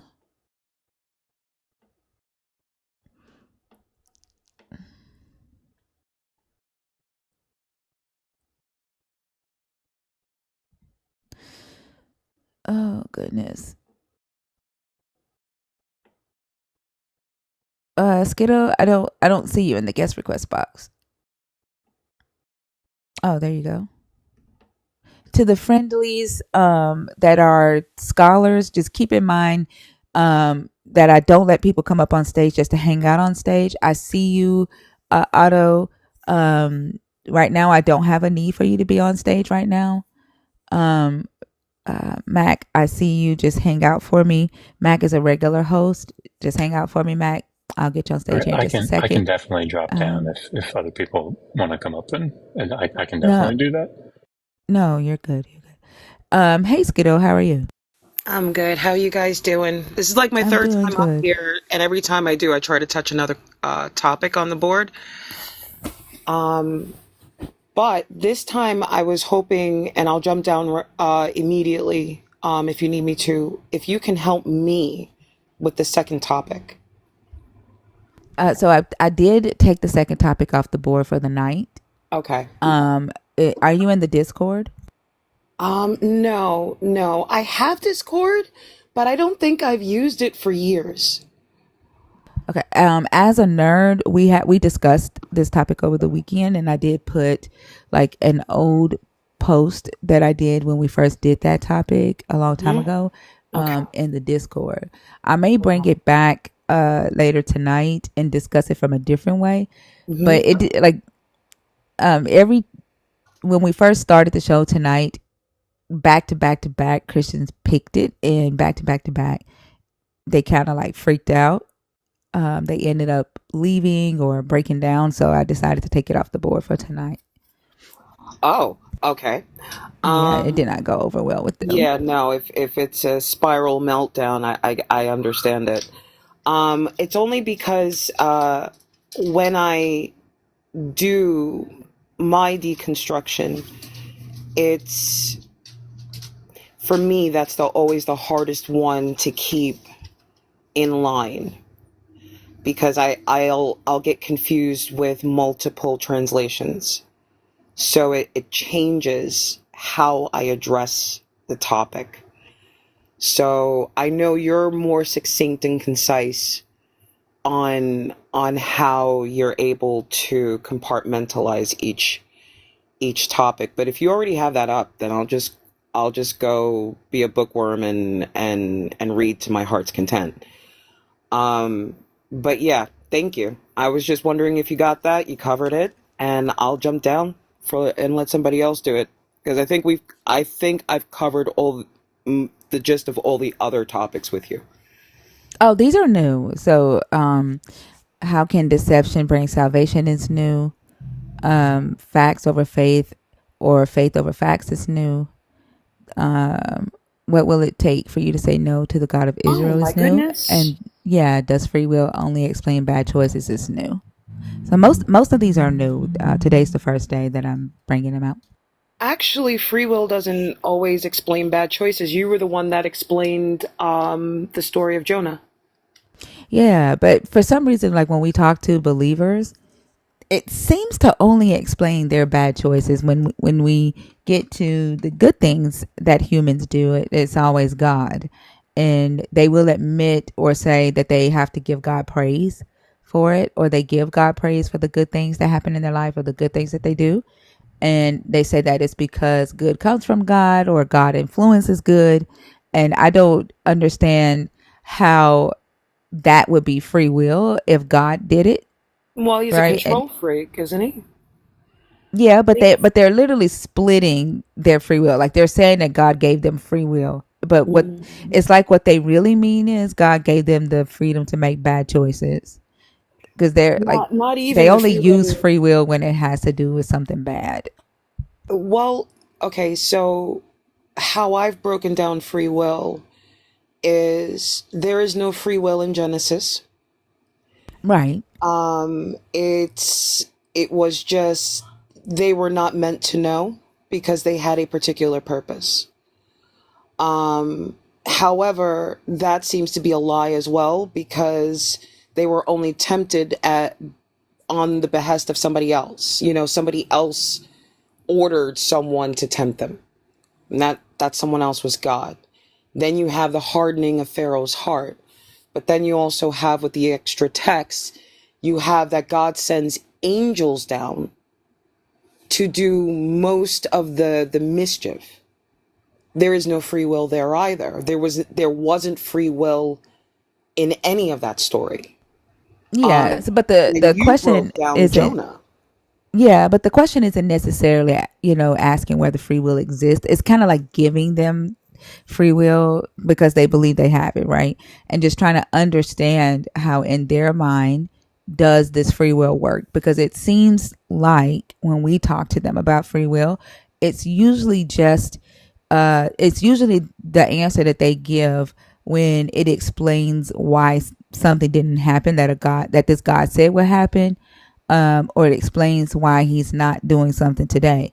But then when they talk about the good things that happen in their life, they don't say that they had anything to do with it. They say it was all God.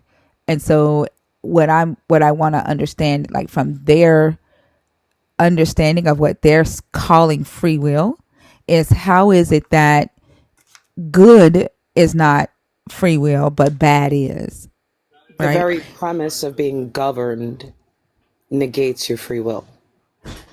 Yeah, So if because if you're they say governed that the by God is doing anything, good, then they don't, there's no way that, like, they can't have free will, right? Like, right. what it sounds like to me is that their free will only allows them to make bad choices. That's what it sounds like to me.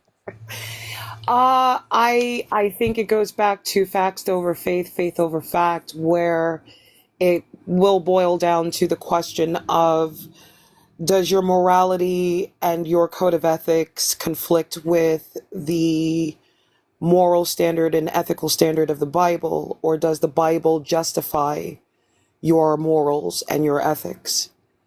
Will you have that conflict of morality, or are you completely aligned with the morality? And then I'll go back to, well, you just now have the free will to make your bad choices. And that's it. It will constantly cycle between fact and faith. If the fact negates their morality, they'll throw the fact out and succumb to that consistent self-soothing within their religion of the meditation, because they're only self-soothing themselves with, I am just because this, and still I laugh at them because it doesn't apply to them. So there Yeah, are and I people don't that'll think it's jump just onto their this faith. morality. I'm so sorry. Go ahead. No, I'm sorry. I thought you were done. No, you're good. Go ahead. I was gonna say, yeah, and I don't think it's just their morality, because a lot of times they deny, right, that the book is saying what it's saying, and they try to um, eh, use spiritual interpretation to say that it's saying something else, because it in fact does conflict with their own morality, and so they need it to be something else other than what the book is saying, and Right. so they'll deny it or damn near lie to themselves, right? Or use free will, so that the fact to kind of invalidate the fact that's being brought to them. Uh-huh. Yeah, I get really sick and tired of the intellectual dishonesty, where you can get clear yes, no, clear I understand, until you get to that hiccup of morality of, is it condoned? Is it promoted even? And that's when you start getting the apologetics of, well, you have to understand the context and the time. And I'm like, well, if we're going to understand the context and the time, you do understand the context of feet, right? You do understand that if you're going to look at the context, let's look at the context. And if you try to align that correctly, they'll run again. So I do believe that the free will to make the bad choices is intermingled with the facts over faith, because it has to be in alignment of their morality.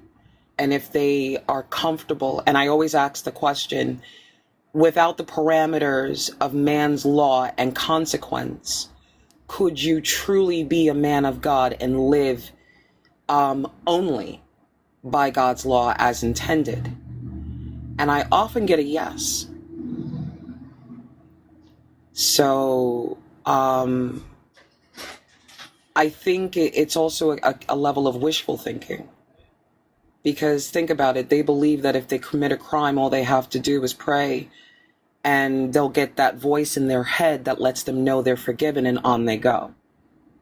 So bad choices, the consequences, maybe shame and guilt, and then they pray it away and back to fact over faith and faith over fact. But I don't know if I have much more to contribute on that. Yeah, but like if you ask them, right, who blessed them to eat? Like who do they say their prayer to before they eat? Right? Right. They're giving thanks to God for the food that they're about to eat. And if you ask them why, because you're the one who made the decision to go to work, right? Why aren't you thanking yourself for that? God had nothing to do with that.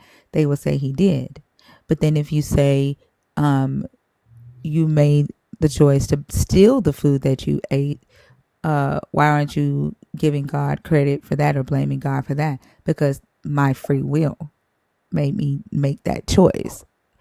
And in both scenarios, the human was involved. The human, right, went and got the food. The human cooked the food. The human gave the food to the family to eat. But the human also stole the food. So it's God did the good thing by providing, by, cooking the food and providing a way for people to eat. But it was the human that made the bad choice to go and steal food. Well, it was That I explained don't to me. understand. It was explained to me this way. The reason why you don't give yourself credit is, and this is always how it's explained, you have to look at the story of Moses. He was not allowed entrance into the promised land because of his ego. So you're not allowed to present your ego before God. That's how Right. it was explained to me, nice and simply. So Yeah, but anything that how you are they accomplish. splitting free will, right? Because either the free will covers good and bad choices if free will is the freedom to make a choice, right? So that freedom would have to be good and bad choices, right? The very fact that they are not willing to give themselves credit for the good choices that they make too, like to me, it just completely negates free will, Well, right? I'm going to be honest. My brain shuts down trying to make the logic of that make sense. So Yeah, if you guys can make that make sense, yeah, that's why that question is really for believers, yeah, I because salute you it's because it something that doesn't I make see sense them to me. doing a lot. Yeah, like Yeah. that just that breakdown of it makes me feel quite dumb trying to make it make sense because I'm hard pressed to remove the lack of free will and then implant a concept of free will inside a box of laws and rules, principles, regulations, instructions. I don't understand how Well, we're I'm not going removing free will here in this. Like I'm just giving it to them. I'm not arguing whether they have it or not, right? right. So because they believe they have free will, the question is on the basis that free will exists, right? So if free will exists, then why is it only existing for bad choices and not the good choices you make as a human? Why are Exactly. you giving the God credit, Well, right, that's a for the fantastic choices that question. you make as a human? That's a very fantastic question because my brain hurts trying to make it make sense. I Yeah, it just sometimes doesn't. It try to doesn't make sense. argue mentally from the perspective of the believer to better understand my argument against it. And I can't get to that argument in my head. Like I Yeah, can like show where like it Dee Dee doesn't exist, but I can't Saracen. show where it does exist. Yeah, like Dee Dee Saracen said, the he said what I just said just now is the reason he don't deconstruct. Which I mean I guess because he has to give God praise for the good things and he has to take credit for the bad things in his life is the reason that he don't deconstruct. That makes absolutely no sense to me because if your will as a human is free and you have the freedom to make good and bad choices, then you should get credit as a human when you make good choices, just like you get blamed or take accountability or punished when you make the bad. Yeah. Yeah. Anything good, any accomplishment is not yours. Exactly. And so you either free will is a concept that exists to make the God, like to protect the God. You're willing as a human to take all the blame for the shortcomings of this God, right? And then you're willing as a human to give the God all the credit for the things that you and other humans do to give this God worship and praise and to make the God look more powerful than it really is. It's like, Yeah, that as a sounds human, like you're the pure one slavery. deciding what this God does. That does sound like pure mental slavery. Yeah, exactly. Yeah, it's basically like, let's say you are a carpenter.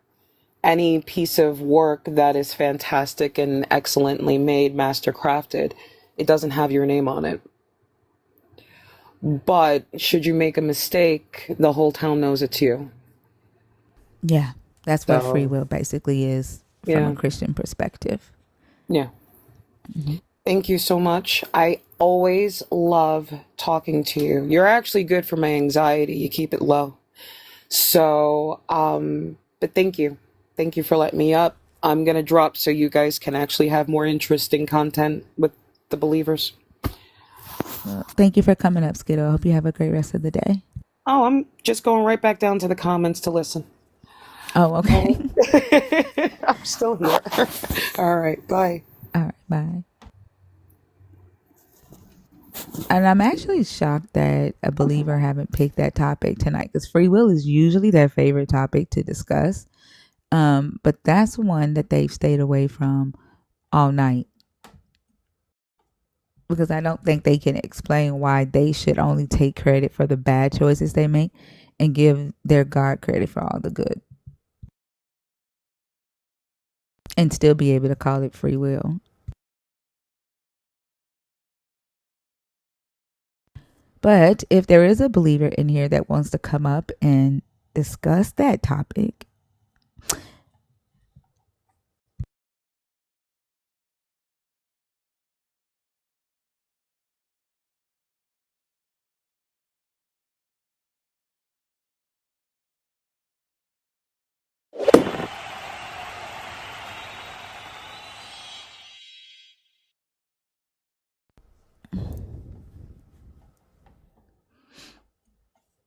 I don't know why this is moving so slow. Oh my gosh.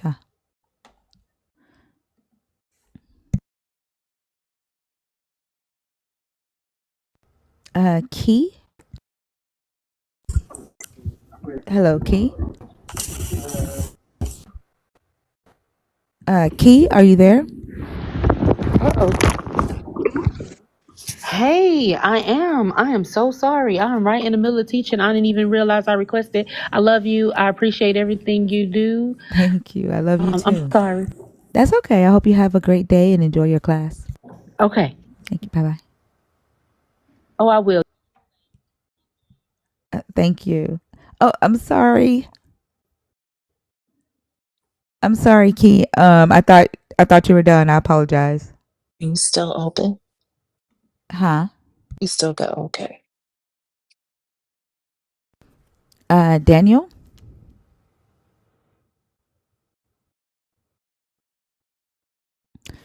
Hello, Daniel? Okay. Lala, are you able to take him down?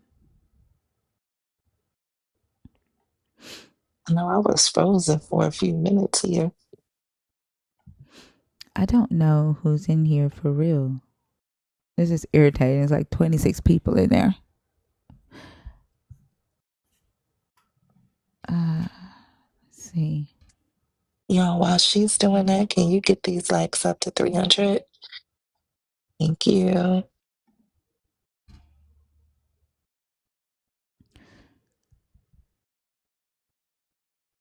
It shows that somebody named, I don't know.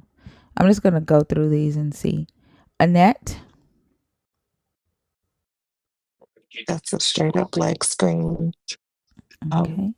When you're done, don't forget to reset your gift goal. Okay. Can you take that person down?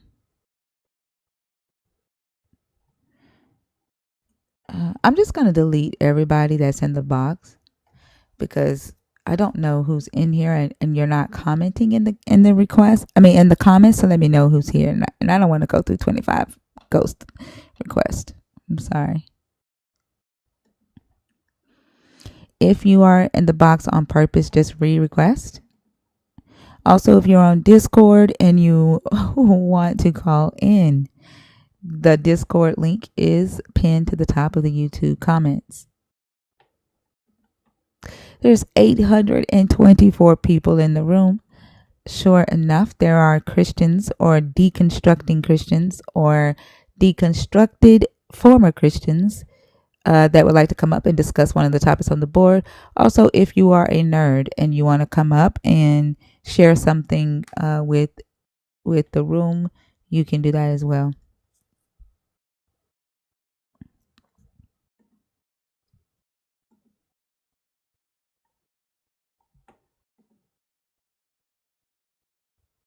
You want me to go ahead and take everybody out?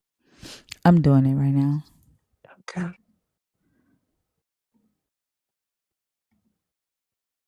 I've got them almost cleared out.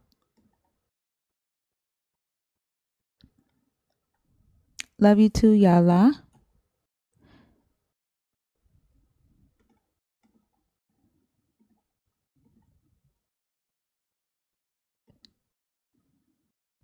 All right, the guest request box is cleared out. Poetic. As I clear it out, it gets filled back up. This was weird. Oof. Poetic Puff. Poetic Puff. Hey, can you hear me? Yes. Hi. How are you? Yes. Hi. Blessings. Hi, love. I won't complain. How are you? I'm good. You have an echo. Are you able to fix I'm that good. for me? You have an echo. Are you able to fix that for me? Yeah. Let me get you off the car. Today, a lot of people are going to be. Sorry. Can you hear me now? Is that better? Yes, I can hear you. The echo is still there, though. I'm not sure. I can try to leave and come back. Am I on a Bluetooth? Not anymore. Oh, I think it's gone now. It's gone now. Are you a Christian? Are you deconstructing, or are you an atheist? Deconstructing. I grew up in a Catholic church, altar server, the whole nine. And after I went to Christianity and I went to a Baptist church, and then I got caught up in Egyptology, and then I went away from all of it and just started meditating on my own.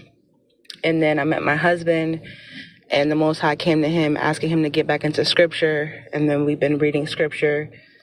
That was about 4 years ago. And now go ahead. I'm sorry, I do have to cut you off. So what I really just need to know is, are you a current believer of the God of the Bible?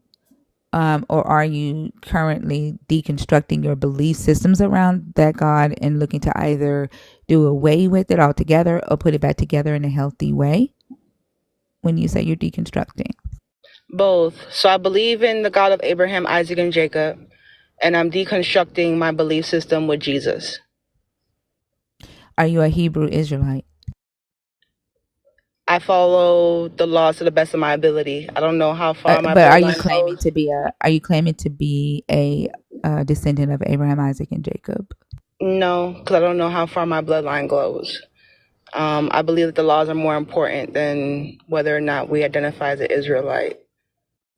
Okay, I just want to make sure, because I do not platform the Black Americans are the true Israelites on my platform. So I just want to make sure that I let you know that boundary up front. And if that is your belief system or the doctrine that you follow, I'm going to ask that you let me know so that I can go ahead and take you down. Okay.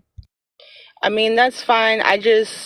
That's not what I came on here to really talk about, even when I know that's not what you, but is that your belief? Do I believe that there are descendants in America from Israel? Is that what No, you're do you asking? believe that the Black Americans are the true Israelites in the Bible? I believe there are some of them, yes. What do you mean, some of them? Some of them, as in, it may not be everyone, but there may be some from the slave trade from West Africa. No, right. So, yeah, no.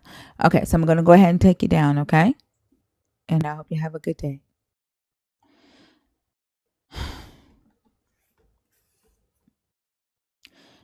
Dugald? Hi, Thinker. Hi, how are you? I am good. I am actually, per Justin's request, restudying the Bible. And I have a couple questions, if you don't mind answering some for me from Genesis, because I'm really confused and I can't find the answer for. If that's not okay, I can go back down. Not a big deal. Yeah, unfortunately, oh, you are a nerd. Yep, Yes. I can answer your questions. I'm sorry. Yeah. Okay. So I'm kind of confused as to why. Was it Ham, the one who saw Noah? Not Noah. Was it Noah? Noah naked and got punished for it. I'm trying to figure out why he was punished. Like, I can't really figure out why the two brothers were okay, but for uncovering his father's nakedness. yeah, like seeing his father's it just like he saw his nakedness and they all freaked out. And I'm like, wait a minute, I am so confused. Does it mean like he molested him or something like that, or is it like something not? It was just seen as like dishonoring his father, right, and mocking him while he was naked, and then not covering him up, not honoring his father. Okay, yeah, that's the part I was missing. I'm like, I don't see that, and I don't understand why they're so upset with it. And why there was so much of a curse going on. Yeah, and I think Dan McClellan has a video about this, and it's literally he says that it was a story that was made up for the purposes of demonizing the Canaanites. Okay. And in fact, the order of punishment is incorrect. I think the youngest son or the second son is supposed to be the one that carried the punishment, or the youngest son is supposed to be the one that carried. The order is incorrect, but Dan McClellan discusses this very well. Okay. I haven't studied the Curse of Ham just yet from that perspective of the interpolations. But if you go to Dan's account, he breaks it down. I will definitely do that. And then, because Justin recommended I get the New Standard Revised Version, and I did. And I got the one with Apocrypha, and I'm reading through all the notes, and there's some stuff that's just not in there that they put. That was one of them. And then I have one more. Hagar, the Egyptian slave girl to Sarah. I don't understand was she punished because they made it sound like she was supposed to be punished, but then nothing happened? I'm kind of confused as to what her initial. What do you mean she was punished? Because Abraham said to Sarah, "Deal with her. She is your slave. Deal with her however you feel." When she ran away after she found out she had conceived, and the angel. Oh, Sarah beat her up. Okay, that's the part of Sarah beat her and made her lose her first child. Okay, that I wasn't gathering that from what I was reading, and I'm sitting here looking through the notes. Like, all I kind of gathered was that she conceived, she freaked out, she ran away. Angel told her to go back, and then that was the last of it. And that's why I was real confused on that part. Okay, so Sarah got jealous. Okay, so Sarah told her to sleep with Abraham, and then she got jealous and felt that Hagar was acting as if she was better than Sarah. So then Sarah beat her up, and then she ran away. Okay. Some Jewish traditions say that Sarah made Abraham have a miscarriage, and then when God visited Sarah, he gave her the baby back, put the baby back in her womb, and blessed the baby. And that's where she named it Elroy. But she did beat her, and then and then God told her to go back and submit herself to Sarah That's what I because was she missing was there, because Sarah's I did servant. not get that from what I was reading here. I appreciate that. Thank you so much. I very much You're appreciate the welcome. clarification. I'm done. Thank you. You're welcome. You're welcome. Have a good day. You too.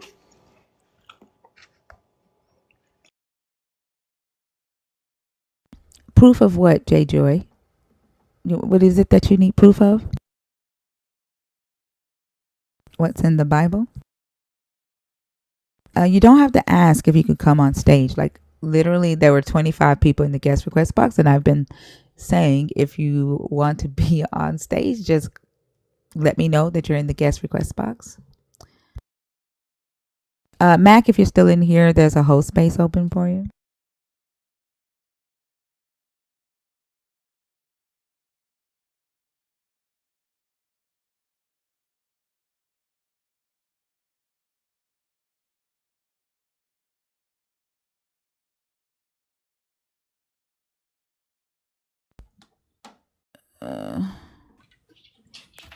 What's up, Mac? Hey, good morning. Hey, Mac, how are you? I'm doing well. I need to find my headset, but yeah, good to see you guys. You too. Forget to reset your goal, man. Oh, okay. It'd be so weird. It's 800 people in here and hard to get people on stage.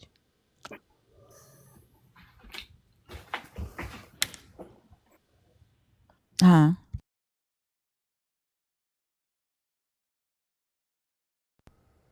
Who's on stage? Is somebody on stage? Oh, you're on Discord. Let's see.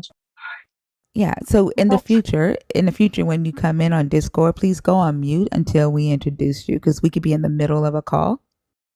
Okay. We only allow one person on stage at a time. I'm sorry.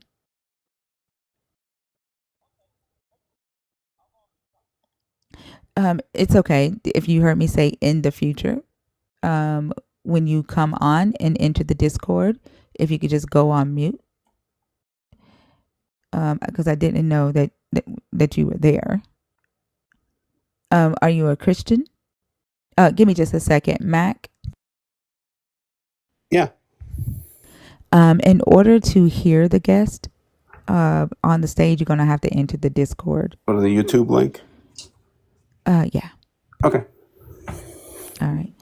And then if you're on Discord, you're not going to be able to hear the guest. Unfortunately, you'll only be able to hear me. You won't be able to hear the guest or Mac. For some reason, the audio isn't going over to the YouTube stream. Only my microphone is, and I have no idea why.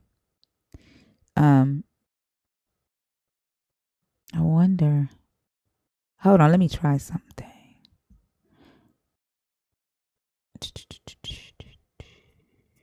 No, that might not work. Hold on, let me see something.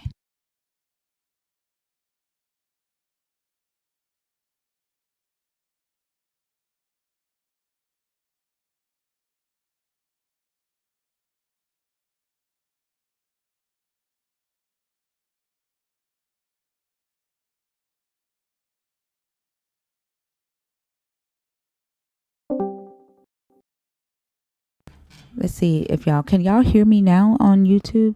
Oh no. Let's see. That ain't gonna work.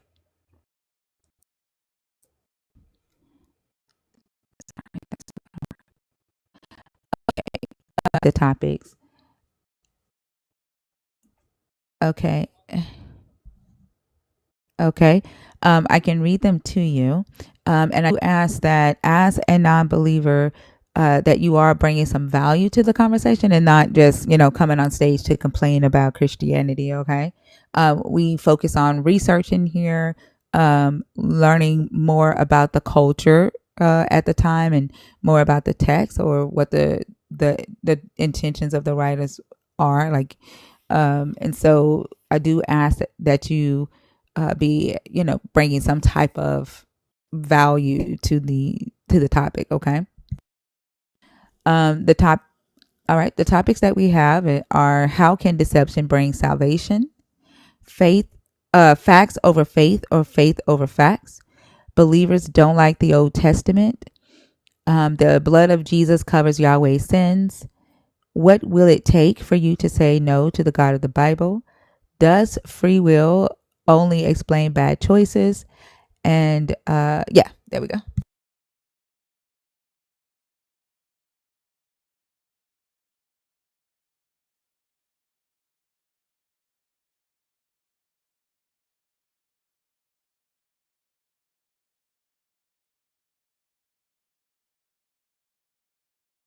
How can deception bring salvation?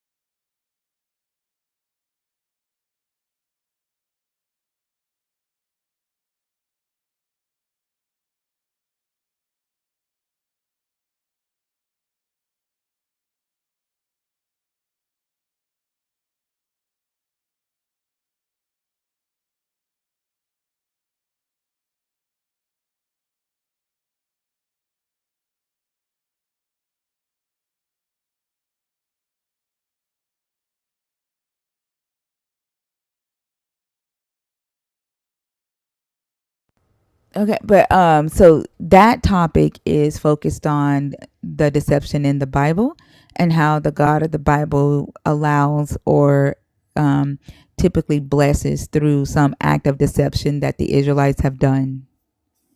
That's what that topic is about. Mm-hmm.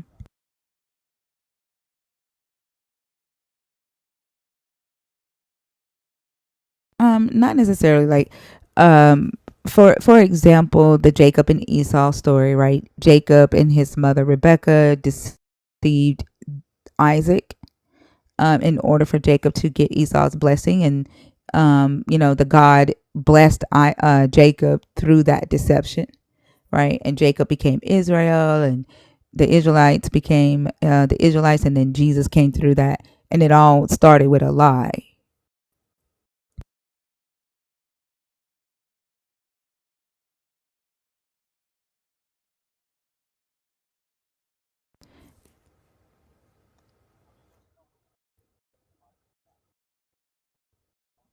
Well, there are non-believers. I'm a non-believer myself, right?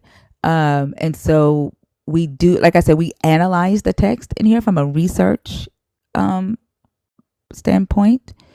Um, and so when non-believers come on stage, what I do ask is that they are, adding some type of knowledge to the conversation. Unless you are a member of the community, then you can share like your deconstruction journey. But this isn't a live where people can just, jump up and just talk about their deconstruction journey.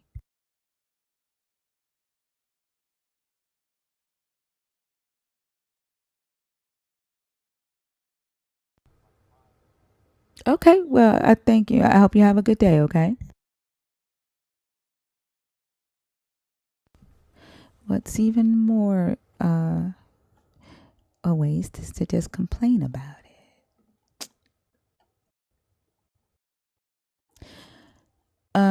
Okay. If you're in the guest request box, and you are in there on purpose, please comment and let me know.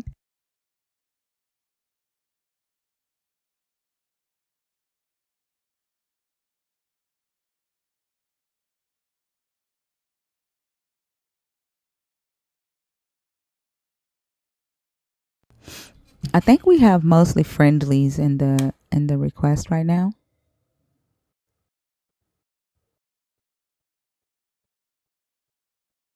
No, you're not. Yeah, you've been up one time already tonight, Aflax. Give me just a second, okay?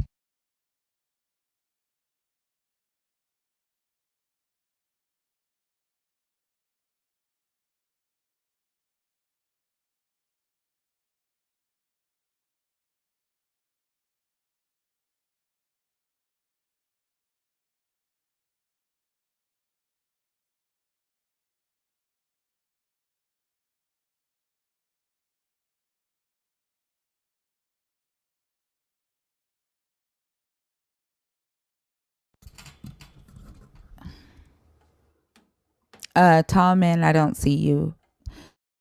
Love and Melanie, are you in the guest request on purpose? Riru, are you in the guest request on purpose? The Sapient Goddess, are you in the guest request on purpose? Poetic Pluff, I already told you no. Bree, are you in the guest request on purpose?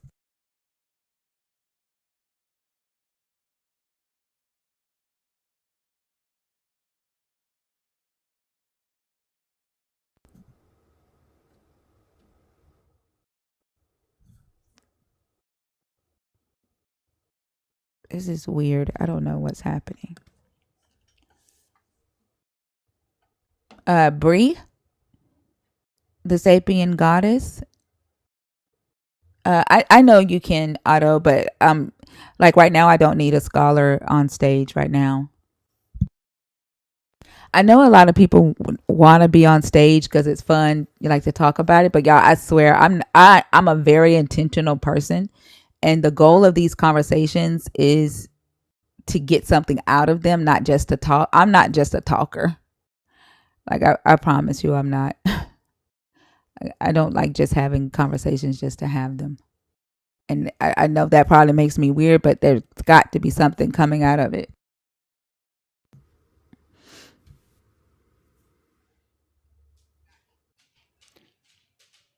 Is my audio okay? Yep, I can hear you good. Cool. Yeah, I've got the TikTok on the phone and then the Discord on the computer, so I'm trying to switch back and forth depending on who's on here. But actually, I only have about 25 minutes before I have a work meeting, so. Okay. Poetic Puff, that doesn't matter. Like, you're not a part of the conversation. Riru, are you in here on purpose? Total Stranger, are you in the guest request on purpose? Henna, Love and Melanie. That's for you to decide, Virgo. You shouldn't need anybody to tell you that.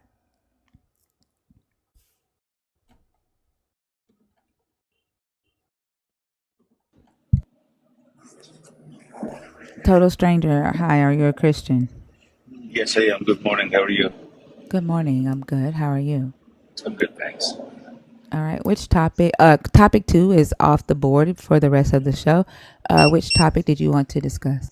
Oh, okay. I was going to talk about topic 2, to be honest. But let me, give me a second. Let me pick a topic, all right? Okay.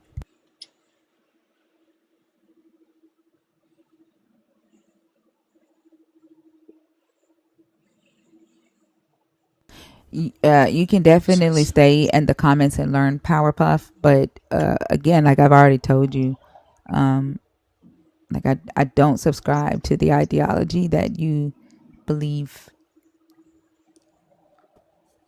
All right. I'll pick the last one. Does free will only explain bad choices?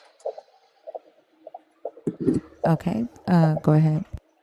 All right. No, I mean, free will goes for good or bad choices. It doesn't explain it. It's just the fact that we make our own choices, whether it's good or bad. So there's no explanation. It just happens, and we are responsible for what we do.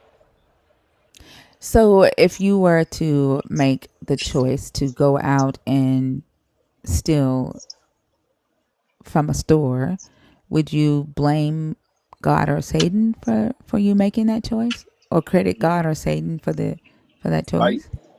I wouldn't blame God, and I wouldn't blame Satan. All right, I blame myself because I'm responsible for my own actions.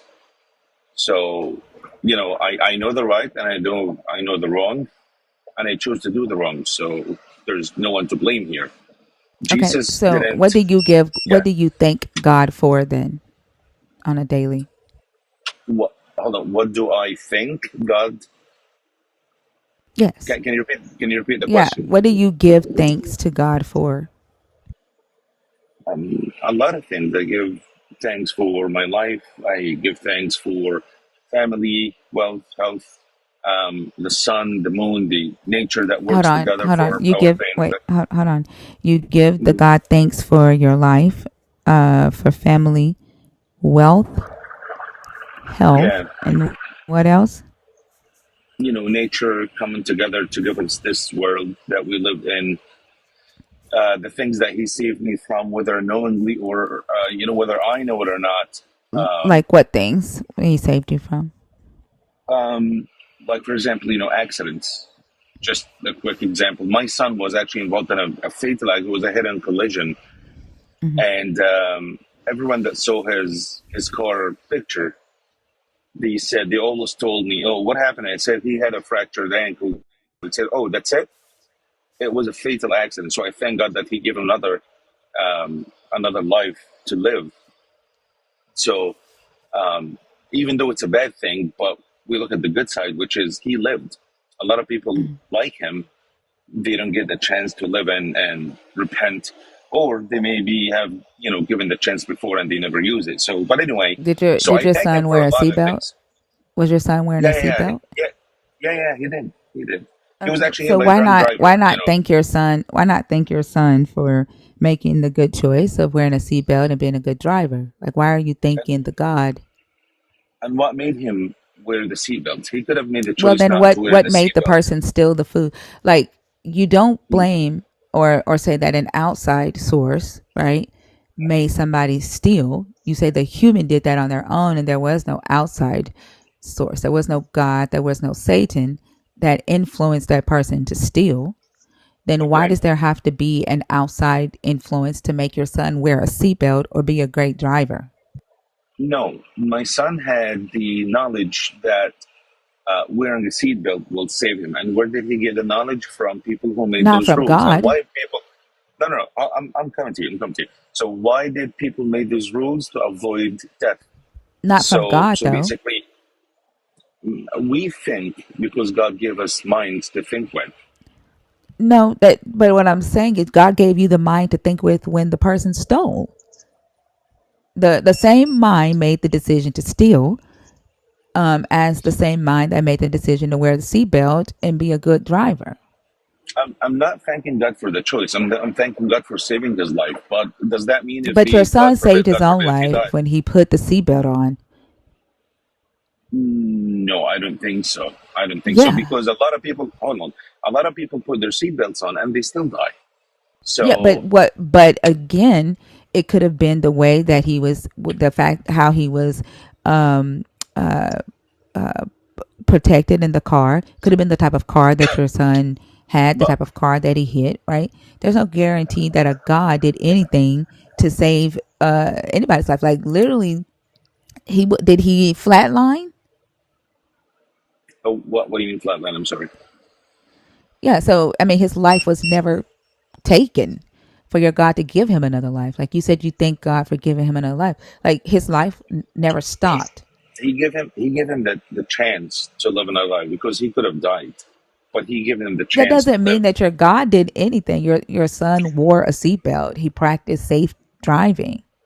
He practiced safe driving because he Right. learned that. And how did he learn that? By, Not you from know, God. well, again, God gave us the mind in order to And God gave create people the rules. mind to steal too. Like it's the same mind that makes the choice to steal I as to understand. wear the seatbelt. So All why right. don't you blame God or Satan when somebody chooses to steal? All right.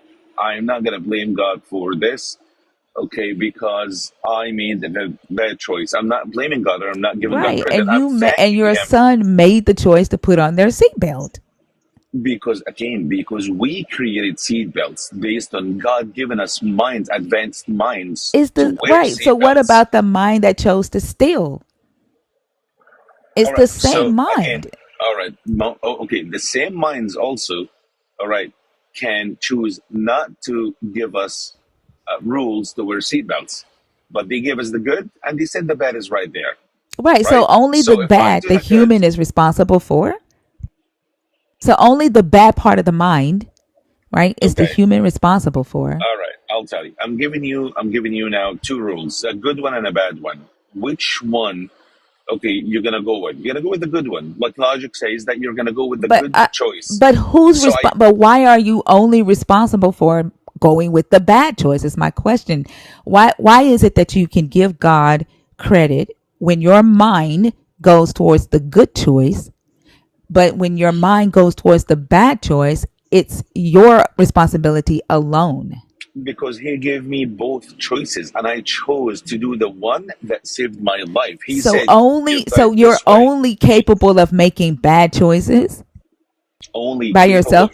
No, no, no, no. I'm capable of Yeah, doing that's what both it sounds like choices. you're saying.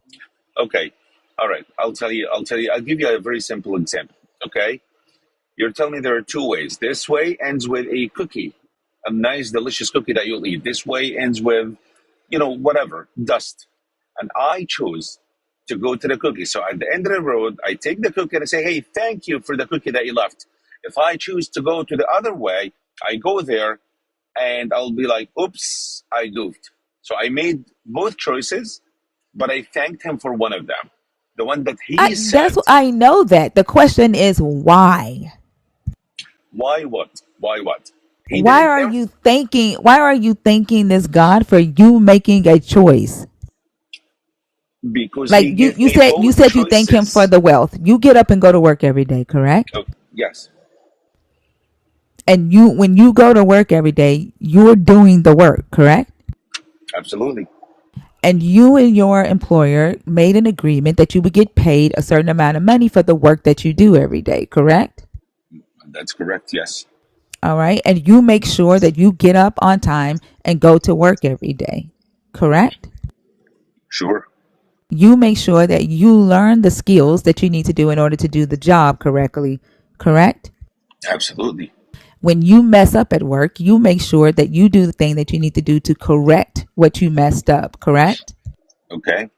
Why are you thanking a God for that? Okay, by the same token, okay, do I thank my employer for giving me the job? Yes, Do I thank them for giving me proper training to do the right choices at my work? you thank them. If you want to show gratitude to your employer because Okay, you like your job, then yeah.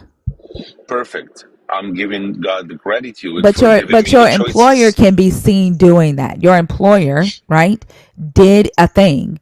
There is Okay, no God that can be seen doing anything, helping you get a job, all right, helping you do the job, right? There's like you're literally just choosing to give this God credit, all right. right? But when your See, this employer, is, hold on, total stranger. When all your right, I'm listening. employer, when you Mm, go to an interview and your mm, employer chooses you out of all the people that they interview, mm. why would you not say thank you to the person that calls you and offers you the job? All right, Why so are you now this thanking a is, God for that? mm, Would okay. you? Now Would you? this is the Total different. stranger. Okay, Can I ask let one me just question? answer. I'll answer Or real quick. I'll answer real quick, and then you can answer. You can ask your all right, question. go ahead. All right. Why would I thank God for doing this? Because again, this is the difference between me and you guys. This is called faith. I believe that God gave me Right, all like that stuff. you're So literally choosing that. You're choosing to give a God credit although a God hadn't done anything. You did the that work. that's in your opinion. In my opinion, as a No, it's believer, not. yes. It's not an opinion. That is objective facts. I literally just asked you, are you the one waking up in the morning going to work? Are you the one doing the job? Are you the one correcting your mistakes at the job? Did you and your employer make the agreement to pay you a certain amount of money for the job that you do? Mm. There was no God in any of that. That's not an opinion. That's an No, objective fact. they're actually a God is the source of all of that because He gave me life. Without life, I can't do any of that. Your mother and your father gave you life. You believe No, a God gave you life. no. My mother and my father got their life from God, and their parents got their lives Was from God. God standing there when your mother and father was having sex? He doesn't have to be standing anywhere. God is all over. God is everywhere. Okay, so was he present when your mother and father was having sex? Not seeing God doesn't mean He does not exist. No, I asked was he present. I didn't ask if you could see him. He Was he was there present. when your mother? Okay, and so he went Absolutely, inside yeah. your father's nutsack and picked out which sperm was going to go into your mother's egg. When your father came, when your father had his orgasm, he chose the sperm out of the sperm that shot out of your father and decided which one was going to go into your mother's egg. I believe that everything is done with his allowance. Yes. So he was there What's guiding your father's semen. not guided, not to the same extent that you're saying. That's literally what you're saying. Like your mother and your father had sex, and you're saying that this God, right, gave you life, and just totally negating what your mother and your father did in order for you to have life. All right, cool. So what's the point that you're trying to give me now? I'm trying to figure out why you would just readily accept accountability for the bad choices, but you can't thank yourself or thank other people in your life for the good things that happen in your life. Why you have to give that to a God? All right. Again, God and is the source. How is that free will? Like, why does free will only answer for bad choices? That's what I'm trying to figure out. It answers for both. It doesn't. Not if you're giving a God credit for it. If you're saying that a God did something, if you're saying that a God did something or a God influenced a choice, that is basically negating free will. Again, it's not influencing. You're misunderstanding the point. You literally said that a God influenced your son to put on a seatbelt. You used the word influence. Yes, you did. I said he gave him the knowledge to do that. I didn't Before say you said knowledge, you said influence, and I can play it back. I did not. You can play. You want me to play it back? Sure. Okay, hold on. Okay.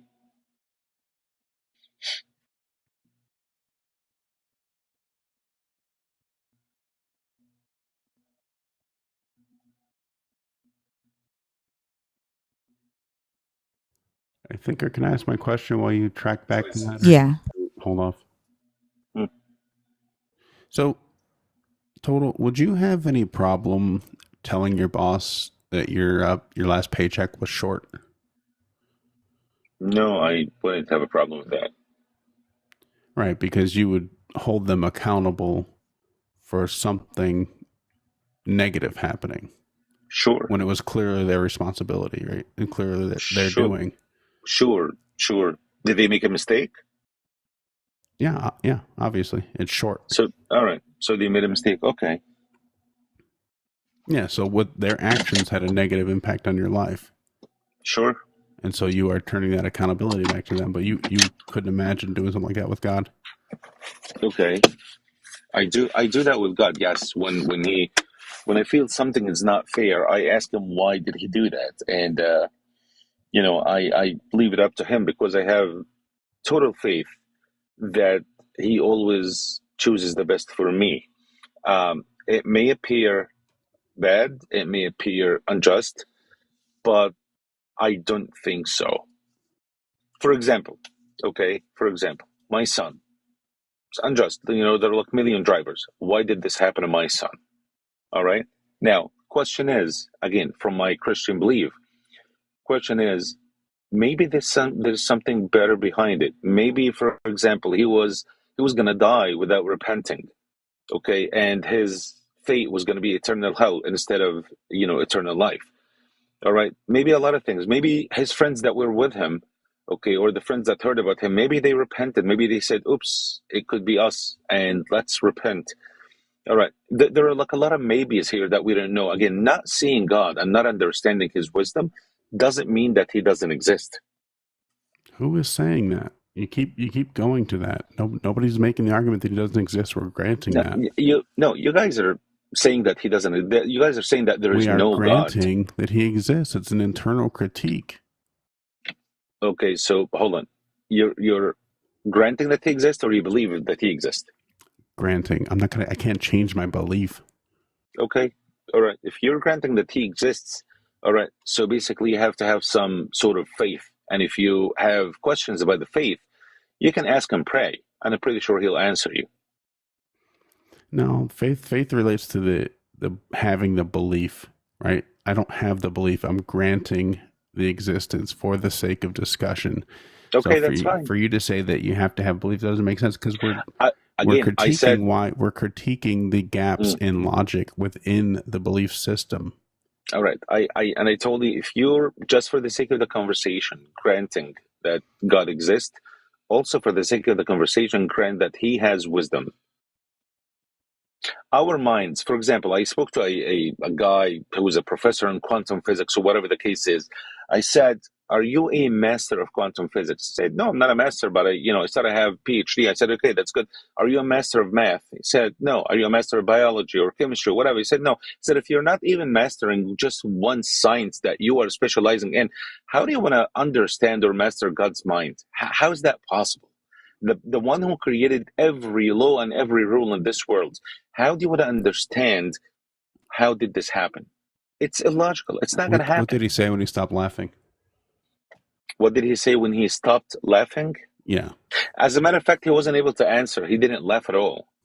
Oh, And I don't know why would I don't know why would. Oh, really? Why would you laugh? Because your God doesn't tell you how He did shit. He doesn't explain anything. All right. He doesn't need to explain. He gave you rules to live by. He doesn't need to explain.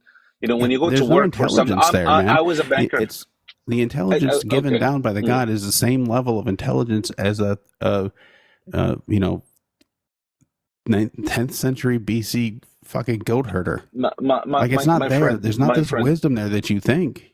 That's just you reading into it. Okay. All right. Let's put it like this. Okay. Is the earth flat? Of course not. Your book says it is. No, it doesn't say that. Yes, it does. Job 38:14 says it's formed like clay under a seal. That's flat, bud. It's formed like what? It says there's a glass dome over it. Is there a glass dome over the earth? A glass dome over the earth? Yeah.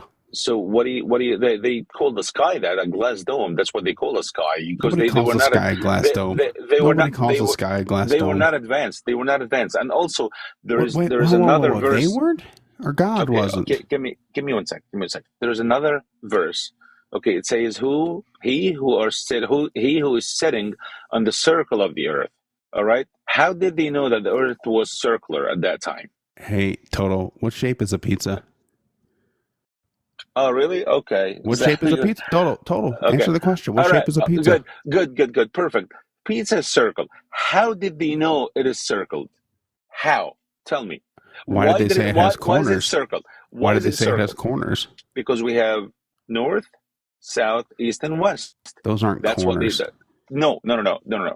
It's just a way to resemble, where people are coming from when they said four corners of the earth. Okay, corners does not mean it's flat. Corners means directions. Why did it say it gets shaken out like a rug?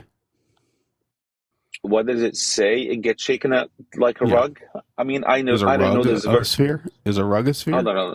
I don't know. Okay, I don't know this specific verse, but shaken could be earthquakes. That he means. It doesn't mean anything. It just could be shaken like an earthquake. What's the issue with that? The shaking part is not the question here, and you know that. And the rug, actually, we walk on a rug. So why don't you think that it resembles, walking on walking on earth as walking on a rug? It's the same exact thing. You're walking on something. No, things can't get shaken off of the earth. It could. To where? To where? Yeah, where's it going to go? Does it fall at the edge of the earth? Where does it go? It just falls. Did he say shaken and falls at the edge of the earth? Did he say that? Yeah. Okay. Can you read the verse, please? I don't have it up. All right. Once you get it, just show it to me and I'll look at it. It's not even necessary for one, but two, you haven't addressed the other ones. What other ones that I haven't addressed? Under a seal. I did not. It doesn't say that. Maybe you're not. Maybe you're trying to find mistakes, but it's really not a mistake. No, it's not a mistake. It's the knowledge they had at the time because they were goat herders and they didn't understand the universe. Right. Well, it's the knowledge and they didn't understand, so they made it simple to the best of their knowledge at that time. What's the issue? That this book was knowledge given from a God. You were talking to your scientist buddy about how he could dare question them. He could even begin to question the mind of a God. The mind of the God is in this book, supposedly, and it's trash. No, but book. Okay, but book. No, it's not trash. Yeah, okay, it's a Bronze Age understanding of the Okay, universe. and so And the people, so basically the people there were like 21st century people, and then he gave them Bronze Age knowledge. They were Bronze Age people too, so he he gave could them have knowledge mentioned based in another their planet. minds. He could have mentioned that the sun doesn't give light; it reflects light, or the moon doesn't give light; it reflects light. Hold on, he could have mentioned that. Yeah. He mentioned a lot of facts about the sun, the moon, the planets in many places. Hey, so the moon gives light. It doesn't give light; it reflects light. It reflects light, but to us, looking at the moons, we found out that the moon reflects light. Yeah, but because we developed a greater understanding through secular means. To them, back in the days, the moon gives light to Earth. It's a reflection, but it still gives light to Earth. The sun gives the Let light. me ask a question. If there is no moon that exists, let's assume there's no moon, okay, at all, whatsoever, okay? So would we see light coming from the moon at night or no? If you were around a corner from me, and there was a mirror between us, and I took a flashlight and I pointed at the mirror, and it reflected into your eyes, would you say that the mirror was shining the light at you? No, can you repeat that again? Sure. What do you mean? If you were around a corner from me and there was a mirror at that apex, and I took a flashlight and pointed it at the mirror, and you're on the other side, and it shines in your eyes, would you say that the mirror was shining the light in your eyes? Do I see the flashlight or no? You would see the flashlight pointing at you in the mirror. You would see it in the mirror. If I see the flashlight, I'll say yes, it's coming from the flashlight, not the mirror. Yes. Okay. If I don't see the flashlight sending it, goat herder. No. You keep saying that. Yeah, because God would know. An intelligent God would know. All right, listen. The intelligent God would know, and He actually knows, and He gave us minds to research all that. He didn't communicate it. So now a question for you. So what do you think? How do you think we came to Earth? Like us, we our parents gave birth to us, and their parents gave. So how did the first parent was created or made? In your prior opinion? Species? Are you talking about humans, or are you talking about life? No. I'm talking about human and life in general. But let's talk about humans now. They're different questions. Let's talk about humans now. Where did humans come from? The result of evolution, just like every other modern species. Oh, Darwin's theory. It's not a fact. It's a theory, and it was never proven. By the way, just to let you know. What's a theory? It's an assumption. Define a theory. It's an assumption.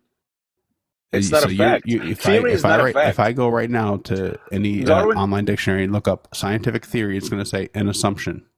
Yeah, it's an assumption. It's not a fact. Darwin can say whatever he wants. Okay, it doesn't mean that he literally can't. It's not proven. Evolution is not proven. It is proven. A theory is an explanation of facts and laws. It's not proven. What Darwin said, are you it's not proven. Or thinker? Can you hear? Because I got to drop. To be honest with you, I got to drop too, and looks like she's not able to find the part that I mentioned that he influences. I'll check in with y'all later. But anyway, I have a fatal accident, so I thank God that He gave him another life to live. So even though it's a bad thing, but we look at the good side, which is he lived. A lot of people like him. They don't get the chance to live and repent, or they maybe have given the chance before and they never use it. So, but anyway, did your son wear a seatbelt? Was your son wearing a seatbelt? Yeah, he did. He was actually. So why not thank your son? Why not thank your son for making the good choice of wearing a seatbelt and being a good driver? Like, why are you thanking the God? And what made him wear the seatbelt? He could have made the choice. Well, then what made the person steal the food? Like, you don't blame. Hello? Yeah. Did you not say that an outside source made him wear the seatbelt? Yeah, but if you also kept hearing what I said he gave us mind to make those choices, though. But you also said that something made him wear the seatbelt. Did you not? Yeah, I'm talking about the knowledge that he put in him. He didn't put any knowledge in him. And even with you saying he put knowledge in him, that is an outside influence. You are saying that something made your son put on a seatbelt, and it was not him. No. Okay, I'm talking about the knowledge that made him, put the seatbelt. All right, because also he has knowledge. If he didn't chose, put the seatbelt, that was his choice. He chose to put on the seatbelt. It was his choice based on his knowledge. He chose. There is no need to thank a God for that. That was his choice. He decided. He chose to be a good driver, a safe driver. There is no reason to give a God credit for that. Thinker, God forbid, if this happens to you, you can do that. But for me as a believer, I thank him for that. Again, as I stated, that is you choosing to give this God credit. But I don't understand how you can say that you can easily accept responsibility when you make bad choices, but when you make good choices, you give the credit to a God. That is not free will. I'll also give you something very simple to think about. I thank him for the good stuff because he guided me. Let's say, an influence. If he's guiding you, let me ask you this. Why didn't he guide Isaac when Jacob was lying to him and deceiving him and stealing Esau's blessing? Why did he just sit there and allow, hold on, let me finish. Why did he sit there? Why did he sit there and allow Jacob and Rebecca to plan to deceive Isaac, to steal the blessing from Esau, to give it to Jacob? And why did your God bless? Why did your God bless through deception? Should I answer now? We're gonna come. Why didn't he guide Isaac the way you say that he guided your son to put on the seatbelt? Well, I heard that. Can I answer now? Yeah. All right. Didn't you read also that Esau sold it? That's the birthright. We're not talking about the blessing. The birthright goes, or the blessing goes to the firstborn. Are you sure? Are you sure? Because I can pull it up because Esau talks about it and says he already stole my birthright. Now he steals my blessing. He didn't sell. He sold it for lentils, or it's lentil soup or something like that. Okay. He sold it. All right. Hold on. Okay. Anyway, can yeah, he did. Later, he did, but here he says. He says. Hold on. As soon as Isaac had finished blessing Jacob, when Jacob had scarcely gone out from the presence of his father Isaac, his brother Esau came in from his hunting. He also prepared savory food and brought it to his father. And he said to his father, "Let my father sit up and eat of his son's game, so that you may bless me." His father Isaac said to him, "Who are you?" He answered, "I am your firstborn son Esau." Then Isaac trembled violently and said, "Who was it then that hunted game and brought it to me? And I ate it all before you came, and I have blessed him. Yes, and blessed he shall be."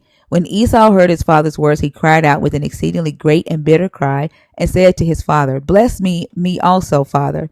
But he said, "Your brother came deceitfully, and he has taken away your blessing." Esau said, Is he not rightly named Jacob? For he has supplanted me these 2 times. He took away my birthright, and look, now he has taken away my blessing. Do you want the answer? Yeah, as long as you admit that what you just said was not correct. Okay, hold on. What I just said, that's not correct? That is what? That is, he did not steal his blessing? Okay. Yeah, you said the blessing was the birthright. Remember you asked me if I read about that? The blessing was for the firstborn, and he sold his birthright to Jacob. This is if that was the case, then why did they have to? If that was the case, Total Stranger, then why did Rebecca and Jacob have to trick Isaac? Why did they have to trick him? Because Isaac wasn't going to do it, knowing that he sold his birthright. Because that's wrong. And what Jacob did, he actually got punished for multiple times. So it just didn't go like that. All right, he was punished for that. Okay. Who was punished? Who was punished? Jacob was punished many times. Where does it say that he was punished for stealing Esau's blessing? Okay, he was punished when he was deceived, marrying the wrong woman. He was Wait, punished does when he it? had to Wait, where work. does it say? Does it say that this is why he was punished? Does it say that this is why? This is by the way, this is common sense to understand. He No, was it's not. deceived. No, it is. No, it's not. It is. No, it's He was. not. No, it's Why not. was he? Why was he And then the deceived then? question that I asked you was why And didn't by the your way, God? The question that I asked you was if your God is guiding you and guiding your son on putting a seatbelt, why didn't your God guide Isaac and let Isaac know that he was blessing Jacob and not Esau? why would he? If Esau sold his birthright, That ain't got shit to do with your God. What the fuck does that have to do with your God? If he your God, he didn't okay. if the blessing was supposed to go down to the firstborn, that ain't got shit to do with your God. And it was done through deception. They lied. She literally All right. put fake animal hair By the way, on Jacob to trick Isaac. you just It got was off. all done through You don't want me to trickery answer. You don't want me to answer. because you're lying. No, I'm not lying. You are Yes, lying. you are. Like You are literally, your lying. story says, the book No. says You they are did it lying. through the word here. You're The trying word here, like deceitful, Jacob deceived. Okay, deceitful. like Jacob Hold on, deceived his father. this is You are what trying Jacob to said. deceive your These are people. Jacob's words. These are Jacob's words. But Let me he finish. Let said, me answer. your Let me brother answer. came deceitfully. Let me answer. Let me answer. Those are Jacob. Those are Isaac's words. Are you gonna let me answer or no? I'm not gonna let you lie. All right. I don't lie. You're actually lying to the people who are listening to you. You What are did lying I and lie trying to about? deceive them. What did I lie about? If you let me talk, I will tell you. No, tell me now what I lied about. If you let me talk. Yeah, go ahead. What did I lie? And start with what I lied about. Okay. You're lying about interpreting, okay, the obvious. All right. This is what you lie. And you're trying actually to deceive your audience by making them think that God actually allowed this because he liked it. He did not like it. Okay. Again, Hold right on. choices are Wait. made Now, if you're going to say I lied, what I need you to do is pull up the scripture where your God says he did not like this. He punished him. Pull up the scripture where your God said, I am punishing you, Jacob, for what you did to Esau. Oh, okay. So you want it to be verbatim, right? Yeah. I don't need it coming from a total stranger. Well, these are the interpretations of church fathers. So I don't need basically, we don't want to interpretations. take I it. don't fucking do interpretations. It's up to you. Where in this book I'm does not your forcing God you. say, where in this book does your God say that he is not pleased with what Jacob and Rebekah did? All right, I can find it for you. But anyway. Okay, go find it. All You've right, called me a liar. Now go find it. if I'm off the app, you're not going to Stop be able to talking hear until me. yes, it doesn't Don't matter. tell me You can stop go find talking. it and come back. Don't say Go stop find talking. it. Go find it and Don't come say back. stop You've already talking. called Who me a are liar. you? You've lost my respect. Who are You've you? already called me a liar. You've lost my respect. Go find it and come back.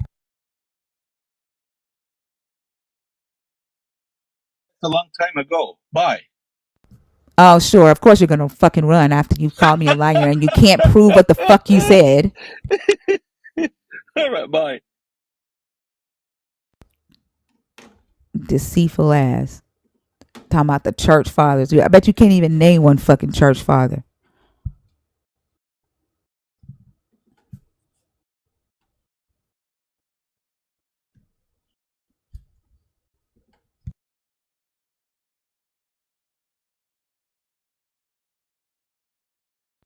Like, it doesn't make sense to me that, like, how are you going to take credit for the bad choices and call that shit free will and then give your God credit for all the good choices and still say you have free will? That shit don't make sense.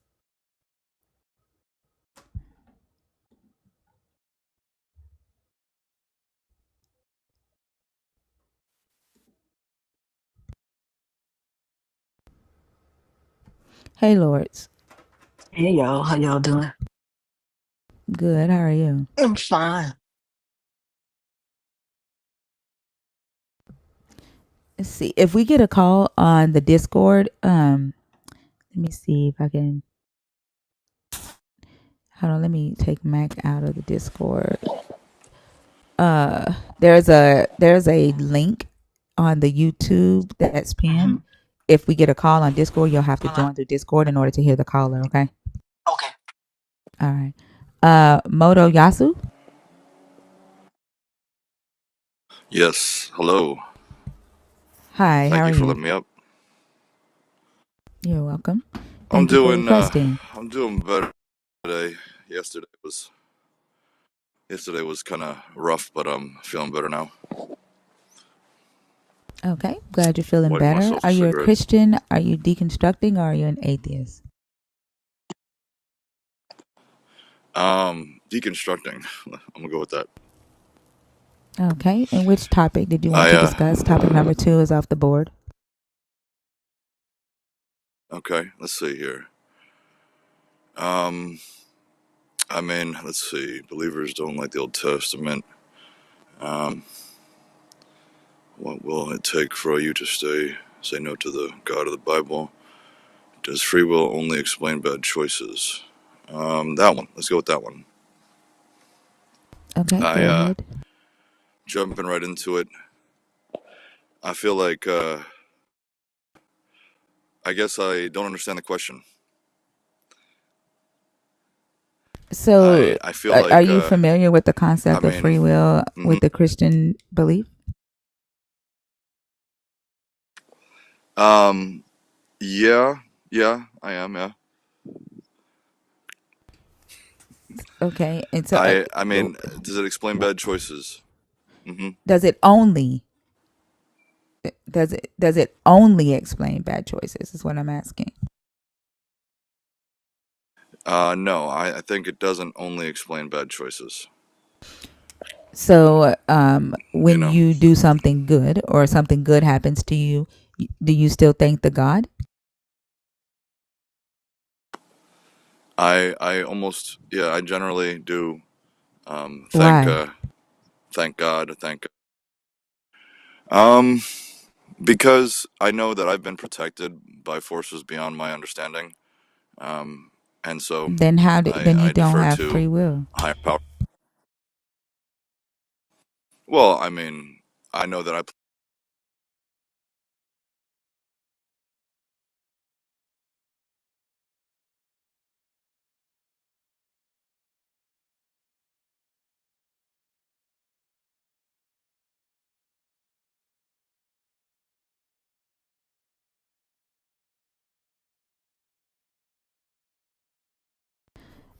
Did you get a phone call?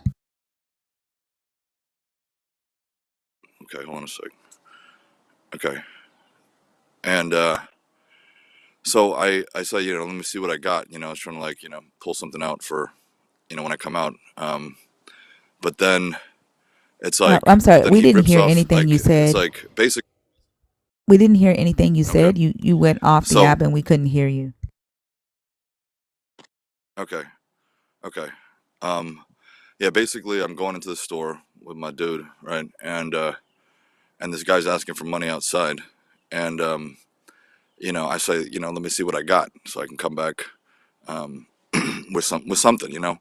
Um, but then like I basically come back and this man starts saying something about like he gets upset at me even though I told him let me see what I got and I had something for him like a buck or something and he just like he just he rips off his shirt and starts getting wild with me and my man's right there with me but and he starts talking about how he's stabbed and this and that and whatever. Um, and long story short, another one of my man's, he heard about this thing, and he kind of was like, he took this dude, he kind of took this dude away, and told him not to mess with me, not to fucking disrespect the way he did. Um, and to me, it was really really odd. Because I mean, I had already kind of it was unsettling something to give him, but you know, and to me it was like, I mean, I could explain it. I could explain, my man had heard. Hey, does it sound like his voice is speeding up? Like he's being Yeah, fast forwarded. he has bars though, so I think it's. I can see bars, so I think it's probably his connection. That's weird. Like I've never seen that happen. Motoyasu, can you hear us? Yeah, I don't even think he can hear us. He's gone. I was a little bit confused. I didn't know where he was going with that.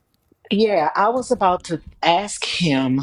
So you think that because a homeless guy who may or may not have had mental health issues exploded at you or got mad at you, and because your friend stopped it, you think that is evidence that God helped you in some sort of way? But the friend stopped it, so why is he thanking the God and not the friend that stopped him? Well, I think maybe because he said that he thought what the homeless guy did was strange. Maybe he thinks that that's something that God would have to protect him from. I don't know because the whole thing was funny to me. The whole story was strange. Right, but even if that is the case, there was still another human there that actually did the stopping. You I know what don't I'm know. saying? Maybe no. I understand. Maybe he thinks God sent his friend there with him because he knew that he would. I don't know. I don't know. Magic of who say? It's a great morning. How are you guys doing? Good. How are you? I'm hanging in there. Are you a Christian? Are you deconstructing, or are you an atheist? Oh, I guess I'm deconstructing. Okay. And which topic did you want to discuss? I'm Topic not number a 2 is off Christian. the board. He said number 2 is off the board. Okay, facts over faith. Okay. Which is it for you? Facts over faith. Hey, Empress. Facts over faith. Is it for you? Yeah. Okay. I don't know if you want to elaborate or. Well, okay. Well, I can start, and I like to know what you guys think. When I was 17, I asked the elders that were teaching in some churches. I would come in and I would ask questions. I said, it says here that Jesus said that same things that I do, you should do also, and greater. I said, can you demonstrate that for me? And they raised their eyebrow because I guess they was expecting me to say, explain. No, I said demonstrate. And they said the greater work is to witness. And I said, what you mean to witness? To talk about something? I said, I'm looking for some miracles or something to go on. And they wasn't able to do that.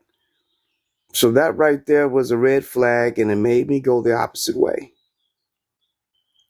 Instead of just hearing a bunch of stories, I said a better story to me is the Three Little Pigs. That's why I live in a brick house. And I said, let's go with the facts.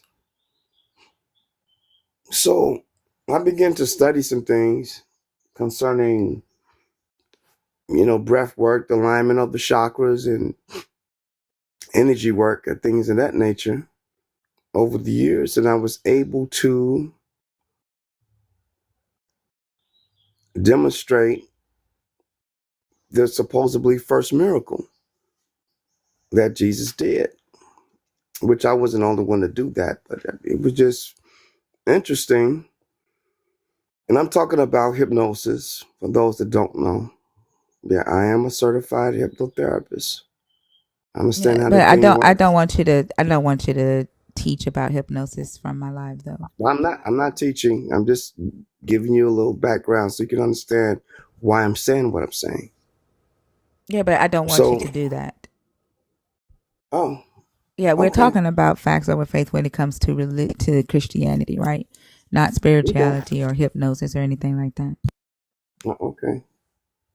So where you want me to go with the facts over faith I situation? think you shared all that you know, you kind of just shared why you decided to deconstruct, that it was facts over faith for you. And that was I guess, the breaking point, right? Like you went to your pastor and asked them to demonstrate what Jesus said and they couldn't. And that was the moment where you decided that it was that to choose facts over faith, right? I don't think there's Mm-hmm. much. I don't have any other questions or anything for you. Okay. Um, yeah, Loris, do you have anything that you want to add or? No, I don't. Okay. Well, I Well. definitely thank you for coming up. Okay. Thank you for having me. You're welcome. Hope you have a good day.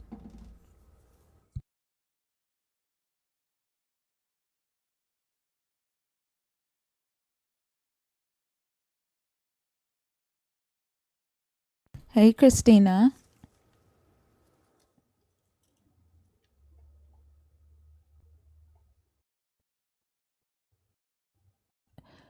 Chicago, are you in the guest request box on purpose? Let me get language up here. What's up, Selena? Hey, Chicago, are Selena. you in the guest request box on purpose? Good morning. Good morning. How y'all? Sometimes I think people be coming up here to kind of like promote something that they sell.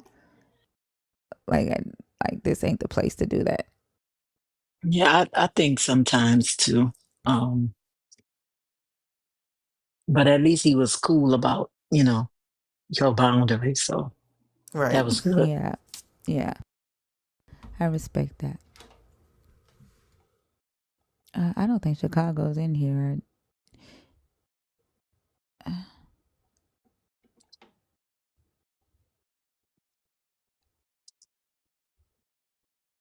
I'm so hungry. Oh my gosh. Titan? Is it Titan? Titan, I am a joke. I I see I see a zero next to some coins, but I just see a black box. I don't see a name or anything else. Okay.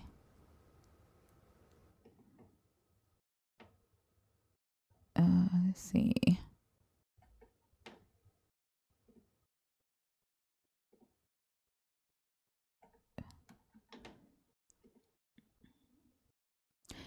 It's okay. We're not interested in that.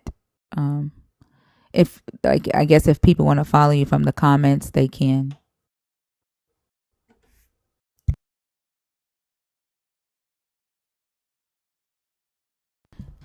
Bree, are you in the guest request box on purpose? Riru, are you in the guest request box on purpose?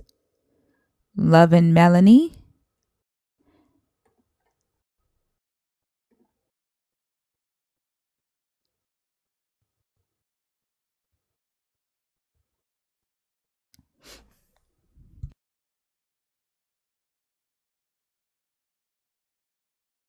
Okay, they're not there.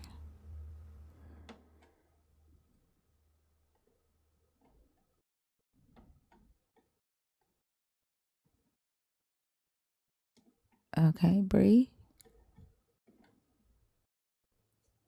I think Chicago joined on accident. Did he respond? I don't see him. I don't see him either.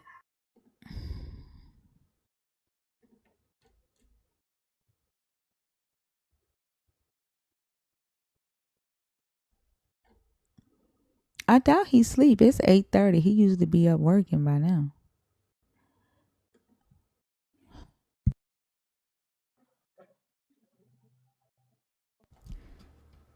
Hey, Aflax. Hey, Are you feeling better? uh, yes, kind of. How do you want me to answer? You want me to answer honestly or hopefully? Honestly. Um, I'm still like somewhat emotional.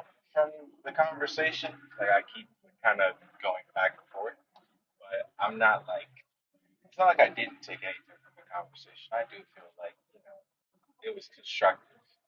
It wasn't nothing that I didn't hear before. And then the way Bash put it in the story, it was kind of like hard hitting. So it's it was good to have the conversation because it just confirms what I already know. I can barely hear you. Are you able to? Let me. Oh, ha! My microphone. It wasn't down. I'm sorry. That's okay. But I heard you say that uh, what you heard today wasn't something that you've not heard before, but it was the way the Bash puts it, and then that's all I heard. Yeah, it was the way he put it, in which it was a personal story, and I value that so much. In sense of authenticity, there, it was very nice. It was very wholesome. So I truly appreciated that, and all in all, I can definitely say like I definitely took something from it, and I'm gonna work towards trying to implement what we talked about in my day to day. Yeah, I'm sorry, I'm rambling. I'm sorry. No, that's good. That's all you can do, right? It just takes time. Absolutely. Change takes time, and then, like I said, it takes you giving yourself grace too, to create new habits and new thought patterns. Yeah, totally. I'm so sorry for kind of somewhat breaking your rule and being up here. I know I've requested like a few times. I like go back and forth because I'll look at the request box and I'm like, oh, there's only two people. Let me like, this she can't get nobody. Let me try to see if I can, get in there. But I'm not trying to take advantage by no means. So I apologize. I'll try to. I can pick a topic just so that we can have a nice little discussion, if that would be most Well, it's okay. respectful. I don't. If you came up here for that purpose, then that would be great. But no, I don't want you to just pick a topic just for the sake of picking a topic. If that makes sense. Oh, I totally understand that. Well, I did kind of want to pop through because I know that like I hopped off and it was an emotional period. It was really bad. Like I had gotten off and I had well, it wasn't bad like anything like you guys directly, 'cause you guys didn't do nothing to me. You guys made it very clear and very honest with me, and it was helpful and constructive, and that was the beautifulness of it. And I think the truth of it is what made it uh hurt so badly.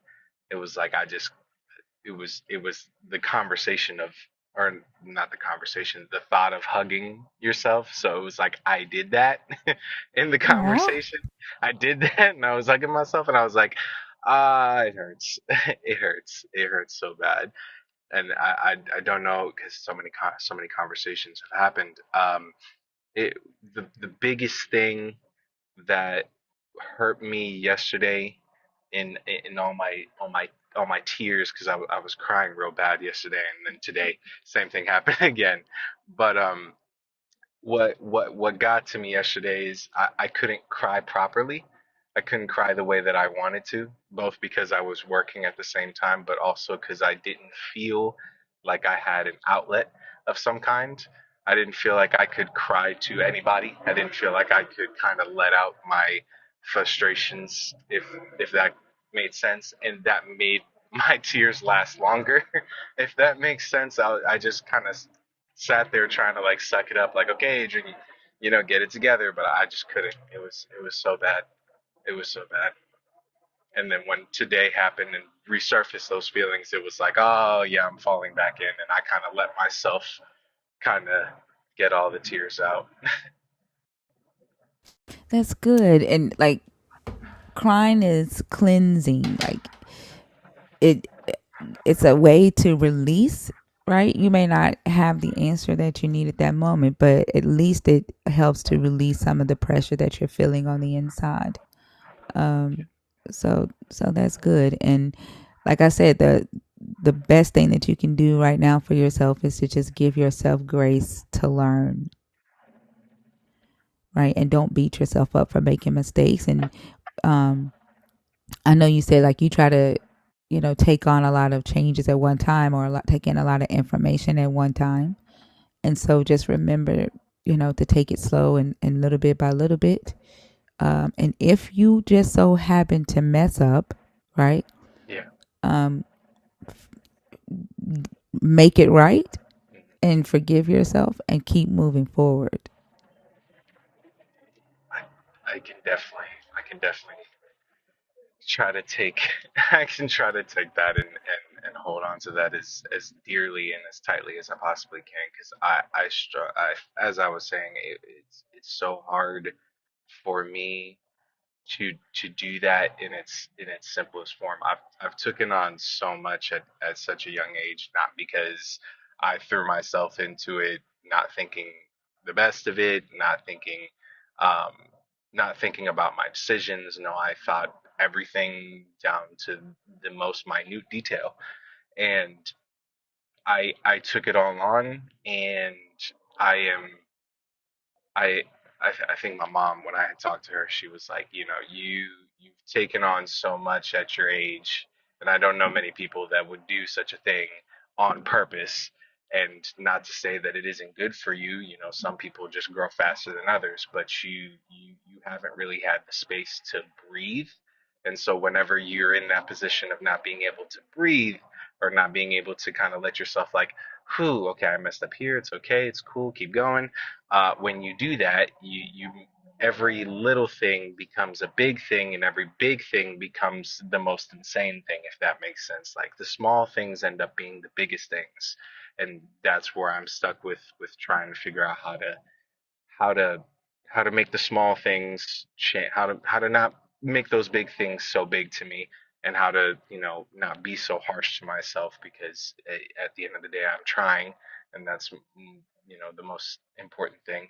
um, I think if one day if I can if I can manage to organically get as many followers as possible, I'm just gonna run a mental health stream and just let people decompress. I'm just gonna let people just sit there and just talk and then chill and just relax. I'm gonna do something like that one day. Yeah, that would be good. I think you would be great at that. And then, do you follow Rocksteady? I think he follows me. I might, Uh, maybe. yeah, Rocksteady also hosts deconstruction, decompression. What is it? Mental health decompression lives for deconstruct people who are deconstructing. And I think he does it every day at like 4 o'clock. Usually when he goes on, I'm asleep. But so I think it would be a good connection for you too. Oh my gosh, yeah, absolutely. Because that, like I said about yesterday, it's that was the problem of not being able to kind of let it out. To kind of, yeah, no, that'd be so cool. That would be so dope. And if I may, oh gosh, I can't even remember what your real name is at this point. I Just call me was really anything. Aiden. Okay, Sure. so if I may, you are also walking into your deconstruction era, and that's not easy. Yeah. So you've added. Sorry, I just read Mac's comment. You've added that to everything that you've got going on. Younger, young father, and with a wife, and all these other things. So again, like Thinker and Bash have said, give yourself grace. And there is a room in the Discord if you ever want to go out and go in there and vocalize how you're feeling. Just put a message in the group and say, hey, anybody available just to hear me vent? And you can do voice recordings, and people can be in there with you to help you talk through, or just listen while you talk it through yourself. That that sounds good. That's I think I did that one time, but I didn't send a message, so I just kind of sat in there like for like 30 minutes, like, I wonder if somebody will will see me here and join in. But no, Yeah, I'll definitely be you like, kind of gotta let people know that you started the room. So like once you start the room, go into the chat, and just be like, hey, I'm in a decompression corner if anybody want to join, and it'll send a notification to everybody in Okay. That's funny. I really did sit there for like 30 minutes, like, I wonder if I wonder if somebody will see me in this corner. But no, I'll definitely do that. I'll definitely do that because I don't have many outlets, and sometimes when I don't know if this will resonate with anybody, but sometimes when it's the closest people near you that you may or may not be at odds with, and you don't really have anywhere else to go, it gets real dicey with how to be able to handle that that amount of stress. Not to say that I want to talk about my problems in terms of any type of relationship, friendship, relationship, whatever the case may be. I just don't have that form of speak to anybody. I don't. I just internalize everything, and I've done that for so long. Like even as a kid, I internalized everything, and now I'm dealing with the repercussions of that, and it's hard because I'm so nice and I'm so friendly with you guys, but at the end of the day, I'm not nice to Adrian, and that hurts because how can you be, as Bash said, how can you be there for everybody else? How can you do so much for everybody else, but you're not taking care of you? You're effectively, there. doing yourself a disservice. So yeah, no, I understand. Yeah, and when it comes to like, relationships, family or friends, it's best to talk those things through with a therapist, somebody who is unbiased to the situation, right? Like they're a third party, they don't know the people that you're talking about, and they don't necessarily have a vested interest in you outside of that professional relationship. That way, you feel comfortable actually saying what you need to say, and you're not holding things in, right? Um, because like even though the community is there, one thing I do not recommend is, for people to get in there and just start airing out all their family business, right? Yeah. Because you are talking to people on the internet, and there's no um, right to privacy there or expectation of privacy, and that what you say in there. Although we trust each other, right? Like the goal is to trust each other. The reality is that it's an open room, right, on the internet. And so I think the best place for you to have these conversations when it comes to whatever it is that is, weighing you down with whatever decision it is that you made, I think would be to talk about that with a therapist, someone, again, who is a third party, and you can be 100% honest and transparent with them, and expect uh, uh, feedback from a without judgment, without bias, right? And you can breathe, right? So I think that's gonna be a good thing when it comes to like relationships, whether it's family, friends, spouse, whatever. I 100% agree. I think that's why I try to dance around it so much because I really don't. I don't. For one, I don't think it's fair.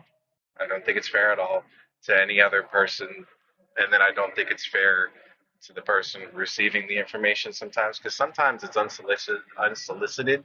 So I try not to do that even when I hop in the live. I try not to just blurt out my problems, I'm gonna say it. I know you'll tell me not to say it, but I'm gonna say it. I'm sorry for just airing out everything and just getting so emotional. I really don't. I No, don't. because you didn't air out anything. You haven't aired out anything. Um, but I think, like, I just from some of the things that you have said, I can kind of tell that there is some heaviness there, right? Um, and I think the best way for you to release that is going to be to talk to somebody that is not vested, right? That you can just say what you need to say, and you know that what you say is not going past that room, and you can trust that 100% because you are protected by HIPAA, right? Right. That's what I mean. A lot of I, I don't know. A lot of people look down on therapy, but when I tell you it's such an outlet, um, because like everybody doesn't have a right to your thoughts, but sometimes you just need to get that shit out, Yeah. right? And that's what the therapist is there for, to be that, that piece of paper, that verbal, um, um, piece of paper, and where you can say the words, verbalize what it is that you're feeling without judgment. Yeah. Um, and it kind of just helps you breathe a little bit. And so I think that would be helpful. And when we're younger, we think we know every fucking thing when we're young. Just yesterday, my daughter was in the shower, and the water got cold fast, and I was in the kitchen, and I was washing my picture frames, and I was washing them in cold water, but she was like, "Mama, you making the hot water go out?" I was like, "No, I'm not. Nani," I said that I'm using cold water, and she was like, "That cold water makes the hot water go out." And I'm trying to explain to her that it doesn't, but she wouldn't listen to me, right? And I kept thinking to myself, like, man, like young adults, like she's 21, like at that age, we think we know everything, and there's nothing that once we have our minds made up, no amount of advice typically, until we've like bumped our head or somebody like literally puts it down in front of us and show us, can change our mind at that age. And so sometimes we make decisions, and we think we can handle the decisions that we make until we get a little older, and we like, God damn, why did Yeah. I do that, right? and Yeah. and and then we've gotten ourselves or made commitments, and we don't know necessarily how to handle that moving forward.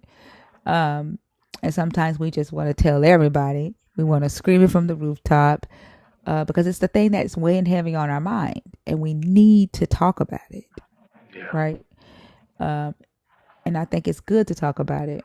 I just don't think it's good to talk about it with everybody, because then it can create more problems, if that makes sense. So like, choose one person that you trust, and I recommend that be a therapist. But if you don't want to do therapy, or don't have uh the funds to do therapy, because therapy can be expensive, I recommend one person that you trust, right?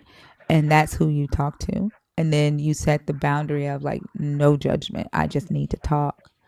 And then like, y'all agree to be that for each other, so don't feel like one person is unloading on one person. But it's good to get it out, and that way when you're getting it out and you're talking it out verbally, at the same time you're able to hear it and you're able to think it through. But if you're just sitting there thinking on it, it's just festering. It's like just build it up and just festering and getting heavy and heavy and heavy, and weighing on your heart, weighing on your mind, to almost till you feel like you damn near 40 at 24. Yeah. No, that you explained it right. That's how it feels. Not every day, but it gets rough sometimes. Some truck drivers, if they're paying attention to the live, or if they're watching right now, that's what it turns into. You end up whatever problems or issues, and you just kind of sit with it, and you're driving all day, and you're just left to your thoughts for 12, 14 hours out of the day. It doesn't bode well. It never bodes well. It always ends up being, or not always, but a lot of the time, for especially if you're a deep thinking individual, if you just sit there and think, or if you have a lot on your mind or a lot on your plate, it gets overwhelming. And I'm not necessarily opposed to therapy. I just get scared because I don't know people's best intentions, and that's another thing. I get worried.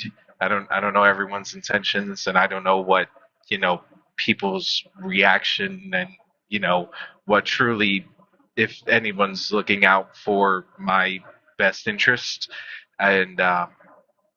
and that even goes towards therapy. I know that that's in a professional sense, and I should be more comfortable, but I don't know. I just get worried. Maybe that's just one irrational fear I should probably let go.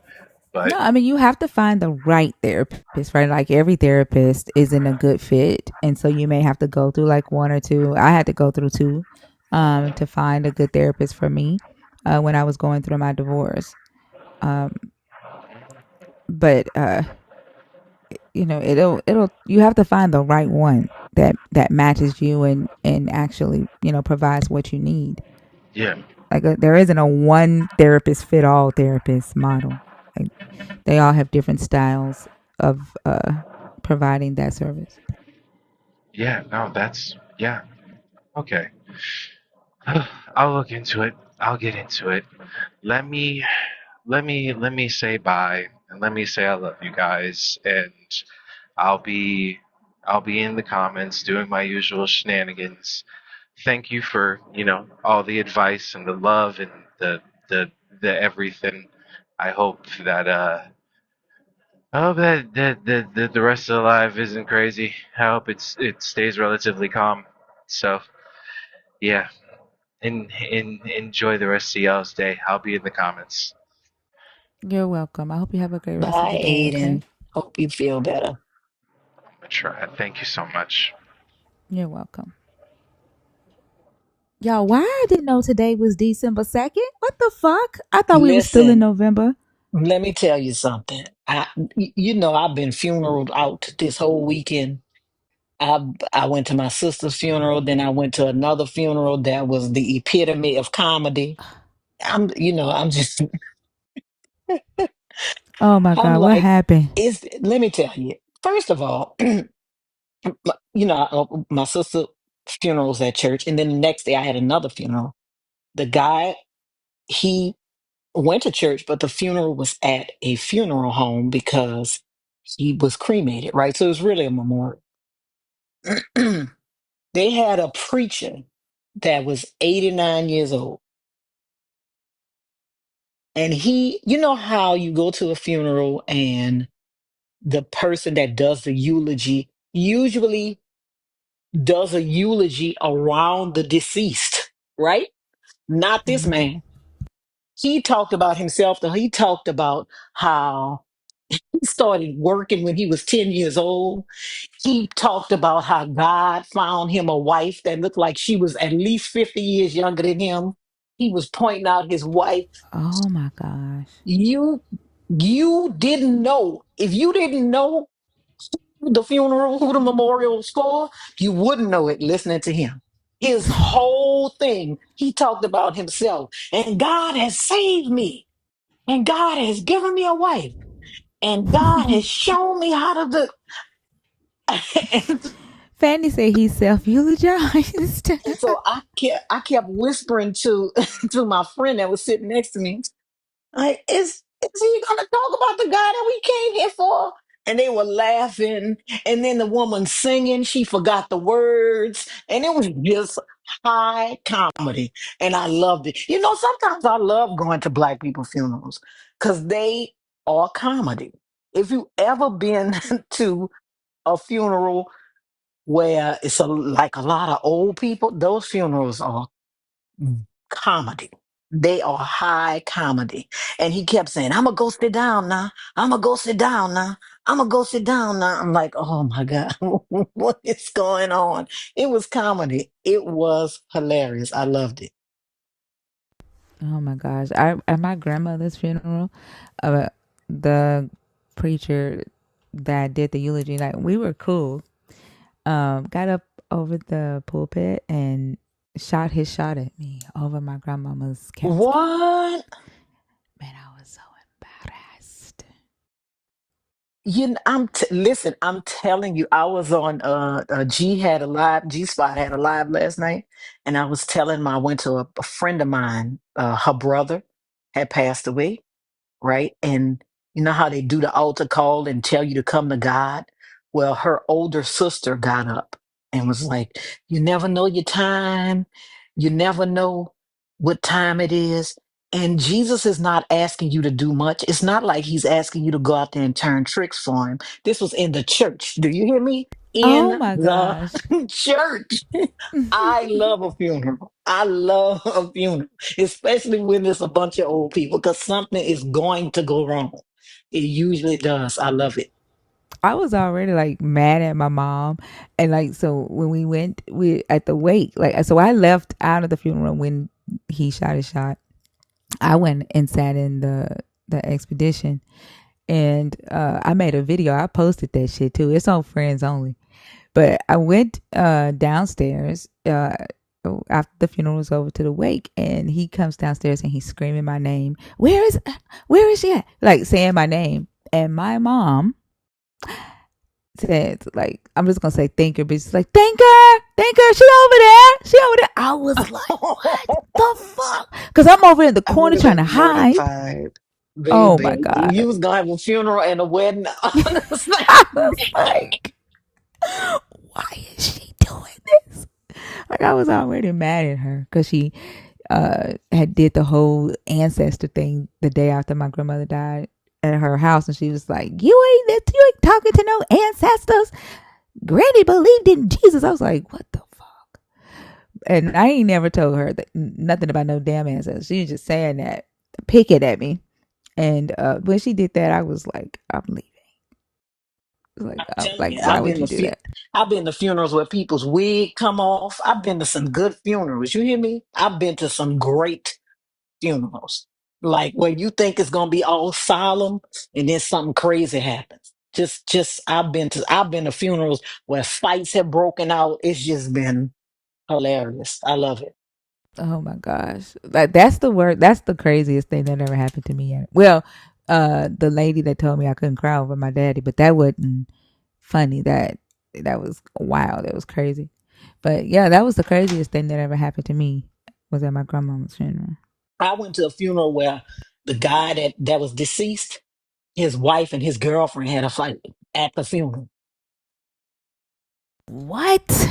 Yes, at the funeral. Wow. Oh my gosh. Well, did they put him in heaven? Listen, and that's the thing, right? They were preaching over him, like, and I'm like, this, you talking about this guy, girlfriend and wife just had a fight? Oh, this is another person in the back you talking about. Not this man. That's Because why I say you might as well just do what you want to do. They gonna put you in heaven at your funeral anyway. yes, the girlfriend came and the wife must have saw her out of the corner of her eye. And all I heard somebody say was, what that bitch doing here? And all hell broke loose. That was the end of that. That was it. I would have got up, put my finger up, and said, "I'm out." Oh, I'm a. Listen, it was in New Orleans, and I was about to go because they started to pull out the glizzy, but they got it together. They got it together, and they kept on with the funeral, talking about how wonderful of a man he was, and how wonderful of a father he was. And I'm sitting up there like, they must got another casket in the back, cause not this man right here was just fighting over him. I don't know. There was one time they were dancing and shouting, and me and my niece just sitting there. And the preacher looked over and just saw us looking at everybody shouting. He was like, uh, they jealous. They mad because they go out to the club at night and we in here shouting for the Lord. They don't understand that we can shout because we don't drink, we don't club, we don't smoke. And I'm like, why your sanctification or your praising got to be about what we do? Like, just if you go praise, just praise. Like, why you got to make an announcement because we just sitting down and just watching y'all praise? Like, and then why you got to make like why it's got to be about what you think we do? I'm telling you, Edifies them. yeah, but I think just like what Selena said, it might make them feel better. I don't know. Yep. I don't know why that happens. It might make them feel better, or you, who knows? Who knows? Who knows why they do anything in the house of the Lord? I don't know. D Lord.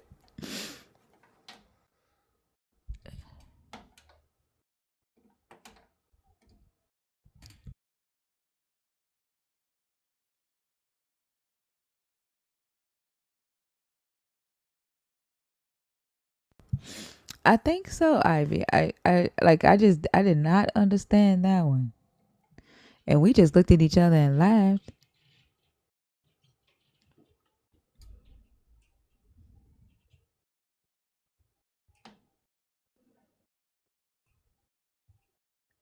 Let's Our see. Wild's funeral was my cousin was murdered, and her fiance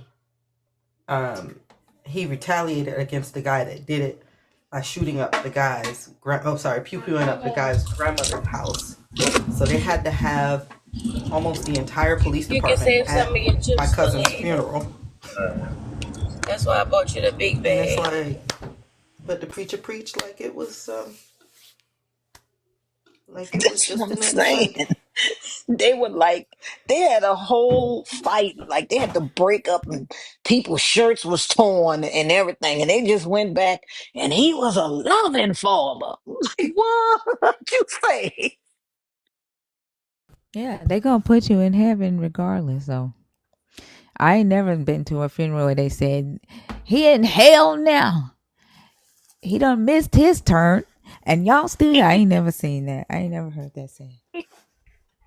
Now, if you ever come across Pastor H.E. Dixon from Cordsville, South Carolina, that man will say it. He has said that at a few funerals. He has. What did the He family has say? said the family they got him because they feel like he tells the truth. They've got him because he tells the truth. He'll say it in a heartbeat. He said, "Y'all sitting there crying for them, and they sitting up there looking up at you. They ain't got time to be crying for you because they're worrying about their own torment." And I'm like, oh my God, Pastor Dixon. But if you ever come across that man, he will.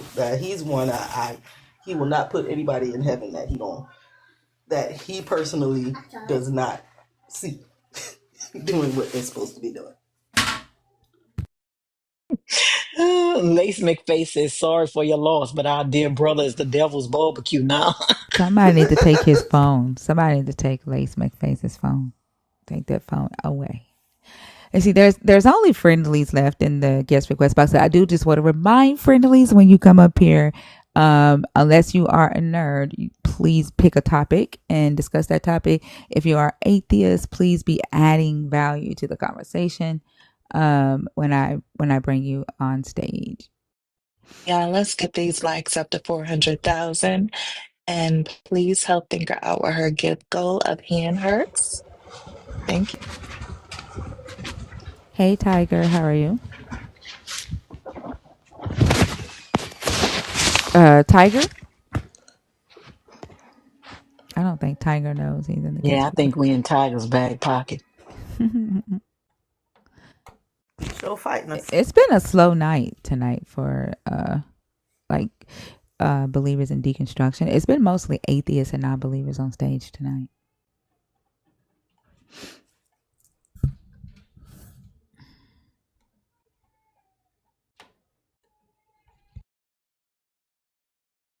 Hey.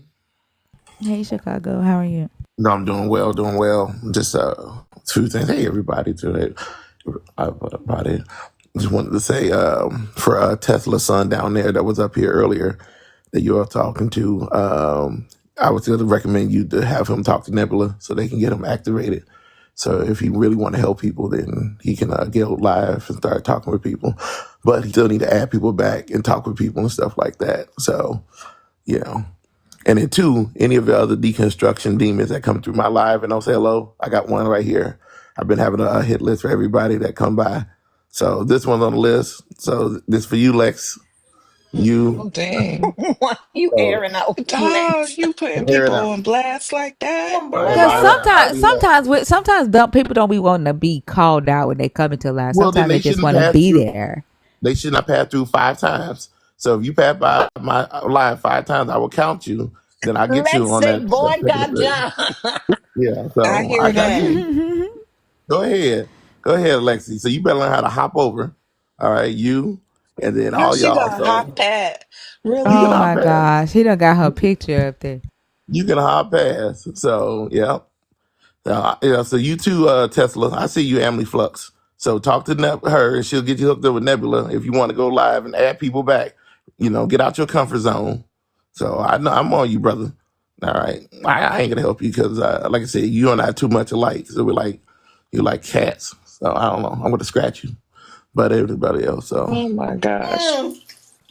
So any of Bye, you other Chicago.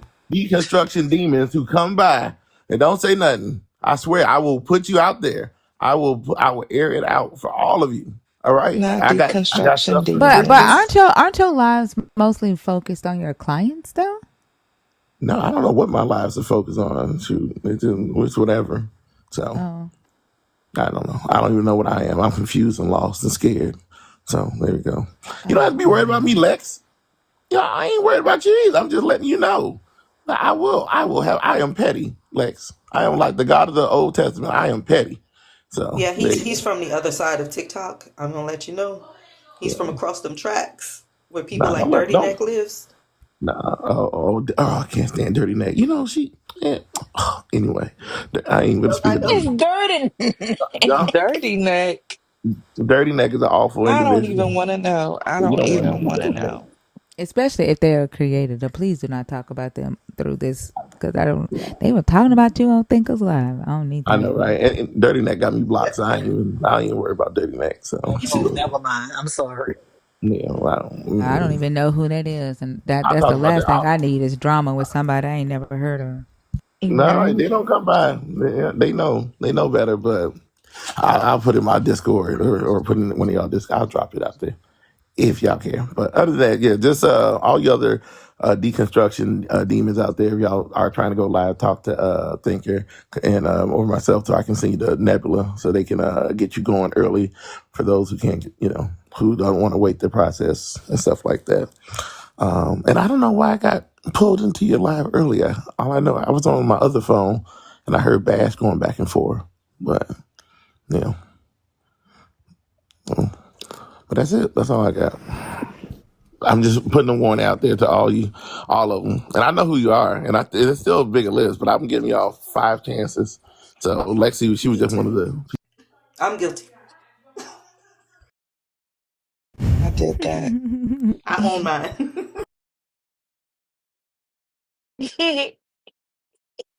Oh my gosh, this Y'all dude ain't got no talking about sense. blocking me and also y'all need to block John. Shoot, I just Chicago, muted yeah, him. he don't make no sense.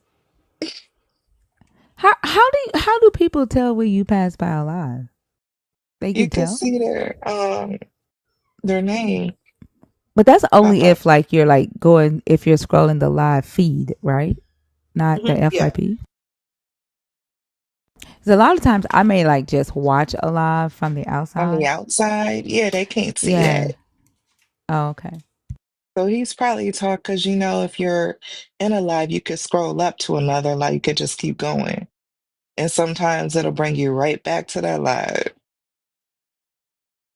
because it's done that to me, especially if you have multiple friend mutuals, and it'll just keep, yeah. Oh, okay. No. Yeah, I am not seeing these likes go up fast enough for me. So y'all know what's gonna happen in 30 minutes. Let's get them up to 400,000. And like I said, please help Thinker out where our gift go.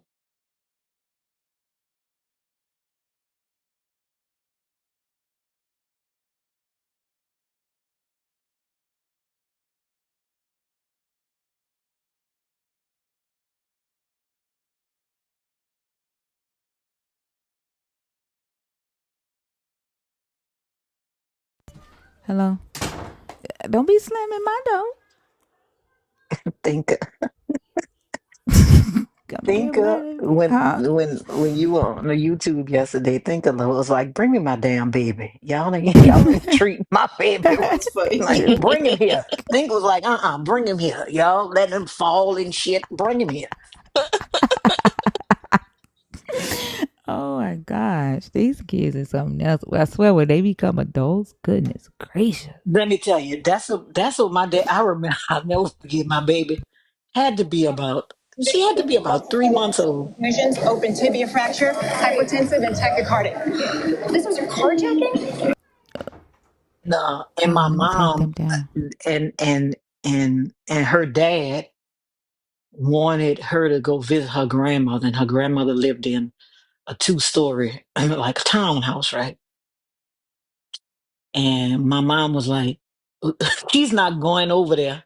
She might fall down the stairs. I'm like, the 3-month old might fall down the stairs. She's like, well, they might be going down the stairs with her and they might fall with her. I'm like, okay, mama, well, when he calls, you gonna have to tell him that she can't go by by his mama. No, I'm not telling him that.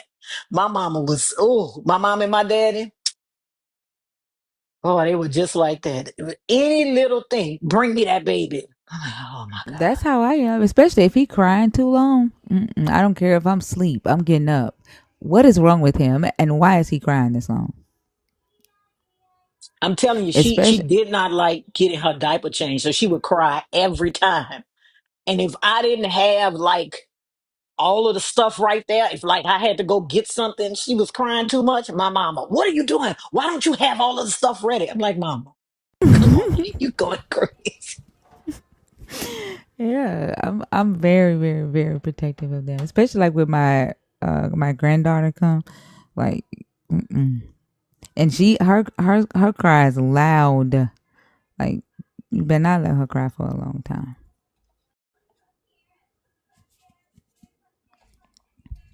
Let me see.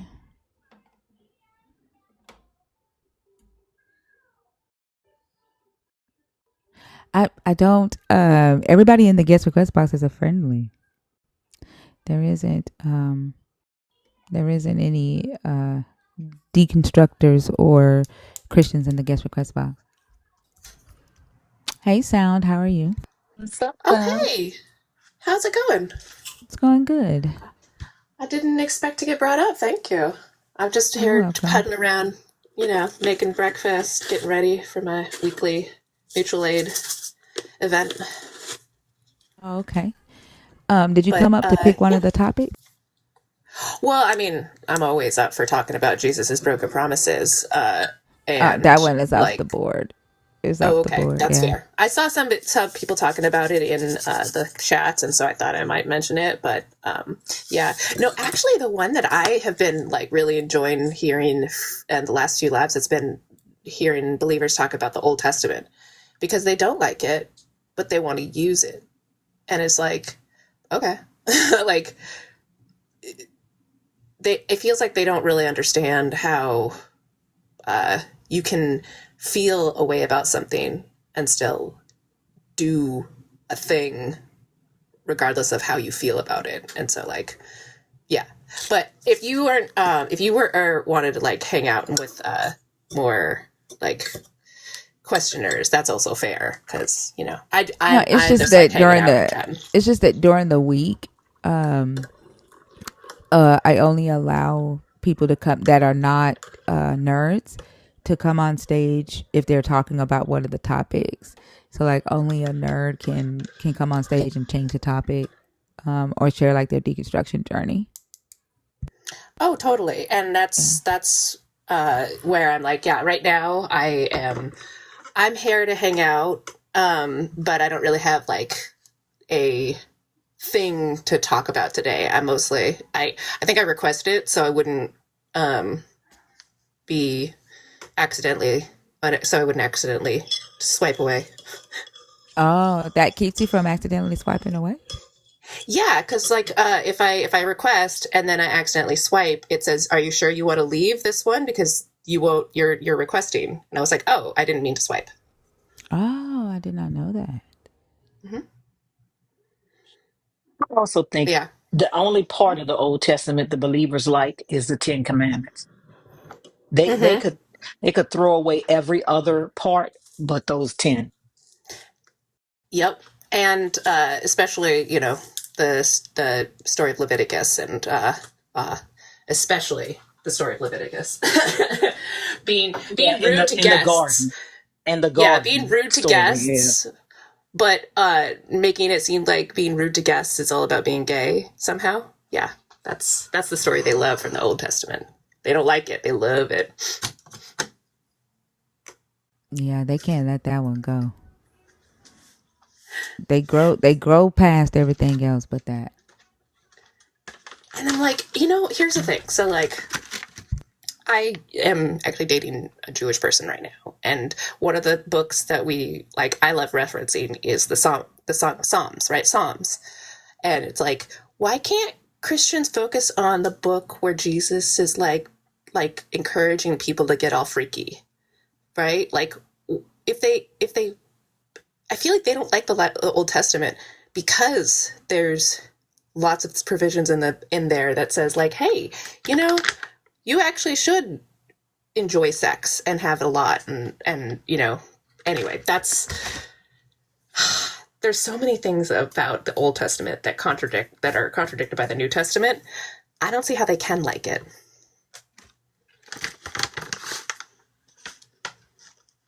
Yeah, I think it's more so, the immoral things. I don't think they see the contradictions. It's more so the things that they know would otherwise be like immoral today. But what I really would like to get into with them is the theme of deception that I'm starting to see in this book, and that the opposite of like the people who were doing good and peaceful, right? They were the ones that were demonized, where Mm-hmm. the Israelites were typically the ones that were bringing the war. They were the ones that were doing the lying, the deceiving, the thieving, and they were the ones that were seen holy. Those are the conversations that I want to have with believers, because I Is don't there see how salvation can come through deception. is is there an example in specific that you're like really thinking on, or? Well, first, I mean, the first one would be, this God lying in the garden. Like, that was the first deception. Um, the Abraham and Abimelech, Abraham, Isaac, and the Abimelechs, when they, lied about Sarah and Rebecca being their wives, and how the Philistines were hospitable to them, and they were seen as the ones that were doing the bad thing when it was Abraham and Isaac that put them in that position in the first place. And then Esau and Jacob and Isaac and Rebecca, this whole deception of how Jacob got his blessing. Laban and how he deceived Jacob with Leah, and then made him work another 7 years to get Rachel. Like, it's just, I mean, it's a lot. And then, like, with the God saying that he will lie if he needs to get the Israelites back. Mm-hmm. um Him saying that he would send a true prophecy to a false prophet, and a false prophecy to a true prophet to test the Israelites. Like, it's just, there's a lot of things where deception is used in order to so-called bring about the righteous thing. Like, Rahab lied to her people and said that she didn't know where the Israelite spies were, and that was seen as righteous, Mm-hmm. right? um it's just a theme of deception. And then with the Christians believing that the devil is the great deceiver, but the deceiving we see being done is from the God and his chosen people. So I just don't see how they're calling that holy and righteous. Well, I do, because holy and righteous doesn't necessarily mean good and moral. Mm. But how believers are expecting people to accept that as the good thing, when it's really like you have to be willing to like demoralize yourself, agree with the deception or overlook the deception in order to be saved. Like that's the kind of the theme that I'm seeing in the book. I was hoping to get into that conversation a lot more tonight, and the free will one, because those are the two things that like literally were on my mind this weekend. But yeah, it's been Well, otherwise a chill night tonight. it does sound like it. Yeah. I was curious. So you were saying it's like the blessing that you were talking about in terms of like the early one and the deception, and from what I recall of that story, it was like the one woman was promised to the son, and then instead his dad tricked him to marry his sister, and then he had to work for longer to marry the girl he actually wanted to. Is that the one you mean? Yeah, Laban, and then he ended up tricking Laban by with the spotted bulls and stuff. Like it's just a lot of deception going on. But yeah. Yeah, and like just the book of Job entirely, right? That's what always gets me. It's like whenever believers are like, Jesus don't play games, and I'm like, there's a whole book in the Bible about Jesus and the devil having a bet. Like, how is that not a game? Yeah. I they don't see Job as that. They see themselves as Job. Which is you'd think that they would enjoy, the privations that come into their life. They wouldn't think of them as God, as devil sent. They should see them as holy, heaven sent, because again, they're they're challenged from God to prove their faith. And they do see it as that. They don't see it as devil sent. They see it as God testing them and allowing the devil to do the thing. Oh, allowing. That's always the difference. The devil is doing it, but the devil's doing it at God's direction. Yeah.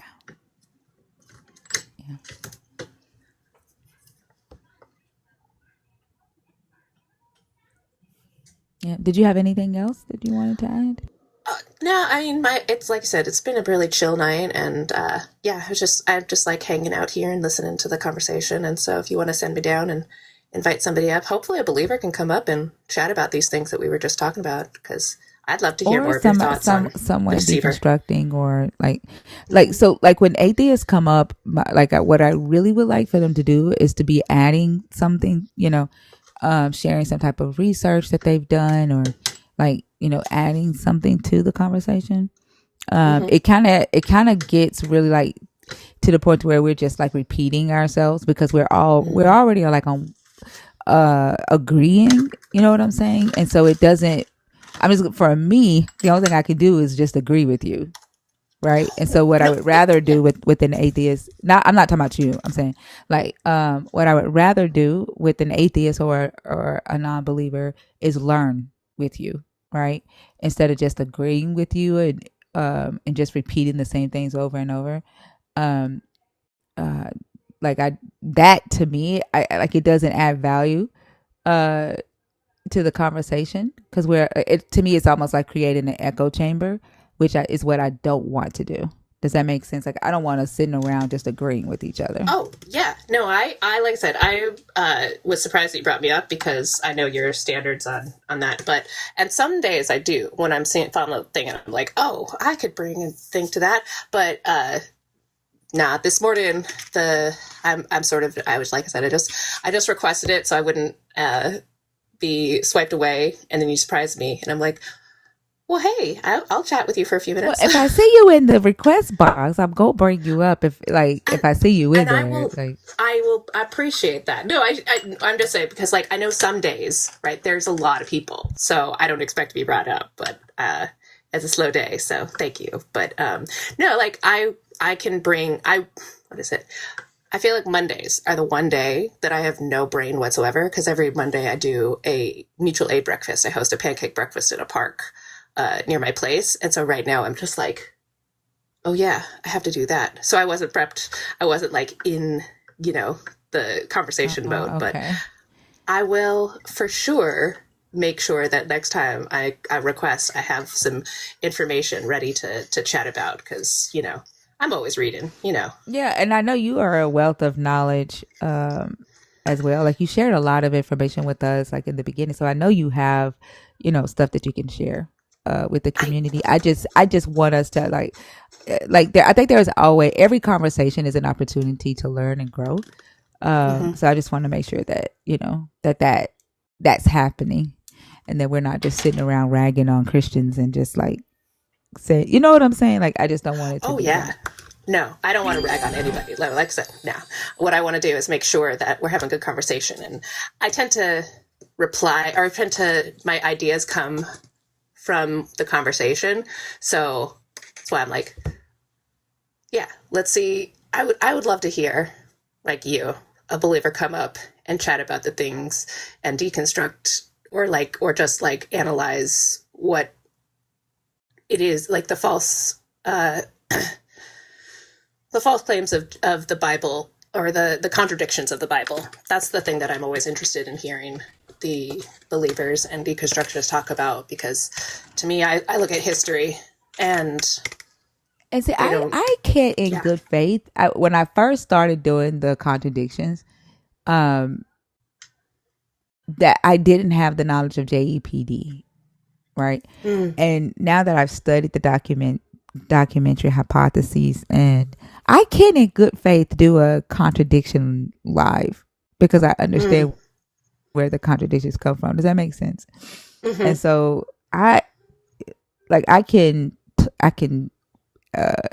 acknowledge a contradiction in the text and go into deeper conversation with it, and then I'll be like, this is where this is coming from. But like, and just holding a live that says the Bible contradicts, from I think that I don't know, I feel like that I would be being intellectually dishonest if I do that, because now I have an understanding of why it contradicts. Does that make sense? Oh yeah, no, I Why mean it more of seems like like it contradicts. how it goes against the historical record, right? Like I just mean like Oh yeah, like the we have facts. archaeology. Yeah, we have archaeology that proves that Mm-hmm. the flood did not actually literally happen. Oh, that's what I Yeah, keep meaning. that's what facts over faith is about. That one. Yeah. But there is somebody on YouTube I think you will very much enjoy, because she's been doing this sort of like analyzing of Christians from a Y'all anthological are perspective. weird. Gutsick Like Gibbon. you just got blocked. You just got blocked and you came back. Like you are fucking weird. And then to like come into the comments talking about it's me, I'm back after you just got blocked. Like that's Mm-hmm. fucking weird. And all he did was switch his name around. Yeah, like god damn. The obsession. Ego, such pride. Talk about Weird. Like ugh. they talk about Thinker being obsessed with the Bible, but them being obsessed with her is a little worse because they can see her and she can see them. Like, come on. Right? Like that's crazy. But there is something I want to add to you, Thinker. I think you'll enjoy a YouTuber called Gutsick Gibbon. And because she just did a 3-video analysis of a person, Dan Wilson, who is taking over Moscow, Idaho, to create, be a Christian nationalist. He's a Christian nationalist, proud Christian nationalist. And they, and how, he is now connected to the vice president. Like he and JD Vance were on the same stage earlier this year. So yeah, I would say if you check out Gutsick Gibbon, she might have a lot of good resources for you from the breaking down evangelical arguments of the early date of Earth, right? She mostly focuses on the people, the Christians who are like, the Earth is only 6,000 years old. And she's like, well, that's silly, because we have evidence that it's not. And if you're God, put all these fake fossils in the record to trick us, doesn't that go against your whole thing? Yeah. So I think you would really enjoy Gutsick Gibbon. Thank you for the recommendation. These Look at motherfuckers this. need Look at that. Y'all this. are y'all motherfuckers need The some third help. time. Such pride, Gomez. Such arrogance. That's a They damn don't shame. they don't even follow their own, recommendations. Why do shy? He should be embarrassed, but he's not. That's the scary thing, is that he's not embarrassed to do that shit. I wonder if their argument of trying to convert people is like, hey, look at how mean, how rude I get to act because I'm doing it for God. If you convert to this God, you can be this rude to people too, and it's good. I don't know. I think people are rude. I think people are rude or like this on social media. Social media allows people to do things that they wouldn't normally do in real life. Like you aren't like this in real life, right? You just are not. There's no place in your real life for you to even act like this. Like I don't know why you coming on here doing it, because you don't do this kind of stuff in real life. That's why you have to do it here, because you don't do it in your real life. You don't act like this in your real life. I'm It pretty sounds sure like we're getting into free will. I'm pretty sure he's annoying as fuck in his real life. I'm pretty sure he gets on everybody's nerves That's the fourth in his time. life. Yeah, That's the fourth time. that is fucking ridiculous. This is Well, wild. maybe it's because Gomez has free will, so he's making all these bad choices. I'm sure that's what it is. Or is it his God telling him to do it, or is it his will? It's his I mean, God. he's probably like 14, right?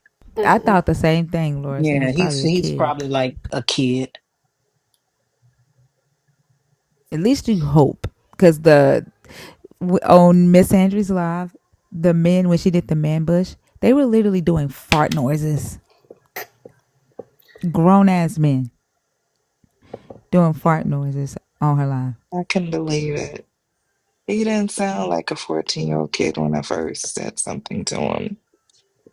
Ooh, is Cheeto Beto requested? Because it sounds like No, they he's want to. never going to request. He's just going to sit there with that dirty ass hat and his PFP and talk nonsense in the comments.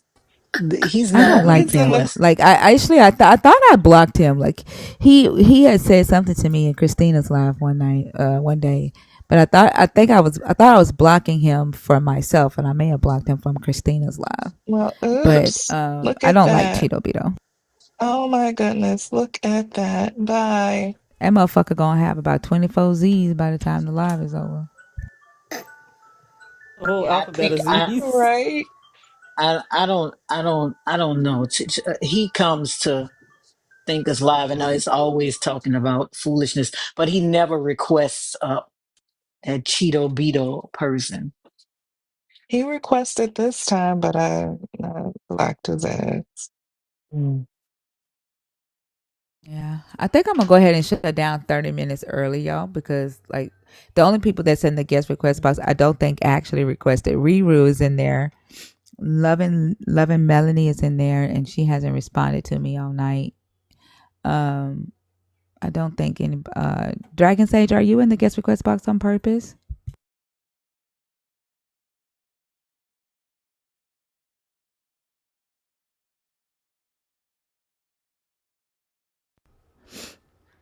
Dragon Sage.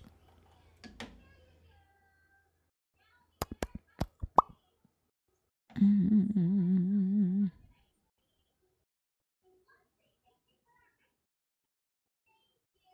Oh, okay. Riru, Maria's child of God. Are you in the guest box on purpose? I don't think Riru is. I don't think Lovin is. Are Okay. you able to come up, Dragon? I know you said that you were. I know you said that you were at work now. Are you able to come up? That motherfucker don't got no wife. He don't got no girlfriend. He like for him to be making all these accounts like he is the type that says, "Don't tell me what to do." And if you try to tell him what to do, he'll hit you. That's him. Like anybody that would sit on TikTok and make account after account after account after account because he got blocked, he is an abusive ass motherfucker. He's somebody who. I agree. Also, mods, remember, just because a Christian says something that might irritate you a little bit or might get on your nerves, that doesn't mean we should mute them or block them. Let's keep that in mind. Thank you for saying that, Lala.